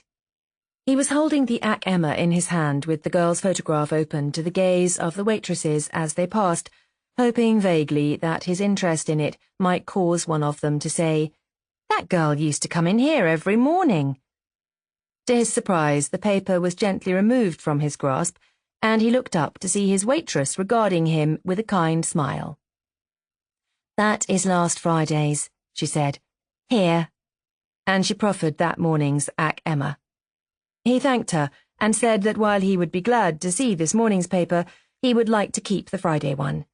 Did this girl on the front page of Fridays, ever come in there for coffee? "Oh, no, we'd have remembered her if she did. We were all discussing that case on Friday. Imagine beating her half to death like that." "Then you think they did?" She looked puzzled. "The paper says they did." "No, the paper reports what the girl said." She obviously did not follow that. This was the democracy we deified. "They wouldn't print a story like that if it wasn't true. It would be as much as their life's worth. You a detective?" "Part-time," Robert said. "How much do you get an hour for that?" "Not nearly enough." "No, I suppose not. Haven't got a union, I suppose. You don't get your rights in this world unless you have a union." "Too true," said Robert. "Let me have my bill, will you?" "Your cheque?" "Yes." At the Palace, the biggest and newest of the cinemas, the restaurant occupied the floor behind the balcony and had carpets so deep that one tripped on them, and lighting so subdued that all the cloths looked dirty.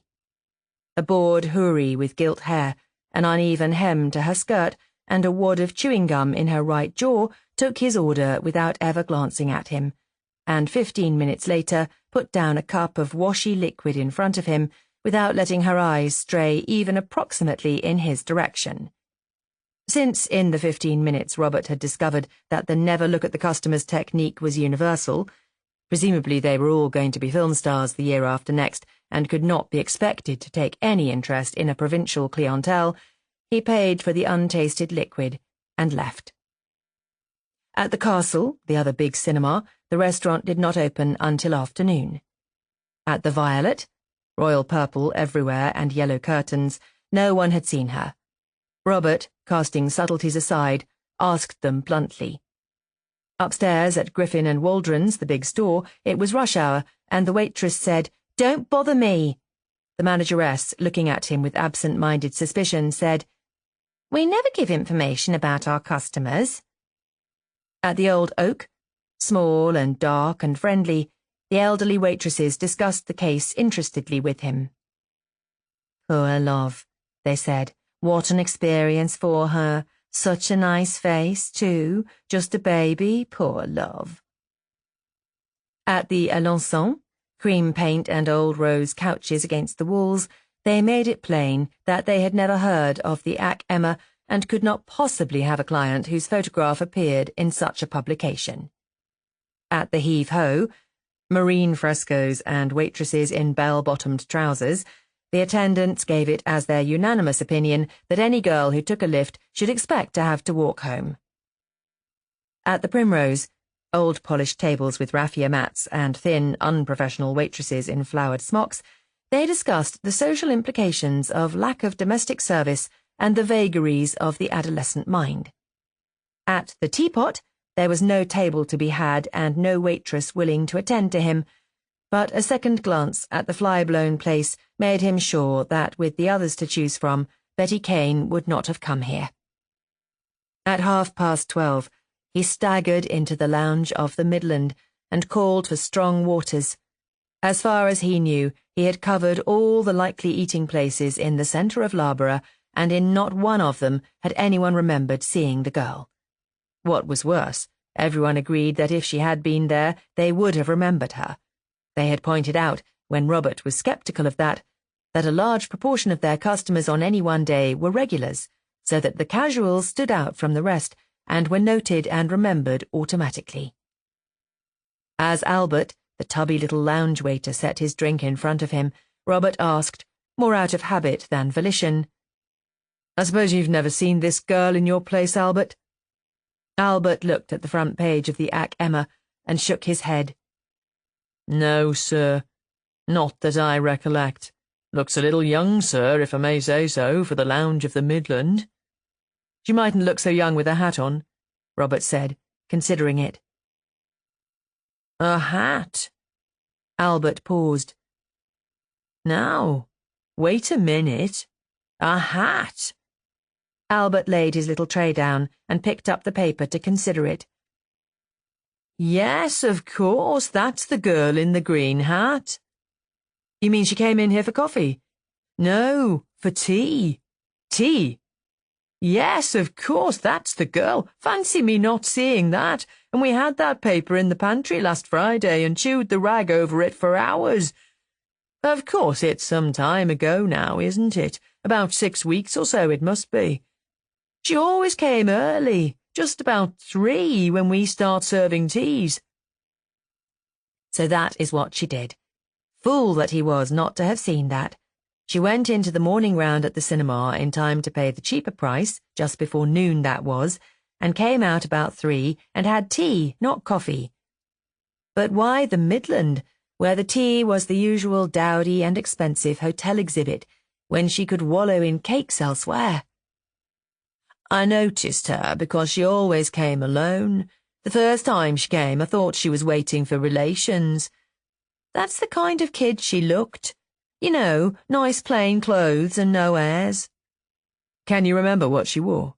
"Oh, yes, she always wore the same things, a green hat and a frock to match it under a pale grey coat, but she never met anyone. And then one day she picked up the man at the next table. You could have knocked me over with a feather." "You mean he picked her up?" "Don't you believe it? He hadn't even thought of her when he sat down there. I tell you, sir, she didn't look that sort. You'd expect an aunt or a mother to appear at any moment and say, 'So sorry to have kept you waiting, darling.' She just wouldn't occur to any man as a possible. Oh, no, it was the kid's doing. And as neat a piece of business, let me tell you, sir, as if she had spent her lifetime at it. Goodness, and to think that I didn't spot her again without her hat." He gazed in wonder at the pictured face. What was the man like? Did you know him? No, he wasn't one of our regulars. Dark, youngish, business gent, I should say. I remember being a little surprised at her taste, so I don't think he could have been up to much, now I come to think of it. You wouldn't know him again, then?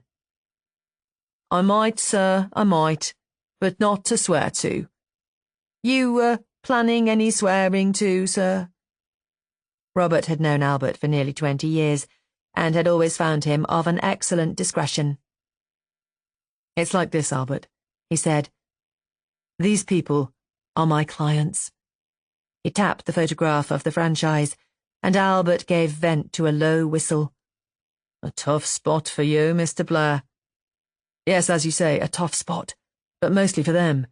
It is quite unbelievably tough for them. The girl comes out of the blue one day, accompanied by the police, to whom she has told this fantastic story. Until then, neither of the two women has ever set eyes on her.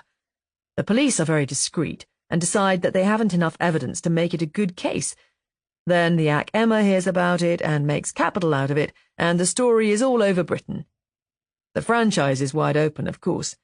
The police can't spare men to afford constant protection, so you can imagine the lives these women are leading. My young cousin, who looked in before dinner last night, says that from lunchtime on, crowds of cars arrived from Loughborough, and people stood on the roofs or hoisted themselves up on the wall to stare or take photographs. Neville got in because he arrived at the same time as the policeman on the evening beat, but as soon as they left, the cars were swarming again. The telephone went continually until they asked the exchange not to put through any more calls. Have the police dropped it for good, then? No, but they can't do anything to help us. What they are looking for is corroboration of the girl's story. Well, that's not very likely, is it, for them to get, I mean? No, but you see the spot we are in. Unless we can find out where the girl was during the weeks she says she was at the franchise, the Sharps will be in the position of being permanently convicted of a thing they haven't even been accused of. Well, if it's the girl in the green hat, and I'm sure it is, sir, I'd say she was what is known as out on the tiles, sir. A very cool customer she was for a girl that age. Butter wouldn't melt in her mouth. Butter wouldn't melt in her little mouth, the tobacconist had said of the child Betty. And on the tiles was Stanley's verdict on the pictured face that was so like the bint he had had in Egypt. And the worldly little waiter had used both phrases in his estimate of her. The demure girl in the good clothes who had come every day by herself to sit in the hotel lounge. Perhaps it was just a childish desire to be grand, the nice side of him prompted. But his common sense refused it. She could have been grand at the Alençon and eaten well and seen smart clothes at the same time. He went in to have lunch and then spent a large part of the afternoon trying to reach Mrs. Wynne on the telephone. Mrs. Tilsit had no telephone, and he had no intention of involving himself in a Tilsit conversation again if he could help it. When he failed, he remembered that Scotland Yard would most certainly, in that painstaking way of theirs, have a description of the clothes the girl was wearing when she went missing. And in less than 7 minutes, he had it. A green felt hat, a green wool frock to match, a pale grey cloth coat with large grey buttons, fawn grey rayon stockings, and black court shoes with medium heels. Well, at last he had it, that setting-off place, that starting point for inquiry. Jubilation filled him. He sat down in the lounge on his way out, and wrote a note to tell Kevin McDermott that the young woman from Aylesbury was not such an attractive brief as she had been on Friday night, and to let him know, of course, between the lines, that Blair, Hayward and Bennett could get a move on when it was necessary. Did she ever come back? He asked Albert, who was hovering. I mean, after she had got her man. I don't remember ever seeing either of them again, sir. Well, the hypothetical X had ceased to be hypothetical. He had become plain X. He, Robert, could go back tonight to the franchise in triumph. He had put forward a theory, and the theory had proved fact, and it was he who had proved it a fact. It was depressing, of course, that the letters received so far by Scotland Yard had all been merely anonymous revilings of the yard for their softness to the rich, and not claims to have seen Betty Kane. It was depressing that practically everyone he had interviewed that morning believed the girl's story without question, were indeed surprised and at a loss if asked to consider any other point of view. The paper said so. But these were small things compared to the satisfaction of having arrived at that starting point, of having unearthed X.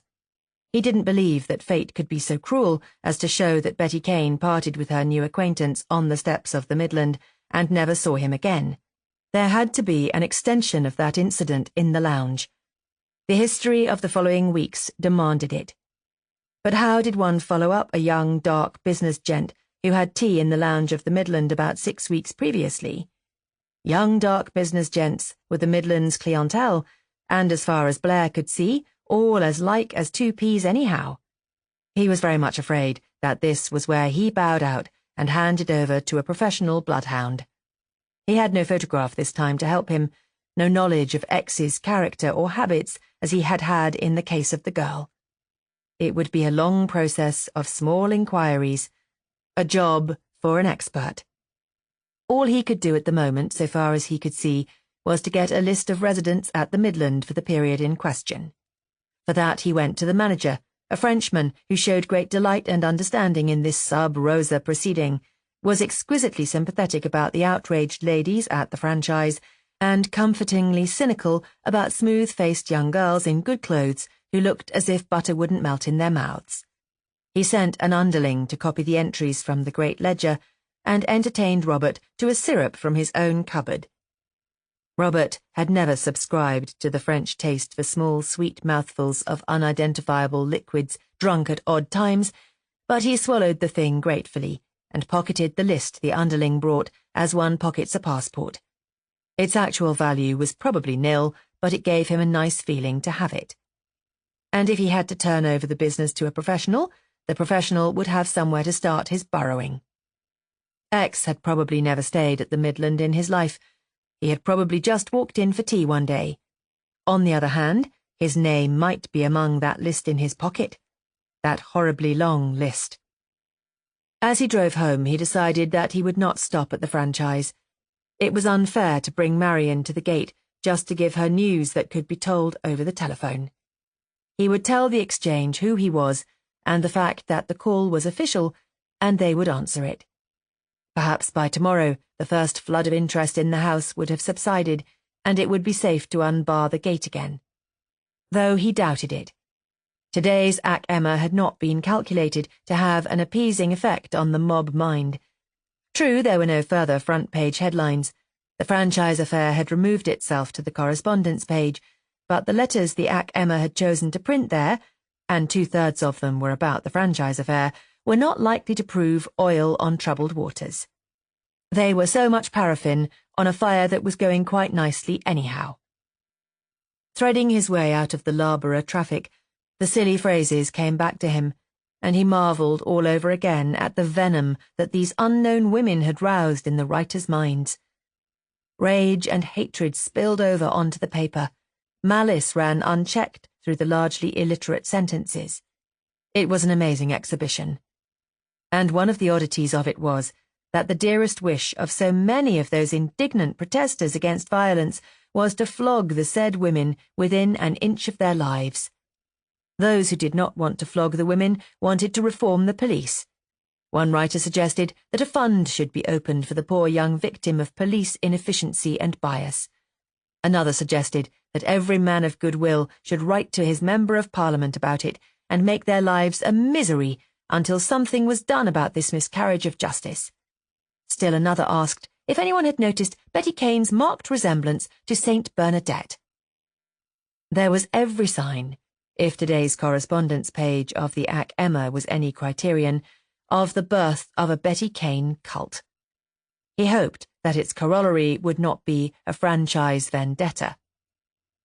As he neared the unhappy house, he grew anxious, wondering if Monday too had provided its quota of sightseers. It was a lovely evening, the low sun slanting great golden swathes of light over the spring fields, an evening to tempt even Loughborough out to the Midland dullness of Milford. It would be a miracle if, after the correspondence in the Ac Emma, the franchise was not the Mecca of an evening pilgrimage. But when he came within sight of it, he found the long stretch of road deserted, and as he came nearer he saw why. At the gate of the franchise, solid and immobile and immaculate in the evening light, was the dark blue and silver figure of a policeman. Delighted that Hallam had been so generous with his scanty force, Robert slowed down to exchange greetings, but the greeting died on his lips. Along the full length of the tall brick wall, in letters nearly 6 feet high, was splashed a slogan. "Fascists!" screamed the large white capitals, and again on the further side of the gate. "Fascists!" "Move along, please," the force said, approaching the staring Robert with slow, polite menace. "No stopping here." Robert got slowly out of the car. "Oh, Mr. Blair, didn't recognise you, sir. Sorry." "Is it whitewash?" "No, sir. Best quality paint." "Great heavens. Some people never grow out of it." "Out of what?" "Writing things on walls. There's one thing, they might have written something worse." "They wrote the worst insult they knew," said Robert wryly. "I suppose you haven't got the culprits?" "No, sir, I just came along on my evening beat to clear away the usual gapers. Oh, yes, there were dozens of them, and found it like that when I arrived. 2 men in a car, if all reports are true." "Do the Sharps know about it?" "Yes, I had to get in to telephone. We have a code now, us and the franchise people. I tie my handkerchief on the end of my truncheon and wave it over the top of the gate when I want to speak to them. Do you want to go in, sir?" No, on the whole, I think not. I'll get the post office to let me through on the telephone. No need to bring them to the gate. If this is going to continue, they must get keys for the gate so that I can have a duplicate." "Looks as though it's going to continue all right, sir. Did you see today's Ac Emma?" "I did." "Struth," said the force, losing his equanimity at the thought of the Ac Emma. "You would think to listen to them we were nothing but a collection of itching palms. It's a holy wonder we're not come to that.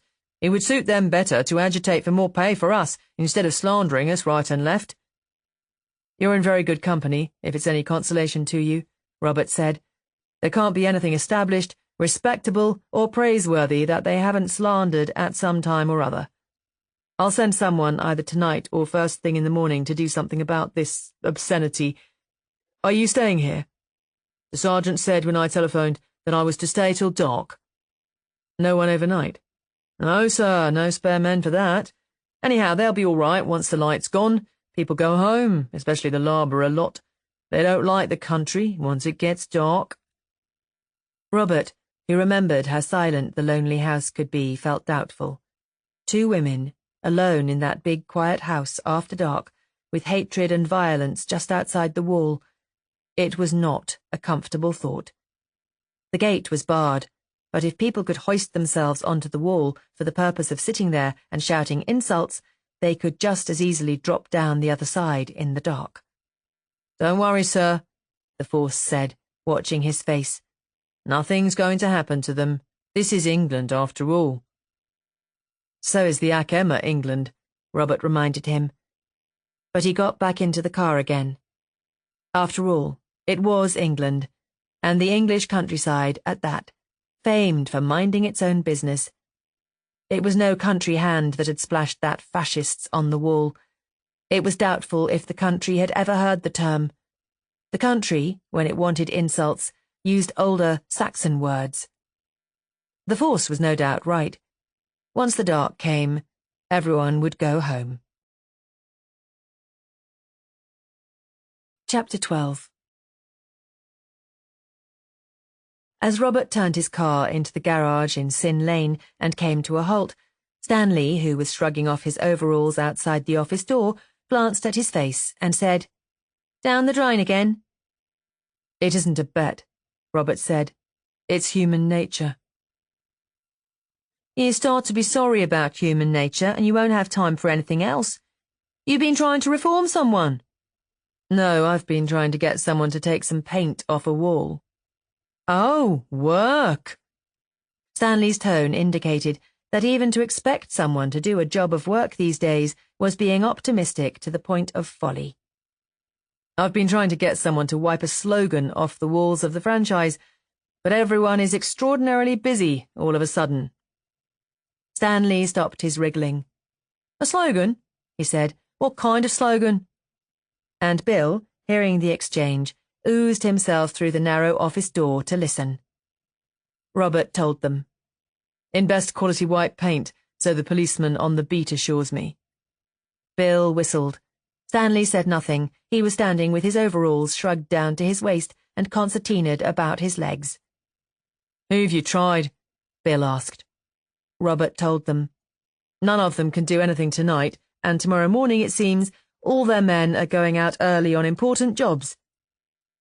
It's not to be believed, Bill said. Don't tell me they're afraid of reprisals. No, to do them justice, I don't think it's that. I think, although they would never say so to me, that they think those women at the franchise deserve it. There was silence for a moment. When I was in the signals, Stanley said, beginning in a leisurely fashion to pull up his overalls and get into the top half again, I was given a free tour of Italy. Nearly a year it took, and I escaped the malaria and the eye-ties and the partisans and the Yank transport and most of the other little nuisances. But I got a phobia. I took a great dislike to slogans on walls. What'll we get it off with? Bill asked. What's the good of owning the best equipped and most modern garage in Milford if we haven't something to take off a spot of paint? Stanley said, zipping up his front. Will you really try to do something about it? Robert asked, surprised and pleased. Bill smiled his slow, expansive smile. The signals, the REME, and a couple of brooms. What more do you want? He said. Bless you, Robert said. Bless you both. I have only one ambition tonight, to get that slogan off the wall before breakfast tomorrow. I'll come along and help. Not in that Savile Row suit, you won't, Stanley said. And we haven't a spare suit of... I'll get something old on, and come out after you. Look, Stanley said patiently. We don't need any help for a little job like that. If we did, we'd take Harry. Harry was the garage boy. You haven't eaten yet, and we have, and I've heard it said that Miss Bennet doesn't like her good meals spoiled. I suppose you don't mind if the wall looks smeary. We're just good-intentioned garage hands, not decorators.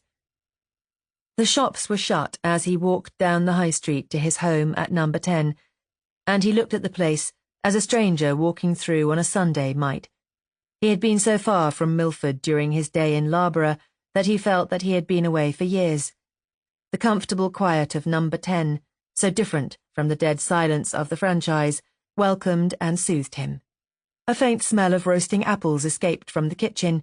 The firelight flickered on the wall of the sitting room, seen through its half-open door. Warmth and security and comfort rose up in a gentle tide and lapped over him. Guilty at being the owner of this waiting peace, he picked up the telephone to talk to Marion. "Oh, you! How nice," she said, when at last he had persuaded the post office that his intentions were honourable, and the warmth in her voice, catching him unawares, his mind being still on white paint, caught him under the heart and left him breathless for a moment. "I'm so glad. I was wondering how we were going to talk to you, but I might have known that you would manage it. I suppose you just say you're Robert Blair, and the post office gives you the freedom of the place." How like her, he thought. The genuine gratitude of, "I might have known that you would manage," and then the faint amusement in the sentence that followed. "I suppose you've seen our wall decoration?" Robert said yes, but that no one ever would again, because by the time the sun rose, it would have gone. "Tomorrow. The two men who own my garage have decided to obliterate it tonight." "But could 7 maids with 7 mops?" "I don't know, but if Stanley and Bill have set their minds on it, obliterated it will be. They were brought up in a school that doesn't tolerate frustrations." "What school is that?" "The British Army. And I have more good news for you. I have established the fact that X exists. She had tea with him one day, Picked him up at the Midland, in the lounge. Picked him up? But she is just a child, and so— Oh, well, she told that story, of course. After that, anything is possible. How did you find out that? He told her. You've had a bad day at the franchise, haven't you? He said, when he had finished the saga of the coffee shops. Yes, I feel dirty all over. What was worse than the audience and the wall was the post. The postman gave it to the police to take in. It is not often that the police can be accused of disseminating obscene literature. Yes, I imagine it must have been pretty bad. That was only to be expected. Well, we have so few letters that we have decided that in future we shall burn everything without opening them unless we recognize the writing. So don't use typescript if you write to us. But do you know my handwriting? Oh, yes. You wrote us a note, you remember. The one Neville brought that afternoon. Nice handwriting. Have you seen Neville today? No, but one of the letters was from him. At least it wasn't a letter. A document of some kind? No, a poem. Oh. Did you understand it? No, but it made quite a nice sound. So did bicycle bells. He thought she laughed a little. It is nice to have poems made to one's eyebrows, she said. But still nicer to have one's wall made clean. I do thank you for that. You and what's their names, Bill and Stanley. If you want to be very kind, perhaps you would bring or send us some food tomorrow? Food? He said, horrified that he had not thought of that before. That was what happened when you lived a life where Aunt Lynn put everything down in front of you, all but put the stuff in your mouth. You lost your capacity for imagination. Yes, of course. I forgot that you would not be able to shop. It isn't only that. The grocer's van that calls on Monday didn't come today. Or perhaps, she added hastily, it came and just couldn't call our attention. Anyhow, we should be so grateful for some things. Have you got a pencil there? She gave him a list of things, and then asked, We didn't see today's Ac Emma. Was there anything about us? Some letters on the correspondence page, that is all. All anti, I suppose? I'm afraid so. I shall bring a copy out tomorrow morning when I bring the groceries, and you can see it for yourselves. I'm afraid we are taking up a great deal of your time. This has become a personal matter with me, he said. Personal? She sounded doubtful. The one ambition of my life is to discredit Betty Kane. Oh, I see. Her voice sounded half relieved, half— could it be disappointed? Well, we shall look forward to seeing you tomorrow. But she was to see him long before that. He went to bed early but lay long awake, rehearsing a telephone conversation that he planned to have with Kevin McDermott, considering different approaches to the problem of X, wondering if Marion was asleep in that silent old house or lying awake, listening for sounds. His bedroom was over the street, and about midnight he heard a car drive up and stop, and presently, through the open window, he heard Bill's cautious call, not much more than a throaty whisper. Mr. Blair! Hey, Mr. Blair! He was at the window almost before the second utterance of his name. Thank goodness, whispered Bill. I was afraid the light might be Miss Bennet's. No, she sleeps at the back. What is it? There's trouble at the franchise. I've got to go for the police because the wire is cut, but I thought you'd want to be called, so I— What kind of trouble? Hooligans. I'll come in for you on my way back in about 4 minutes. Is Stanley with them? Robert asked, as Bill's great bulk merged with the car again. Yes, Stan's having his head bound up. Back in a minute. And the car fled away up the dark, silent high street. Before Robert had got his clothes on, he heard a soft shush go past his window and realized that the police were already on their way. No screaming sirens in the night, no roaring exhausts. With no more sound than a summer wind makes among the leaves, the law was going about its business. As he opened the front door, cautiously so as not to wake Aunt Lynn, nothing but the last trump was likely to wake Christina, Bill brought his car to a standstill at the pavement. "Now tell me," Robert said as they moved away. "Well, we finished that little job by the light of the headlamps. Not very professional, it isn't, but a lot better than it was when we got there. And then we switched off the heads and began to put away our things. Sort of leisurely-like. There was no hurry, and it was a nice night.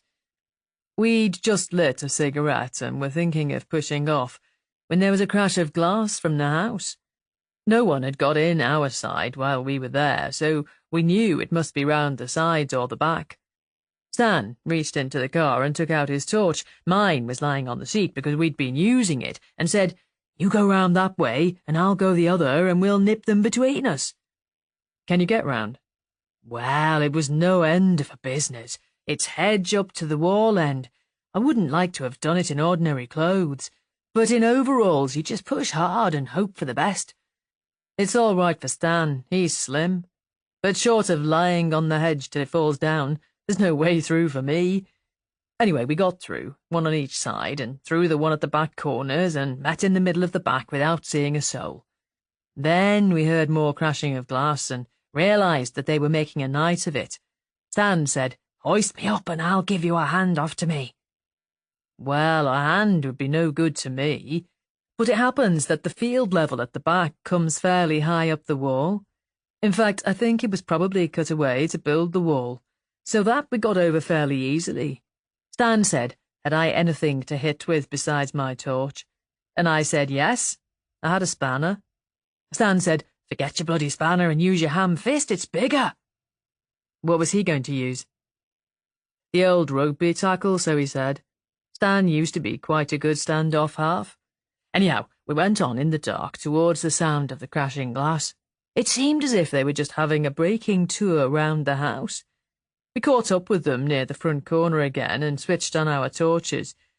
I think there were 7 of them. Far more than we had expected, anyhow. We switched off at once, before they could see that we were only 2, and grabbed the nearest. Stan said, 'You take that one, Sergeant.' And I thought at the time he was giving me my rank out of old habit, but I realised now he was bluffing them we were police. Anyhow, some of them beat it, because though there was a mix-up, there couldn't have been anything like 7 of them in it. Then quite suddenly it seemed there was quiet. We'd been making a lot of noise, and I realised that we were letting them get away, and Stan said from somewhere on the ground, 'Grab one, Bill, before they get over the wall.' And I went after them with my torch on. The last of them was just being helped over, and I grabbed his legs and hung on, but he kicked like a mule, and what with the torch in my hand, he slipped from my hands like a trout, and was over before I could grab him again. That finished me, because from inside that wall at the back is even higher than it is at the front of the house. So I went back to Stan. He was still sitting on the ground. Someone had hit him a wallop over the head with what he said was a bottle, and he was looking very cheap. And then Miss Sharp came out to the top of the front steps and said, was someone hurt? She could see us in the torchlight.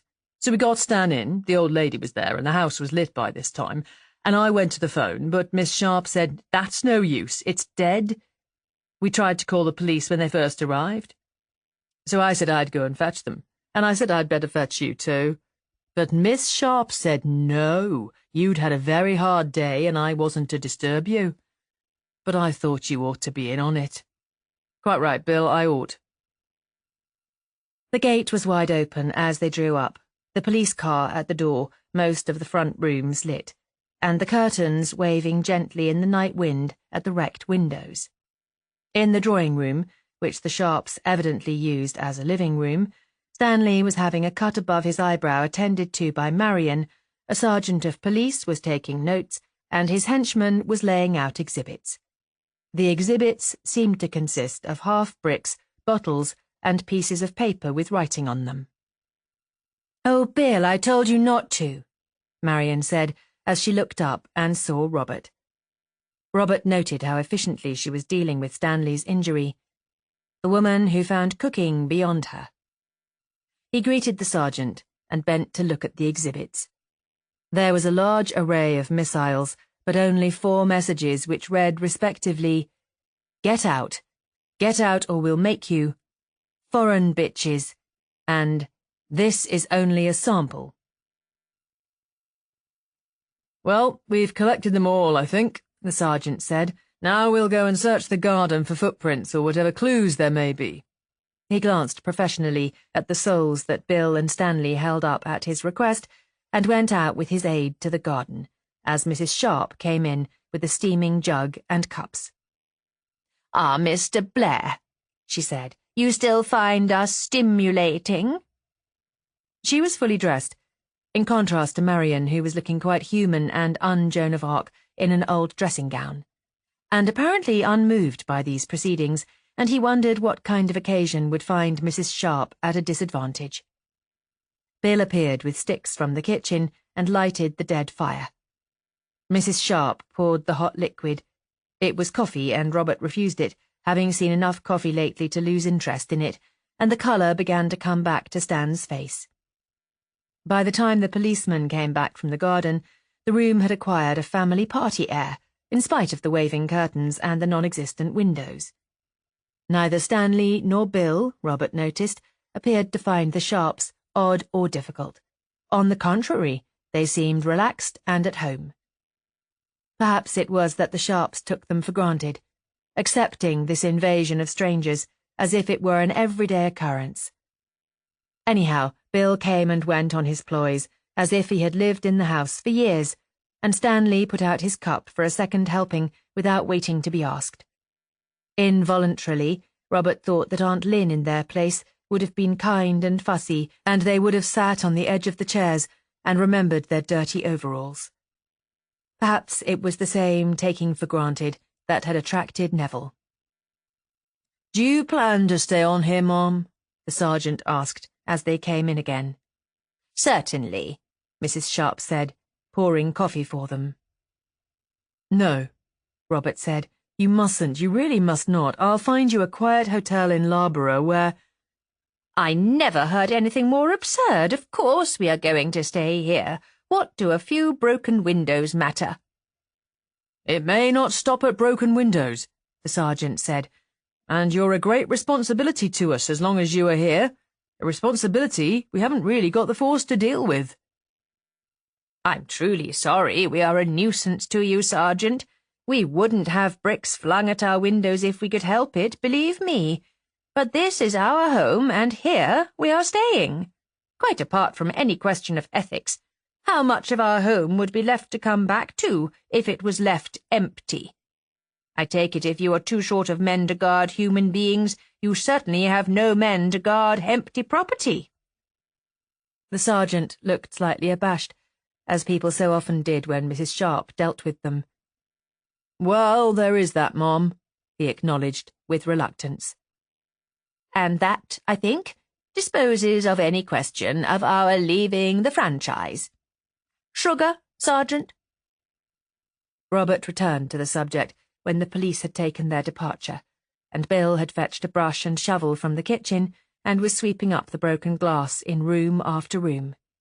Again he urged the wisdom of a hotel in Loughborough, but neither his emotion nor his common sense was behind the words.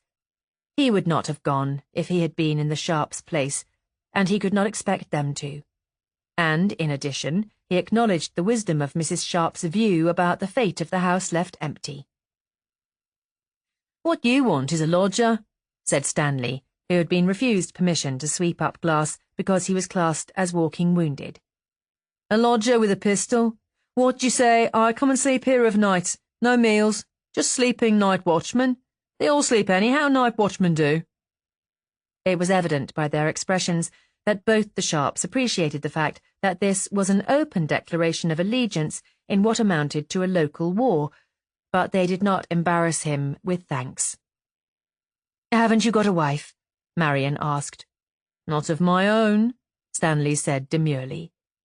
"Your wife, if you had one, might support your sleeping here," Mrs. Sharp pointed out. "But I doubt if your business would, Mr. Peters." "My business?" I imagine that if your customers found that you had become night watchman at the franchise, they would take their custom elsewhere. Not them, Stanley said comfortably. There's nowhere else to take it. Lynch is drunk 5 nights out of 7, and Biggins wouldn't know how to put on a bicycle chain. Anyhow, I don't let my customers tell me what I do in my spare time. And when Bill returned, he backed Stanley up. Bill was a much married man, and it was not contemplated that he would ever sleep anywhere except at home. But that Stanley should sleep at the franchise seemed to both of them a natural solution of the problem. Robert was mightily relieved. Well, Marion said, if you are going to be our guest at nights, you might as well begin now. I am sure that head feels like a very painful turnip. I'll go and make up a bed. Do you prefer a south view? Yes, said Stanley gravely, well away from kitchen and wireless noises. I'll do what I can. It was arranged that Bill should slip a note into the door of Stanley's lodgings to say that he would be in for lunch as usual. She won't worry about me, Stanley said, referring to his landlady. I've been out for nights before now. He caught Marion's eye and added, ferrying cars for customers. You can do it in half the time at night. They tacked down the curtains in all the ground floor rooms to provide some protection for their contents if it rained before morning, and Robert promised to get glaziers out at the earliest possible moment, deciding privately to go to a labourer firm and not risk another series of polite rebuffs in Milford. And I shall also do something about a key for the gate, so that I can have a duplicate, he said, as Marion came out with them to bar the gate, and save you from being gatekeeper as well as everything else. She put out her hand, to Bill first. I shall never forget what you 3 have done for us. When I remember tonight, it won't be these clods that I shall remember. She tilted her head to the windowless house. But you 3. Those clods were local, I suppose you know, Bill said as they drove home through the quiet spring night. Yes, Robert agreed. I realised that. They had no car for one thing. And foreign bitches smells of the conservative country just as fascists smells of the progressive town. Bill said some things about progress. I was wrong to let myself be persuaded yesterday evening. The man on the beat was so sure that everyone would go home when it grew dark that I let myself believe it. But I should have remembered a warning I got about witch hunts. Bill was not listening. It's a funny thing how unsafe you feel in a house without windows, he said. Take a house with the back blown clean off, and not a door that will shut. You can live quite happily in a front room, provided it still has windows, but without windows, even a whole undamaged house feels unsafe. Which was not an observation that provided Robert with any comfort. Chapter 13. I wonder if you would mind calling for the fish, dear, Aunt Lynn said on the telephone on Tuesday afternoon. Neville is coming to dinner, and so we are going to have an extra course of what we were going to have for breakfast. I really don't see why we should have anything extra just for Neville, but Christina says that it will keep him from making what she calls inroads on the tart that is going to do again on her night out tomorrow. So if you wouldn't mind, dear. He was not looking forward greatly to an extra hour or 2 of Neville's society, but he was feeling so pleased with himself that he was in a better humour to support it than usual. He had arranged with a labourer firm for the replacement of the franchise windows. He had miraculously unearthed a key that fitted the franchise gate, and there would be 2 duplicates in existence by tomorrow, and he had personally taken out the groceries, together with an offering of the best flowers that Milford could supply. His welcome at the franchise had been such that he had almost ceased to regret the lack of light exchanges on Neville lines. There were, after all, other things than getting to Christian name terms in the first half hour.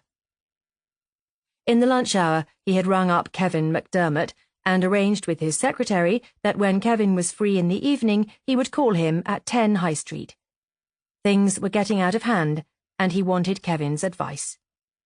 He had refused 3 invitations to golf, his excuse to his astounded cronies being that he had no time to chase a piece of gutta-percha round a golf course. He had gone to see an important client who had been trying to interview him since the previous Friday, and who had been provoked into asking him on the telephone if he still worked for Blair, Hayward and Bennett.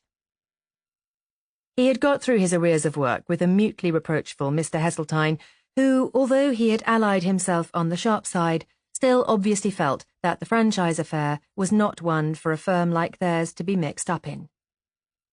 And he had been given tea by Miss Tuff out of the blue-patterned china on the lacquer tray covered by the fair white cloth and accompanied by 2 digestive biscuits on a plate. It was lying on his desk now, the tea tray, just as it had been a fortnight ago when the telephone had rung and he had lifted the receiver to hear Marian Sharp's voice for the first time. 2 short weeks ago. He had sat looking at it in its patch of sunlight, feeling uneasy about his comfortable life and conscious of time slipping past him. But today, the digestive biscuits held no reproach for him because he had stepped outside the routine they typified. He was on calling terms with Scotland Yard. He was agent for a pair of scandalous women. He had become an amateur sleuth, and he had been witness of mob violence. His whole world looked different. Even the people he met looked different. The dark, skinny woman he used to see sometimes shopping in the high street, for instance, had turned into Marian. Well, one result of stepping out of a routined life was, of course, that you couldn't put on your hat and stroll home at 4 o'clock of an afternoon. He pushed the tea tray out of his way and went to work. And it was 6:30 before he looked at the clock again, and 7 before he opened the door of number 10. The sitting-room door was ajar as usual. Like many doors in old houses, it swung a little if left off the latch, and he could hear Neville's voice in the room beyond. "On the contrary, I think you are being extremely silly," Neville was saying. Robert recognised the tone at once. It was the cold rage with which a 4-year-old Neville had told a guest, "I am extremely sorry that I asked you to my party." Neville must be very angry indeed about something. With his coat half off, Robert paused to listen. "You are interfering in something you know nothing whatever about. You can hardly claim that is an intelligent proceeding." There was no other voice, so he must be talking to someone on the telephone, probably keeping Kevin from getting through, the young idiot. "I am not infatuated with anyone. I never have been infatuated with anyone. It is you who are infatuated with ideas. You are being extremely silly, as I said before. You are taking the part of an unbalanced adolescent in a case you know nothing about. I should have thought that was sufficient evidence of infatuation. You can tell your father from me that there is nothing Christian about it, just unwarranted interference. I'm not sure it isn't incitement to violence. Yes, last night. No, all their windows broken and things painted on their walls. If he is so interested in justice, he might do something about that. But your lot are never interested in justice, are they? Only in injustice. What do I mean by your lot? Just what I say. You and all your crowd who are forever adopting good-for-nothings and championing them against the world. You wouldn't put out a finger to keep a hard-working little man from going down the drain, but let an old lag lack the price of a meal and your sobs can be heard in Antarctica. You make me sick. Yes, I said you make me sick. Cat sick, sick to my stomach. I retch." And the bang of the receiver on its rest indicated that the poet had had his say. Robert hung up his coat in the cupboard and went in. Neville, with a face like thunder, was pouring himself out a stiff whiskey. "I'll have one too," Robert said. "I couldn't help overhearing," he added. "That wasn't Rosemary by any chance?" "Who else? Is there anyone else in Britain capable of an ineffable silliness like that?" "Like what?" "Oh, didn't you hear that bit? She has taken up the cause of the persecuted Betty Kane."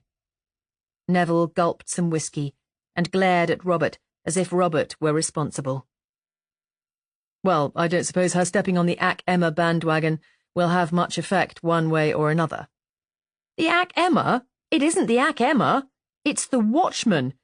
That mental deficient she calls father has written a letter about it for Friday's issue. Yes, you may well look squeamish, as if we weren't coping with enough, without that highfalutin nugget of perverted sentimentality putting in its sixpence worth. Remembering that the Watchman was the only paper ever to have published any of Neville's poems, Robert thought this showed slight ingratitude, but he approved the description. Perhaps they won't print it, he said, less in hope than looking for comfort. You know very well they will print anything he chooses to send them. Whose money saved them just when they were going down for the third time? The bishop's, of course. His wife's, you mean? The bishop had married one of the 2 granddaughters of Cowan's cranberry sauce. All right, his wife's. And the bishop has the Watchman for a lay pulpit. And there isn't anything too silly for him to say in it, or too unlikely for them to print. Do you remember that girl who went round shooting taxi drivers in cold blood for a profit of about 7 and 11 a time? That girl was just his meat. He sobbed himself practically into a coma about her. He wrote a long, heartbreaking letter about her in The Watchman, pointing out how underprivileged she had been, and how she had won a scholarship to a secondary school and hadn't been able to take it up because her people were too poor to provide her with books or proper clothes, and so she had gone to blind alley jobs and then to bad company, and so it was inferred to shooting taxi drivers, though he didn't actually mention that little matter. Well, all the Watchman readers loved that, of course. It was just their cup of tea. All criminals, according to the Watchman readers, are frustrated angels. And then the chairman of the board of governors of the school she was supposed to have won a scholarship to, wrote to point out that so far from winning anything was she, that her name was 159th out of 200 competitors, and that someone as interested in education as the bishop was should have known that no one was prevented from accepting a scholarship through lack of money, since in needy cases books and money grants were forthcoming automatically. Well, you would have thought that would shake him, wouldn't you? But not a bit. They printed the chairman's letter on a back page in small print, and in the very next issue, the old boy was sobbing over some other case that he knew nothing about. And on Friday, so help me, he'll be sobbing over Betty Kane. I wonder if I went over to see him tomorrow. It goes to press tomorrow. Yes, so it does. Perhaps if I telephoned. If you think that anyone or anything will make his lordship keep back a finished composition from the public gaze, you're being naive. The telephone rang. If that's Rosemary, I'm in China, Neville said. But it was Kevin McDermott. Well, sleuth, said Kevin. My congratulations. But next time, don't waste an afternoon trying to ring up civilians in Aylesbury when you can get the same information from Scotland Yard by return. Robert said that he was still sufficiently civilian not to think in terms of Scotland Yard at all, but that he was learning. Rapidly. He sketched the happenings of last night for Kevin's benefit and said, I can't afford to be leisurely about it any more. Something must be done as quickly as possible to clear them of this thing. You want me to give you the name of a private agent, is that it? Yes, I suppose it has come to that, but I did wonder... Wonder what? Kevin asked, as he hesitated. Well, I did think of going to Grant at the Yard and saying quite frankly that I had found out how she could have known about the Sharps and about the house, and that she had met a man in Loughborough, and that I had a witness of the meeting. So that they could do what? So that they could investigate the girl's movements during that month instead of us. And you think they would? Of course, why not? Because it wouldn't be worth their while. All they would do, when they found out that she was not trustworthy, would be to drop the case thankfully into oblivion. She has not sworn to anything, so they could not prosecute her for perjury. They could proceed against her for having misled them. Yes, but it wouldn't be worth their while. It won't be easy to unearth her movements for that month, we may be sure. And on top of all that unnecessary investigation, they would have the job of preparing and presenting a case. It's highly unlikely that an overworked department with serious cases flooding in at their doors are going to all that bother when they could quietly drop the thing on the spot. But it's supposed to be a department of justice. It leaves the shops. No, a department of the law. Justice begins in court, as you very well know. Besides, Rob, you haven't brought them any proof of anything. You don't know that she ever went to Milford, and the fact that she picked up a man at the Midland and had tea with him doesn't do anything to disprove her story that she was picked up by the Sharps. In fact, the only leg you have to stand on is Alec Ramsden, 5 Spring Gardens, Fulham, Southwest. Who is he? Your private sleuth, and a very good one, take it from me. He has a flock of tame operators at call, so if he is busy himself, he can supply you with a fairly good substitute. Tell him I gave you his name and he won't palm off a dud on you. Not that he would anyhow.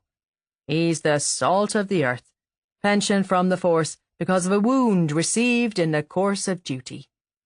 He'll do you proud. I must go. If there's anything else I can do, just give me a ring sometime. I wish I had time to come down and see the franchise and your witches for myself. They grow on me. Goodbye. Robert laid down the receiver, picked it up again, asked for information, and obtained the telephone number of Alec Ramsden. There was no answer, and he sent a telegram saying that he, Robert Blair, needed some work done urgently, and that Kevin McDermott had said that Ramsden was the man to do it. Robert, said Aunt Lynn, coming in pink and indignant, did you know that you left the fish on the hall table, and it has soaked through to the mahogany, and Christina was waiting for it? Is the gravamen of the charge the mahogany or keeping Christina waiting? Really, Robert, I hardly know what's come over you. Since you got involved in this franchise affair, you've changed entirely. A fortnight ago, you would never have dreamed of putting a parcel of fish down on polished mahogany and forgetting all about it. And if you had, you would be sorry about it and apologize. I do apologize, Aunt Lynn. I am truly contrite.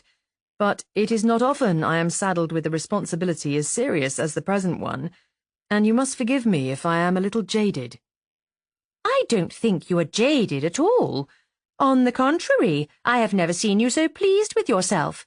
I think you are positively relishing this sordid affair. Only this morning Miss Truelove at the Anne Boleyn was condoling with me on your being mixed up in it. Was she indeed?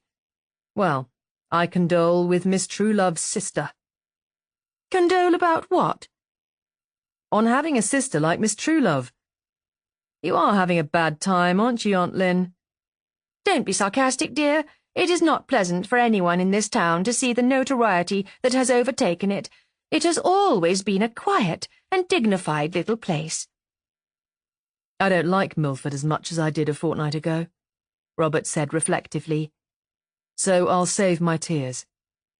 No less than 4 separate charabancs arrived from Loughborough at one time or another today, having come for nothing but to inspect the franchise en route. And who catered for them? Robert asked, knowing that coach traffic was not welcome in Milford. No one. They were simply furious. That will larn them to go poking their noses. There is nothing Loughborough minds about as much as its stomach. The vicar's wife insists on being Christian about it, but I think that is the wrong point of view. Christian? Yes, reserving our judgment, you know. That is merely feebleness, not Christianity. Of course, I don't discuss the case, Robert dear. Even with her, I am the soul of discretion. But of course she knows how I feel, and I know how she feels, so discussion is hardly necessary. What was clearly a snort came from Neville, where he was sunk in an easy-chair. Did you say something, Neville, dear? The nursery tone clearly intimidated Neville. No, Aunt Lynn, he said meekly. But he was not going to escape so easily. The snort had only too clearly been a snort. I don't grudge you the drink, dear, but is that your 3rd whiskey? There is a Tramina for dinner, and you won't taste it at all after that strong stuff. You mustn't get into bad habits if you are going to marry a bishop's daughter. I am not going to marry Rosemary. Miss Bennet stared, aghast. Not? I would as soon marry a public assistance board. But Neville. I would as soon marry a radio set. Robert remembered Kevin's remark about Rosemary giving birth to nothing but a gramophone record. I would as soon marry a crocodile. Since Rosemary was very pretty, Robert supposed that crocodile had something to do with tears. I would as soon marry a soapbox. Marble Arch, Robert supposed. I would as soon marry the Emma. That seemed to be final. But Neville, dear, why? She is a very silly creature, almost as silly as the watchman. Robert heroically refrained from mentioning the fact that for the last 6 years the watchman had been Neville's Bible. Oh, come, dear, you've had a tiff. All engaged couples do. It's a good thing to get the give-and-take business on a firm basis before marriage. Those couples who never quarrel during their engagement lead surprisingly rowdy lives after marriage, so don't take a small disagreement too seriously. You can ring her up before you go home tonight. It is a quite fundamental disagreement, Neville said coldly. And there is no prospect whatever of my ringing her up. But Neville, dear, what? The 3 thin, cracked notes of the gong floated through her protest and gave her pause. The drama of broken engagements gave place on the instant to more immediate concerns. That is the gong. I think you had better take your drink in with you, dear. Christina likes to serve the soup as soon as she has added the egg, and she is not in a very good mood tonight because of getting the fish so late. Though why that should make any difference to her, I can't think. It is only grilled, and that doesn't take any time. It's not as if she had had to wipe the fish juice off the mahogany, because I did that myself. Chapter 14. It further upset Aunt Lynn that Robert should have breakfast next morning at 7:45 so that he could go early to the office. It was another sign of the degeneration that the franchise affair was responsible for. To have early breakfast so that he might catch a train or set out for a distant meet or attend a client's funeral was one thing, but to have early breakfast just so that he could arrive at work at an office boy hour was a very odd proceeding and unbefitting a Blair. Robert smiled, walking up the sunny high street still shuttered and quiet. He had always liked the early morning hours, and it was at this hour that Milford looked its best. Its pinks and sepias and creams as delicate in the sunlight as a tinted drawing. Spring was merging into summer, and already the warmth of the pavement radiated into the cool air. The pollarded limes were full out. That would mean shorter nights for the lonely women at the franchise, he remembered thankfully. But perhaps, with any luck, by the time the summer was actually here, their vindication would be complete, and their home no longer a beleaguered fortress. Propped against the still-closed door of the office was a long, thin grey man who seemed to be all bones and to have no stomach at all. "Good morning," Robert said. "Did you want to see me?" "No," said the grey man. "You wanted to see me?" "I did. At least so your telegram said. I take it you're Mr. Blair?" "But you can't be here already," Robert said. "It's not far," the man said laconically. "Come in," said Robert, trying to live up to Mr. Ramsden's standard of economy in comment. In the office, he asked as he unlocked his desk, "Have you had breakfast?" "Yes, I had bacon and eggs at the White Hart." "I'm wonderfully relieved that you could come yourself. I had just finished a case, and Kevin McDermott has done a lot for me." Yes, Kevin, for all his surface malice and his overcrowded life, found the will and the time to help those who deserved help, in which he differed markedly from the Bishop of Loughborough, who preferred the undeserving. "Perhaps the best way would be for you to read this statement," he said, handing Ramsden the copy of Betty Kane's statement to the police, "and then we can go on with the story from there." Ramsden took the typescript, sat down in the visitor's chair, folded up would be a more accurate description of his action, and withdrew himself from Robert's presence very much as Kevin had done in the room in St. Paul's churchyard. Robert, taking out his own work, envied them their power of concentration. "Yes, Mr. Blair?" he said presently, and Robert gave him the rest of the story. The girl's identification of the house and its inmates, Robert's own entrance into the affair, the police decision that they would not proceed on the available evidence, Leslie Wynn's resentment and its result in the Ac Emma publicity, his own interviews with the girl's relations and what they revealed, his discovery that she went bus riding and that a double-decker did run on the Milford bus route during the relevant weeks, and his unearthing of X. To find out more about X is your job, Mr. Ramsden. The lounge waiter, Albert, knows what he looked like, and this is a list of residents for the period in question.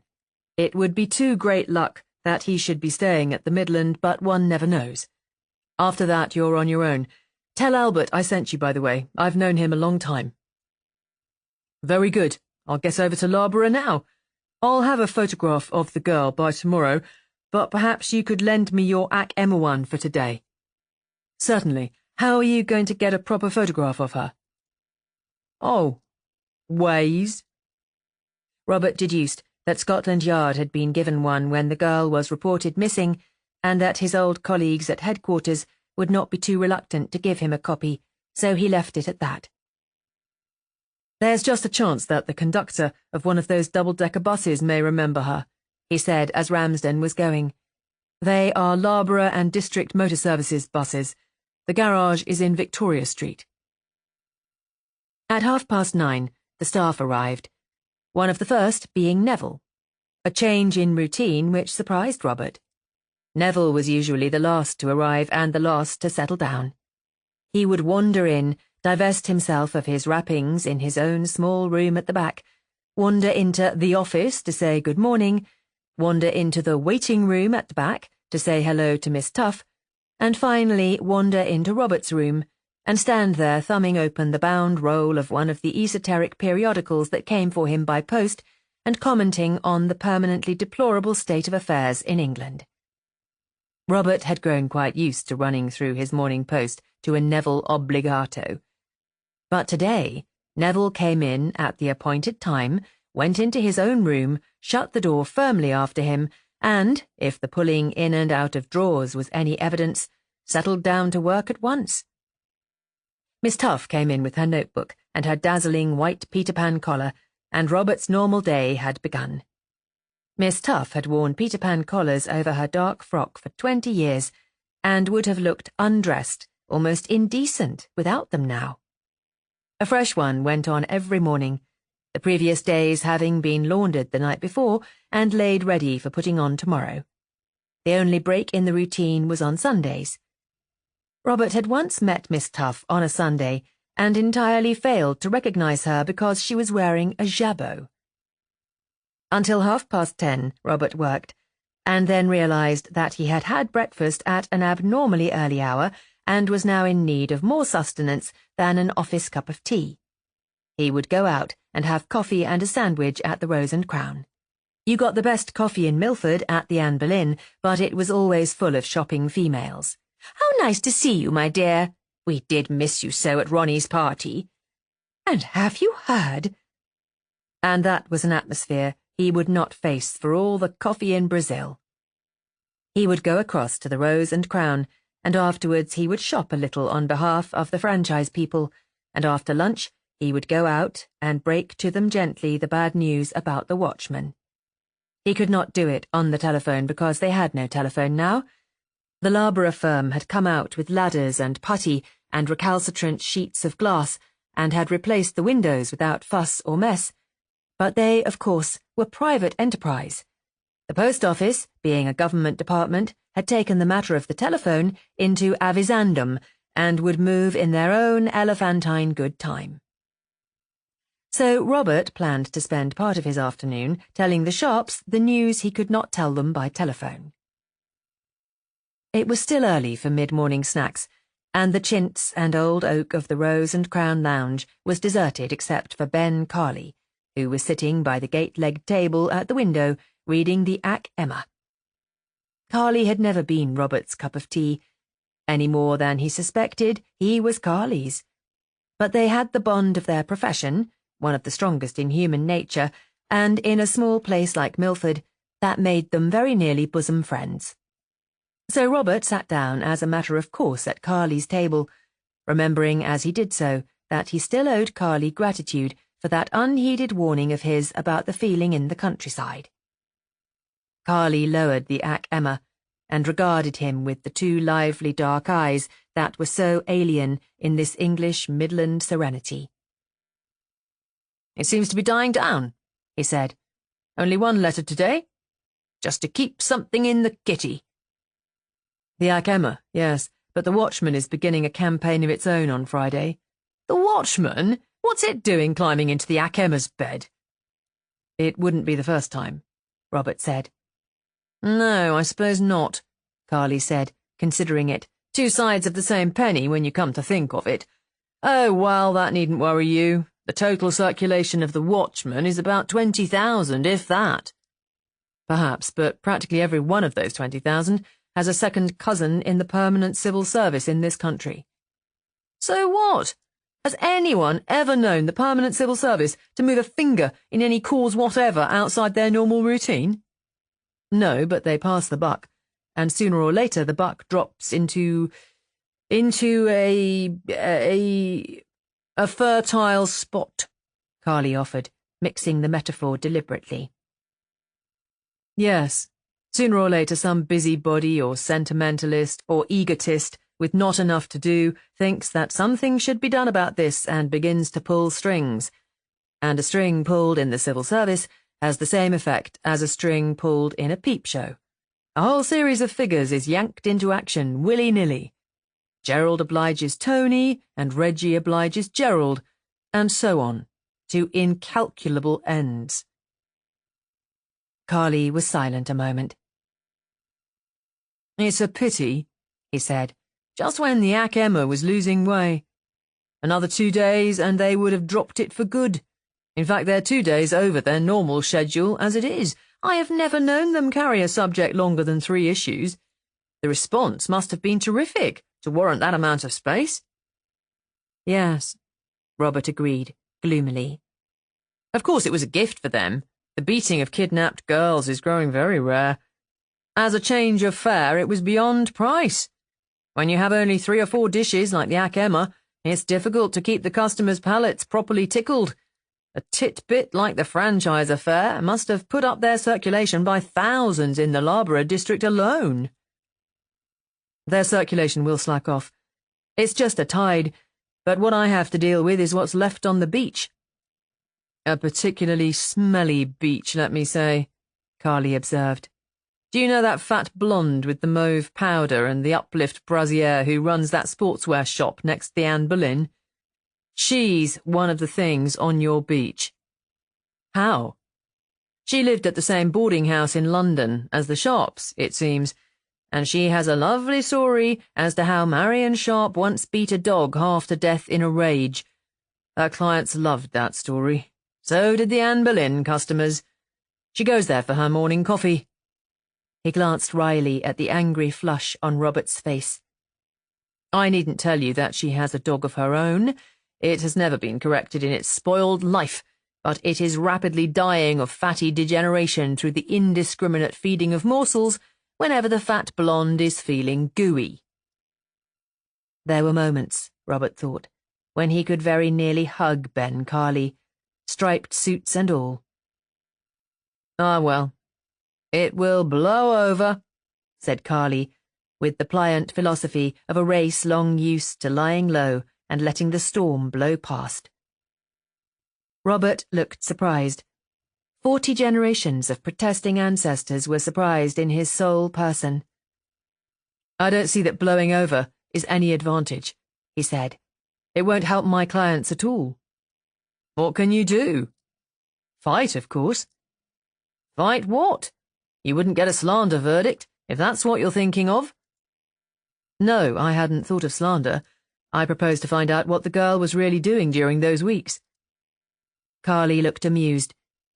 Just like that, he said, commenting on this simple statement of a tall order.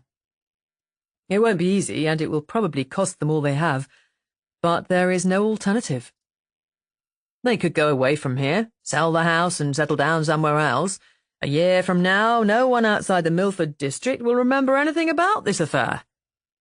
They would never do that, and I shouldn't advise them to, even if they would. You can't have a tin can tied to your tail and go through life pretending it isn't there. Besides, it is quite unthinkable that that girl should be allowed to get away with her tail. It's a matter of principle. You can pay too high a price for your damned principles, but I wish you luck anyhow. Are you considering a private inquiry agent? Because if you are, I know a very good— Robert said that he had got an agent and that he was already at work. Carly's expressive face conveyed his amused congratulation at this swift action on the part of the Conservative, Blair, Hayward and Bennett. The Yard had better look to its laurels, he said. His eyes went to the street beyond the leaded panes of the window, and the amusement in them faded to a fixed attention. He stared for a moment or two, and then said softly, "Wow, of all the nerve." It was an admiring phrase, not an indignant one, and Robert turned to see what was occasioning his admiration. On the opposite side of the street was the Sharps' battered old car, its odd front wheel well in evidence, and in the back, enthroned in her usual place, and with her usual air of faint protest at this means of transport, was Mrs. Sharp. The car was pulled up outside the grocer's, and Marian was presumably inside shopping. It could have been there only a few moments, or Ben Carly would have noticed it before, but already 2 errand boys had paused to stare, leaning on their bicycles with voluptuous satisfaction in this free spectacle. And even while Robert took in the scene, people came to the doors of neighbouring shops as the news flew from mouth to mouth. "What incredible folly!" Robert said angrily. "Folly nothing," said Carly, his eyes on the picture. "I wish they were clients of mine." He fumbled in his pocket for change to pay for his coffee, and Robert fled from the room. He reached the near side of the car just as Marian came out onto the pavement at the other side. "Mrs. Sharp," he said sternly, "this is an extraordinarily silly thing to do. You are only exacerbating—" "Oh, good morning, Mr. Blair," she said in polite social tones. "Have you had your morning coffee, or would you like to accompany us to the Anne Boleyn?" "Miss Sharp," he said, appealing to Marian, who was putting her packages down on the seat. "You must know that this is a silly thing to do." "I honestly don't know whether it is or not," she said, "but it seems to be something that we must do. Perhaps we have grown childish with living too much to ourselves, but we found that neither of us could forget that snub at the Anne Boleyn, that condemnation without trial.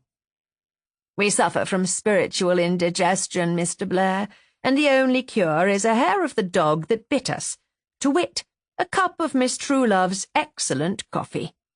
But it is so unnecessary, so— We feel that at 10:30 in the morning there must be a large number of free tables at the Anne Boleyn," Mrs. Sharp said tartly. "Don't worry, Mr. Blair," Marian said. "It is a gesture only. Once we have drunk our token cup of coffee at the Anne Boleyn, we shall never darken its doors again." She burlesqued the phrase in characteristic fashion. "But it will merely provide Milford with a free—" Mrs. Sharp caught him up before he could utter the word. "Milford must get used to us as a spectacle," she said dryly, "since we have decided that living entirely within 4 walls is not something that we can contemplate." "But—" "They will soon grow used to seeing monsters and take us for granted again. If you see a giraffe once a year, it remains a spectacle. If you see it daily, it becomes part of the scenery. We propose to become part of the Milford scenery." "Very well, you plan to become part of the scenery, but do one thing for me just now. Already the curtains of first-floor windows were being drawn aside and faces appearing. Give up the Anne Boleyn plan. Give it up for today, at least, and have your coffee with me at the Rose and Crown. Mr. Blair, coffee with you at the Rose and Crown would be delightful, but it would do nothing to relieve my spiritual indigestion, which, in the popular phrase, is killing me. Miss Sharp, I appeal to you. You have said that you realize that you are probably being childish and, well, as a personal obligation to me, as your agent, I ask you not to go on with the Anne Boleyn plan. That is blackmail, Mrs. Sharp remarked. It is unanswerable, anyhow, Marian said, smiling faintly at him. We seem to be going to have coffee at the Rose and Crown. She sighed. Just when I was all strung up for a gesture. Well, of all the nerve, came a voice from overhead. It was Carly's phrase over again, but held none of Carly's admiration. It was loaded with indignation. You can't leave the car here, Robert said. Quite apart from the traffic laws, it is practically Exhibit A. Oh, we didn't intend to, Marian said.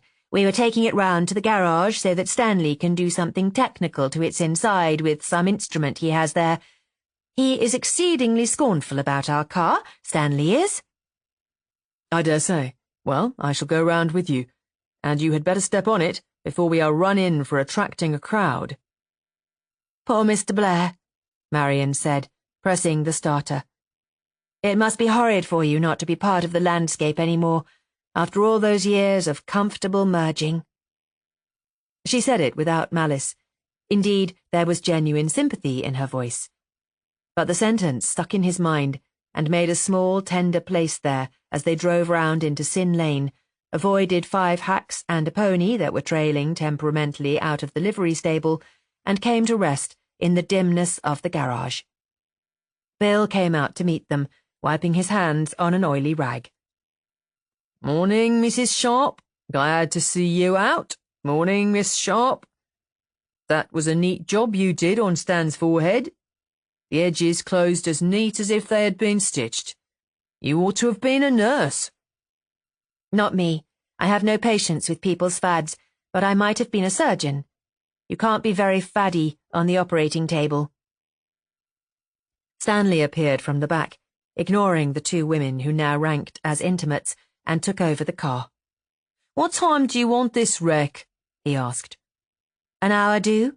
Marian asked. A year wouldn't do, but I'll do all that can be done in an hour. His eye went on to Robert. Anything for the guineas? I've had a good tip for barley boogie. Nonsense, old Mrs. Sharp said. None of that Hippocras blood were any good when it came to a struggle. Just turned it up. The 3 men stared at her, astonished. You are interested in racing? Robert said, unbelieving. No, in horseflesh. My brother bred thoroughbreds. Seeing their faces, she gave her dry cackle of laughter, so like a hen's squawk. Did you think I went to rest every afternoon with my Bible, Mr. Blair? Or perhaps with a book on black magic? No, indeed. I take the racing page of the daily paper. And Stanley would be well advised to save his money on barley boogie. If anything in horseflesh ever deserved so obscene a name, that animal does. And what instead? Stanley asked, with his usual economy. They say that horse sense is the instinct that keeps horses from betting on men, but if you must do something as silly as betting, then you had better put your money on Kaminsky. Kaminsky, Stanley said. But it's at 60s. You can, of course, lose your money at a shorter price if you like, she said dryly. Shall we go, Mr. Blair? All right, Stan said. Kaminsky it is, and you're on to 1/10 of my stake. They walked back to the Rose and Crown, and as they emerged from the comparative privacy of Sin Lane into the open street, Robert had the exposed feeling that being out in a bad air raid used to give him. All the attention and all the venom in the uneasy night seemed to be concentrated on his shrinking person. So now, in the bright early summer sunlight, he crossed the street feeling naked and unprotected. He was ashamed to see how relaxed and seemingly indifferent Marian swung along at his side, and hoped that his self-consciousness was not apparent. He talked as naturally as he could, but he remembered how easily her mind had always read the contents of his, and felt that he was not making a very good job of it. A solitary waiter was picking up the shilling that Ben Carley had left on the table, but otherwise the lounge was deserted. As they seated themselves round the bowl of wallflowers on the black oak table, Marian said, "You heard that our windows are in again?" "Yes, P.C. Newsome looked in on his way home last night to tell me. That was smart work." "Did you bribe them?" Mrs. Sharp asked. "No, I just mentioned that it was the work of hooligans. If your missing windows had been the result of blast, you would no doubt still be living with the elements. Blast ranks as misfortune, and therefore a thing to be put up with. But hooliganism is one of those things that something must be done about. Hence your new windows. I wish that it was all as easy as replacing windows." He was unaware that there had been any change in his voice, but Marian searched his face and said, "Some new development?" "I'm afraid there is. I was coming out this afternoon to tell you about it. It appears that just when the Ac Emma is dropping the subject, there is only one letter today, and that a mild one, just when the Ac Emma has grown tired of Betty Kane's cause, the watchman is going to take it up." "Excelsior," said Marian. "The watchman snatching the torch from the failing hands of the Ac Emma is a charming picture." Climbing into the Ac Emma's bed, Ben Carley had called it, but the sentiment was the same. "Have you spies in the watchman office, Mr. Blair?" Mrs. Sharp asked. "No, it was Neville who got wind of it. They are going to print a letter from his future father-in-law, the Bishop of Loughborough." "Ha!" said Mrs. Sharp. "Toby Byrne." "You know him?" asked Robert, thinking that the quality of her tone would peel the varnish off wood if spilt on it. "He went to school with my nephew, the son of the horse-leech brother. Toby Byrne, indeed. He doesn't change." "I gather that you didn't like him." "I never knew him. He went home for the holidays once with my nephew, but was never asked back." "Oh?" "He discovered for the first time that stable lads got up at the crack of dawn, and he was horrified. It was slavery, he said, and he went round the lads urging them to stand up for their rights. If they combined, he said, not a horse would go out of the stable before 9 o'clock in the morning. The lads used to mimic him for years afterwards, but he was not asked back." "Yes, he doesn't change," agreed Robert. "He has been using the same technique ever since, on everything from Kaffirs to creches. The less he knows about a thing, the more strongly he feels about it. Neville was of the opinion that nothing could be done about the proposed letter, since the bishop had already written it, and what the bishop has written is not to be contemplated as waste paper. But I couldn't just sit and do nothing about it, so I rang him up after dinner and pointed out, as tactfully as I could, that he was embracing a very doubtful cause, and, at the same time, doing harm to 2 possibly innocent people. But I might have saved my breath. He pointed out that the watchman existed for the free expression of opinion, and inferred that I was trying to prevent such freedom. I ended up by asking him if he approved of lynching, because he was doing his best to bring one about. That was after I saw it was hopeless, and had stopped being tactful." He took the cup of coffee that Mrs. Sharp had poured out for him. "He's a sad come-down after his predecessor in the sea, who was the terror of every evildoer in 5 counties, and a scholar to boot." "How did Toby Byrne achieve gaiters?" Mrs. Sharp wondered. I assume that Cowan's cranberry sauce had no inconsiderable part in his translation. "Ah, yes, his wife. I forgot. Sugar, Mr. Blair?" "By the way, here are the 2 duplicate keys to the franchise gate.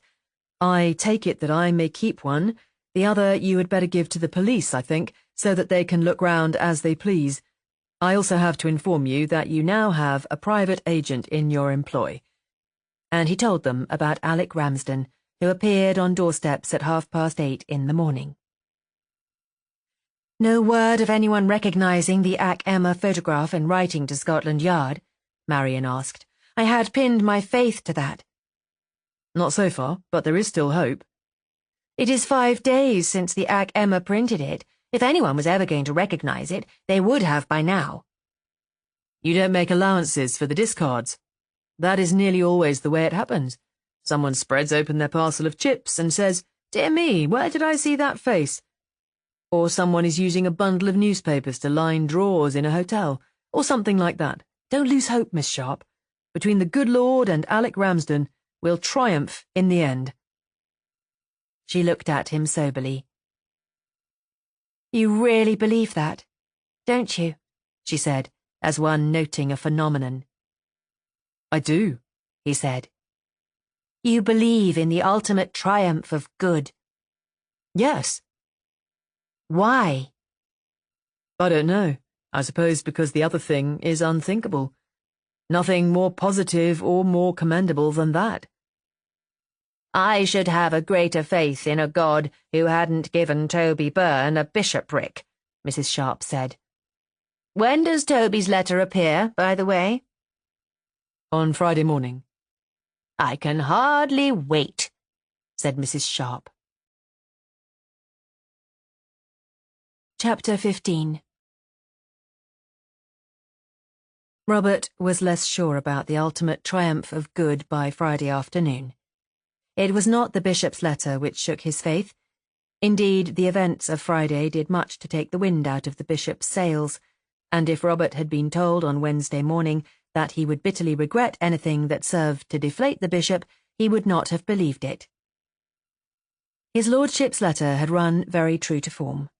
The Watchman, he said, had always set its face against violence, and was not now, of course, proposing to condone it, but there were occasions when violence was but a symptom of a deep social unrest, resentment, and insecurity. As in the recent Nullarbad case, for instance. The unrest, resentment, and insecurity in the Nullarbad case lay entirely in the bosoms of two thieves who could not find the opal bracelet they had come to steal, and by way of reprisal killed the 7 sleeping occupants of the bungalow in their beds.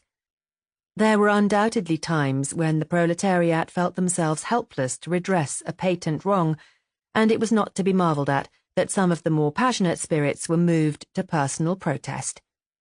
Robert thought that Bill and Stanley would hardly recognise the louts of Monday night under the guise of passionate spirits, and he held that personal protest was a slight understatement for the entire wrecking of the ground-floor windows of the franchise.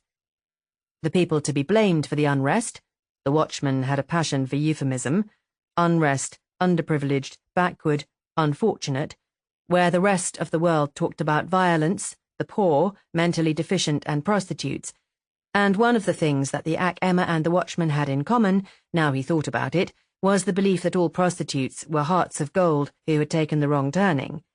The people to be blamed for the unrest were not those perhaps misguided persons who had demonstrated their resentment so unmistakably, but the powers whose weakness, ineptitude, and lack of zeal had led to the injustice of a dropped case. It was part of the English heritage that justice should not only be done, but that it should be shown to be done, and the place for that was in open court. What good does he think it would do anyone for the police to waste time preparing a case that they were foreordained to lose? Robert asked Neville, who was reading the letter over his shoulder. It would have done us a power of good, Neville said. He doesn't seem to have thought of that. If the magistrate dismissed the case, the suggestion that his poor bruised darling was telling fibs could hardly be avoided, could it? Have you come to the bruises? No. The bruises came near the end. The poor, bruised body of this young and blameless girl, his lordship said, was a crying indictment of a law that had failed to protect her and now failed to vindicate her. The whole conduct of this case was one that demanded the most searching scrutiny. That must be making the Yard very happy this morning. Robert said. This afternoon, amended Neville. Why this afternoon? No one at the Yard would read a bogus publication like The Watchman. They won't see it until someone sends it to them this afternoon. But they had seen it, as it turned out. Grant had read it in the train. He had picked it off the bookstall with 3 others, not because it was his choice, but because it was a choice between that and coloured publications with bathing bell covers. Robert deserted the office and took the copy of The Watchman out to the franchise together with that morning's Ac Emma, which had quite definitely no further interest in the franchise affair. Since the final subdued letter on Wednesday, it had ceased to mention the matter. It was a lovely day, the grass in the franchise courtyard absurdly green, the dirty white front of the house glorified by the sun into a semblance of grace, the reflected light from the rosy brick wall flooding the shabby drawing-room and giving it a smiling warmth. They had sat there, the 3 of them, in great contentment. The Ac Emma had finished its undressing of them in public.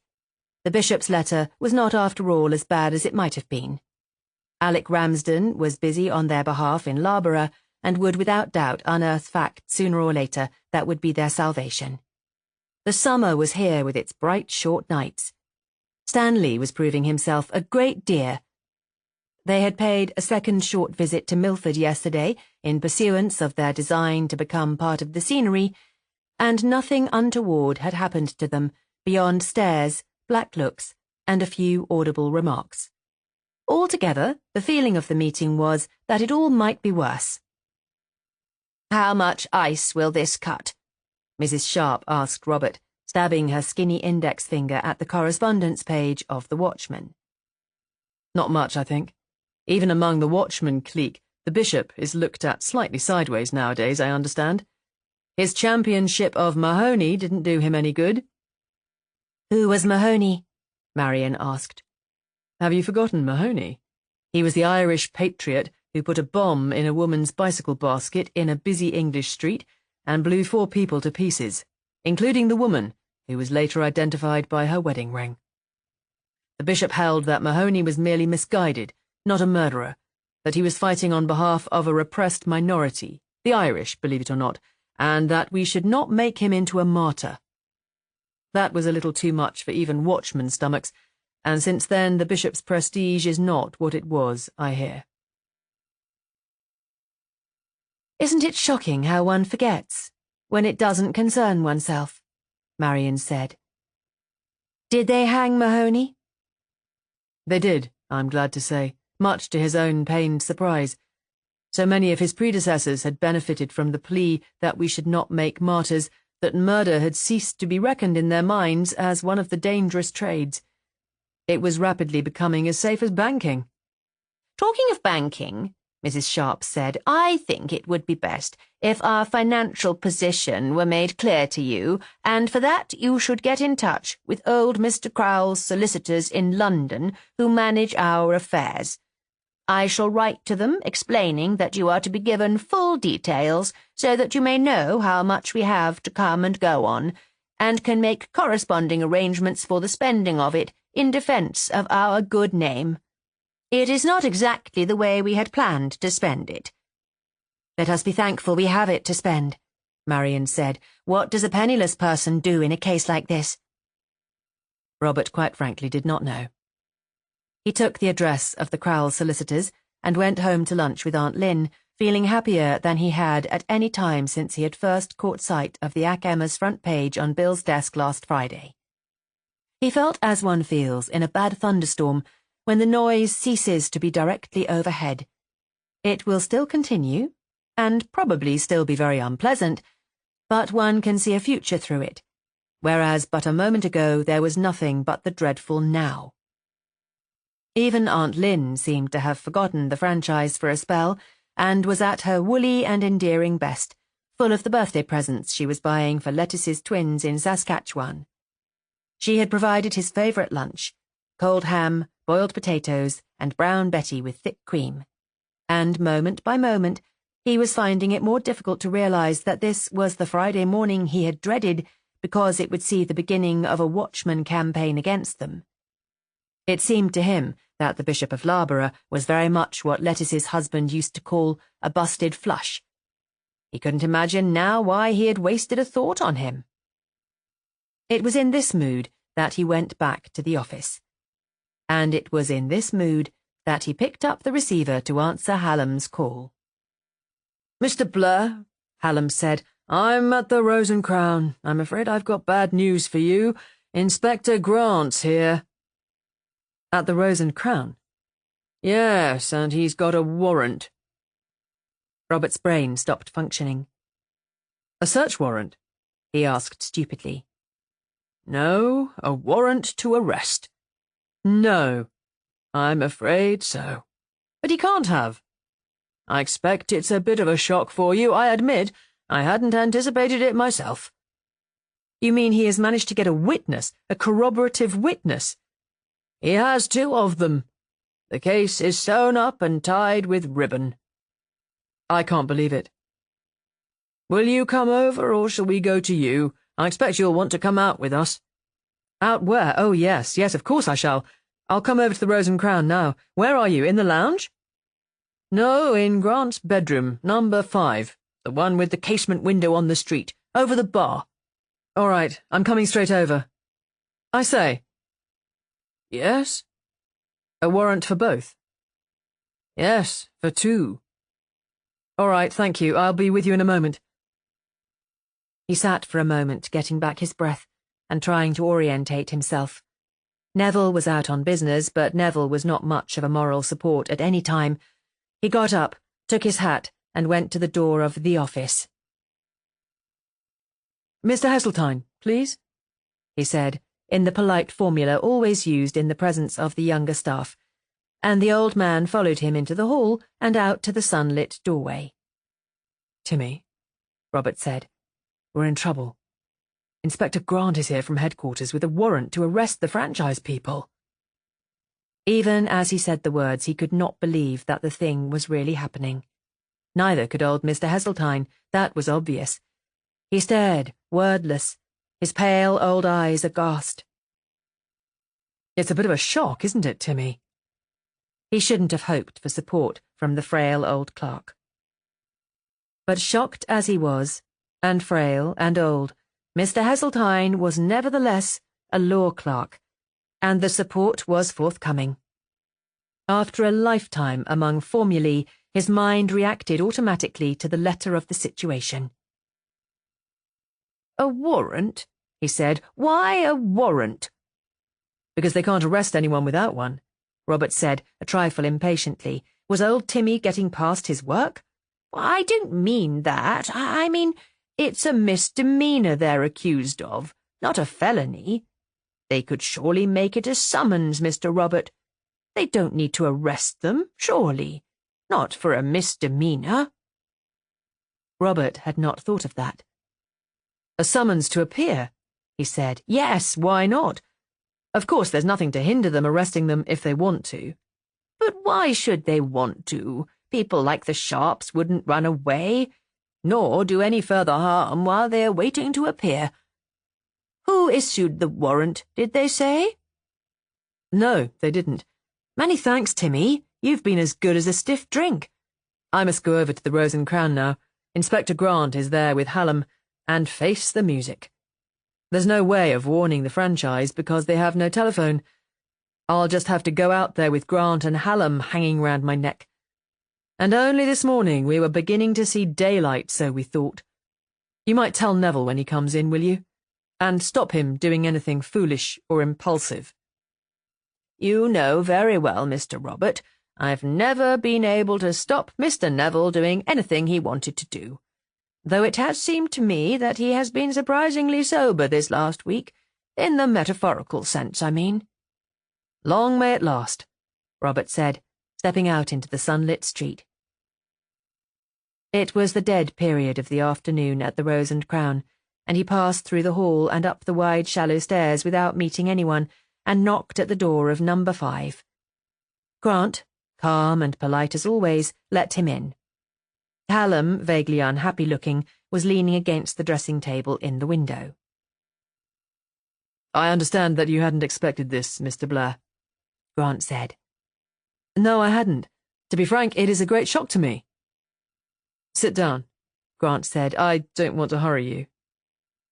You have new evidence, Inspector Hallam says. Yes, what we think is conclusive evidence. May I know what it is? Certainly. We have a man who saw Betty Kane being picked up by the car at the bus stop. By a car, Robert said. Yes, if you like, by a car, but its description fits that of the Sharps.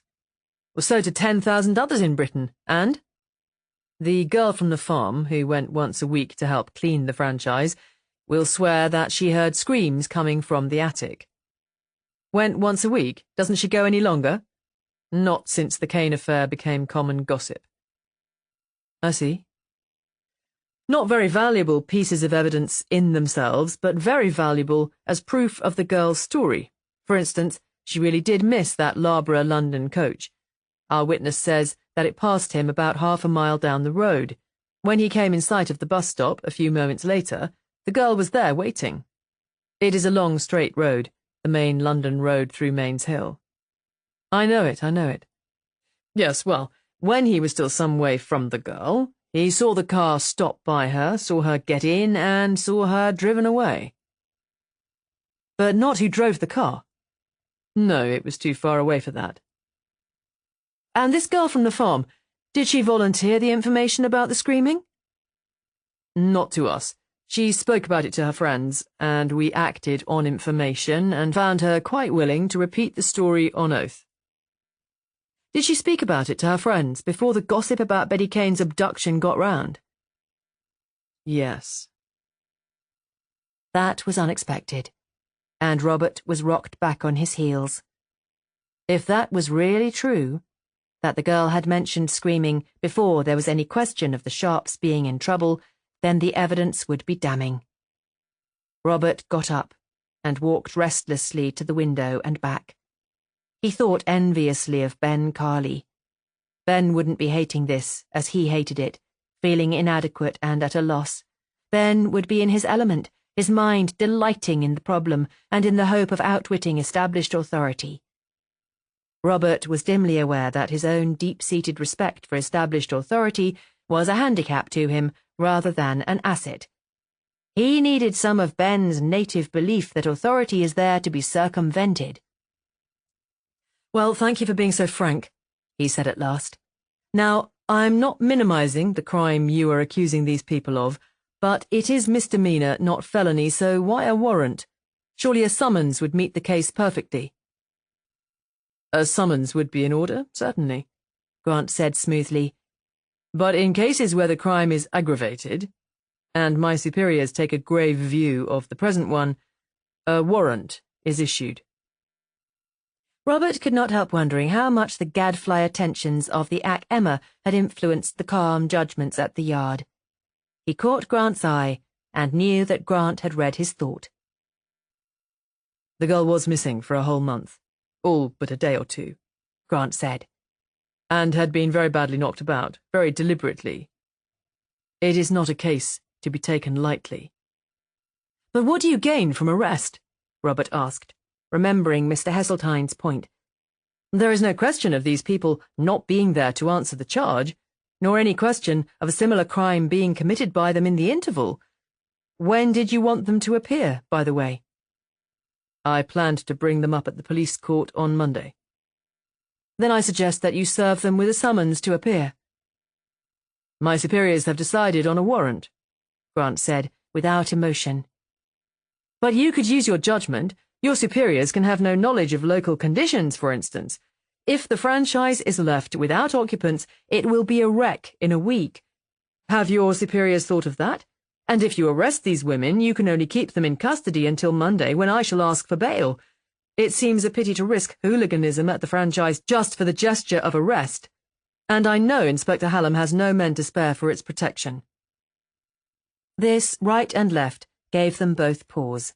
It was amazing how ingrained the respect for property was in the English soul.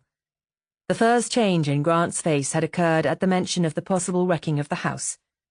Robert cast an unexpectedly kind thought to the louts who had provided the precedent, and so weighted his argument with example. As for Hallam, quite apart from his limited force, he was not likely to look kindly on the prospect of fresh hooliganism in his district and fresh culprits to track down. Into the long pause, Hallam said tentatively, "There is something in what Mr. Blair says.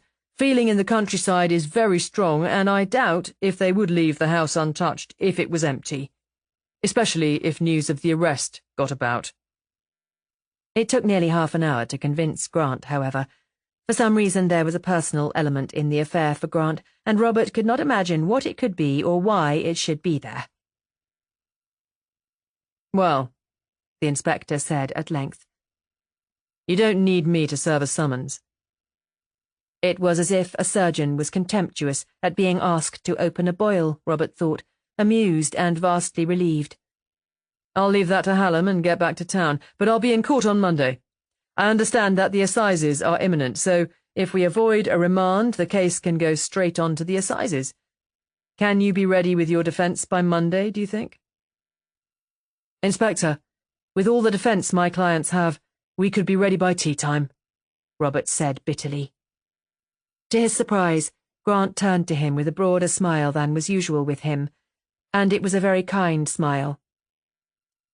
"Mr. Blair," he said, "you have done me out of an arrest this afternoon, but I don't hold it against you. On the contrary, I think your clients are luckier than they deserve in their solicitor. It will be my prayer that they are less lucky in their counsel. Otherwise I may find myself talked into voting them a testimonial." So it was not with Grant and Hallam hanging around his neck that Robert went out to the franchise, not with a warrant at all. He went out in Hallam's familiar car with a summons sticking out of the pocket of it. And he was sick with relief when he thought of the escape they had had, and sick with apprehension when he thought of the fix they were in. "Inspector Grant seemed to have a very personal interest in executing that warrant," he said to Hallam as they went along. "Is it that the Ack Emma has been biting him, do you think?" "Oh, no," Hallam said. "Grant's as nearly indifferent to that sort of thing as a human being can be." "Then why?" "Well, it's my belief, strictly between ourselves, that he can't forgive them for fooling him. The Sharps, I mean. He's famous at the Yard for his good judgment of people, you see, and again, between ourselves, he didn't much care for the Kane girl or her story, and he liked them even less when he had seen the franchise people in spite of all the evidence. Now he thinks the wool was pulled over his eyes and he's not taking it lightly. It would have given him a lot of pleasure, I imagine, to produce that warrant in their drawing room." As they pulled up by the franchise gate and Robert took out his key, Hallam said, "If you open both sides, I'll drive the car inside, even for the short time. No need to advertise the fact that we're here." And Robert, pushing open the solid iron leaves, thought that when visiting actresses said, "Your policemen are wonderful," they didn't know the half of it. He got back into the car, and Hallam drove up the short straight drive and round the circular path to the door. As Robert got out of the car, Marion came round the corner of the house, wearing gardening gloves and a very old skirt. Where her hair was blown up from her forehead by the wind, it changed from the heavy dark stuff that it was to a soft smoke. The first summer sun had darkened her skin, and she looked more than ever like a gypsy. Coming on Robert unexpectedly, she had not time to guard her expression, and the lighting of her whole face as she saw him made his heart turn over. "How nice," she said. "Mother is still resting, but she will be down soon and we can have some tea. Her glance went on to Hallam, and her voice died away uncertainly. "Good afternoon, Inspector." "Good afternoon, Miss Sharp. I'm sorry to break into your mother's rest, but perhaps you would ask her to come down? It's important." She paused a moment, and then led the way indoors. "Yes, certainly. Has there been some new development? Come in and sit down." She led them into the drawing room that he knew so well by now. The lovely mirror, the dreadful fireplace, the beadwork chair, the good pieces, the old pink carpet faded to a dirty grey. and stood there searching their faces, savouring the new threat in the atmosphere. "What is it?"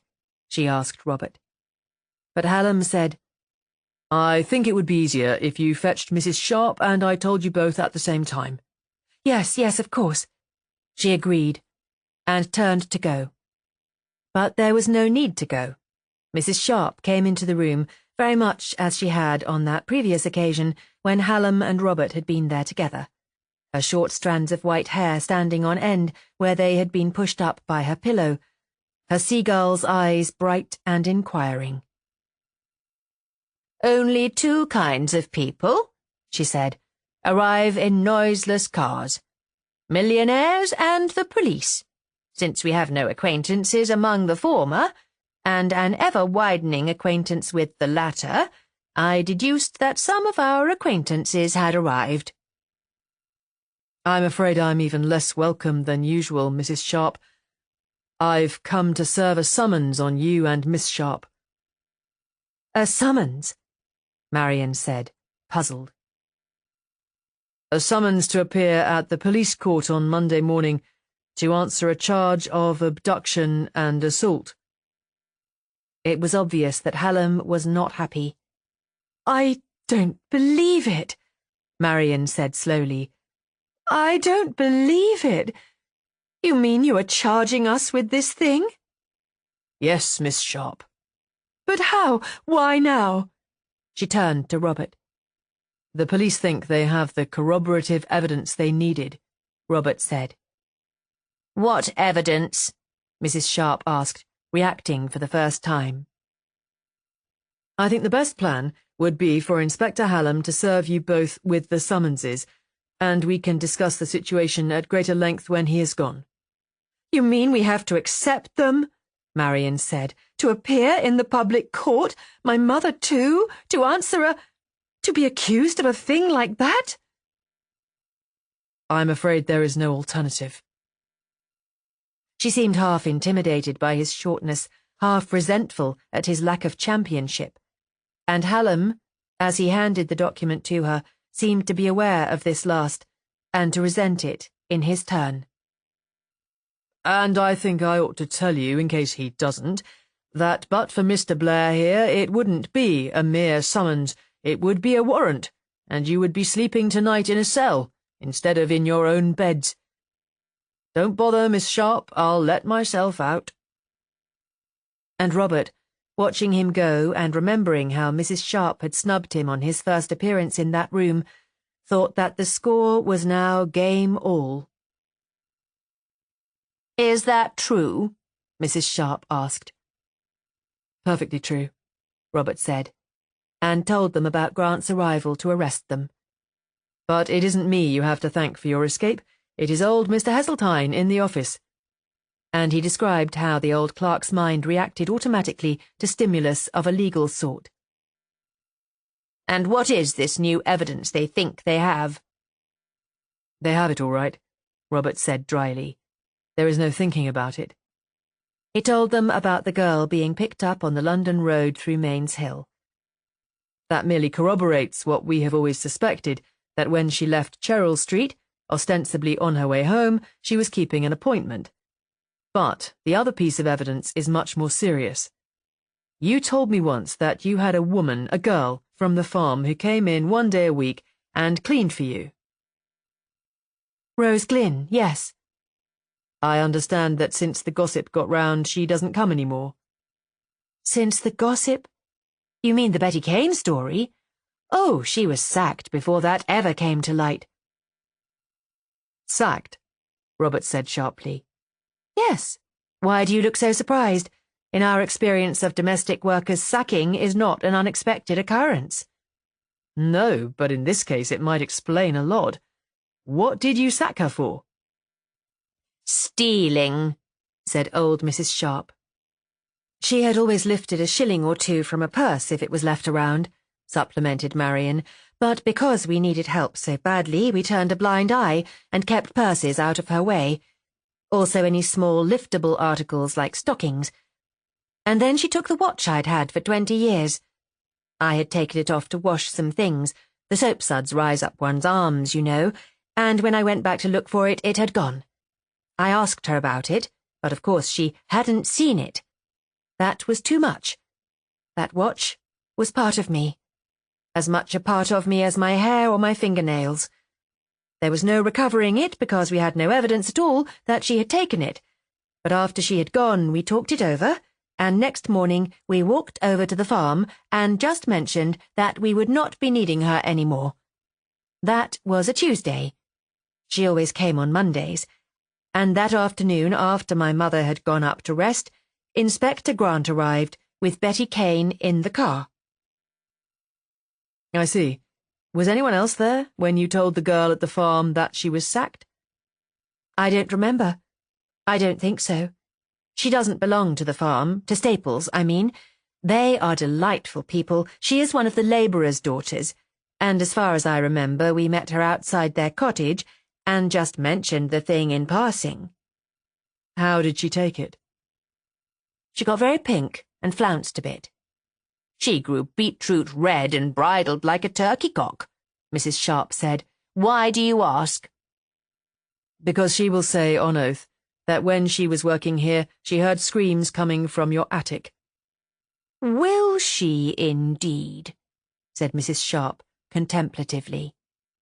What is much worse, there is evidence that she mentioned the screams before there was any rumour of the Betty Kane trouble. This produced a complete silence. Once more, Robert was aware how noiseless the house was, how dead. Even the French clock on the mantelpiece was silent. The curtain at the window moved inwards on a gust of air and fell back to its place as soundlessly as if it were moving in a film. That, said Marian at last, is what is known as a facer. Yes, definitely. A facer for you too. For us, yes. I don't mean professionally. No? How then? You are faced with the possibility that we have been lying. Really, Marian, he said impatiently, using her name for the first time and not noticing that he had used it. What I am faced with, if anything, is the choice between your word and the word of Roseglyn's friends. But she did not appear to be listening. I wish, she said passionately, oh, how I wish that we had just one small piece of evidence on our side. She gets away. That girl gets away with everything. Everything. We keep on saying it is not true, but we have no way of showing that it is not true. It is all negative, all inconclusive, all feeble denial. Things combine to back up her lies, but nothing happens to help prove that we are telling the truth. Nothing.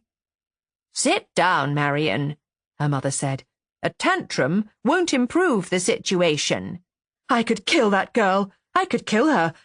My God, I could torture her twice a day for a year and then begin again on New Year's Day. When I think what she has done to us, Don't think, Robert interrupted. Think instead of the day when she is discredited in open court. If I know anything of human nature, that will hurt Miss Kane a great deal worse than the beating someone gave her. You still believe that that is possible? Marian said, incredulous. Yes. I don't quite know how we shall bring it about, but that we shall bring it about I do believe. With not one tiny piece of evidence for us, not one, and evidence just blossoming for her? Yes, even then. Is that just native optimism, Mr. Blair? Mrs. Sharp asked. Or your innate belief in the triumph of good, or what? I don't know. I think truth has a validity of its own. Dreyfus didn't find it very valid, nor Slater, nor some others of whom there is record, she said dryly. They did in the end. Well, frankly, I don't look forward to a life in prison waiting for truth to demonstrate its validity. I don't believe that it will come to that. Prison, I mean. You will have to appear on Monday, and since we have no adequate defence, you will no doubt be sent for trial, but we shall ask for bail, and that means that you can go on staying here until the assizes at Norton. And before that, I hope that Alec Ramsden will have picked up the girl's trail. Remember, we don't even have to know what she was doing for the rest of the month. All we have to show is that she did something else on the day she says you picked her up. Take away that first bit, and her whole story collapses. And it is my ambition to take it away in public. To undress her in public, the way the Akema has undressed us. Do you think she would mind? Marion said. Mind as we minded? To have been the heroine of a newspaper sensation, to say nothing of the adored centre of a loving and sympathetic family, and then to be uncovered to the public gaze as a liar, a cheat and a wanton, I think she would mind. And there is one thing she would mind particularly. One result of her escapade was that she got back Leslie Wynn's attention, the attention she had lost when he became engaged. As long as she is a wronged heroine, she is assured of that attention. Once we show her up, she has lost it for good. I never thought to see the milk of human kindness so curdled in your gentle veins, Mr. Blair, Mrs. Sharp remarked. If she had broken out as a result of the boy's engagement, as she very well might, I should have nothing but pity for her. She is at an unstable age, and his engagement must have been a shock. But I don't think that had very much to do with it. I think she is her mother's daughter, and was merely setting out a little early on the road her mother took. As selfish, as self-indulgent, as greedy, as plausible as the blood she came of. Now, I must go. I said that I would be at home after 5 o'clock if Ramsden wanted to ring up to report, and I want to ring Kevin McDermott and get his help about counsel and things. I'm afraid that I have been rather ungracious about this, Marion said. You have done and are doing so much for us, but it was such a shock, so entirely unexpected and out of the blue. You must forgive me if— There is nothing to forgive. I think you have both taken it very well. Have you got someone in the place of the dishonest and about to commit perjury Rose? You can't have this huge place entirely on your hands. Well, no one in the locality would come, of course. But Stanley, what would we do without Stanley? Stanley knows a woman in Loughborough who might be induced to come out by bus once a week. You know, when the thought of that girl becomes too much for me, I think of Stanley. Yes, Robert said, smiling. The salt of the earth. He is even teaching me how to cook. I know how to turn eggs in the frying pan without breaking them now. Do you have to go at them as if you were conducting the Philharmonic? He asked me. And when I asked him how he got so neat-handed, he said it was with cooking in a bivvy 2 feet square. How are you going to get back to Milford? Mrs. Sharp asked. The afternoon bus from Loughborough will pick me up. No word of your telephone being repaired, I suppose? Both women took the question as comment, not interrogation.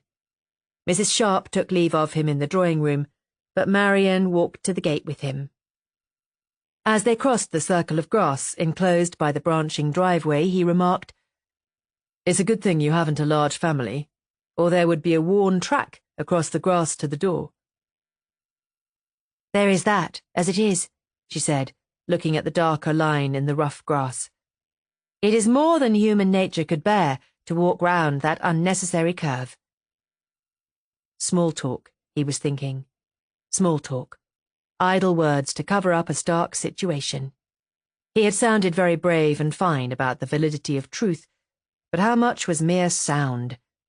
What were the odds on Ramsden's turning up evidence in time for the court on Monday, in time for the assizes? Long odds against, wasn't it? And he had better grow used to the thought. At 5:30, Ramsden rang up to give him the promised report, and it was one of unqualified failure.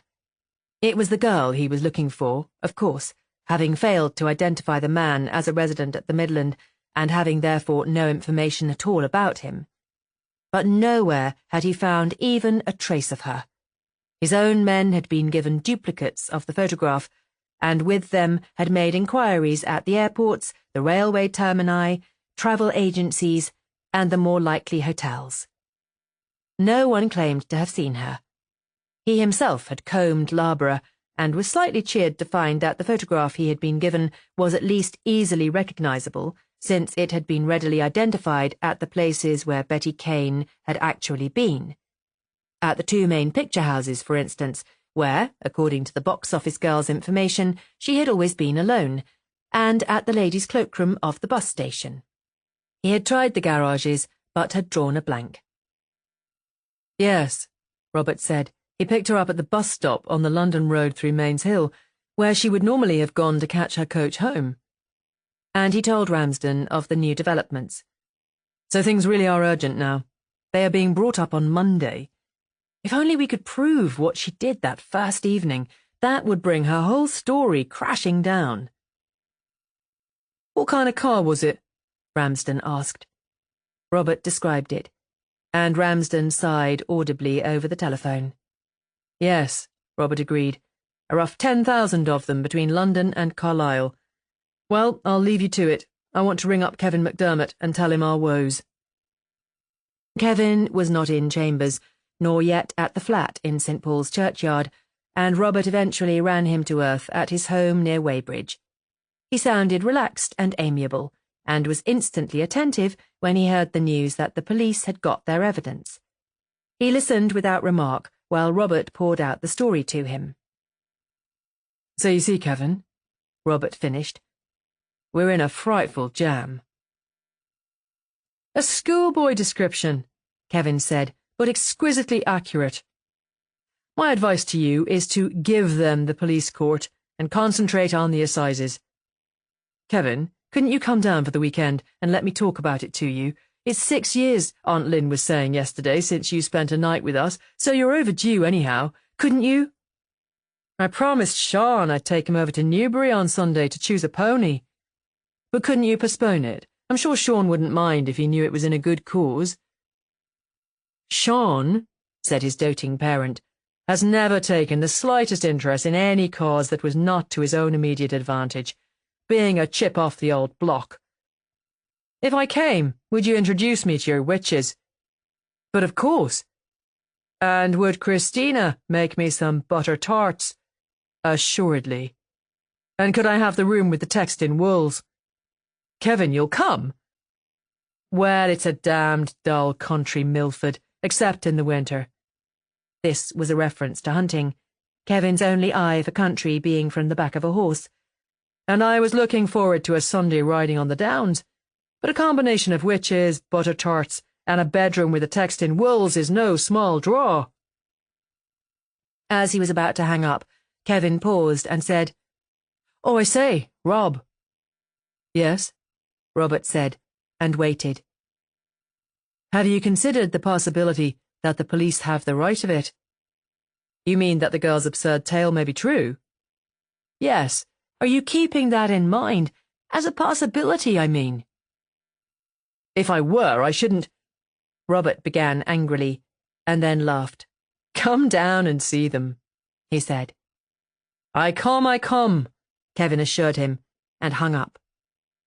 Robert called the garage, and when Bill answered, asked if Stanley was still there. It's a wonder you can't hear him from where you are, Bill said. What's wrong? We've just been rescuing that bay pony of Matt Ellis's from our inspection pit. Did you want Stan? Not to speak to. Would you be very kind and ask him to pick up a note for Mrs. Sharp on his way past tonight? Yes, certainly. I say, Mr. Blair, is it true that there is fresh trouble coming about the franchise affair? Or shouldn't I ask that? Milford, thought Robert. How did they do it? A sort of information pollen blown on the wind. Yes, I'm afraid there is, he said. I expect they'll tell Stanley about it when he goes out tonight. Don't let him forget about the note, will you? No, that's all right. He wrote to the franchise to say that Kevin McDermott was coming down for Saturday night, and could he bring him out to see them on Sunday afternoon before he left to go back to town. Chapter 16. Does Kevin McDermott have to look like a tout when he comes to the country? Neville asked, the following evening as he and Robert waited for the guest to finish his ablutions and come down to dinner. What Kevin in country clothes actually looked like, Robert considered, was a rather disreputable trainer of jumpers for the smaller meetings. But he refrained from saying that to Neville. Remembering the clothes that Neville had startled the countryside with for the last few years, he felt that Neville was in no position to criticise anyone's taste. Neville had turned up to dinner in a chaste dark grey suit of the most irreproachable orthodoxy, and seemed to think that his new conformity made him free to forget the experimentalism of his immediate past. I suppose Christina is in the usual lather of sentiment? A lather of white of egg, as far as I have been able to judge. Christina regarded Kevin as Satan in person and adored him.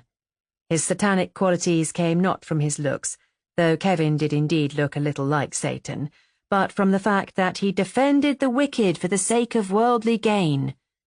And she adored him because he was good-looking, and a possibly reclaimable sinner, and because he praised her baking.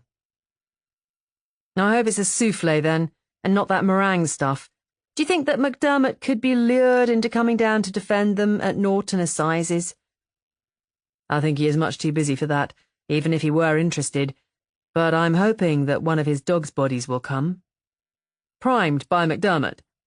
That's the idea. I really don't see why Marion should have to slave to provide MacDermot with lunch. Does he realise that she has to prepare and clear away and wash up every single thing, to say nothing of carting them to and fro a day's journey to that antediluvian kitchen? It was Marion's own idea that he should come to lunch with them. I take it that she considers the extra trouble worthwhile. Oh, you were always crazy about Kevin, and you simply don't know how to begin to appreciate a woman like Marion. It's obscene that she should be wasting her vitality on household drudgery, a woman like that. She should be hacking her way through jungles, or scaling precipices, or ruling a barbarous race, or measuring the planets. 10,000 nitwit blondes dripping with mink have nothing to do but sit back and have the polish on their predatory nails changed, and Marion carts coal. Coal! Marion! And I suppose by the time this case is finished, they won't have a penny to pay a maid, even if they could get one. Let us hope that by the time this case is finished, they are not doing hard labour by order. Robert! It couldn't come to that. It's unthinkable. Yes, it's unthinkable. I suppose it is always unbelievable that anyone one knows should go to prison. It's bad enough that they should go into the dock. Marion, who never did a cruel or underhand or shabby thing in her life, and just because Do you know, I had a lovely time the other night. I found a book on torture, and I stayed awake till 2 o'clock, choosing which one I would use on the cane. You should get together with Marion. That is her ambition too. And what would yours be? There was a faint hint of scorn in the tone, as though it was understood that the mild Robert would have no strong feelings on the subject. Or haven't you considered it? I don't need to consider it, Robert said slowly. I'm going to undress her in public. What? Not that way. I'm going to strip her of every rag of pretense in open court so that everyone will see her for what she is. Neville looked curiously at him for a moment. Amen, he said quietly. I didn't know you felt like that about it, Robert. He was going to add something, but the door opened and MacDermot came in, and the evening had begun. Eating solidly through Aunt Lynn's superb dinner, Robert hoped that it was not going to be a mistake to take Kevin to Sunday lunch at the franchise. He was desperately anxious that the Sharps should make a success with Kevin, and there was no denying that Kevin was temperamental and the Sharps not everyone's cup of tea. Was lunch at the franchise likely to be an asset to their cause? A lunch cooked by Marion? For Kevin, who was a gourmet? When he had first read the invitation, handed in by Stanley this morning, he was glad that they had made the gesture, but misgiving was slowly growing in him. And as one perfection succeeded the other in unhurried procession across Aunt Lynn's shining mahogany, with Christina's large face hovering in eager benevolence beyond the candlelight, The misgiving swelled until it took entire possession of him. Shapes that did not stand up might fill his breast with a warm, protective affection, but they could hardly be expected to have the same effect on Kevin. At least Kevin seemed glad to be here, he thought, listening to MacDermot making open love to Aunt Lynn, with a word thrown to Christina every now and then to keep her happy and faithful. Dear heaven, the Irish. Neville was on his best behaviour, full of earnest attention, with a discreet sir thrown in now and again. Often enough to make Kevin feel superior, but not often enough to make him feel old. The subtler English form of flattery, in fact. Aunt Lynn was like a girl, pink-cheeked and radiant, absorbing flattery like a sponge, subjecting it to some chemical process and pouring it out again as charm. Listening to her talk, Robert was amused to find that the Sharps had suffered a sea change in her mind. By the mere fact of being in danger of imprisonment, they had been promoted from these people to poor things. This had nothing to do with Kevin's presence. It was a combination of native kindness and woolly thinking. It was odd, Robert thought, looking round the table, that this family party, so gay, so warm, so secure, should be occasioned by the dire need of two helpless women in that dark, silent house set down among the endless fields. He went to bed with the warm aura of the party still round him, but in his heart a chill anxiety and an ache. Were they asleep out there at the franchise? How much sleep had they had lately? He lay long awake, and wakened early, listening to the Sunday morning silence, hoping that it would be a good day. The franchise looked its worst in rain, when its dirty white became almost grey, and that whatever Marion made for lunch would stand up. Just before 8 o'clock, a car came in from the country and stopped below the window, and someone whistled a soft bugle call. A company call it was. B Company. Stanley, presumably. He got up and put his head out of the window. Stanley, hatless as usual, he had never seen Stanley in any kind of head covering, was sitting in the car, regarding him with tolerant benevolence. "You Sunday snoozers," said Stanley. "Did you get me up just to sneer at me?" "No, I have a message from Miss Sharp. She says when you come out, you're to take Betty Kane's statement with you, and you're on no account to forget it because it's of the first importance. I'll say it's important. She's going round looking as if she had unearthed $1 million. "Looking happy?" Robert said, unbelieving. "Like a bride. Indeed, I haven't seen a woman look like that since my cousin Beulah married her Pole. A face like a scone, Beulah has, and believe me, that day she looked like Venus, Cleopatra, and Helen of Troy rolled into one. Do you know what it is that Miss Sharp is so happy about?" "No. I did cast out a few feelers, but she's saving it up, it seems. Anyhow, don't forget the copy of the statement, or the responses won't come right or something. The password's in the statement." Stanley proceeded on his way up the street towards Sin Lane, and Robert took his towel and went to the bathroom, greatly puzzled. While he waited for breakfast, he looked out the statement from among the papers in his dispatch case and read it through again with a new attention. What had Marion remembered or discovered that was making her so happy? Betty Kane had slipped somewhere, that was obvious. Marion was radiant, and Marion wanted him to bring the Kane statement when he came. That could only mean that somewhere in the statement was proof that Betty Kane was lying. He reached the end of the statement without finding any likely sentence and began to hunt through it again. What could it be? That she had said it was raining and that it, perhaps, had not been raining? But that would not have been vital or even important to the credibility of her story. The Milford bus, then? The one she said she had passed when being driven in the Sharps' car? Were the times wrong? But they had checked the times long ago, and they fitted nearly enough. The lighted sign on the bus? Was the time too early for a sign to be lighted?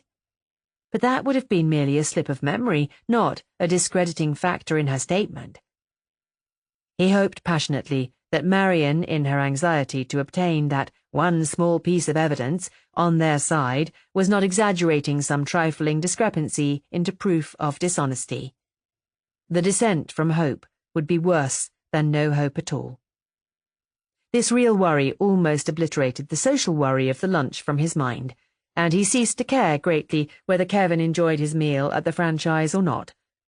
When Aunt Lynn said to him covertly as she set off for church, "What do you think they'll give you for lunch, dear?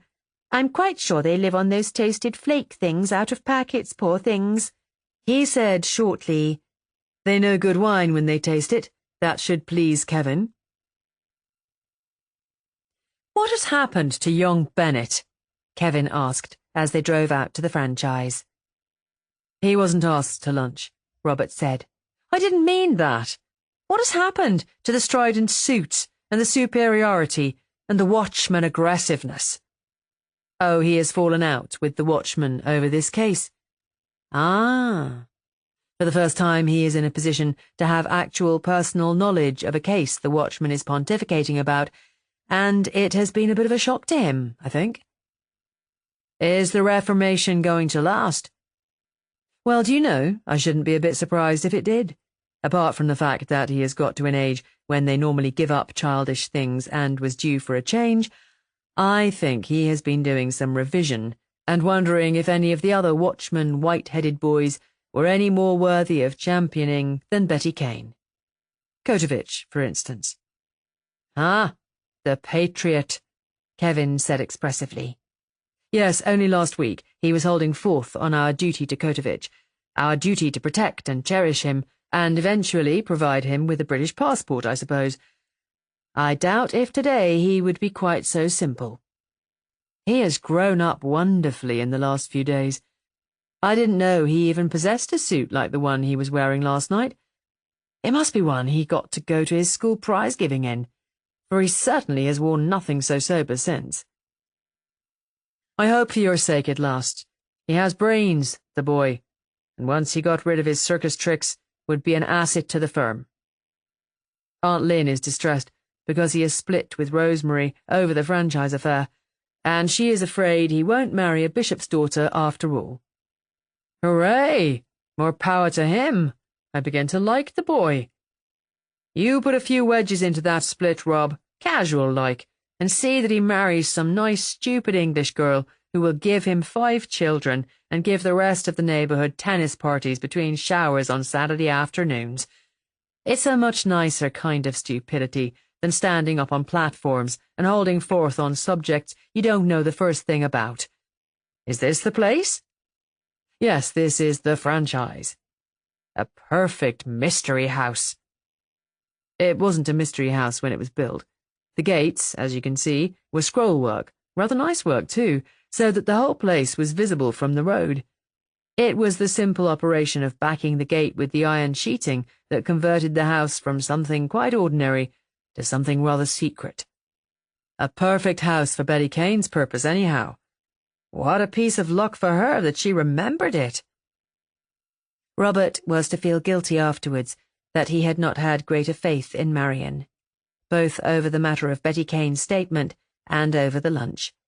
He should have remembered how cool-minded she was, how analytic, and he should have remembered the sharp gift for taking people as they found them and its soothing effect on the persons concerned.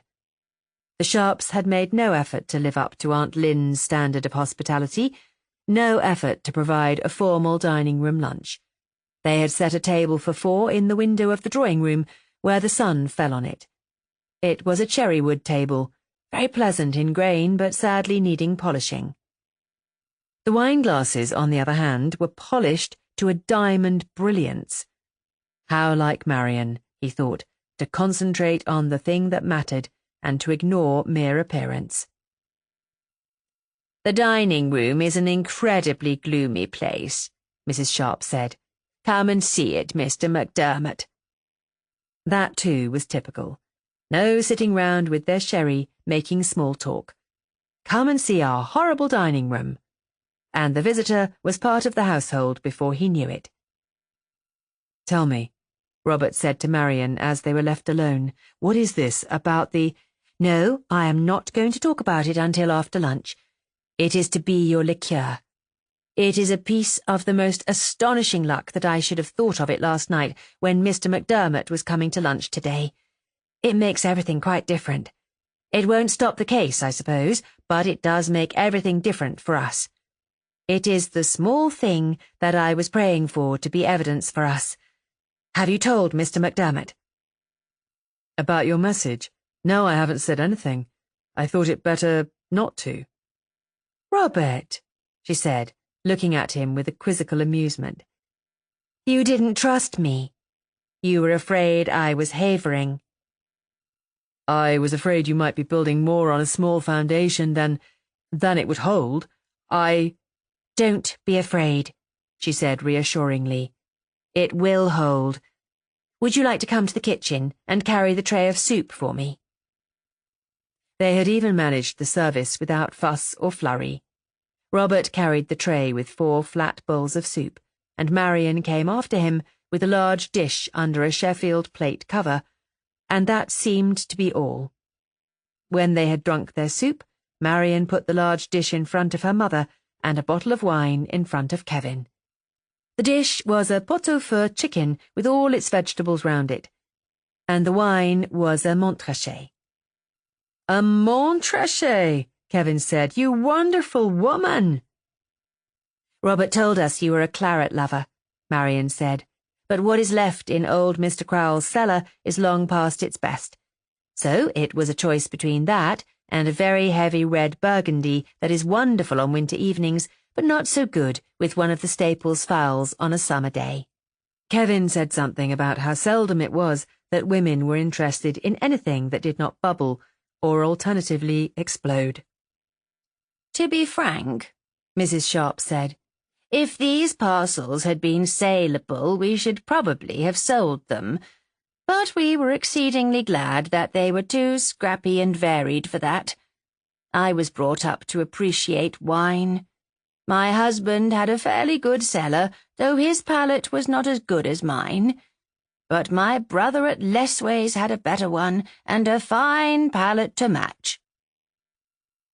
"Lessways?" Kevin said, and looked at her as if searching for a resemblance. "You're not Charlie Meredith's sister, are you?" "I am. Did you know, Charles? But you couldn't. You are too young." "The first pony I ever had of my own was bred by Charlie Meredith," Kevin said. "I had him for 7 years, and he never put a foot wrong." And after that, of course, both of them ceased to take any further interest in the others, and not overmuch in the food.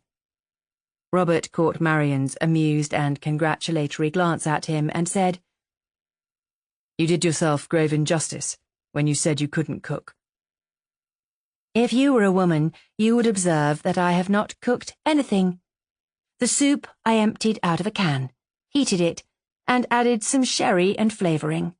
The fowl I put into a pot just as it came from Staples, poured some boiling water over it, added everything I could think of, and left it on the stove with a prayer. The cream cheese also came from the farm." "And the wonderful rolls to go with the cream cheese?" "Stanley's landlady made those." They laughed a little together, quietly. Tomorrow she was going into the dock. Tomorrow she was going to be a public spectacle for the delight of Milford. But today her life was still her own, and she could share amusement with him, could be content with the hour. Or so it seemed if her shining eyes were any evidence. They took the cheese plates from under the noses of the other two, who did not even pause in their conversation to remark the action, carried the trays of dirty dishes away to the kitchen, and made the coffee there. It was a great gloomy place, with a floor of stone slabs and an old-fashioned sink that depressed him at sight. "We put the range on only on Mondays when the scrubbing is done," Marian said, seeing his interest in the place. "Otherwise we cook on the little oil stove." He thought of the hot water that ran so instantly into the shining bath when he turned the tap this morning, and was ashamed.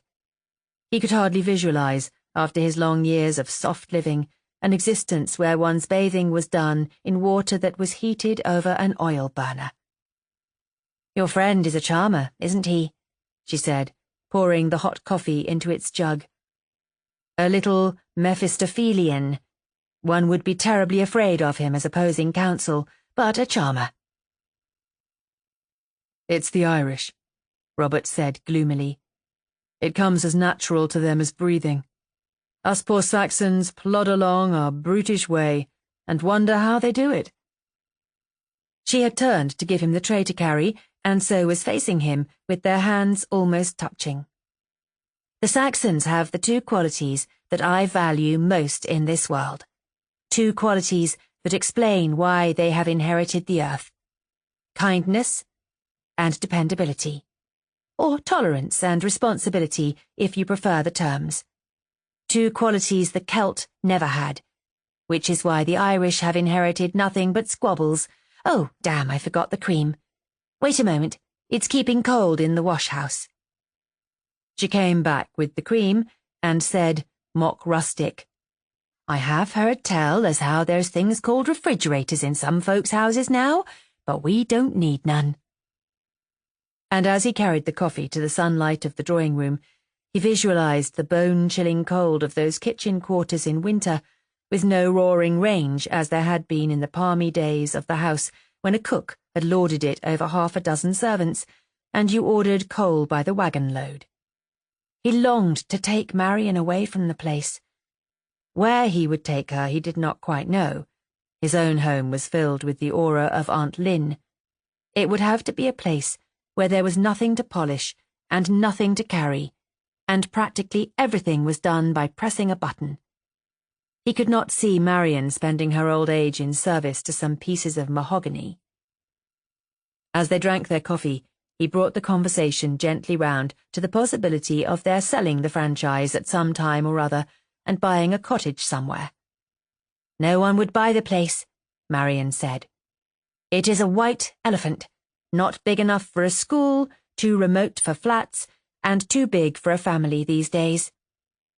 It might make a good madhouse," she added thoughtfully, her eyes on the high pink wall beyond the window, and Robert saw Kevin's glance flash over her and run away again.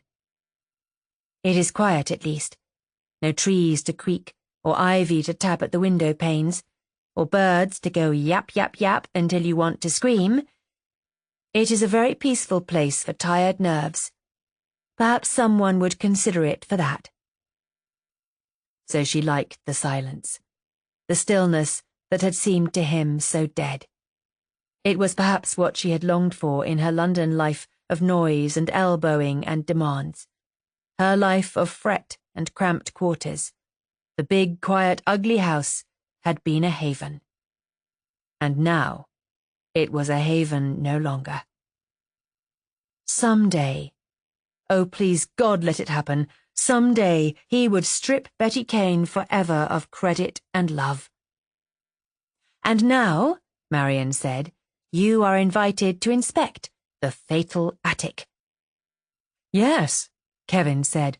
"I should be greatly interested to see the things that the girl professed to identify. All her statements seemed to me the result of logical guesses, like the harder carpet on the second flight of stairs, or the wooden commode, something that you would almost certainly find in a country house, or the flat-topped trunk." "Yes, it was rather terrifying at the time, the way she kept hitting on things we had, and I hadn't had time to gather my wits. It was only afterwards I saw how little she really had identified in her statement. And she did make one complete bloomer. Only no one thought of it until last night. Have you got the statement, Robert?" "Yes." He took it out of his pocket. They had climbed, she and Robert and MacDermott, the last bare flight of stairs, and she led them into the attic. "I came up here last night, on my usual Saturday tour round the house with a mop. That is our solution to the housekeeping problem, in case you are interested. A good large mop, well soaked in absorbent polish stuff, run over every floor once a week. It takes 5 minutes per room and keeps the dust at bay. Kevin was poking round the room and inspecting the view from the window. So this is the view she described, he said. Yes, Marion said. That is the view she described, and if I remember the words of her statement, as I remembered them last night, correctly, then she said something that she can't. Robert, would you read the bit where she describes the view from the window? Robert looked up the relevant passage and began to read. Kevin was bending slightly forward, staring out of the little round window, and Marion was standing behind him, smiling faintly like a sibyl. From the window of the attic, read Robert, I could see a high brick wall with a big iron gate in the middle of it. There was a road on the further side of the wall because I could see the telegraph posts. No, I couldn't see the traffic on it because the wall was too high. Just the tops of lorry loads sometimes. You couldn't see through the gate because it had sheets of iron on the inside. Inside the gate, the carriageway went straight for a little and then divided in two into a circle up to the door. No, it wasn't a garden, just— What? Yelled Kevin, straightening himself abruptly. What? Robert asked, startled. Read that last bit again. That bit about the carriageway.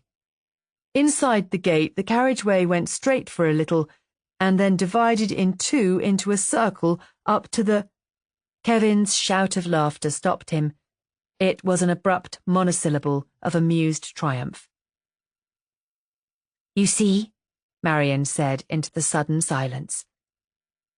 Yes, Kevin said softly, his pale bright eyes gloating on the view. That was something she didn't reckon with. Robert moved over as Marion gave way to let him have her place, and so saw what they were talking about. The edge of the roof, with its small parapet, cut off the view of the courtyard before the carriageway branched at all. No one imprisoned in that room would know about the two half-circles up to the doorway. You see, Marion said, the inspector read that description when we were all in the drawing-room, and all of us knew that the description was accurate. I mean, an accurate picture of what the courtyard is like. So we unconsciously treated it as something that was finished with. Even the inspector, I remember his looking at the view from the window, but it was quite an automatic gesture. It didn't occur to any of us that it would not have been as described. Indeed, except for one tiny detail, it was as described. Except for one tiny detail, Kevin said. She arrived in darkness and fled in darkness, and she says she was locked in the room all the time, so she could have known nothing of that branching drive. What does she say again about her arrival, Rob? Robert looked it up and read. The car stopped at last, and the younger woman, the one with the black hair, got out and pushed open big double gates onto a drive. Then she got back in and drove the car up to a house. No, it was too dark to see what kind of a house, except that it had steps up to the door. No, I don't remember how many steps. 4 or 5, I think. Yes, definitely a small flight of them. And then she goes on about being taken to the kitchen for coffee. So, Kevin said. And her account of her flight? What time of night was that? Sometime after supper, if I remember rightly, Robert said, shuffling through the pages. After dark, anyhow. Here it is. And he read. When I got to the first landing, the one above the hall, I could hear them talking in the kitchen. There was no light in the hall. I went on down the last flight, expecting every moment that one of them would come out and catch me, and then made a dash for the door. It wasn't locked, and I ran straight out and down the steps to the gate and out to the road. I ran along the road. Yes, it was hard, like a high road, until I couldn't run any longer, and I lay in the grass till I was feeling able to go on. It was hard, like a high road, Kevin quoted, the inference being that it was too dark to see the surface she was running on. There was a short silence. My mother thinks that this is enough to discredit her, Marion said. She looked from Robert to Kevin and back again without much hope. But you don't, do you? It was hardly a question. No, Kevin said. No, not alone. She might wriggle out of it with the clever counsel's help. Might say that she had deduced the circle from the swing of the car when she arrived. What she would normally have deduced, of course, would be the ordinary carriage sweep. No one would spontaneously think of anything as awkward as that circular drive. It makes a pretty pattern, that's all, which is probably why she remembered it. I think this titbit should be kept as make-weight for the assizes. Yes, I thought you would say that, Marian said. I'm not really disappointed. I was glad about it, not because I thought that it would free us of the charge, but because it frees us of the doubt that must have... She stammered unexpectedly, avoiding Robert's eyes.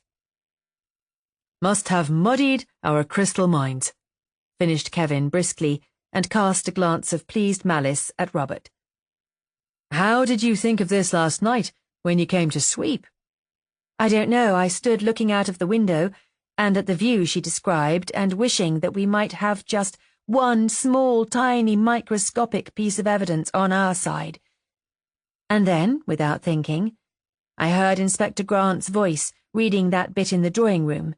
Most of the story he told us in his own words, you know, but the bits that brought him to the franchise he read in the girl's words. I heard his voice, it's a nice voice, saying the bit about the circular carriageway, and from where I was at that moment there was no circular carriageway. Perhaps it was an answer to unspoken prayer.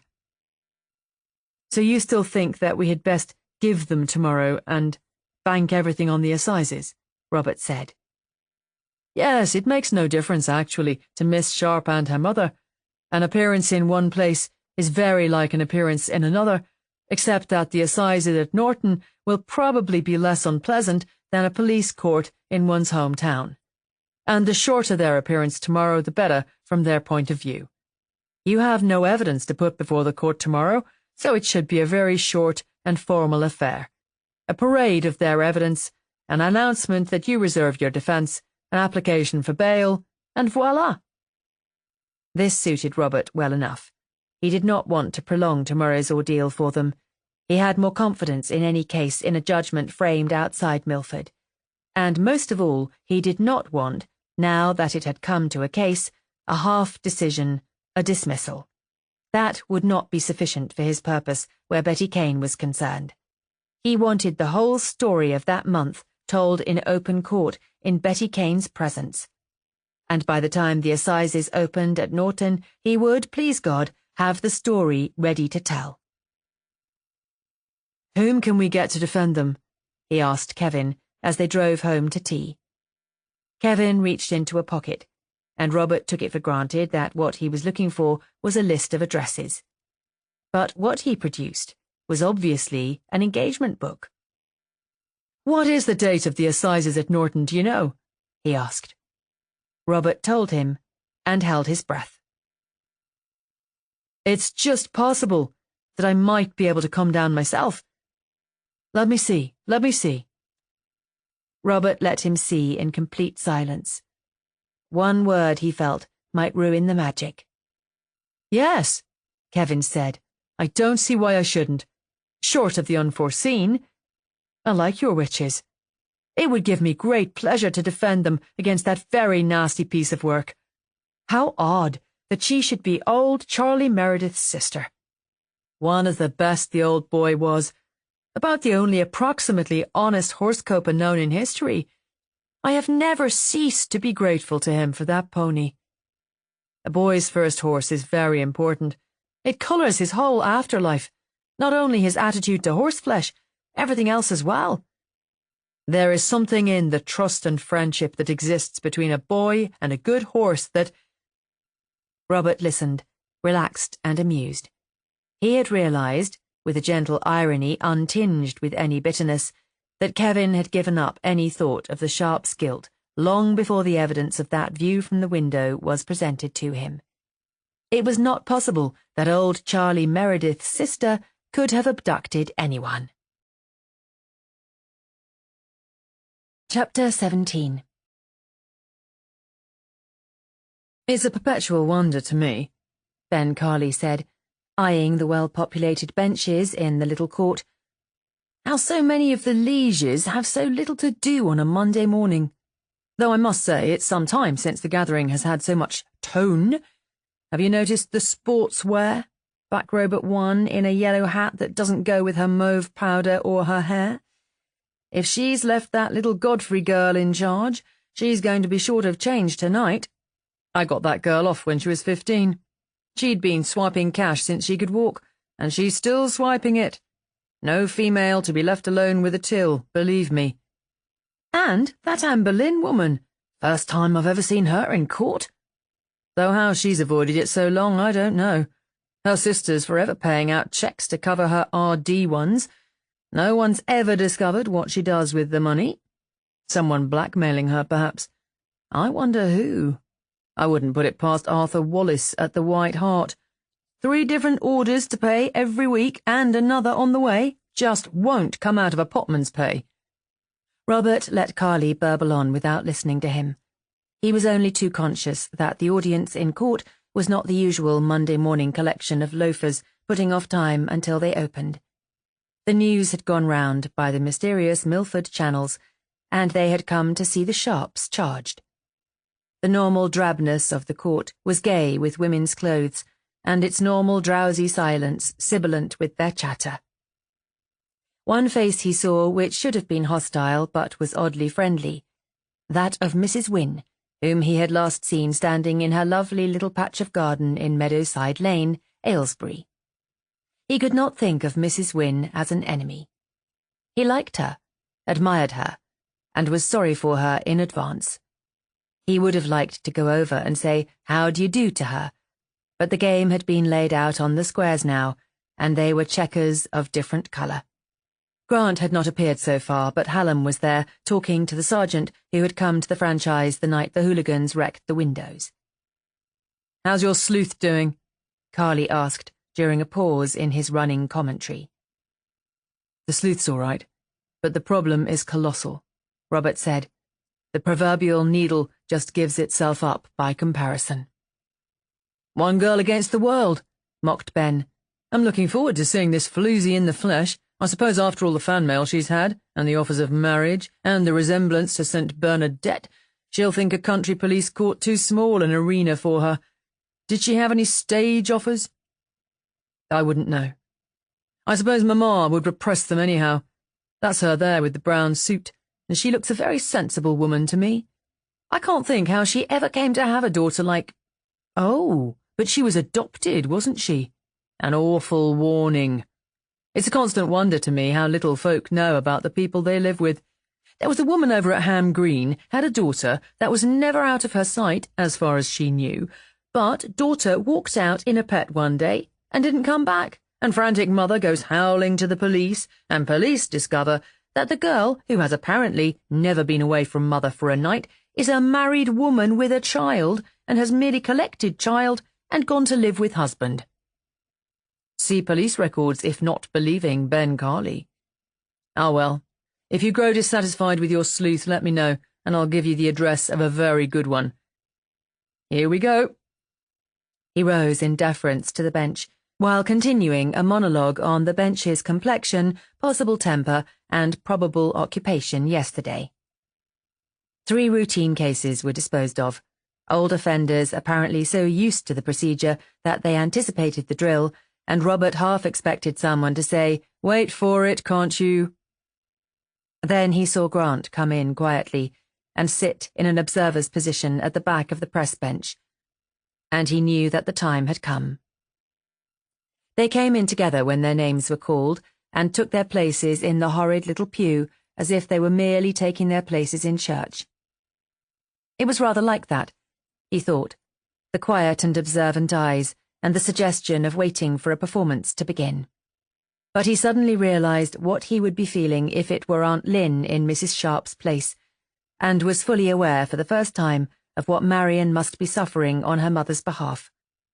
Even if the assizes saw them cleared of the charge, what would compensate them for what they had endured? What punishment fit Betty Kane's crime? For Robert, being old-fashioned, believed in retribution. He might not go all the way with Moses. An eye was not always compensation for an eye, but he certainly agreed with Gilbert. The punishment should fit the crime. He certainly did not believe that a few quiet talks with the chaplain and a promise to reform made a criminal into a respect-worthy citizen. "You're a true criminal," he remembered Kevin saying one night, after a long discussion on penal reform, "has two unvarying characteristics, and it is these two characteristics which make him a criminal: monstrous vanity and colossal selfishness. And they are both as integral, as ineradicable as the texture of the skin. You might as well talk of reforming the colour of one's eyes." But, someone had objected, there have been monsters of vanity and selfishness who were not criminal. "Only because they have victimized their wives instead of the bank," Kevin had pointed out. "Tomes have been written trying to define the criminal, but it is a very simple definition after all. The criminal is a person who makes the satisfaction of his own immediate personal wants the mainspring of his actions. You can't cure him of his egotism, but you can make the indulgence of it not worth his while, or almost not worth his while." Kevin's idea of prison reform, Robert remembered, was deportation to a penal colony, an island community where everyone worked hard. This was not a reform for the benefit of the prisoners. It would be a nicer life for the warders, Kevin said, and would leave more room in this crowded island for good citizens' houses and gardens. And since most criminals hated hard work more than they hated anything in this world, it would be a better deterrent than the present plan, which, in Kevin's estimation, was no more punitive than a third-rate public school. Looking at the two figures in the dock, Robert thought that in the bad old days, only the guilty were put in the pillory. Nowadays it was the untried who bore the pillory, and the guilty went immediately into a safe obscurity. Something had gone wrong somewhere. Old Mrs. Sharp was wearing the flat black satin hat in which she had appeared at his office on the morning of the Emma eruption into their affairs, and looked academic, respectable, but odd. Marion, too, was wearing a hat, less, he supposed, out of deference to the court than as some protection against the public gaze. It was a country felt, with a short brim, and its orthodoxy lessened to some extent her normal air of being a law unto herself. With her black hair hidden and her brilliant eyes shadowed, she looked no swarthier than a normal out-of-doors woman might. And though Robert missed the black hair and the brilliance, he thought that it was all to the good that she should look as ordinary as possible. It might lessen the pecking-to-death instinct in her hostile fellows. And then he saw Betty Kane. It was the stir on the press bench that told him she was in court. Normally the press bench was occupied by two bored apprentices in the art of reporting, one for the Milford Advertiser, once weekly on Fridays, and one combining the Norton Courier, twice weekly, Tuesdays and Fridays, with the Loughborough Times, and anyone else who would take the stuff. But today the press bench was filled, and the faces there were neither young nor bored. They were the faces of men invited to a meal and quite ready for it. And Betty Kane was 2/3 of what they had come for. Robert had not seen her since she stood in the drawing-room at the franchise in her dark blue school coat, and he was surprised all over again by her youth and her candid innocence. In the weeks since he had first seen her, she had grown into a monster in his mind. He thought of her only as the perverted creature who had lied two human beings into the dock. Now, seeing the actual physical Betty Kane again, he was nonplussed. He knew that this girl and his monster were one, but he found it difficult to realize. And if he, who felt that he now knew Betty Kane so well, reacted like that to her presence, what effect would her childlike grace have on good men and true when the time came? She was wearing weekend clothes, not her school things. A cloudy blue outfit that made one think of forget-me-nots and wood smoke and bluebells and summer distances, and was further calculated to bedevil the judgment of sober men. Her young and simple and very well brought-up hat stood back from her face and showed the charming brow and the wide-set eyes. Robert absolved Mrs. Wynne without even having to consider the matter from any conscious dressing of the girl for the occasion, but was bitterly aware that if she had lain awake at nights devising the outfit, it could not have served its purpose better. When her name was called and she walked to the witness stand, he stole a glance at the faces of those who could see her clearly. With the sole exception of Ben Carley, who was looking at her with the interest one accords a museum exhibit, there was only one expression on the faces of the men: a sort of affectionate compassion. The women, he observed, had not surrendered so easily. The more motherly ones obviously yearned to her youth and her vulnerability, but the younger ones were merely avid, without emotion other than curiosity. "I don't believe it," Ben said, sotto voce, while she was taking the oath.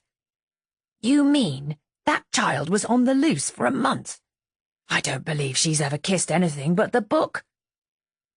"I'll bring witnesses to prove it," muttered Robert, angry that even the worldly and cynical Carley was succumbing.